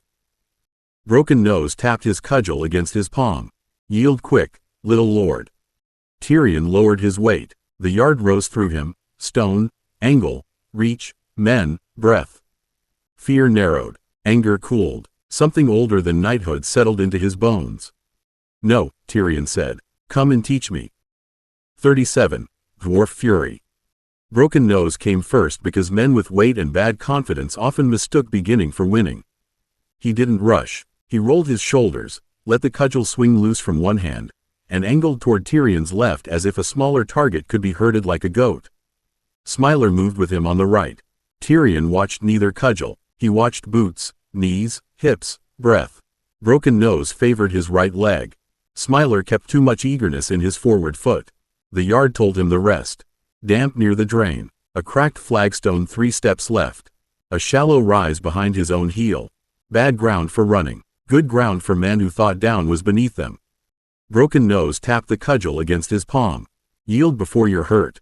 A tempting offer, Tyrion said, lowering his hammer. Sadly, I dislike accepting instruction from men who need 2 hands to count their teeth. Jaime made a sound behind him, half horror and half pride. Tywin said nothing. Broken Nose's face hardened. He stepped in and swung for Tyrion's shoulder, not full force, but hard enough to drop him prettily for witnesses. Tyrion went under it, not aside, under. His left hand caught the man's wrist against his bracer. His right drove the hammer low and short into the inside of Broken Nose's knee. The sound was ugly, and Broken Nose screamed and folded sideways. Tyrion did not wait for him to fall. He shifted in close, too close for the cudgel's reach, and slammed his shoulder into the man's hip. Weight met weight. Dwarf bone met careless height. Broken Nose struck the stones on one knee, then both hands, choking on pain. Smiler stopped smiling. 7 hells, Esser Adam breathed. Tyrion turned with Broken Nose's cudgel still scraping uselessly behind him. Smiler came fast then, anger replacing caution, and that was kinder. Anger simplified men. His cudgel swept down toward Tyrion's head. Tyrion raised the hammer shaft to take the blow, felt the shock bite through wrist and elbow, and stepped onto the slicker stone Smiler had trusted. Smiler's boot skidded. Tyrion hooked his compact axe behind the man's ankle, pulled, and struck the exposed wrist with the hammer's flat before the cudgel could recover. Bone cracked. The cudgel fell. Smiler staggered, and Tyrion drove the hammer into his foot with a short, brutal chop. The man went down howling. Jaime's voice broke across the yard. Tyrion. Tyrion heard him. He also heard Broken Nose dragging himself upright behind him with a knife in his good hand. Tyrion turned, hammer low, breath steady, and the yard rose through his boots like a mountain remembering war. Broken Nose had stopped pretending this was a lesson. The knife was short, workmanlike, and meant for places cudgels were too honest to reach. He held it low in his good hand, teeth bared, ruined knee dragging behind him. Tyrion knew the blade, not that blade itself, but its kind. Cheap steel, thick spine, a tool for cutting rope, meat, purses, and men who had been told they were only being corrected. Esser Adam stepped forward. Drop that knife. Tywin's voice came from the stair. The lesson continues. Jaime's breath caught. Father, he has a knife. So does Tyrion, Tywin said. Tyrion heard the shape of the sentence and understood the trap inside it. If he drew the sacks first, Tywin would call him savage. If he did not, Broken Nose would gut him and call it accident. The yard offered no mercy, only edges, cracks, damp stone, angle, weight. Come then, Tyrion said, and shifted the hammer into his left hand. Broken Nose lunged badly because pain had shortened his patience. Tyrion stepped in instead of back. The knife scraped along the hidden plate in his right bracer, biting leather, missing flesh. His hand closed over the guard's knife wrist with dwarf strength and forge-learned certainty. Wrist bones were hinges. Hinges failed when twisted against their honest path. He turned the hand outward and down. Broken Nose shouted. The knife fell. Tyrion kicked it under the cracked flagstone's raised lip before any taller fool could reach it, then brought the hammer's square face into the man's elbow with a brutal, compact blow. The joint bent wrong. Broken Nose dropped hard, forehead striking stone. Smiler had found his cudgel with his left hand. Behind you, Jaime shouted. Tyrion was already moving. He drew the axe from his belt, not swinging like a singer's hero, but hooking. The little blade caught Smiler's cudgel below the head and pulled it wide. Tyrion stepped under the failed strike, drove his shoulder into Smiler's ribs, and felt the man's breath burst over his hair. The hammer followed. One hard blow to the lower ribs, another to the hip, a third to the hand reaching for Tyrion's beard. Smiler collapsed against the wall and slid down it, choking. Tyrion stood over him with hammer in one hand and axe in the other, breathing hard. The gear had not made him grand. It had made reach shorter, balance uglier, and every mistake expensive. Maester Adam's sword came half out of its sheath. Enough. Tywin looked at the two broken men. Not yet. Maester Adam turned toward Tywin with the sword still half drawn. My lord, both men are beaten. They are breathing, Tywin said. Tyrion felt the sentence enter the yard and change it. Broken Nose made a wet sound against the stones. Smiler's good hand clawed at the wall, dragging his weight upward inch by inch. They had been guards a moment ago. Now they were tools that had failed, and Tywin hated failed tools enough to spend them twice. Jaime shoved against Maester Adam's arm. Stop this. Maester Adam caught him without looking away from Tyrion. Stay back, my lord. Tyrion tried to answer. A jest, preferably. Something small and sharp enough to remind himself that he was still a man and not only a hammer with breath. No words came. His ribs hurt where the cudgel had kissed him earlier. His right sleeve was split from the knife scrape, and blood had begun to warm the inside of his bracer where leather had not quite saved skin. Smiler came in low, not standing, crawling. That made him uglier and more dangerous. Tyrion saw the second knife too late, a narrow blade drawn from his boot and thrust upward with all the spite left in him. Tyrion twisted, but not far enough. Steel bit into his side under the ribs, shallow only because the axe haft caught Smiler's wrist and turned death into pain. The yard went white at the edges. Tyrion, Jaime shouted. Something answered before thought did. Tyrion drove the hammer down on Smiler's forearm. Once, the knife fell. Twice, bone gave. Smiler screamed, and the sound struck something deep and waiting under Tyrion's breastbone. He stepped in, inside mercy, inside courtly rules, inside the boy who had practiced stopping one finger from a shield. The hammer rose again, and for a heartbeat the world made perfect sense. Strike. End. Safe. He wanted it. That was the horror. Tyrion snarled, shifted the blow aside at the last instant, and struck Smiler's temple with the hammer's edge instead of crushing the open skull beneath it. The man dropped bonelessly against the stones and did not move. Broken Nose lunged behind him with a broken sound and bare teeth. Tyrion turned through pain, drew the sax from his back, and set its point under the man's jaw. Enough, Tyrion said, voice rough. Broken Nose froze. Tywin's cold voice followed from the stair. Finish your lesson. Tyrion kept the sax steady beneath Broken Nose's jaw and tasted blood with every breath. Not his mouth, then. His side. The knife wound had begun to speak in heat and wetness under his ribs, and the battle inside him wanted to answer Tywin before any man could move again. Finish your lesson. There it was, the little word dressed in command. Finish. Kill for obedience. Refuse and be called weak. Hesitate and be killed by the wrecked man in front of him. Tywin did not merely build traps. He made other men proud of standing inside them. No, Tyrion said. Tywin's gaze did not change. No? Tyrion did not look away from Broken Nose. I won't murder a beaten man because you dislike leaving evidence alive.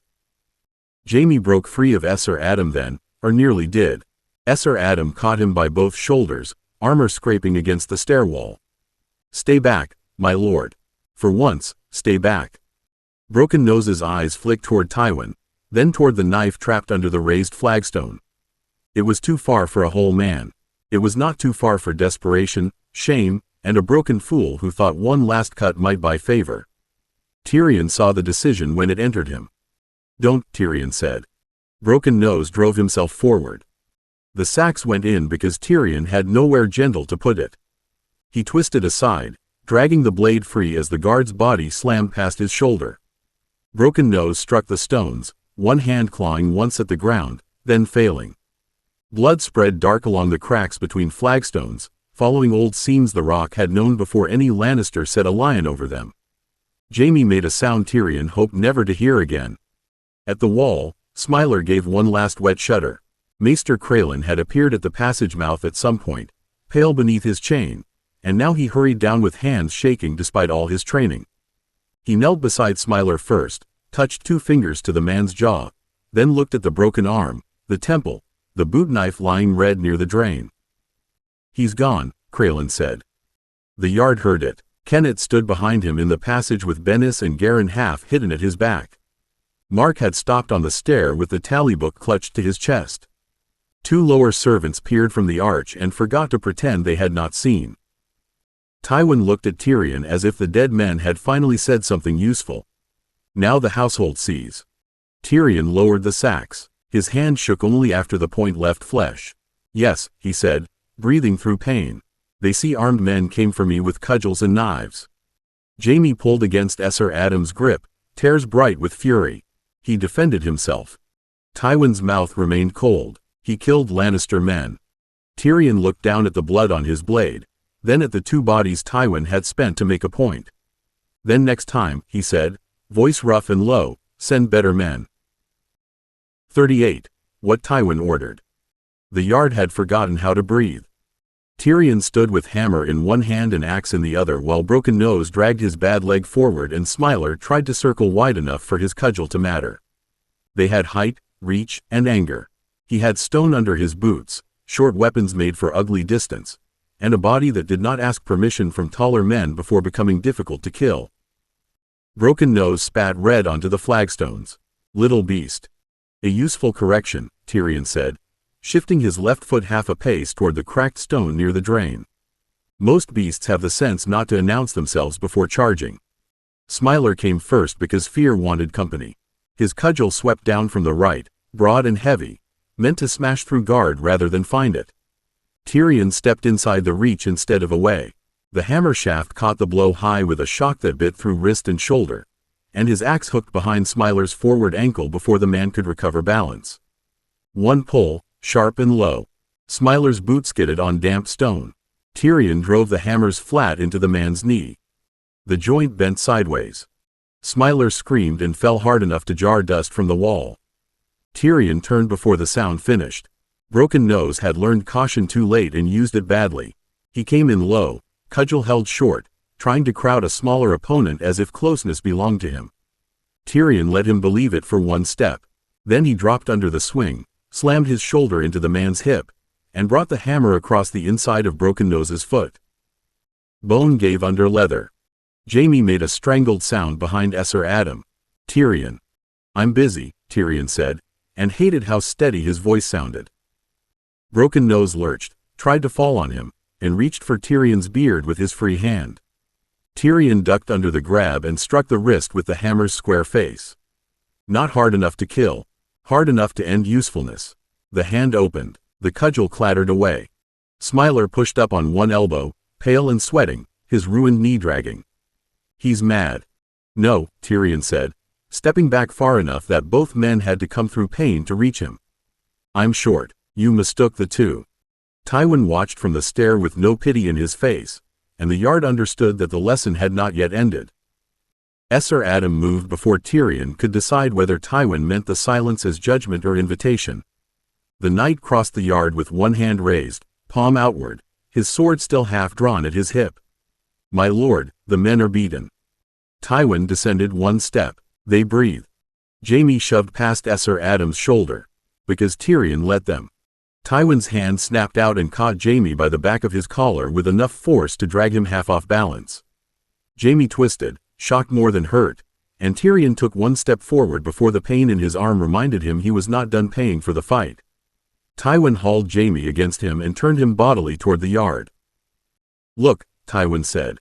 Jaime's face went white. Let go. Look at what you love, Tywin said, voice low and vicious enough that the nearest guards froze harder than if he had shouted. See what he really is. He killed your mother, boy, and now his demon is killing more Lannisters.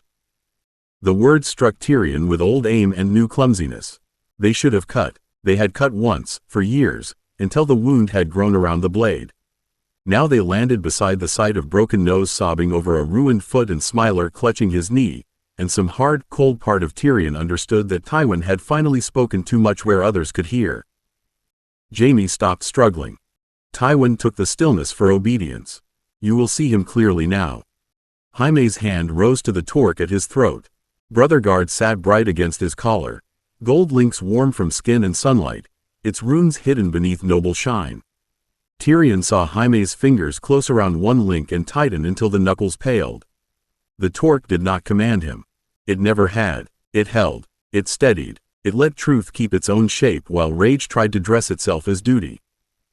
Jaime drew one breath through his nose, sharp and shaking. I do see him. Tywin's grip tightened. Then remember. I see my brother, Jaime said. The yard heard it. Tywin went very still. You see a monster. No. Jaime turned his head as much as Tywin's grip allowed, and the fury in his eyes was bright enough to hurt. I see two armed men on the ground because they came at him and lost. I see you standing above it like you wanted it, and I see you trying to make me hate him because you can't. Tywin released him as if Jaime had burned his hand. Jaime staggered one step, caught himself, and went straight to Tyrion. He did not run blindly. He crossed the yard with a swordsman's care, eyes flicking to Smiler, Broken Nose, the fallen cudgels, and then back to Tyrion's face. Are you hurt? A little, Tyrion said. Liar, Jaime said, and put himself between Tyrion and Tywin anyway. Jaime had not finished setting himself between Tyrion and Tywin when Smiler moved. It was not a proper attack. Proper attacks had feet beneath them, breath behind them, pride enough to stand upright before failing. Smiler had only one working leg, one useful hand, and hatred crawling through the space where sense should have been. He dragged himself along the stones while every eye in the yard stared at Tywin, Jaime, and the impossible break between father and son. Tyrion, Esser Adam snapped. Tyrion turned too late. The knife came from Smiler's boot, narrow and dirty, thrust upward from below the line where taller men expected danger. Jaime lunged, but Tyrion shoved him back with his shoulder and twisted. The blade missed the deep place it wanted and bit under Tyrion's ribs instead, shallow only because the axe haft caught Smiler's wrist and dragged the strike aside. Pain went white through the yard. Jaime shouted his name. Tyrion did not answer. Breath had become a thing with teeth. Blood warmed beneath his tunic, quick and intimate, and Smiler's eyes were close enough for Tyrion to see triumph wake in them. Then something older than court, older than insult, older than fear rose inside him. It was not madness. Madness would have been easier to hate. It was clean, horribly clean. Weight, angle, bone, end the hand, end the threat, never let the enemy rise twice. The hammer came down on Smiler's forearm once, and the knife fell. It came down twice, and the arm broke. Smiler screamed. The scream should have ended it. Instead, it opened something. Tyrion's hammer lifted again, not high, not showy, only enough for work. Smiler's face lay turned against the stone, mouth open, eyes bright with animal terror. The killing place was there. Tyrion saw it with a craftsman's certainty. One compact drop, one honest strike, silence. Tyrion, stop, Jaime said. Tyrion heard him through blood, breath, and the terrible bright wish to be safe forever from men who would not stop. His fingers tightened around the hammer. The want frightened him more than the knife had. He drove the hammer down. Not into Smiler. The square face struck the flagstone beside the man's head hard enough to crack the old surface and spit a shard against the wall. Smiler flinched silent, then went limp from shock and pain, sobbing without sound. Tyrion staggered back, breathing hard, hammer low in his hand. Jaime caught his arm and looked down at the spreading blood with horror. You're hurt, Jaime said. A little less than he hoped, Tyrion said, though the words came rough. Broken Nose made a wet sound behind them. Tyrion turned. The man was reaching for the knife Tyrion had kicked beneath the raised flagstone, ruined leg dragging, broken wrist hanging uselessly, eyes fixed not on survival but on Tywin's stare. Tywin's voice came cold from above. Finish the lesson. Tyrion drew the sax from his back and set its point beneath Broken Nose's jaw before the man could reach the knife. The battle rage still waited in him, bright and obedient, eager as a hound. No, Tyrion said, tasting blood with every breath. I've learned enough. Broken Nose held very still with the sax beneath his jaw. Tyrion could feel the man swallow against the blade.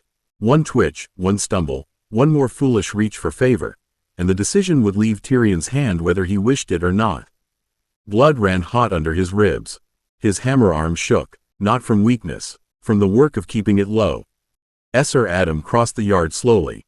Do not move, he said to Broken Nose. Not a finger. Broken Nose's eyes flicked toward Tywin. Jaime saw it. Don't look at him. Look at the knife at your throat.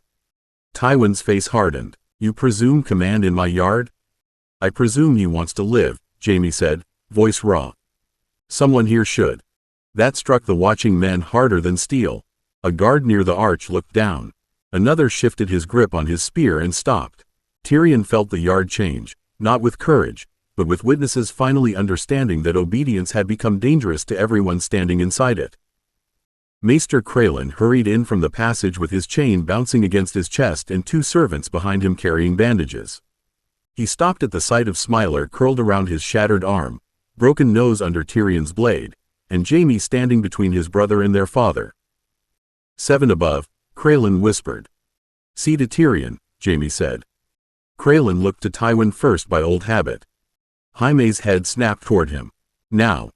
The maester flinched, then moved. That was another soundless blow against Tywin's order, small but public. Tyrion lowered the sacks only when Esser Adam's boot pinned Broken Nose's good wrist and another knight kicked the hidden knife clear from beneath the raised stone. Tyrion stepped back. Pain dragged a breath out of him before he could turn it into wit. Jaime caught his elbow at once. I'm standing, Tyrion said. You're bleeding, Jaime answered. Try boasting after you've stopped leaking. Crelin knelt and lifted the cut edge of Tyrion's tunic. His mouth tightened. Shallow, but ugly. Hold still. An excellent family motto, Tyrion said, and almost laughed until the wound pulled bright under his ribs. Tywin descended the final step. The household has seen enough. Kennett's voice came from the passage, low and rough. We have. Bennis stood behind him, Garin beside him, and more servants beyond them than should ever have been allowed near such a lesson. Their faces did not look at Tyrion as monster. They looked at the cudgels, the knives, the blood, and then at Tywin. Tyrion met his father's eyes over Jaime's shoulder. They saw armed men come for me. Tywin's stare went colder. They saw what you are. No, Jaime said, tightening his grip on Tyrion's arm. They saw what you ordered. 39. Lionheart. Crelin had wrapped Tyrion tightly enough that breathing felt like negotiation, but the maester's bandage held, and that was all Tyrion required of it. Jaime wanted him in bed. Esser Adam wanted guards outside the door. Dorna wanted both, and for once looked willing to strike a lordling with a basin if he argued too prettily. Tyrion waited until the household's panic had tired into whispers, then sat up and reached for his boots. Jaime caught his wrist before he could bend. No. A poor start to a conversation, Tyrion said, looking at the hand around his wrist. Especially when I was about to invite you somewhere expensive. You were stabbed. Lightly. I recommend against doing it often, but as lessons go, it lacked commitment. Jaime's jaw worked. He had not taken off brother guard. The torque shone at his throat like a promise he was still deciding how to carry. You're not walking through the rock tonight because you're bored. No, Tyrion said, softer. I'm walking because Father has just reminded us that closed doors are not always safer than open yards. That got Jaime moving. He released Tyrion, but only to take the lamp himself and offer his other arm with such offended care that Tyrion nearly smiled. They left by the side passage Tyrion had chosen years ago for silence rather than grandeur. The stone under his boots knew him. It gave back the old shapes of cracks, hidden seams, and the deeper hollow beyond the servant's stare. Jaime followed close, one hand near his sword, the other hovering whenever Tyrion's breath caught. You're going to tell me where we're going, Jaime said. I'm going to make the explanation worth the walk. If this is another tunnel full of rude statues, I'm carrying you back. Then I shall be sure to limp near the better ones. Jaime gave one unwilling breath that was almost laughter, and Tyrion loved him fiercely for it. Even now, especially now. The old workroom waited behind a fitted stone panel, dry, warm from banked coals, and lit by 2 shielded lamps Tyrion had left ready. On the central table lay a long cedar box bound in dark iron, plain except for a small golden lion worked into the clasp. Jaime stopped at the threshold. Tyrion, he said carefully. Come in, Tyrion said, crossing to the table. His ribs pulled sharp when he lifted the lid, but he did not let his hand shake. Red leather caught the lamplight first, deep and rich, fitted over a scabbard chased with gold lions rampant from throat to chap. The hilt above it was bright, balanced, and waiting. Jaime forgot to breathe. Tyrion rested one broad hand on the box and looked up at his brother. I made you a sword. Jaime did not touch it at first. That restraint frightened Tyrion more than eagerness would have. Jaime Lannister had always reached for beautiful things as if the world existed to place them in his hand. Swords, horses, praise, smiles, a sister's adoration, a father's impossible approval. He had been born golden and trained to expect gold to answer him. Yet now he stood with one hand half lifted, staring into the cedar box as if the blade might vanish if he breathed too hard. For me? Jaime asked.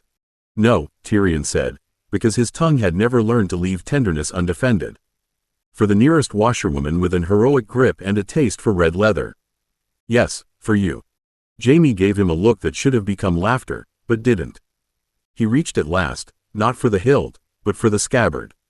His fingers brushed the red leather first.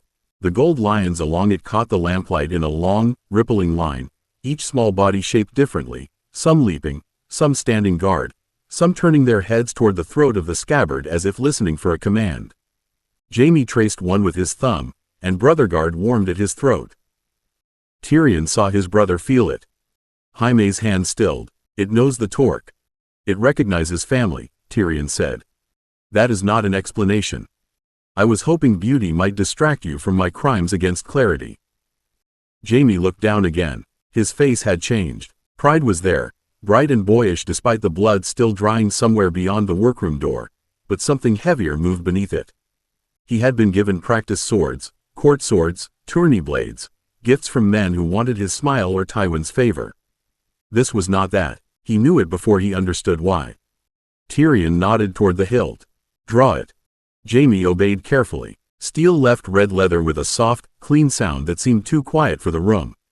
The blade shone pale and true, not mirror bright, but bright like worked moonlight under gold. Fine marks ran near the fuller, half hidden beneath decorative lines a court lord might mistake for craft flourish. Jaime lifted it, expecting weight, then blinked when the sword settled into his hand as if it had been waiting for the shape of him. 7, Jaime whispered. Tyrion leaned one hip against the table before his ribs could make a less dignified complaint. Try the other hand. Jaime shifted grip. The sword followed without complaint. One hand, then two. Guard forward, point lowered, point raised. He moved slowly at first, then with a swordsman's instinct waking under wonder. The blade was long enough for reach, short enough to recover, alive enough to answer without dragging him after it.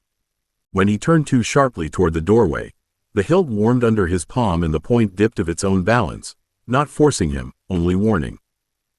Jaime froze. It didn't like that. It has taste. It warned me. It has better taste than I hoped. Jaime looked at him over the blade, eyes bright and wounded and proud all at once. Tyrion, what did you make? Tyrion looked at the sword in Jaime's hand and considered 6 answers, all of them true enough to be dangerous. He could say he had made a weapon because the world was full of men who mistook love for weakness. He could say he had made a lure because Cersei's claws were softer than chains and twice as difficult to see. He could say he remembered a white cloak, a broken oath, a dead king, a tower, a pit, a golden hand, and a brother who had never been allowed to become only himself. He said none of that. A sword with manners. Jaime stared at him. Tyrion.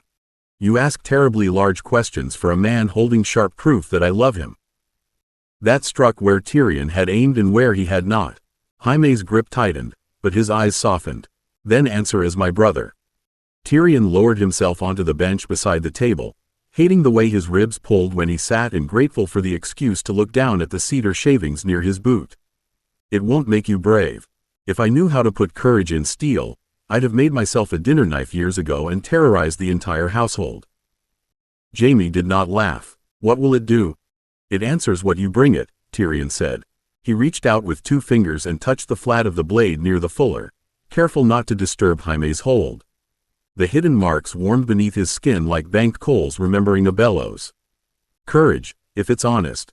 Defense, if you stand between harm and someone who cannot stand alone. Oath, if you mean the words when you say them. Protection, if protection is truly what your hand intends. Jaime looked from Tyrion's fingers to the pale steel. And if it isn't? Then it will not be convenient. Tyrion drew his hand back. It may grow heavy. It may warn. It may refuse balance at the worst possible moment for pride and the best possible moment for conscience. Jaime's mouth tightened. You made me a sword that judges me? No. I made you a sword that reminds you to judge yourself before the world does it less kindly. The room held quiet around that. Jaime turned the blade slowly, watching the light move along the faint rune work. Father would hate this. Father hates many useful things. Laughter. Explanations. Being contradicted by reality. Tyrion. Yes, Tyrion said, because Jaime deserved one answer without silk wrapped around it.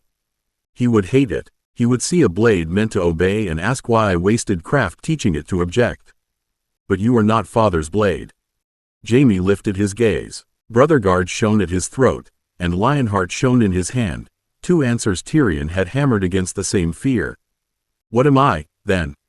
Tyrion's wound ached. His old memories pressed close, hungry to warn and forbidden to speak plainly. He looked at the brother he had crossed death, childhood, stone, forge, and Tywin's hatred to reach, and kept his voice steady. You're Jaime, not Father's weapon. I thought someone should make you a sword that knew the difference. Jaime held very still after that, the words settling where the hilt warmed under his palm. Tyrion had seen men receive swords before. Some preened, some bowed, some tested the edge too soon and bled for vanity. Jaime only looked at the blade as if it had asked him a question no tourney master had ever thought to teach. Father will call that treason, Jaime said. Father calls most independent thought treason when it occurs inside his walls, Tyrion said, because fear sat better in the room when given a chair and mocked. I expect the charge would be longer, colder, and very well dressed. Jaime's mouth twitched, but the smile didn't hold. He'll take it. He may try.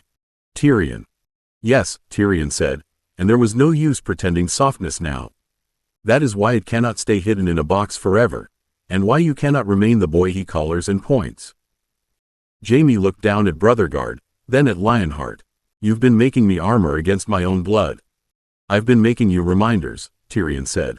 Armor can still be worn by a coward. A reminder is more irritating. Jaime turned toward the scabbard and slid the blade home.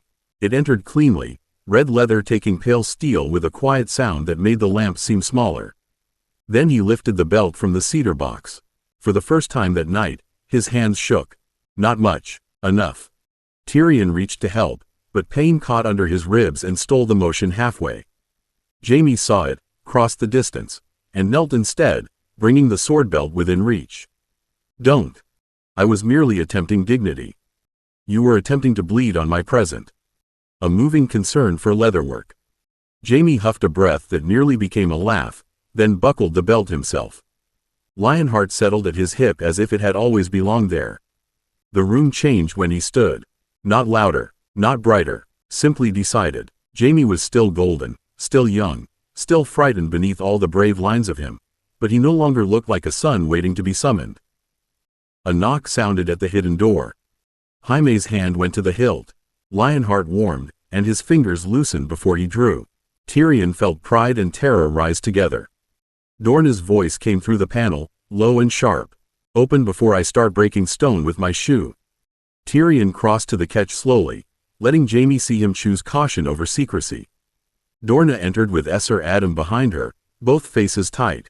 Her eyes went to Tyrion's bandage first, then to the sword at Jaime's side.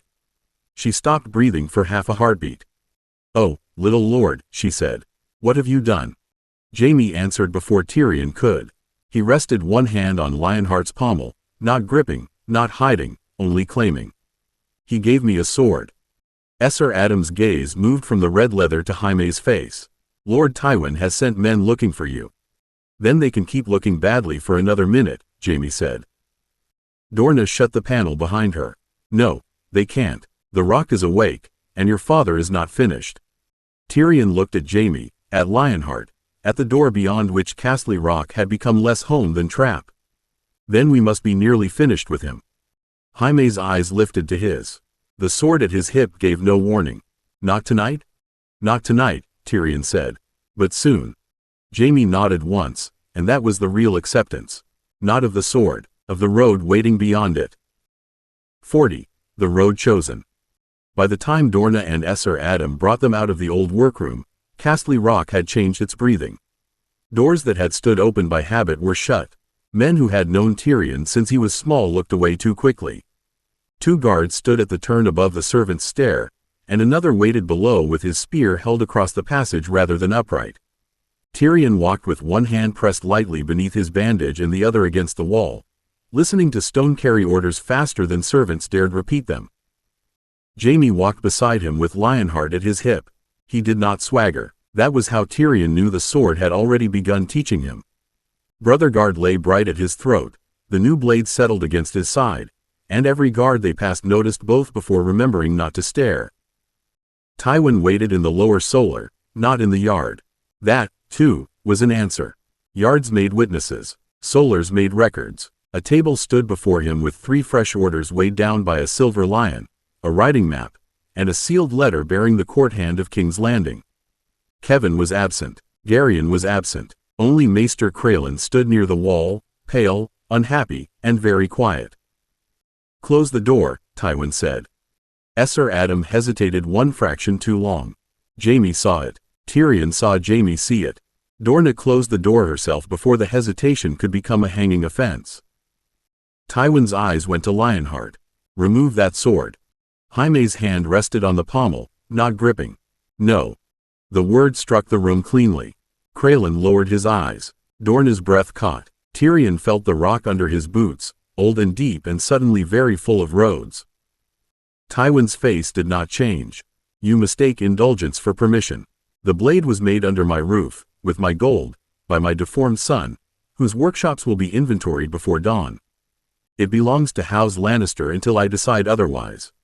"It was given to me," Jaime said.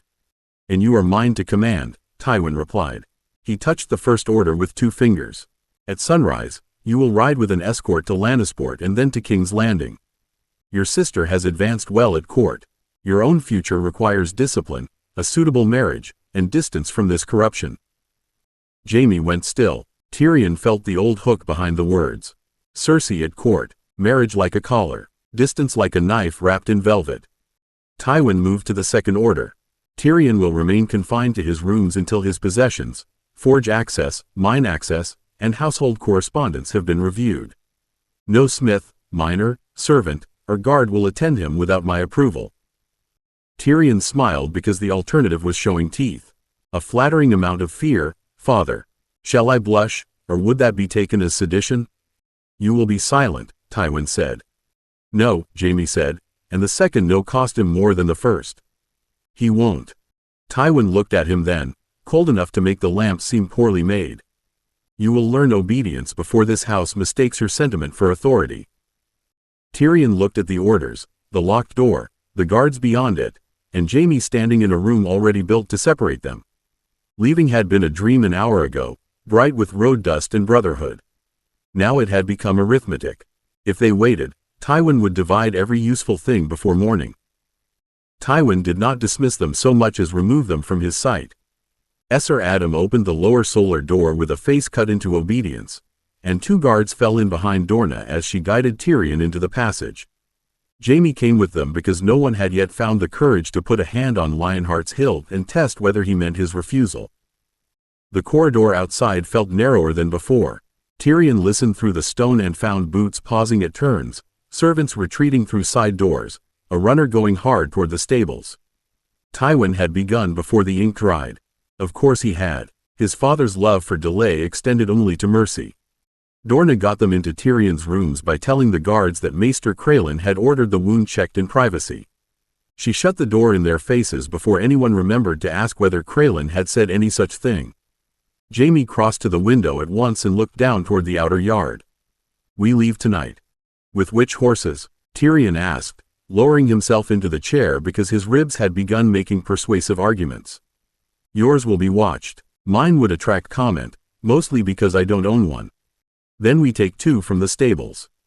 "Excellent. Theft from father's stables, with father's men at every gate, while you wear a sword brighter than most weddings." Jaime turned, jaw tight. "Then tell me the better plan." Tyrion reached for the charcoal nub beside the hearth and drew a rough line across the table's bare edge. "Main road to Lannisport is dead. Father will expect obedience there first, flight there second. The coast road is worse. Too open. The north road buys distance but invites ravens ahead of us. South gives inns, guards, and men who remember Lannister faces because they're paid to. Jaime came to stand over the marks. So nowhere. Not nowhere. Not as Jaime Lannister and his notorious dwarf brother. Tyrion tapped the charcoal at the little fork he had drawn. 2 sellsword lads with ugly cloaks may pass where lions cannot. A wounded apprentice and his overproud guard may pass better. Names matter less if we pay in copper and leave before songs begin. Jaime's eyes moved to Lionheart. I won't hide it. You don't have to hide it forever. You have to keep it from declaring us 3 villages away. Dorna stood near the door, arms folded tightly. This is madness. Yes, Tyrion said, without looking up. The same course is waiting politely while father separates every friend, tool, coin, road, and letter from us by dawn. Jaime's face changed at letters. Garyon. And Kennet. And perhaps Dorna, if she insists on being impossible to leave behind properly. Tyrion glanced at her then, and saw anger flash over fear. No root in those letters. No apology large enough for father to use as confession. Only proof that you chose. Jaime swallowed. And House Lannister? Tyrion held the charcoal still. We are not leaving House Lannister. We're refusing to be made into pieces on father's board. The words settled harder than Tyrion expected. Jaime looked at the table, at the door, at the sword on his hip. Then show me what pieces we still have. Tyrion slid the charcoal across the table toward Jaime and pushed himself up before Dorna could make the decision for him. His ribs objected with a hot little knife beneath the bandage, but he kept one hand on the chair until the room stopped tilting. Jaime reached for him. Tyrion raised 2 fingers. Not yet, Tyrion said. If I'm to impress you with preparation, I'd rather not begin by falling into your arms like a maiden in a bad song. Jaime's hand dropped, but not far. You said pieces. Show me. Tyrion crossed to the old clothes chest beneath the window. It held outgrown tunics, spare blankets, and enough innocent dust to satisfy any servant sent to look quickly. He lifted the false bottom by the nail head Dorna had once assumed was decorative. The board came free without a sound. Dorna's mouth tightened. 7 save me, I dusted that chest. You dusted the lie, Tyrion said, drawing out the first oilcloth packet. Beautifully. Jaime came closer as Tyrion set the contents on the bed. Not jewels. Not a boy's stolen purse and a romantic map. A plain miner's roll. Spare shirts dyed dull brown. 2 ugly cloaks, one patched badly enough to become invisible among honest poverty. Waxed thread, needles, a whetstone, wrapped chalk, a small file, lamp hood, flat coins sewn into a hem, and 3 sealed packets of gold dust hidden inside waxed leather. Jaime stared. How long? Since before father remembered I existed in person. That's years. Yes, Tyrion said, and drew out the belt next. Hammer loop, axe catch, sax sheath, bracers wrapped in cloth, dark plates that would sit under tunic and cloak without singing of armor. Childish running away usually contains more weeping and fewer spare straps. Jaime touched one of the patched cloaks. Mina's stitching showed only because he knew how to look now. People helped you. Some knowingly, some because laundry has long been the purest form of treason. Tyrion placed the reinforced boots beside the bed and looked at Dorna. Before you scold, remember that I have been extremely difficult to keep alive. You were bound to miss a conspiracy or 2. Dorna's eyes shone, furious and wet. You were planning to leave without telling me. I was planning to survive if I had to leave before telling anyone. Jaime lifted the sax, still in its plain sheath. He did not draw it. Lionheart rested at his hip, bright as a song, while the little blade in his hand looked like road dirt and ugly necessity. You made a kit for both of us? No, Tyrion said. I made a kit for me. I made a sword for you. The rest we build while moving. Jaime looked at the bed again, and Tyrion saw the moment strike. This was not panic, not temper, not a lordling's sulk after being commanded too sharply. Every strap, coin, seam, and blade said years of thought had been waiting under Tywin's roof. Jaime's voice roughened. You thought he'd do this. I thought father would eventually become himself at us. Tyrion folded the cloak over the belt, hiding the weapons beneath poor cloth. He did. Dorna moved to the door and listened, one palm flat against the wood. Men in the passage. 2. No knock yet. Tyrion tied the bundle tight. Then we have less time to admire my foresight. Jaime set the sacks down and squared his shoulders. What do I carry? Tyrion looked at his golden brother, at Lionheart, at Brotherguard, at the boy who had become a man and still chosen him in a room built for obedience. Not guilt, he said. Everything else, we can divide. The knock came before Jaime could answer. Dorna shoved the bundle under the bed with one foot, snatched a clean cloth from the washstand, and crossed the room with the brisk fury of a woman who had decided fear could wait until after work. Tyrion sat down hard enough to make his ribs complain and let his hand find the bandage. If men expected him wounded, he would be generous enough to bleed respectably. Dorna opened the door only wide enough to show her shoulder and none of the room. What? A guard's voice came stiffly from the passage. Lord Tywin orders that Lord Tyrion's rooms remain secured. No one enters or leaves without his leave. Then you may stand outside and secure them, Dorna said. The boy is being tended. Lord Tywin said his possessions are to be reviewed. Lord Tywin may review them when his son is not half-dressed with a wound open under my hand. Fetch Maester Craylan if you doubt me, and tell him I said he can come explain why guards know better than bandages. Silence followed. Tyrion heard the men shift beyond the door, felt their weight move through the floor, and knew the exact moment obedience lost its appetite for responsibility. The first guard muttered, "We'll wait. Try not to improve the passage by bleeding on it," Dorna said, and shut the door. Jaime stared at her. "You lied to father's men." "I exaggerated to fools," Dorna said, turning the key. "There's a difference." Tyrion reached beneath the bed and drew the bundle out again. "A fine legal principle. I shall cite it when hanged." "You won't be hanged," Jaime said too quickly. "No," Tyrion said, "because the boy needed truth more than comfort now. Not if we choose properly." Jaime looked from the locked door to Lionheart. His hand closed around the pommel and then loosened when the sword warmed beneath his palm. "I don't want to fight our own guards." "Good," Tyrion said. "Murder is a poor doorway. Surrender is poorer. Court is a cage with better curtains. That leaves the road." Dorna's eyes moved between them, sharp and wet. "Roads kill boys." "So do fathers," Tyrion said softly, then regretted the hurt that crossed her face. He tied the bundle strap more carefully. "We go as Lannisters, not thieves. We take what is ours, pay where we can, owe where we must, and make enough noise in the world that father cannot bury us without burying his own name beside us." Jaime drew a slow breath. "Adventurers, then?" "Something like that," Tyrion said, "with worse sleeping arrangements and better songs." Jaime's mouth twitched despite everything. He held out his right hand, palm bare, not a lord receiving service, not a knight taking oath, only Jaime asking his brother to meet him where the room could no longer divide them. Tyrion clasped it. Brotherguard warmed at Jaime's throat. Lionheart warmed at his hip. Under Tyrion's boots, the rock gave back the hidden shapes of passages waiting in old stone. Dorna looked at their joined hands and wiped her cheek with the heel of her palm as if anger had made her eyes water. "Then you'll need more food, better cloaks, and someone to make those guards look the wrong way." Tyrion looked up at her, and the road stopped being a plan drawn in charcoal. It became a thing with weight, witnesses, and a door ahead. "Dorna," he said, "that sounds dangerously like help." "It is not help," she said, crossing to the chest and pulling out the ugliest cloak. "It is laundry." 41. Out of the rock. Dorna made laundry into a conspiracy with terrifying speed. The ugly cloak became the outer wrap. Shirts went over the bracers, spare linen over the belt, and a stained sheet over everything with such practical contempt that even Tyrion nearly believed the bundle contained nothing more treasonous than sweat and bad washing. Jaime stared as she tied the corners. "That looks like rubbish." "It is meant to," Dorna said, pulling the knot hard. "Fine cloth gets counted. Dirty cloth gets carried away by people too grand to ask questions with their noses." Tyrion laid one hand against the wall beside the hearth.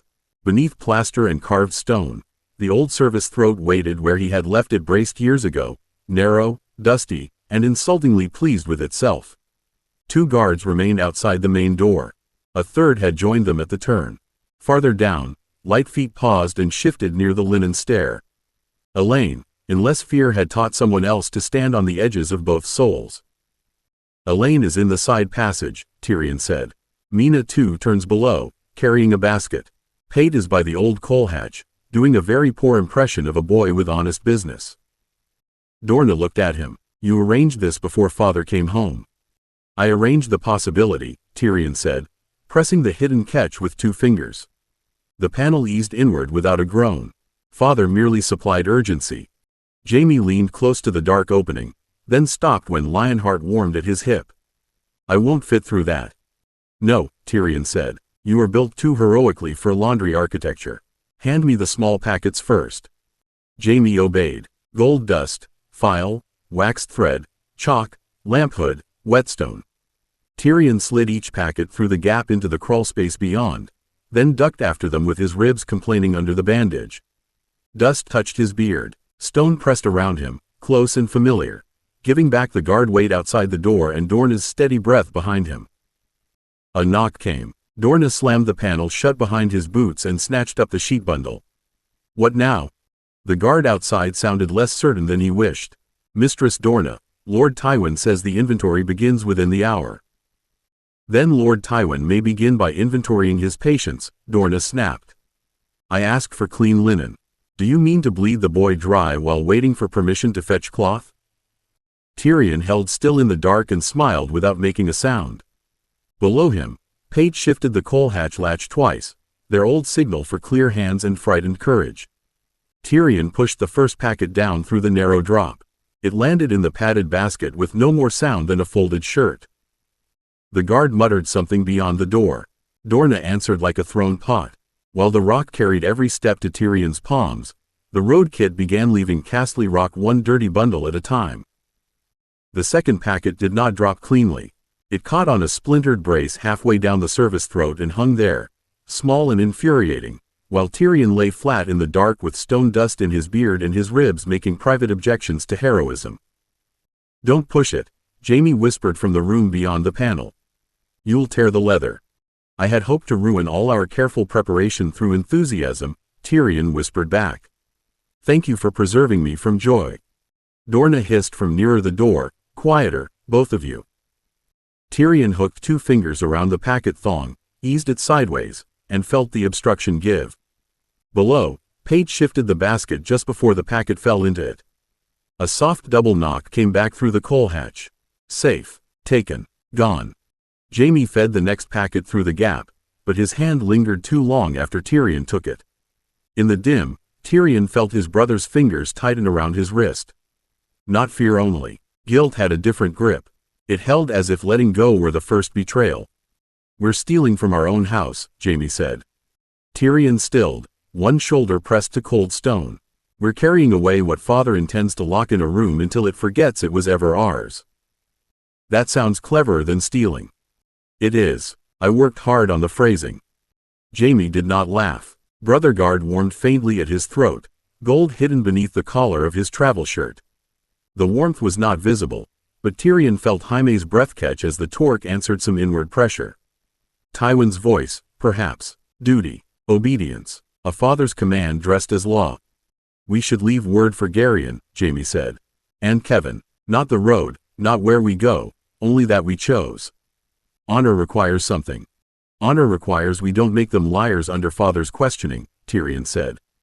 A note becomes evidence. A farewell becomes a chain placed kindly around another man's neck. Jaime's hand withdrew from the gap. In the room, Lionheart gave the smallest shift of metal against leather as he moved. And Cersei? Dorna made a quiet, pained sound, but said nothing. Tyrion closed his eyes in the dark. Cersei will have court, father, every mirror in King's Landing, and enough pride to feed a siege. She will not have you. That feels cruel. It is, Tyrion said. So was what waited if we stayed. A guard outside the door cleared his throat.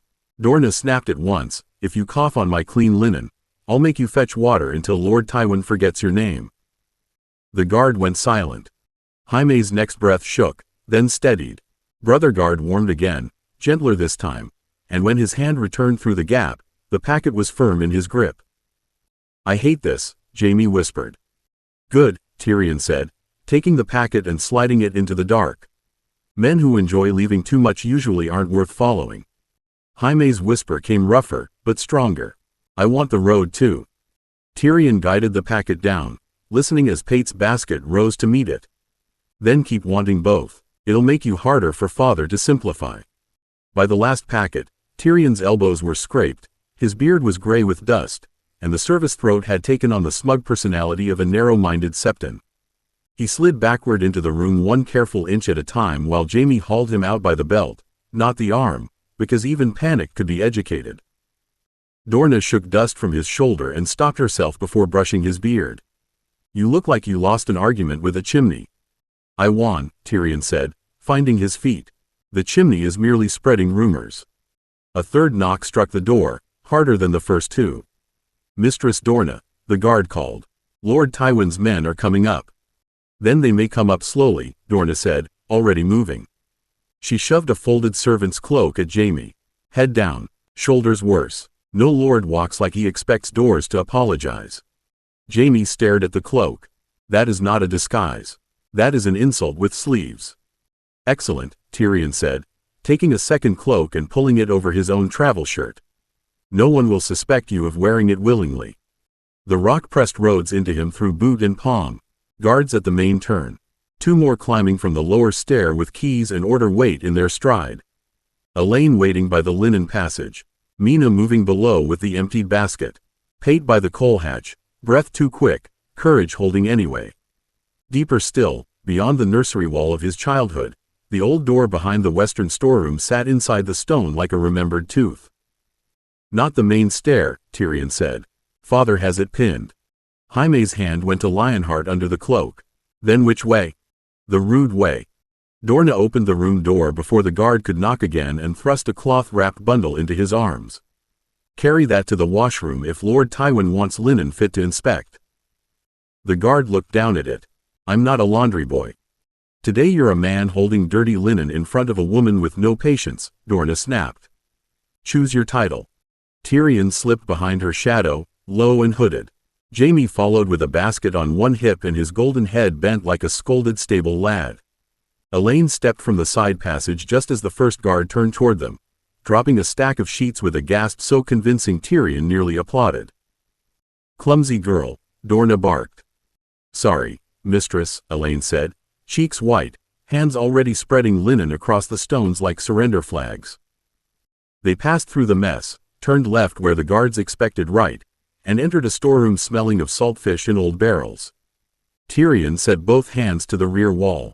The rock answered. He pressed the lion's eye hidden under flaking plaster, then the lower stone that had always disliked being ignored. An old door sighed inward. Jaime looked from the opening to him. How many doors do you know? Tyrion stepped into the dark. Enough to make father regret teaching the rock to keep secrets. The hidden door did not lead to freedom. It led to a black stair that smelled of salt, old fish, and stone damp enough to make Jaime mutter a prayer under his breath. Tyrion went first because the rock gave him the turns, and because if the stair decided to be treacherous, it would whisper to his boots before it lied to Jaime's. Left hand on the wall, Tyrion said. Duck after the third turn. Whoever built this disliked tall men. Jaime bent almost double behind him. I'm beginning to dislike whoever built this.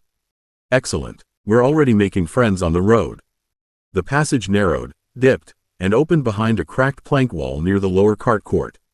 Voices carried beyond it, men arguing, wheels creaking, one guard complaining that Lord Tywin's inventory had found the boy's chest open and half the room in disorder. Too late, then. Authority had found the emptied shell and was deciding whether to call it defiance. Tyrion pressed two fingers to a loose knot in the plank. Outside, Pate stood beside two shaggy garrons, both ugly enough to be honest and laden with bundles that looked like tools and dirty sacks. Mina held a basket of bread under one arm. Elaine watched the yard with her face white and her chin set. Dorna came last through the narrow dark and pushed Jaime's hood lower before he could object. Keep it down until the first turn past the quarry road. Both of you. Jaime looked at her then, really looked, and the cloak ceased being a joke. Come with us. Dorna's mouth tightened. 3 missing boys make a hunt. 1 missing nurse makes a confession. I stay long enough to be angry in the right rooms. Tyrion hated the sense of it. He hated sense often. It had a way of arriving dressed as cruelty and expecting thanks. Dorna, he said, and found no cleverness waiting that was worthy of her. She cupped his cheek with one rough hand, dust and all. Live, little lord, be difficult where they can hear of it. A horn sounded somewhere above them, sharp against stone. Jaime's hand went beneath his cloak to Lionheart. The hilt warmed, warning but not drawing. Tyrion took the nearer Garen's rein and swung up with less grace than urgency, ribs burning. Pate shoved the last bundle into place. Quarry roads clear until the red post. Then run before honesty catches you, Tyrion said. Jaime mounted beside him, cloak hiding gold, sword, and grief badly but well enough for distance. Behind them, Casterly Rock began to shout. Ahead, the cart road bent between gray stone and scrub grass toward a world that had not yet learned to fear them. Tyrion touched his heel to the Garen's side. They rode out without permission. 42. First Bandits. Casterly Rock did not become small quickly enough. It stayed behind them in Tyrion's mind long after the road bent through scrub and quarry dust, huge and furious above the western shore, a mountain full of doors his father had not yet finished closing. The Garen beneath him had an ugly trot and a mean opinion of haste. Tyrion approved of both. A handsome horse attracted admiration. An ugly one with endurance attracted flies and grudging respect, which was safer. Jaime rode beside him with his hood low, Lionheart hidden beneath servant's wool and Brotherguard tucked under his collar. He kept looking back until Tyrion reached over and struck his boot with the end of his riding crop. Stop counting the rock, Tyrion said. It won't grow smaller from flattery. Jaime faced forward, jaw tight. I wasn't flattering it. No, you were giving it chances to call you home. Brotherguard warmed faintly beneath Jaime's collar. He touched it, then let his hand fall away. I chose the road. Then look at it. The road chose that moment to become unpleasant. Past the red post, where Pate had promised the quarryway stayed clear, an overturned handcart blocked the track between two banks of broken stone. One wheel spun lazily in the dust. A sack of turnips had split open across the ruts, and a man in a patched cloak knelt beside it, clutching his arm with theatrical misery.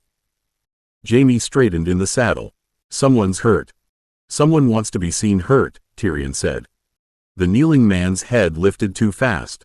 Behind the left bank, loose stone shifted beneath a boot that tried to be quiet and failed. Tyrion felt the weight through the rocky ground more clearly than he heard it. One man crouched behind the bank. Another waited near the thorn scrub with a drawn shortbow. A third stood farther back where the road dipped, ready to close the trap after they passed. Jaime's hand moved beneath his cloak. Not yet, Tyrion said softly. The kneeling man stood, his wounded arm suddenly healthy enough to draw a long knife. Fine horses for dirty travelers. They're ugly horses, Tyrion said. You wound them with praise. The man blinked, then grinned as two more men came out from cover. Golden hair under that hood, fine belt under that sackcloth, and a dwarf with a lord's tongue. Looks rich enough to me. Jaime's voice cooled. Stand aside. The bowman laughed. Hear him? Still thinks words have guards. Tyrion slid one boot from the stirrup and felt the hammer's short haft waiting beneath his cloak. Words are cheaper than guards, he said.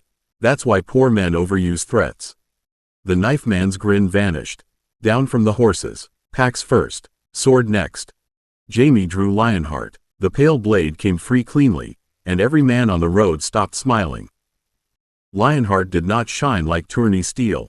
It caught the pale road light and held it close, clean as drawn breath, with the fine hidden marks near the fuller waiting beneath the eye rather than begging for it. Jaime's hand settled around the hilt, and the little warning dip Tyrion had built into the blade did not come. The sword liked his brother's grip. Of course it did. Tyrion had made it too. The knife man saw only rich steel and young hands. Greed put courage into him badly. Pretty sword, he said, taking one step sideways. Drop it before I cut your dwarf open. Jaime moved. Not like a yard boy, not quite like a knight, not yet like the man songs would make of him. Lionheart drew his weight forward, then checked him before eagerness overran balance. Jaime's first cut met the knife, not the arm behind it, and sent the cheaper blade spinning into the dust with a sound like a bell struck wrong. The bandit stumbled back, staring at his empty hand. The bowman loosed. Tyrion was already moving before the string sang. The road had told him the archer's stance through grit and stone. He dropped from the saddle hard, one shoulder rolling beneath the Garen's neck as the arrow snapped past where Jaime's ribs had been. His boots hit the ground, his knees bent, and the short war hammer came into his hand from beneath the cloak. Left, Tyrion snapped.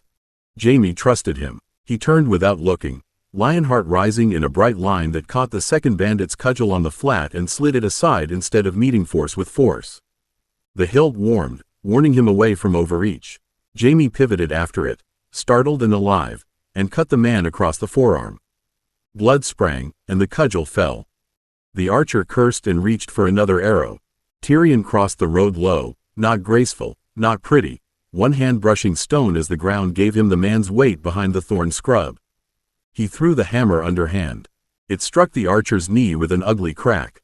The man screamed and folded sideways into the thorns. The knife man found courage again, or stupidity borrowed its cloak. He lunged for Tyrion with a second blade drawn from his boot. Tyrion stepped into him rather than away, caught the wrist with his bracer, and drove his head into the man's belly. Dwarven weight did what height could not.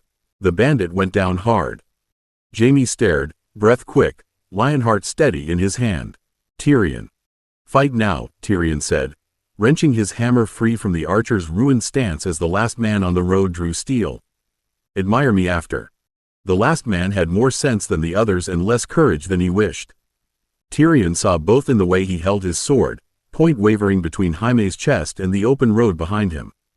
He wanted to run. Pride, fear, and the knowledge that his friends were bleeding in the dust kept his feet where they were. Boy, the man said, voice rough with panic. Put that pretty blade down. Jaime's mouth was pale. No. Then I'll take your hand with it. He came in low, not with tourney form or yard courtesy, but with dirty road speed. His boot kicked dust into Jaime's face as the sword cut upward. Jaime blinked, and Lionheart moved a heartbeat before he did, hilt warming hard enough that Jaime twisted aside instead of meeting the blow head-on. The edge still kissed his sleeve. Red opened along his forearm. Jaime stared at the blood. Tyrion felt the moment go wrong. Jaime, he snapped, look at him, not yourself. The man lunged again. Jaime caught the blade, but anger shoved him forward. Lionheart checked him, point dipping, balance pulling back from the killing line. Jaime fought the warning for half a breath, furious and frightened, then obeyed it. He turned the bind instead of forcing through it, slid the man's sword wide, and struck the flat of Lionheart across his jaw. The bandit dropped like cut rope. Behind Tyrion, the knife man groaned and rolled toward the fallen blade with fingers clawing through dirt. Tyrion stepped on his wrist, not delicately. Bone shifted under his boot, and the man cried out. Leave it, Tyrion said. The bowman was weeping in the thorns, clutching his broken knee and calling them monsters between sobs. The cudgel man pressed both hands to his bleeding arm and stared at Jaime as if the golden boy had turned into something from a fireside warning. One Garen had sidled into the ditch and was stamping mud over the split turnips. Jaime lowered Lionheart slowly. His wounded arm shook. I cut him. You were meant to, Tyrion said, though his own breath came hard and ugly. Try not to look so betrayed. Men bleed when opened. It's one of their poorer habits. Jaime looked at the fallen bandits, then at the blood on his sleeve. This isn't like the yard. No, Tyrion said, pulling rope from the overturned cart with hands that would not quite stay steady. The yard has better manners and fewer turnips. Jaime swallowed, then wiped Lionheart on the fallen man's cloak before realizing the man was not dead. Horror crossed his face. Tyrion tied the knife man's wrists first. Good. Keep hating that. Songs are for later. He tied the knife man's wrists behind his back, then made him roll onto his belly with the toe of one boot. The man spat dirt and curses until Tyrion set the hammer's square head lightly against the back of his hand. Finish that thought, Tyrion said, and I'll teach your fingers to count differently. The cursing stopped. Jaime stood over the last fallen bandit with Lionheart lowered and his wounded sleeve darkening by slow inches. He looked too golden for the road and too young for the blood on it. Tyrion hated that, then hated that he had no gentler lesson ready to give. Use the rope from the cart, Tyrion said. Not that knot. If he wakes while you're tying him, he'll make you regret mercy. Jaime swallowed and crouched beside the jaw-struck man. He's breathing. An inconvenient habit, but useful if anyone asks whether we murdered him. A muffled sob came from behind the overturned cart. Jaime snapped upright. Tyrion turned with the hammer ready, but the sound did not belong to another bandit. A round-faced man in a torn brown jerkin crawled out from beneath the cart bed, one hand clamped over his mouth and the other dragging a bleeding ankle. Turnip leaves clung to his hair. His eyes fixed on Lionheart, then on Tyrion's hammer, then on the bandits tied and groaning across the road. "Please," the man said, voice shaking. "I'm no robber. It's my cart. They took it. Said they'd cut my belly if I shouted." Tyrion looked him over. Fear, mud, a split lip, no hidden weight in the stance. The road beneath him held only one man's trembling. A poor morning for turnip commerce. The carter gave a cracked laugh that became a hiccup. "You broke them." Jaime glanced at Tyrion. "We stopped them." "No," the carter said, staring harder. "I saw golden sword moving like sunlight, and you, my lord, you came off that pony like a rock with hands. Threw iron through a hedge without looking. 7 save me." Tyrion closed his eyes briefly. Already the truth has been mugged beside the turnips. Jaime's mouth twitched despite the cut on his arm. "A rock with hands? Laugh and I'll let him name you Sunlight." The carter struggled to his knees. "What names shall I give, my lords? Men will ask who did this." "No names," Tyrion said at once. The bowman groaned from the thorns. "Mad little dwarf and his lion brother. That's what they are. Demon hammer and a sword that thinks." Jaime went still. Tyrion turned on the bound man slowly enough to make him flinch. "You, my ambitious poet, are going to tell the next patrol you tried robbing travelers and chose poorly." The carter nodded too quickly. "I, my lord, chose poorly, very poorly. The Battle Brothers taught them manners, they did." Tyrion stared at him. "I said no names." "That's not names," the carter said, bright with terrified inspiration. "That's only what happened." Jaime pressed a hand over his bleeding sleeve and looked toward the road ahead, where dust and distance waited with very poor discretion. "We should go." "Yes," Tyrion said, retrieving his hammer and wiping it clean on the knife man's cloak. "Before he improves us into giants." They mounted badly, painfully, and with less dignity than either song would later allow. Behind them, the carter was already telling the bandits they'd been lucky, because everyone knew true Battle Brothers only killed men worth remembering. Tyrion urged his garron forward and decided the road had a worse tongue than Cersei. 43. Songs on the Road. By noon the next day, the road had acquired teeth. Tyrion saw the red cloaks before Jaime did, because Jaime was busy pretending not to favor his wounded arm. 3 riders waited at the toll crossing ahead, bright Lannister lions sewn over travel dust, while a 4th questioned a mule driver beside the gatehouse. Beyond them, the road split toward Lannisport, a river ferry, and the inns that fed both. Tywin had not wasted the morning. Jaime drew his hood lower. "Those are father's men." Tyrion eased his garron behind a salt cart whose smell deserved its own heraldry. "No, those are father's questions wearing boots." Jaime's voice dropped. "We should turn. Fugitives turn. Travelers complain." Tyrion leaned toward the salt carter, an old man with a nose like a broken hook and suspicion enough for 3 honest men. 3 stags if you remember hiring us yesterday. 2 if you're fish objects to new relations." The carter looked from Tyrion's beard to Jaime's lowered hood, then to the red cloaks ahead. "You trouble?" Tyrion smiled. "Usually. Today I aspire to be cargo." 3 stags, the carter said, holding out his hand. "And if they ask, your cousins from Case and the pretty one is stupid." Jaime turned his head. "Pretty one?" Tyrion pressed the coins into the carter's palm. "Do try to look less wounded by accuracy." The line crept forward. Tyrion loosened one strap on the salt cart, then made a show of tightening it again when the Lannister sergeant came near. Jaime kept his head down and his injured arm plain in its brown-stained bandage. Lionheart lay hidden beneath patched wool. Brotherguard, under his collar, warned once against questions not yet asked. The sergeant stopped beside them. "You there, names." The carter spat aside. "Malor, with salt for the ferry inn. My sister's boy's riding guard because the roads have gone bad." The sergeant's gaze moved over the cart. "Seen 2 young lords? 1 golden-haired, 18, armed. 1 dwarf, 14, mismatched eyes, likely bearded. Lord Tywin wants them brought home." Tyrion tugged the strap harder until the buckle complained. If Lord Tywin pays for every dwarf and pretty fool delayed by his family quarrels, I'll happily sit here and grow rich. The sergeant looked down at him. Show your eyes. Tyrion lifted his face just enough to show annoyance beneath road dirt and shadow. Gladly, if you show me where your men mended this strap before it snapped. No? Then perhaps we're both busy. Mallor snorted. Jaime did not move. The sergeant's gaze lingered, then slid to the sour cart, the weary mule, the salt sacks, and the growing line behind them. The sergeant stepped back and pointed one rider toward the road. Search the inns. Send word to the port road and the ferry. They can't have gone far. He waved Mallor through. Tyrion waited until the cart rolled past the gate before breathing properly.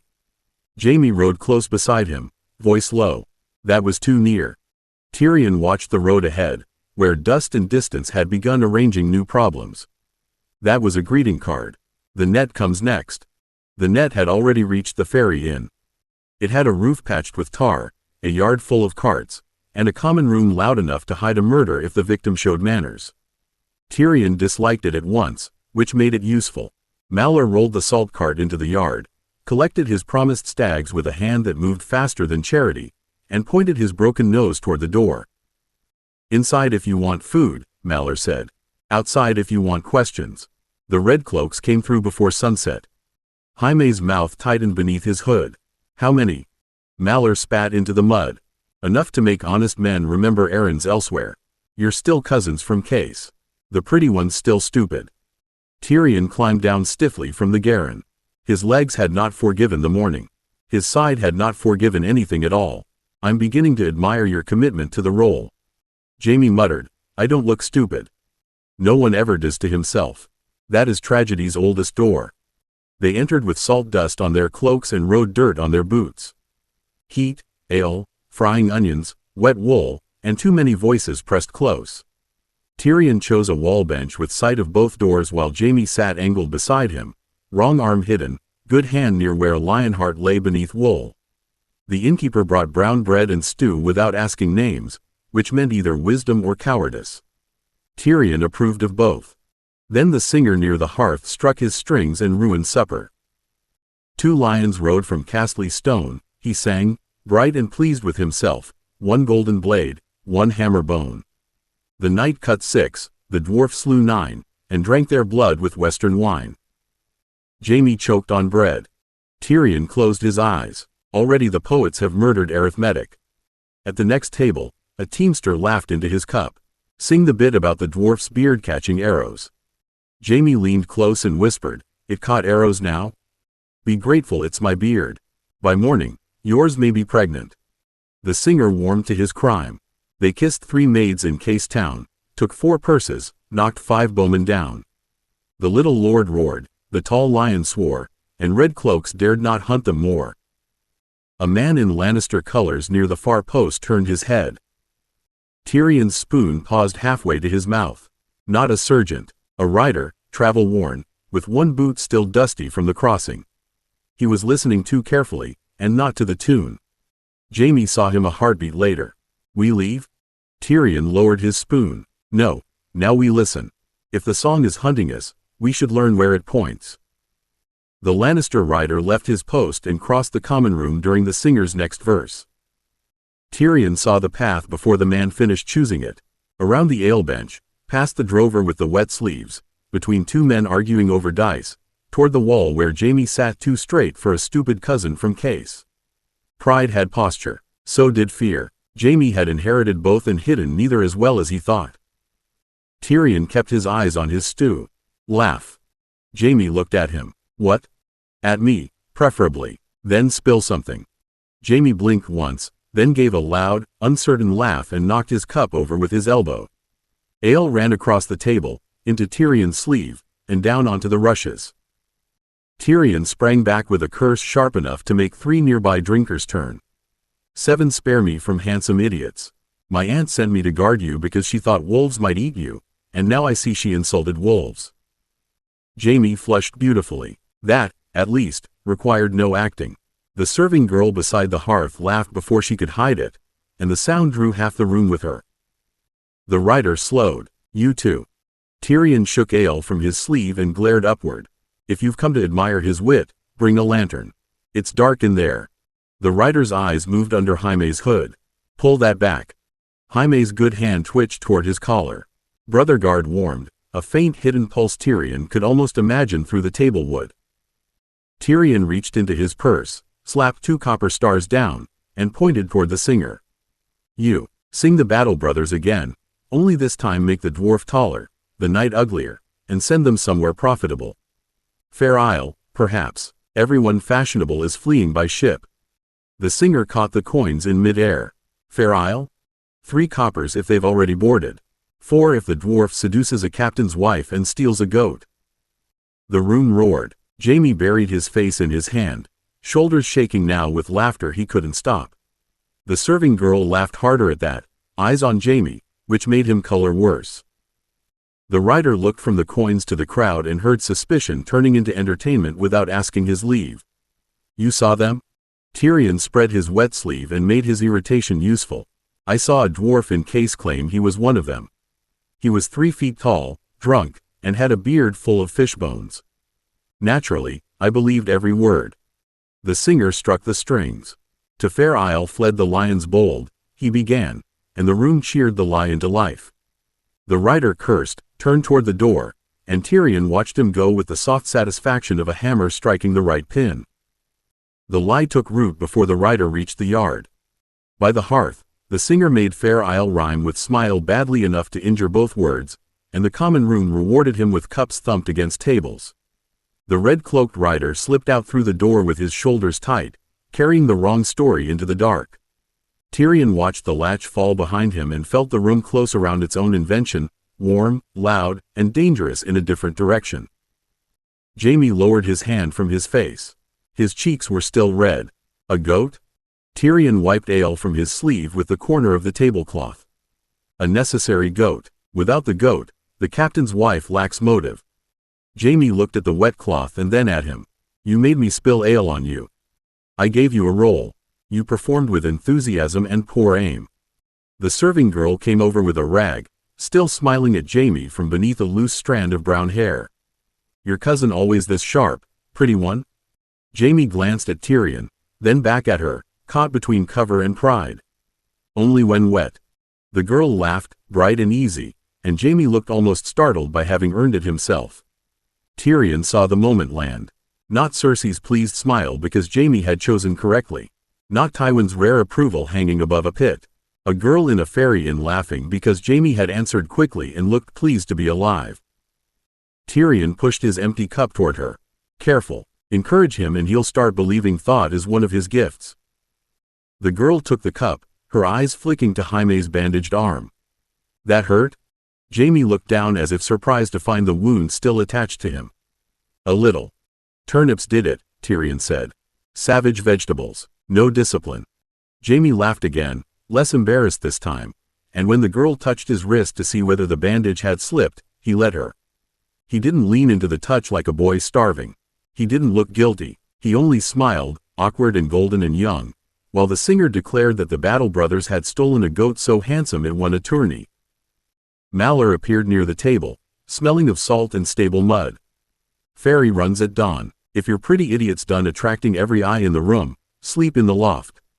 Costs less than being found. Jaime looked toward the door where the rider had gone, then toward the hearth where the song was turning them into impossible men. We stay? Tyrion looked at him, at the hand near Lionheart but not on it, at Brother Guard lying quiet beneath his collar, and at the life being sung behind them by men who knew nothing of Tywin's rooms, Cersei's claims, or the weight of Casterly Rock. We choose. Jaime's hand eased away from the hidden sword. Then we sleep upstairs and leave before the singer gives me horns. Tyrion stood with a wince he mostly hid. A wise ambition. Cersei would never forgive the competition.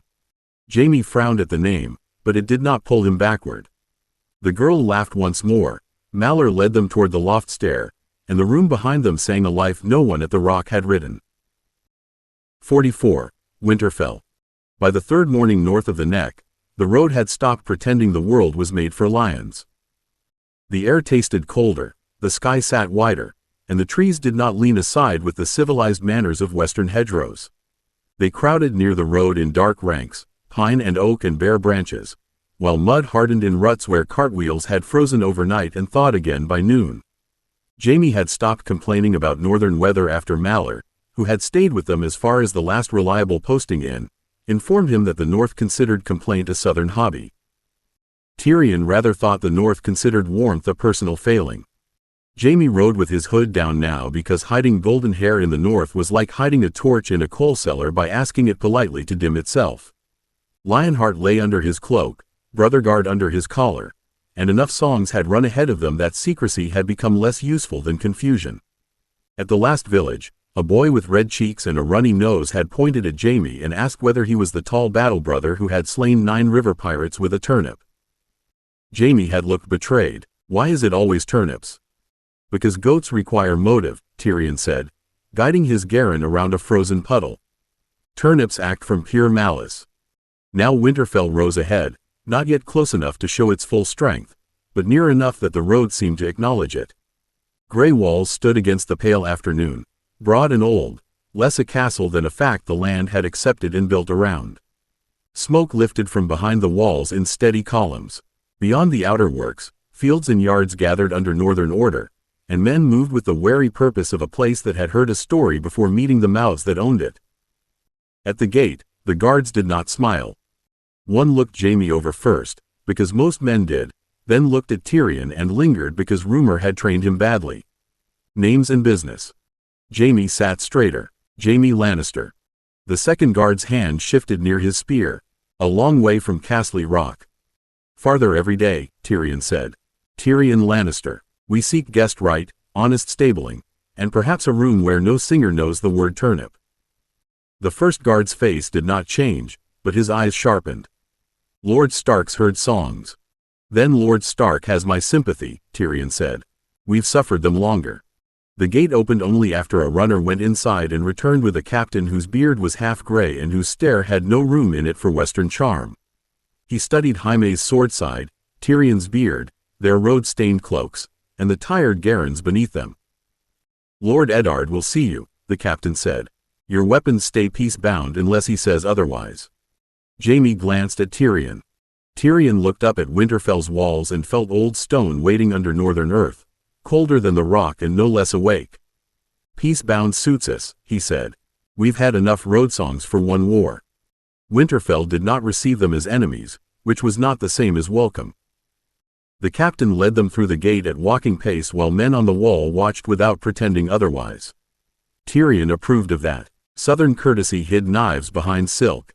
Northern suspicion stood in the cold with both hands visible and expected you to admire its honesty.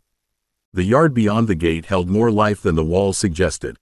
Horses steaming in the chill, dogs nosing near a stable door, boys carrying wood, a woman crossing with a basket of linen, and guards who looked at Jaime's hair, Tyrion's beard, and the peace-bound sword with equal doubt. A stableman reached for Redmane's bridle. Tyrion caught the man's wrist lightly before the Garren could take offense.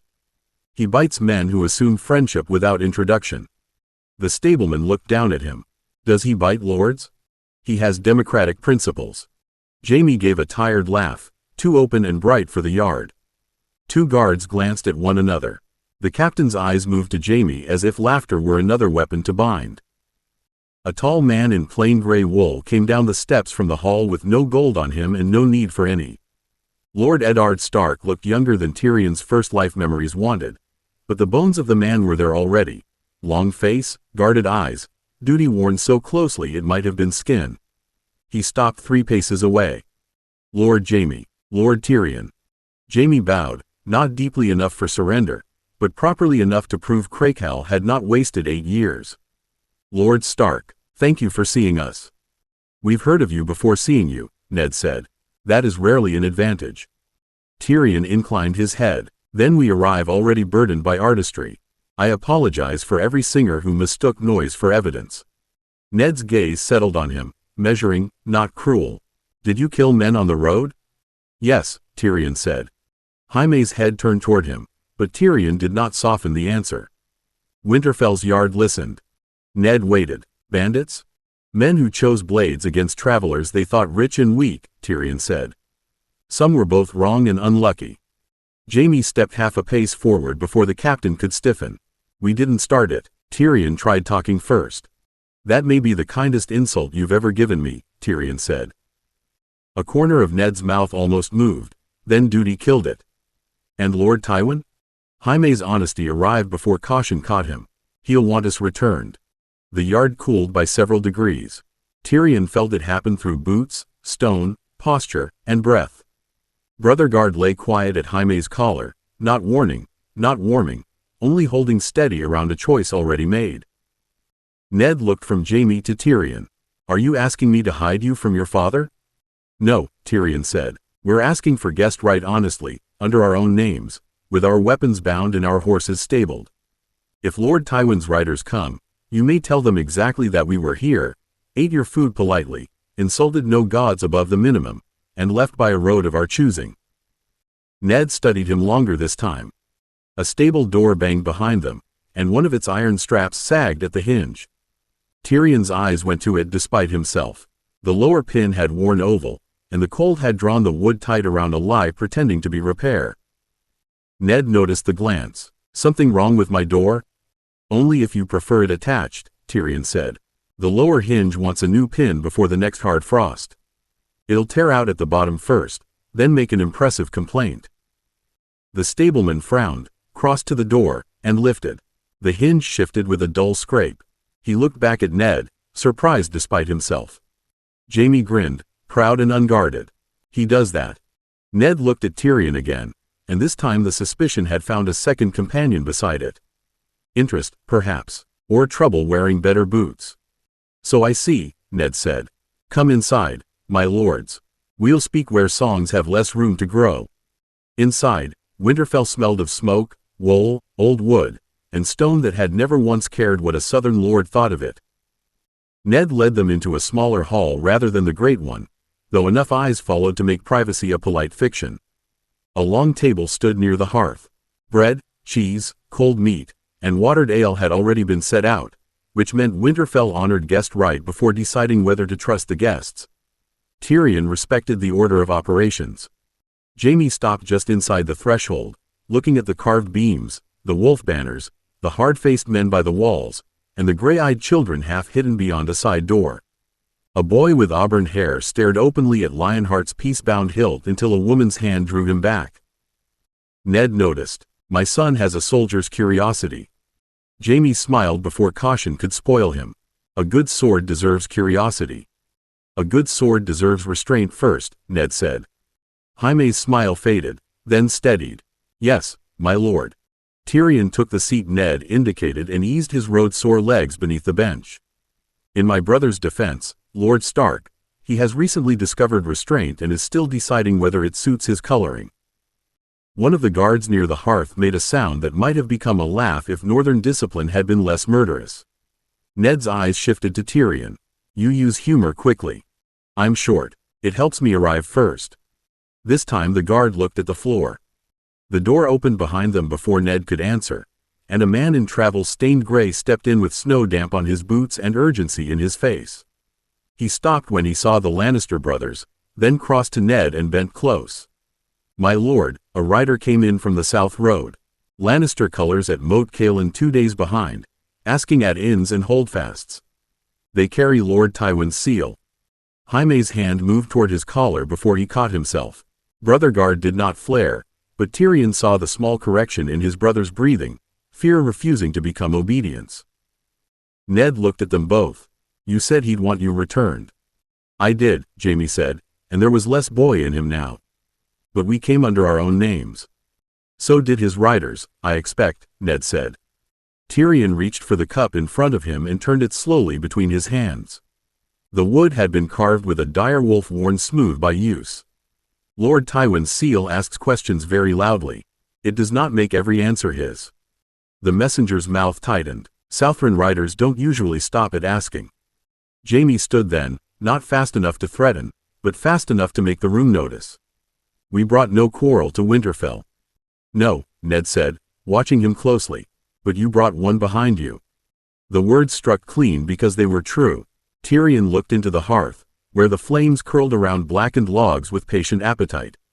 Their road songs had been useful at ferry inns and crossings, a foolish cloak stitched from lies. Here, in a castle that weighed oaths differently, the legend could become a torch in a dry room. From beyond the side door, the auburn-haired boy whispered too loudly, "Is he really the dwarf who drank blood?" A woman hushed him at once. Tyrion set the cup down. "Only with sufficient pepper, otherwise it lacks character." The guard finally laughed. Jaime's shoulders loosened for half a heartbeat, and even Ned Stark's mouth threatened treason against solemnity before he mastered it. Then Ned turned to the messenger. "Send word to the south gate. If Lord Tywin's men reach Winterfell, they'll be received outside the walls until I choose otherwise." Jaime stared. "You do that?" Ned looked back at him. "Guest right is not a song, Lord Jaime. It is older than your father's seal." Ned did not take them to guest chambers at once. He let them eat first, because guest right was not performed with speeches alone. Bread passed to Jaime, salt set near Tyrion's hand, meat cut and served under northern eyes that softened by a finger's breadth once the old rules had been observed. Tyrion ate enough to honor the table and little enough to keep his wits sharp. Jaime ate like a young knight who had recently remembered hunger was not a moral failing. When the plates were cleared, Ned stood. "Walk with me." Jaime glanced toward the windows, where evening had begun laying blue cold against the glass. "Are we leaving the hall?" "To a place where Winterfell remembers more than men do," Ned said. That was not a phrase a sensible man offered Tyrion after 3 weeks of road, pursuit, and song. His hand paused on the bench. Beneath his boots, the castle's stone pressed back, colder than Casterly rock, less golden, less deep in the same way, but stubborn with age. It did not sing of ore. It held. They followed Ned through a side passage and down a narrow stair where the air cooled by degrees. Torches burned in iron brackets. Jaime's hand went near Lionheart once, not from threat, but from instinct. Brotherguard lay quiet. Tyrion touched the wall with 2 fingers as he descended, and the stone answered with weight, root, frost, and long burial. "The crypts?" Jaime asked softly. Ned nodded. "Starks are buried beneath Winterfell. Kings first, lords after." The passage opened into darkness and old stone. Statues lined the way, seated with stone wolves at their feet and iron swords across their laps. Tyrion stopped before the first long row despite himself. The air did not feel dead. It felt sworn. Oaths had soaked into the place until even silence seemed bound by them. Ned watched him. "You feel something." Tyrion removed his hand from the wall. "I was admiring the craftsmanship." "That is not an answer." "No," Tyrion said. "It's a safer cousin." Jaime looked at him quickly, pride giving way to concern. "Tyrion?" Tyrion stared at the old kings and felt the cold stone pressing names downward, not hiding them, not losing them, keeping them. Casterly rock remembered work, gold, heat, hidden ways, and men lying to ledgers. Winterfell remembered promises made where the dead could hear. Ned stepped beside him, not too close. "The North does not forget easily." "I'm beginning to see why Southerners find it inconvenient," Tyrion said. One of the torch flames guttered in a draft from deeper below, though the passage showed no door. Tyrion's attention turned before he could stop it. There was space beyond the known wall, not hollow like a servant passage, not mined like the rock, but older than the laid stone around them. A seam of dark memory ran under the crypts and away, northward in the bones of the earth. Ned followed his gaze. "What is it?" Tyrion lowered his hand slowly. "I don't know." That was the truth, and it frightened him more than a lie would have. Jaime came to stand at his shoulder. "Is it dangerous?" Tyrion looked down the line of stone kings, past iron swords red with old rust, toward the dark that seemed to lean toward the wall. "Older than danger, perhaps." Ned's face tightened with a northern kind of understanding, grim before proof arrived. "Then you should see the wall." Tyrion looked up at him. The road had not ended at Winterfell after all. It had only found an older map. "Yes," Tyrion said softly. "I rather think I should." 45. The Wall Under the World. Winterfell gave them horses fit for northern roads, cloaks lined better than pride deserved, and enough dried meat to prove Lord Stark considered hunger a solvable problem. It did not give them ease. The wall lay north through land that seemed to grow wider and less forgiving with every mile.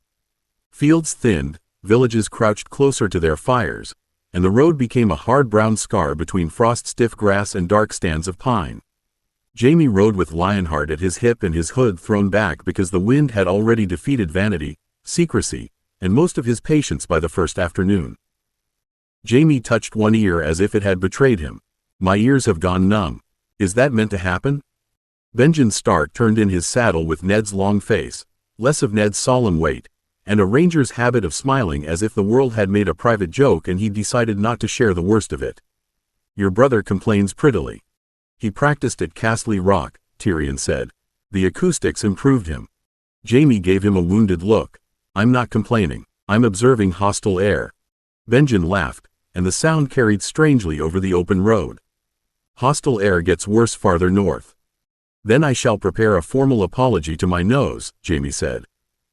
They rode on while the wind worried at their cloaks and the horses picked careful paths through frozen ruts.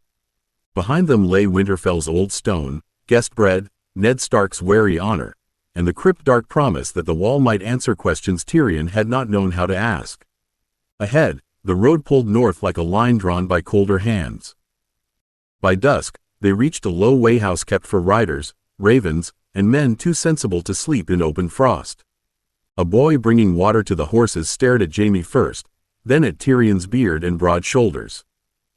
The boy pointed. You're them, the Battle Brothers. Jaime sighed. If turnips are mentioned, I'm leaving. The boy brightened. Was it true you broke a giant's knee with a drinking cup? Tyrion looked at Benjen. Your north improves lies quickly. Benjen's smile sharpened toward interest. Songs reached faster than you did. Songs cheat, Tyrion said, swinging down from his garron with stiff legs and colder hands than he liked. They never have to feed horses. Jaime dismounted beside him and rested one hand briefly against Brotherguard beneath his collar, not hiding fear now, but finding steadiness where old guilt might have reached for the road back south. Let them sing. We know what we did. Tyrion looked up at him through the dim blue of northern evening. Road dirt marked Jaime's cheek. Wind had reddened his nose. Lionheart's hilt caught the last light like banked fire. Yes, Tyrion said, and what we chose. Benjen heard that too. His eyes moved between them, and for a moment the ranger's amusement thinned into something closer to respect. Then sleep warm while you can, my lords. Tomorrow you'll see the wall. Tyrion turned north, where darkness had swallowed the road. Beneath the frozen earth, stone waited beyond the reach of his hand, vast, old, and hidden under the world's cold breath. He slept poorly. Morning gave them the wall without ceremony. It rose from the world in pale immensity, not like a castle, not like a mountain, but like winter itself had decided to stand upright and refuse argument. The road bent toward Castle Black beneath its shadow, and every sound seemed smaller there. Hoofbeats, harness creak, men calling from the yard, even Jaime's breath when he first saw the top vanish into cloud-bright glare. Jaime reined in so sharply his horse tossed its head. 7 save us. Wrong jurisdiction, Benjen said, though he looked pleased by the shock. Up here, you ask the old gods, the cold, or the Lord Commander, depending on which seems likeliest to answer. Tyrion did not answer at once. The wall filled his sight, but what pulled at him lay lower. Not the ice face shining blue-white above the yard, not the timbered buildings hunched against its base. Under it, behind it, beneath the packed earth and frozen stone where the world ought to have been mute. His garron stepped once and stopped. Redmane's ears went flat. Jaime turned in the saddle. Tyrion? The horse has excellent sense, Tyrion said, but the jest came thinner than he intended. Castle Black's yard received them with open stairs and no courtly disguise. Black brothers paused beside woodpiles, training posts, and a cart of frozen turnips. One man with a broken nose looked Jaime over, then Tyrion, then Benjen. The broken-nosed man called out, "More southern guests? We feeding singers now?" "If you are," Tyrion said, dismounting carefully, "I advise poison. It's kinder than encouraging them." A few men laughed. The broken-nosed brother did not. His eyes stayed on Tyrion's beard, his compact strength, the hammer at his side, and the way Redmane refused to step nearer the wall. Benjen swung down. "Where's the Lord Commander?" "In the armory court," the man said. "Esser alliesers making boys regret being born." "A traditional education," Tyrion said. Jaime dismounted beside him, gaze still dragged upward. How does it stand? The question struck Tyrion harder than Jaime knew. He walked past the nearest rack of training shields, ignoring the watching men, and set one hand against a dark stone at the wall's base where old foundations showed beneath ice sheen and hard-packed frost. Cold bit through his glove. Then the world answered. Not as Casterly rock had answered, with gold, heat, worked halls, and old mine breath. Not as Winterfell had answered, with oaths pressed down into burial stone. This was deeper and stranger. Ice above, black stone below, a pressure laid in bands. A binding pattern, old as fear, holding weight that should have crushed lesser craft into memory. And there, almost hidden beneath frost and weathering, lay marks cut into the stone. Not letters of the first men as maesters taught them, not runes as Tyrion had made them in secret fire, but near enough that his bones knew kinship before his mind named caution. Jaime came close, lowering his voice. What is it? Tyrion traced the air above one carved line without touching the mark itself. Someone taught stone to remember a command. Benjen's amusement vanished. That isn't a southern answer. No, Tyrion said softly. It isn't. Benjen moved first, which made every black brother watching remember that staring was not work. Benjen's voice came easy and sharp together. Enough gawking. The wall has seen stranger things than 2 Lannisters and a clever answer. The broken-nosed brother grunted. Has it seen one pawing at its bones? Tyrion let his hand fall from the foundation stone and stepped back before suspicion became permission for stupidity. The cold had climbed through glove, skin, and bone, leaving his fingers aching and his thoughts too bright. I was not pawing. I was being introduced. The wall has appalling manners, but excellent posture. Jaime came between him and the nearest brother without seeming to think about it. Not sword hand first, body first. Lionheart remained peace-bound at his hip, which Tyrion appreciated more than he said. Jaime said, he didn't damage anything. The brother looked at the dark stone. How would you know? Because if Tyrion meant to damage stone, Jaime said, and his voice held pride before caution softened it, we'd all know. That was both comforting and unhelpful. Benjen's eyes flicked to Tyrion. Come away from the base before Bowen Marsh decides we brought southern sorcery for breakfast. A stout man near the steps stiffened. I didn't say sorcery. You thought it loudly, Benjen said. Tyrion followed because retreat was often the better part of not being thrown into snow by men in black wool.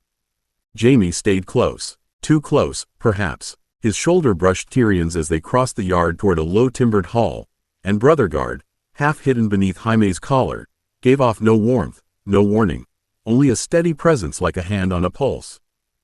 Inside the hall, the air smelled of smoke, damp wool, boiled onions, and men who had accepted discomfort as a calling. Benjen claimed a bench near the hearth and sent a boy for bread and hot cider. The watching did not stop. It merely moved indoors and pretended to be eating. Jaime leaned in, keeping his voice low. Tell me what you felt. Tyrion wrapped both hands around the wooden cup when it came, letting heat fight the wall's bite. That is a longer answer than this cider deserves. Tyrion. The name had no jest in it.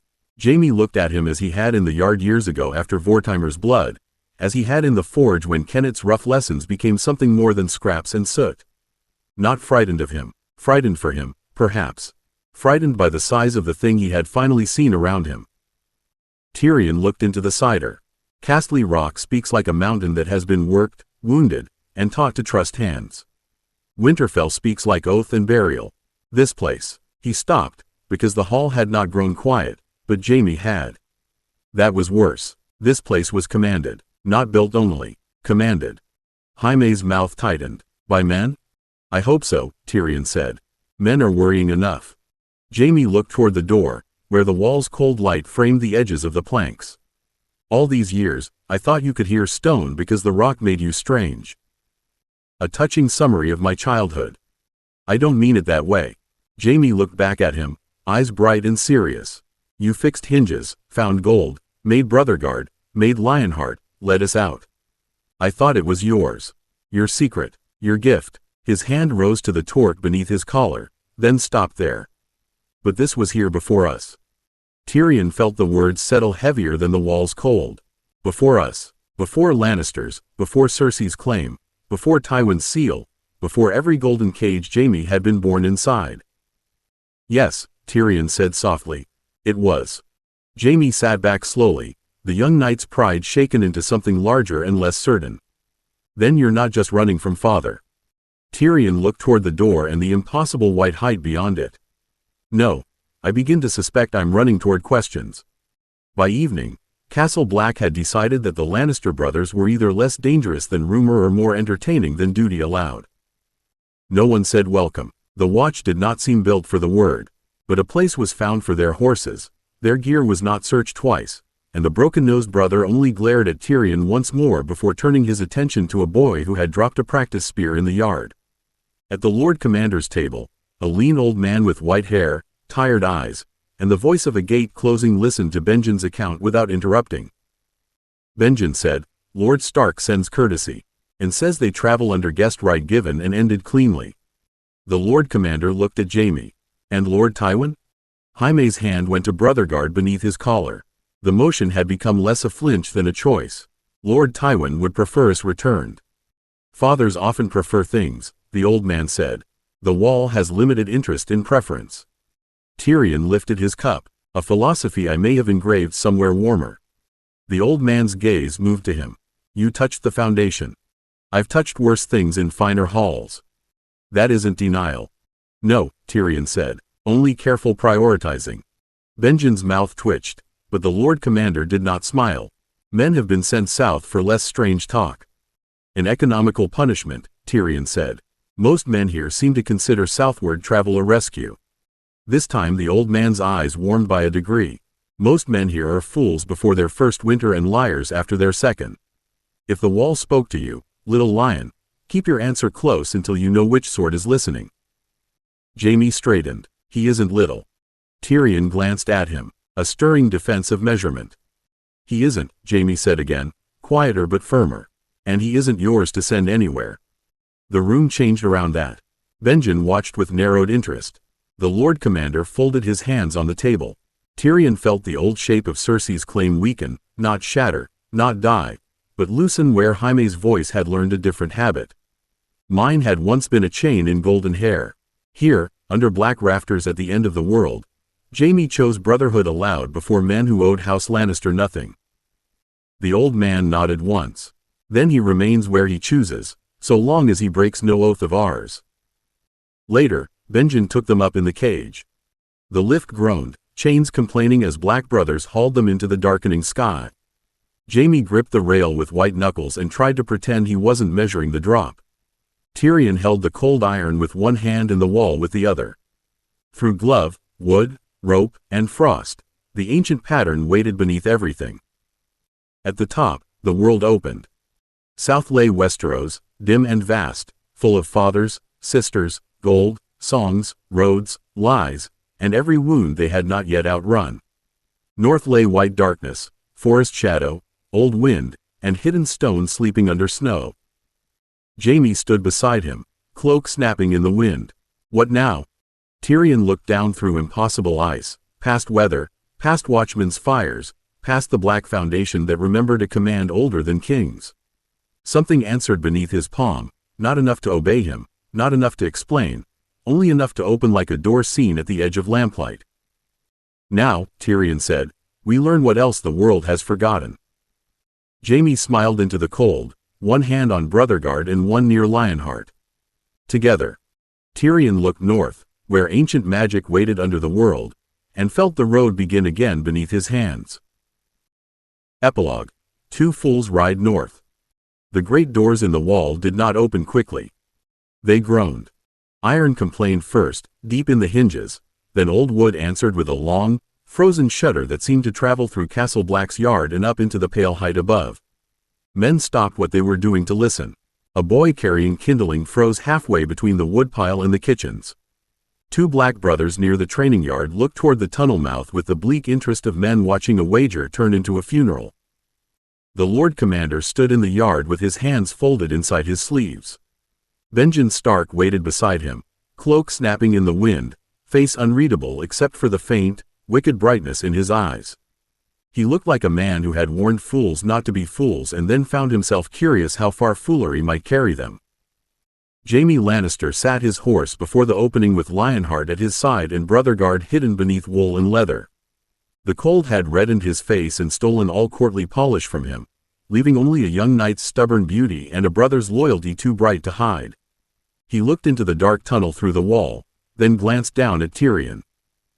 "It smells worse than I expected," Jaime said. Tyrion adjusted his cloak where it bunched beneath his beard. Redmane stamped once under him, unimpressed by ancient ice, armed men, and destiny alike. "That is because you expected glory. Glory usually neglects drainage." A black brother nearby snorted before disguising it as a cough. The Lord Commander's tired eyes shifted from Jaime to Tyrion. "You understand what lies beyond." "No," Tyrion said. "That is rather the point." Benjen's mouth moved. Not quite a smile. "There are wildlings, cold, bad ground, worse weather, hungry things, old ruins, and men who'll kill you for your boots before asking your name." "Then we shall be sure to introduce our boots politely," Tyrion said. Jaime leaned slightly in the saddle, voice lower. "You make it sound like we're going for a ride through Father's vineyards." "I have never trusted vineyards," Tyrion said. "Too many grapes waiting to become bad wine." That won a proper laugh from Benjen, short and surprised. The Lord Commander did not laugh, but his eyes warmed by a degree, which was perhaps all the thaw Castle Black allowed before spring. A steward brought a small bundle wrapped in oilcloth and tied with plain cord. Dried meat, hard bread, a flint, a roll of black wool, and a little skin of something that smelled strong enough to be either drink or medicine. Tyrion accepted it with a nod. "A generous dowry," he said. "Do we marry the cold before or after it kills us?" The steward blinked, uncertain whether he was being mocked.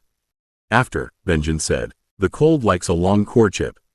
Jaime took the second bundle offered to him. His fingers brushed Brotherguard beneath his collar afterward, not for courage exactly. For memory, for the shape of choice. Tyrion saw the motion and said nothing. There were some things a brother did not turn into wit, at least not while witnesses stood close enough to hear. The doors opened wider. Beyond them, the tunnel ran straight through the wall, black and blue and deep as a throat cut through winter. Ice gleamed along the sides where torchlight touched it. The floor had been packed hard by years of feet, hooves, sledges, fear, duty, exile, and return. Wind breathed from the far end, cold enough to make men look down without meaning to. Tyrion felt the wall all around him before he entered it. The command was there, vast and sleeping. Not awake as a man woke. Not alive as trees and beasts were alive. But held, remembered, pressed into ice and black foundation and old marks hidden under frost. It did not open for him. It did not welcome him. It allowed passage because men had made a door through the body of an impossible thing and named that permission enough. Jaime noticed his stillness. "Tyrion?" "I'm here," Tyrion said. "Are we still doing this?" Tyrion looked up at him. Jaime's hair shone too golden under the gray northern light, absurd and defiant at the edge of the world. The boy who had once been claimed by Cersei, judged by Tywin, praised by singers, and bound by every golden expectation of the Rock now sat before a tunnel into the unknown and asked not whether he must go, but whether they were still going together. Tyrion smiled. "We have already alarmed too many respectable men to retreat now." Jaime grinned. "Good." The Lord Commander stepped closer. "If you live long enough to regret this, come back before pride freezes solid." "A practical mercy," Tyrion said. "I shall treasure it beside my nose." Benjen looked north through the tunnel. "Ride straight for the first mile. Don't follow lights in snow. Don't answer voices you don't recognize. Don't sleep in hollows if the wind changes." Jaime's grin faded slightly. "Voices? Wind does strange things beyond the wall," Benjen said. "So do boys with poor supervision," Tyrion said, and touched his heels to Redmane. The Garren entered the tunnel first because Redmane had never respected dramatic order. Jaime laughed and urged his own horse after him. Hooves struck packed ice and frozen earth, the sound echoing ahead and behind until 2 riders became 4, then 8, then a company of ghosts riding through the wall's cold heart. Men watched from the yard. More watched from above, black shapes along the height, cloaks snapping like torn banners against the white. Some shook their heads. Some muttered prayers. Some named them mad, though not loudly enough for the Lord Commander to bother hearing. One young recruit asked whether anyone should have stopped them. An older brother beside him spat over the edge of the walkway. Stop two Lannisters from doing something stupid? Boy, even kings have failed at less. Inside the tunnel, Jaime's voice carried back faintly. If we die, I'm blaming you. If we die, Tyrion answered, I shall lodge a strongly worded complaint with whatever god seems least busy. Then the tunnel took the words and broke them into echoes. The brothers emerged on the far side as small shapes beneath the endless white shadow of the wall. For a moment they paused there, two flecks of gold and dark against the vast north. Jaime turned in the saddle and looked back. Tyrion did not. He looked ahead, where forest shadow waited under snow and old stone slept beneath roots, frost, and stories no maester had yet managed to ruin with certainty. Then they rode north. The men on the wall watched the two fools go until distance began to eat them. One by one, black brothers shook their heads and returned to duty. Yet more than one lingered. More than one kept looking into the pale waste after horse and rider should have vanished. Someone said the wind was laughing. Someone else swore it was singing. No one agreed on the tune. End of Book 1.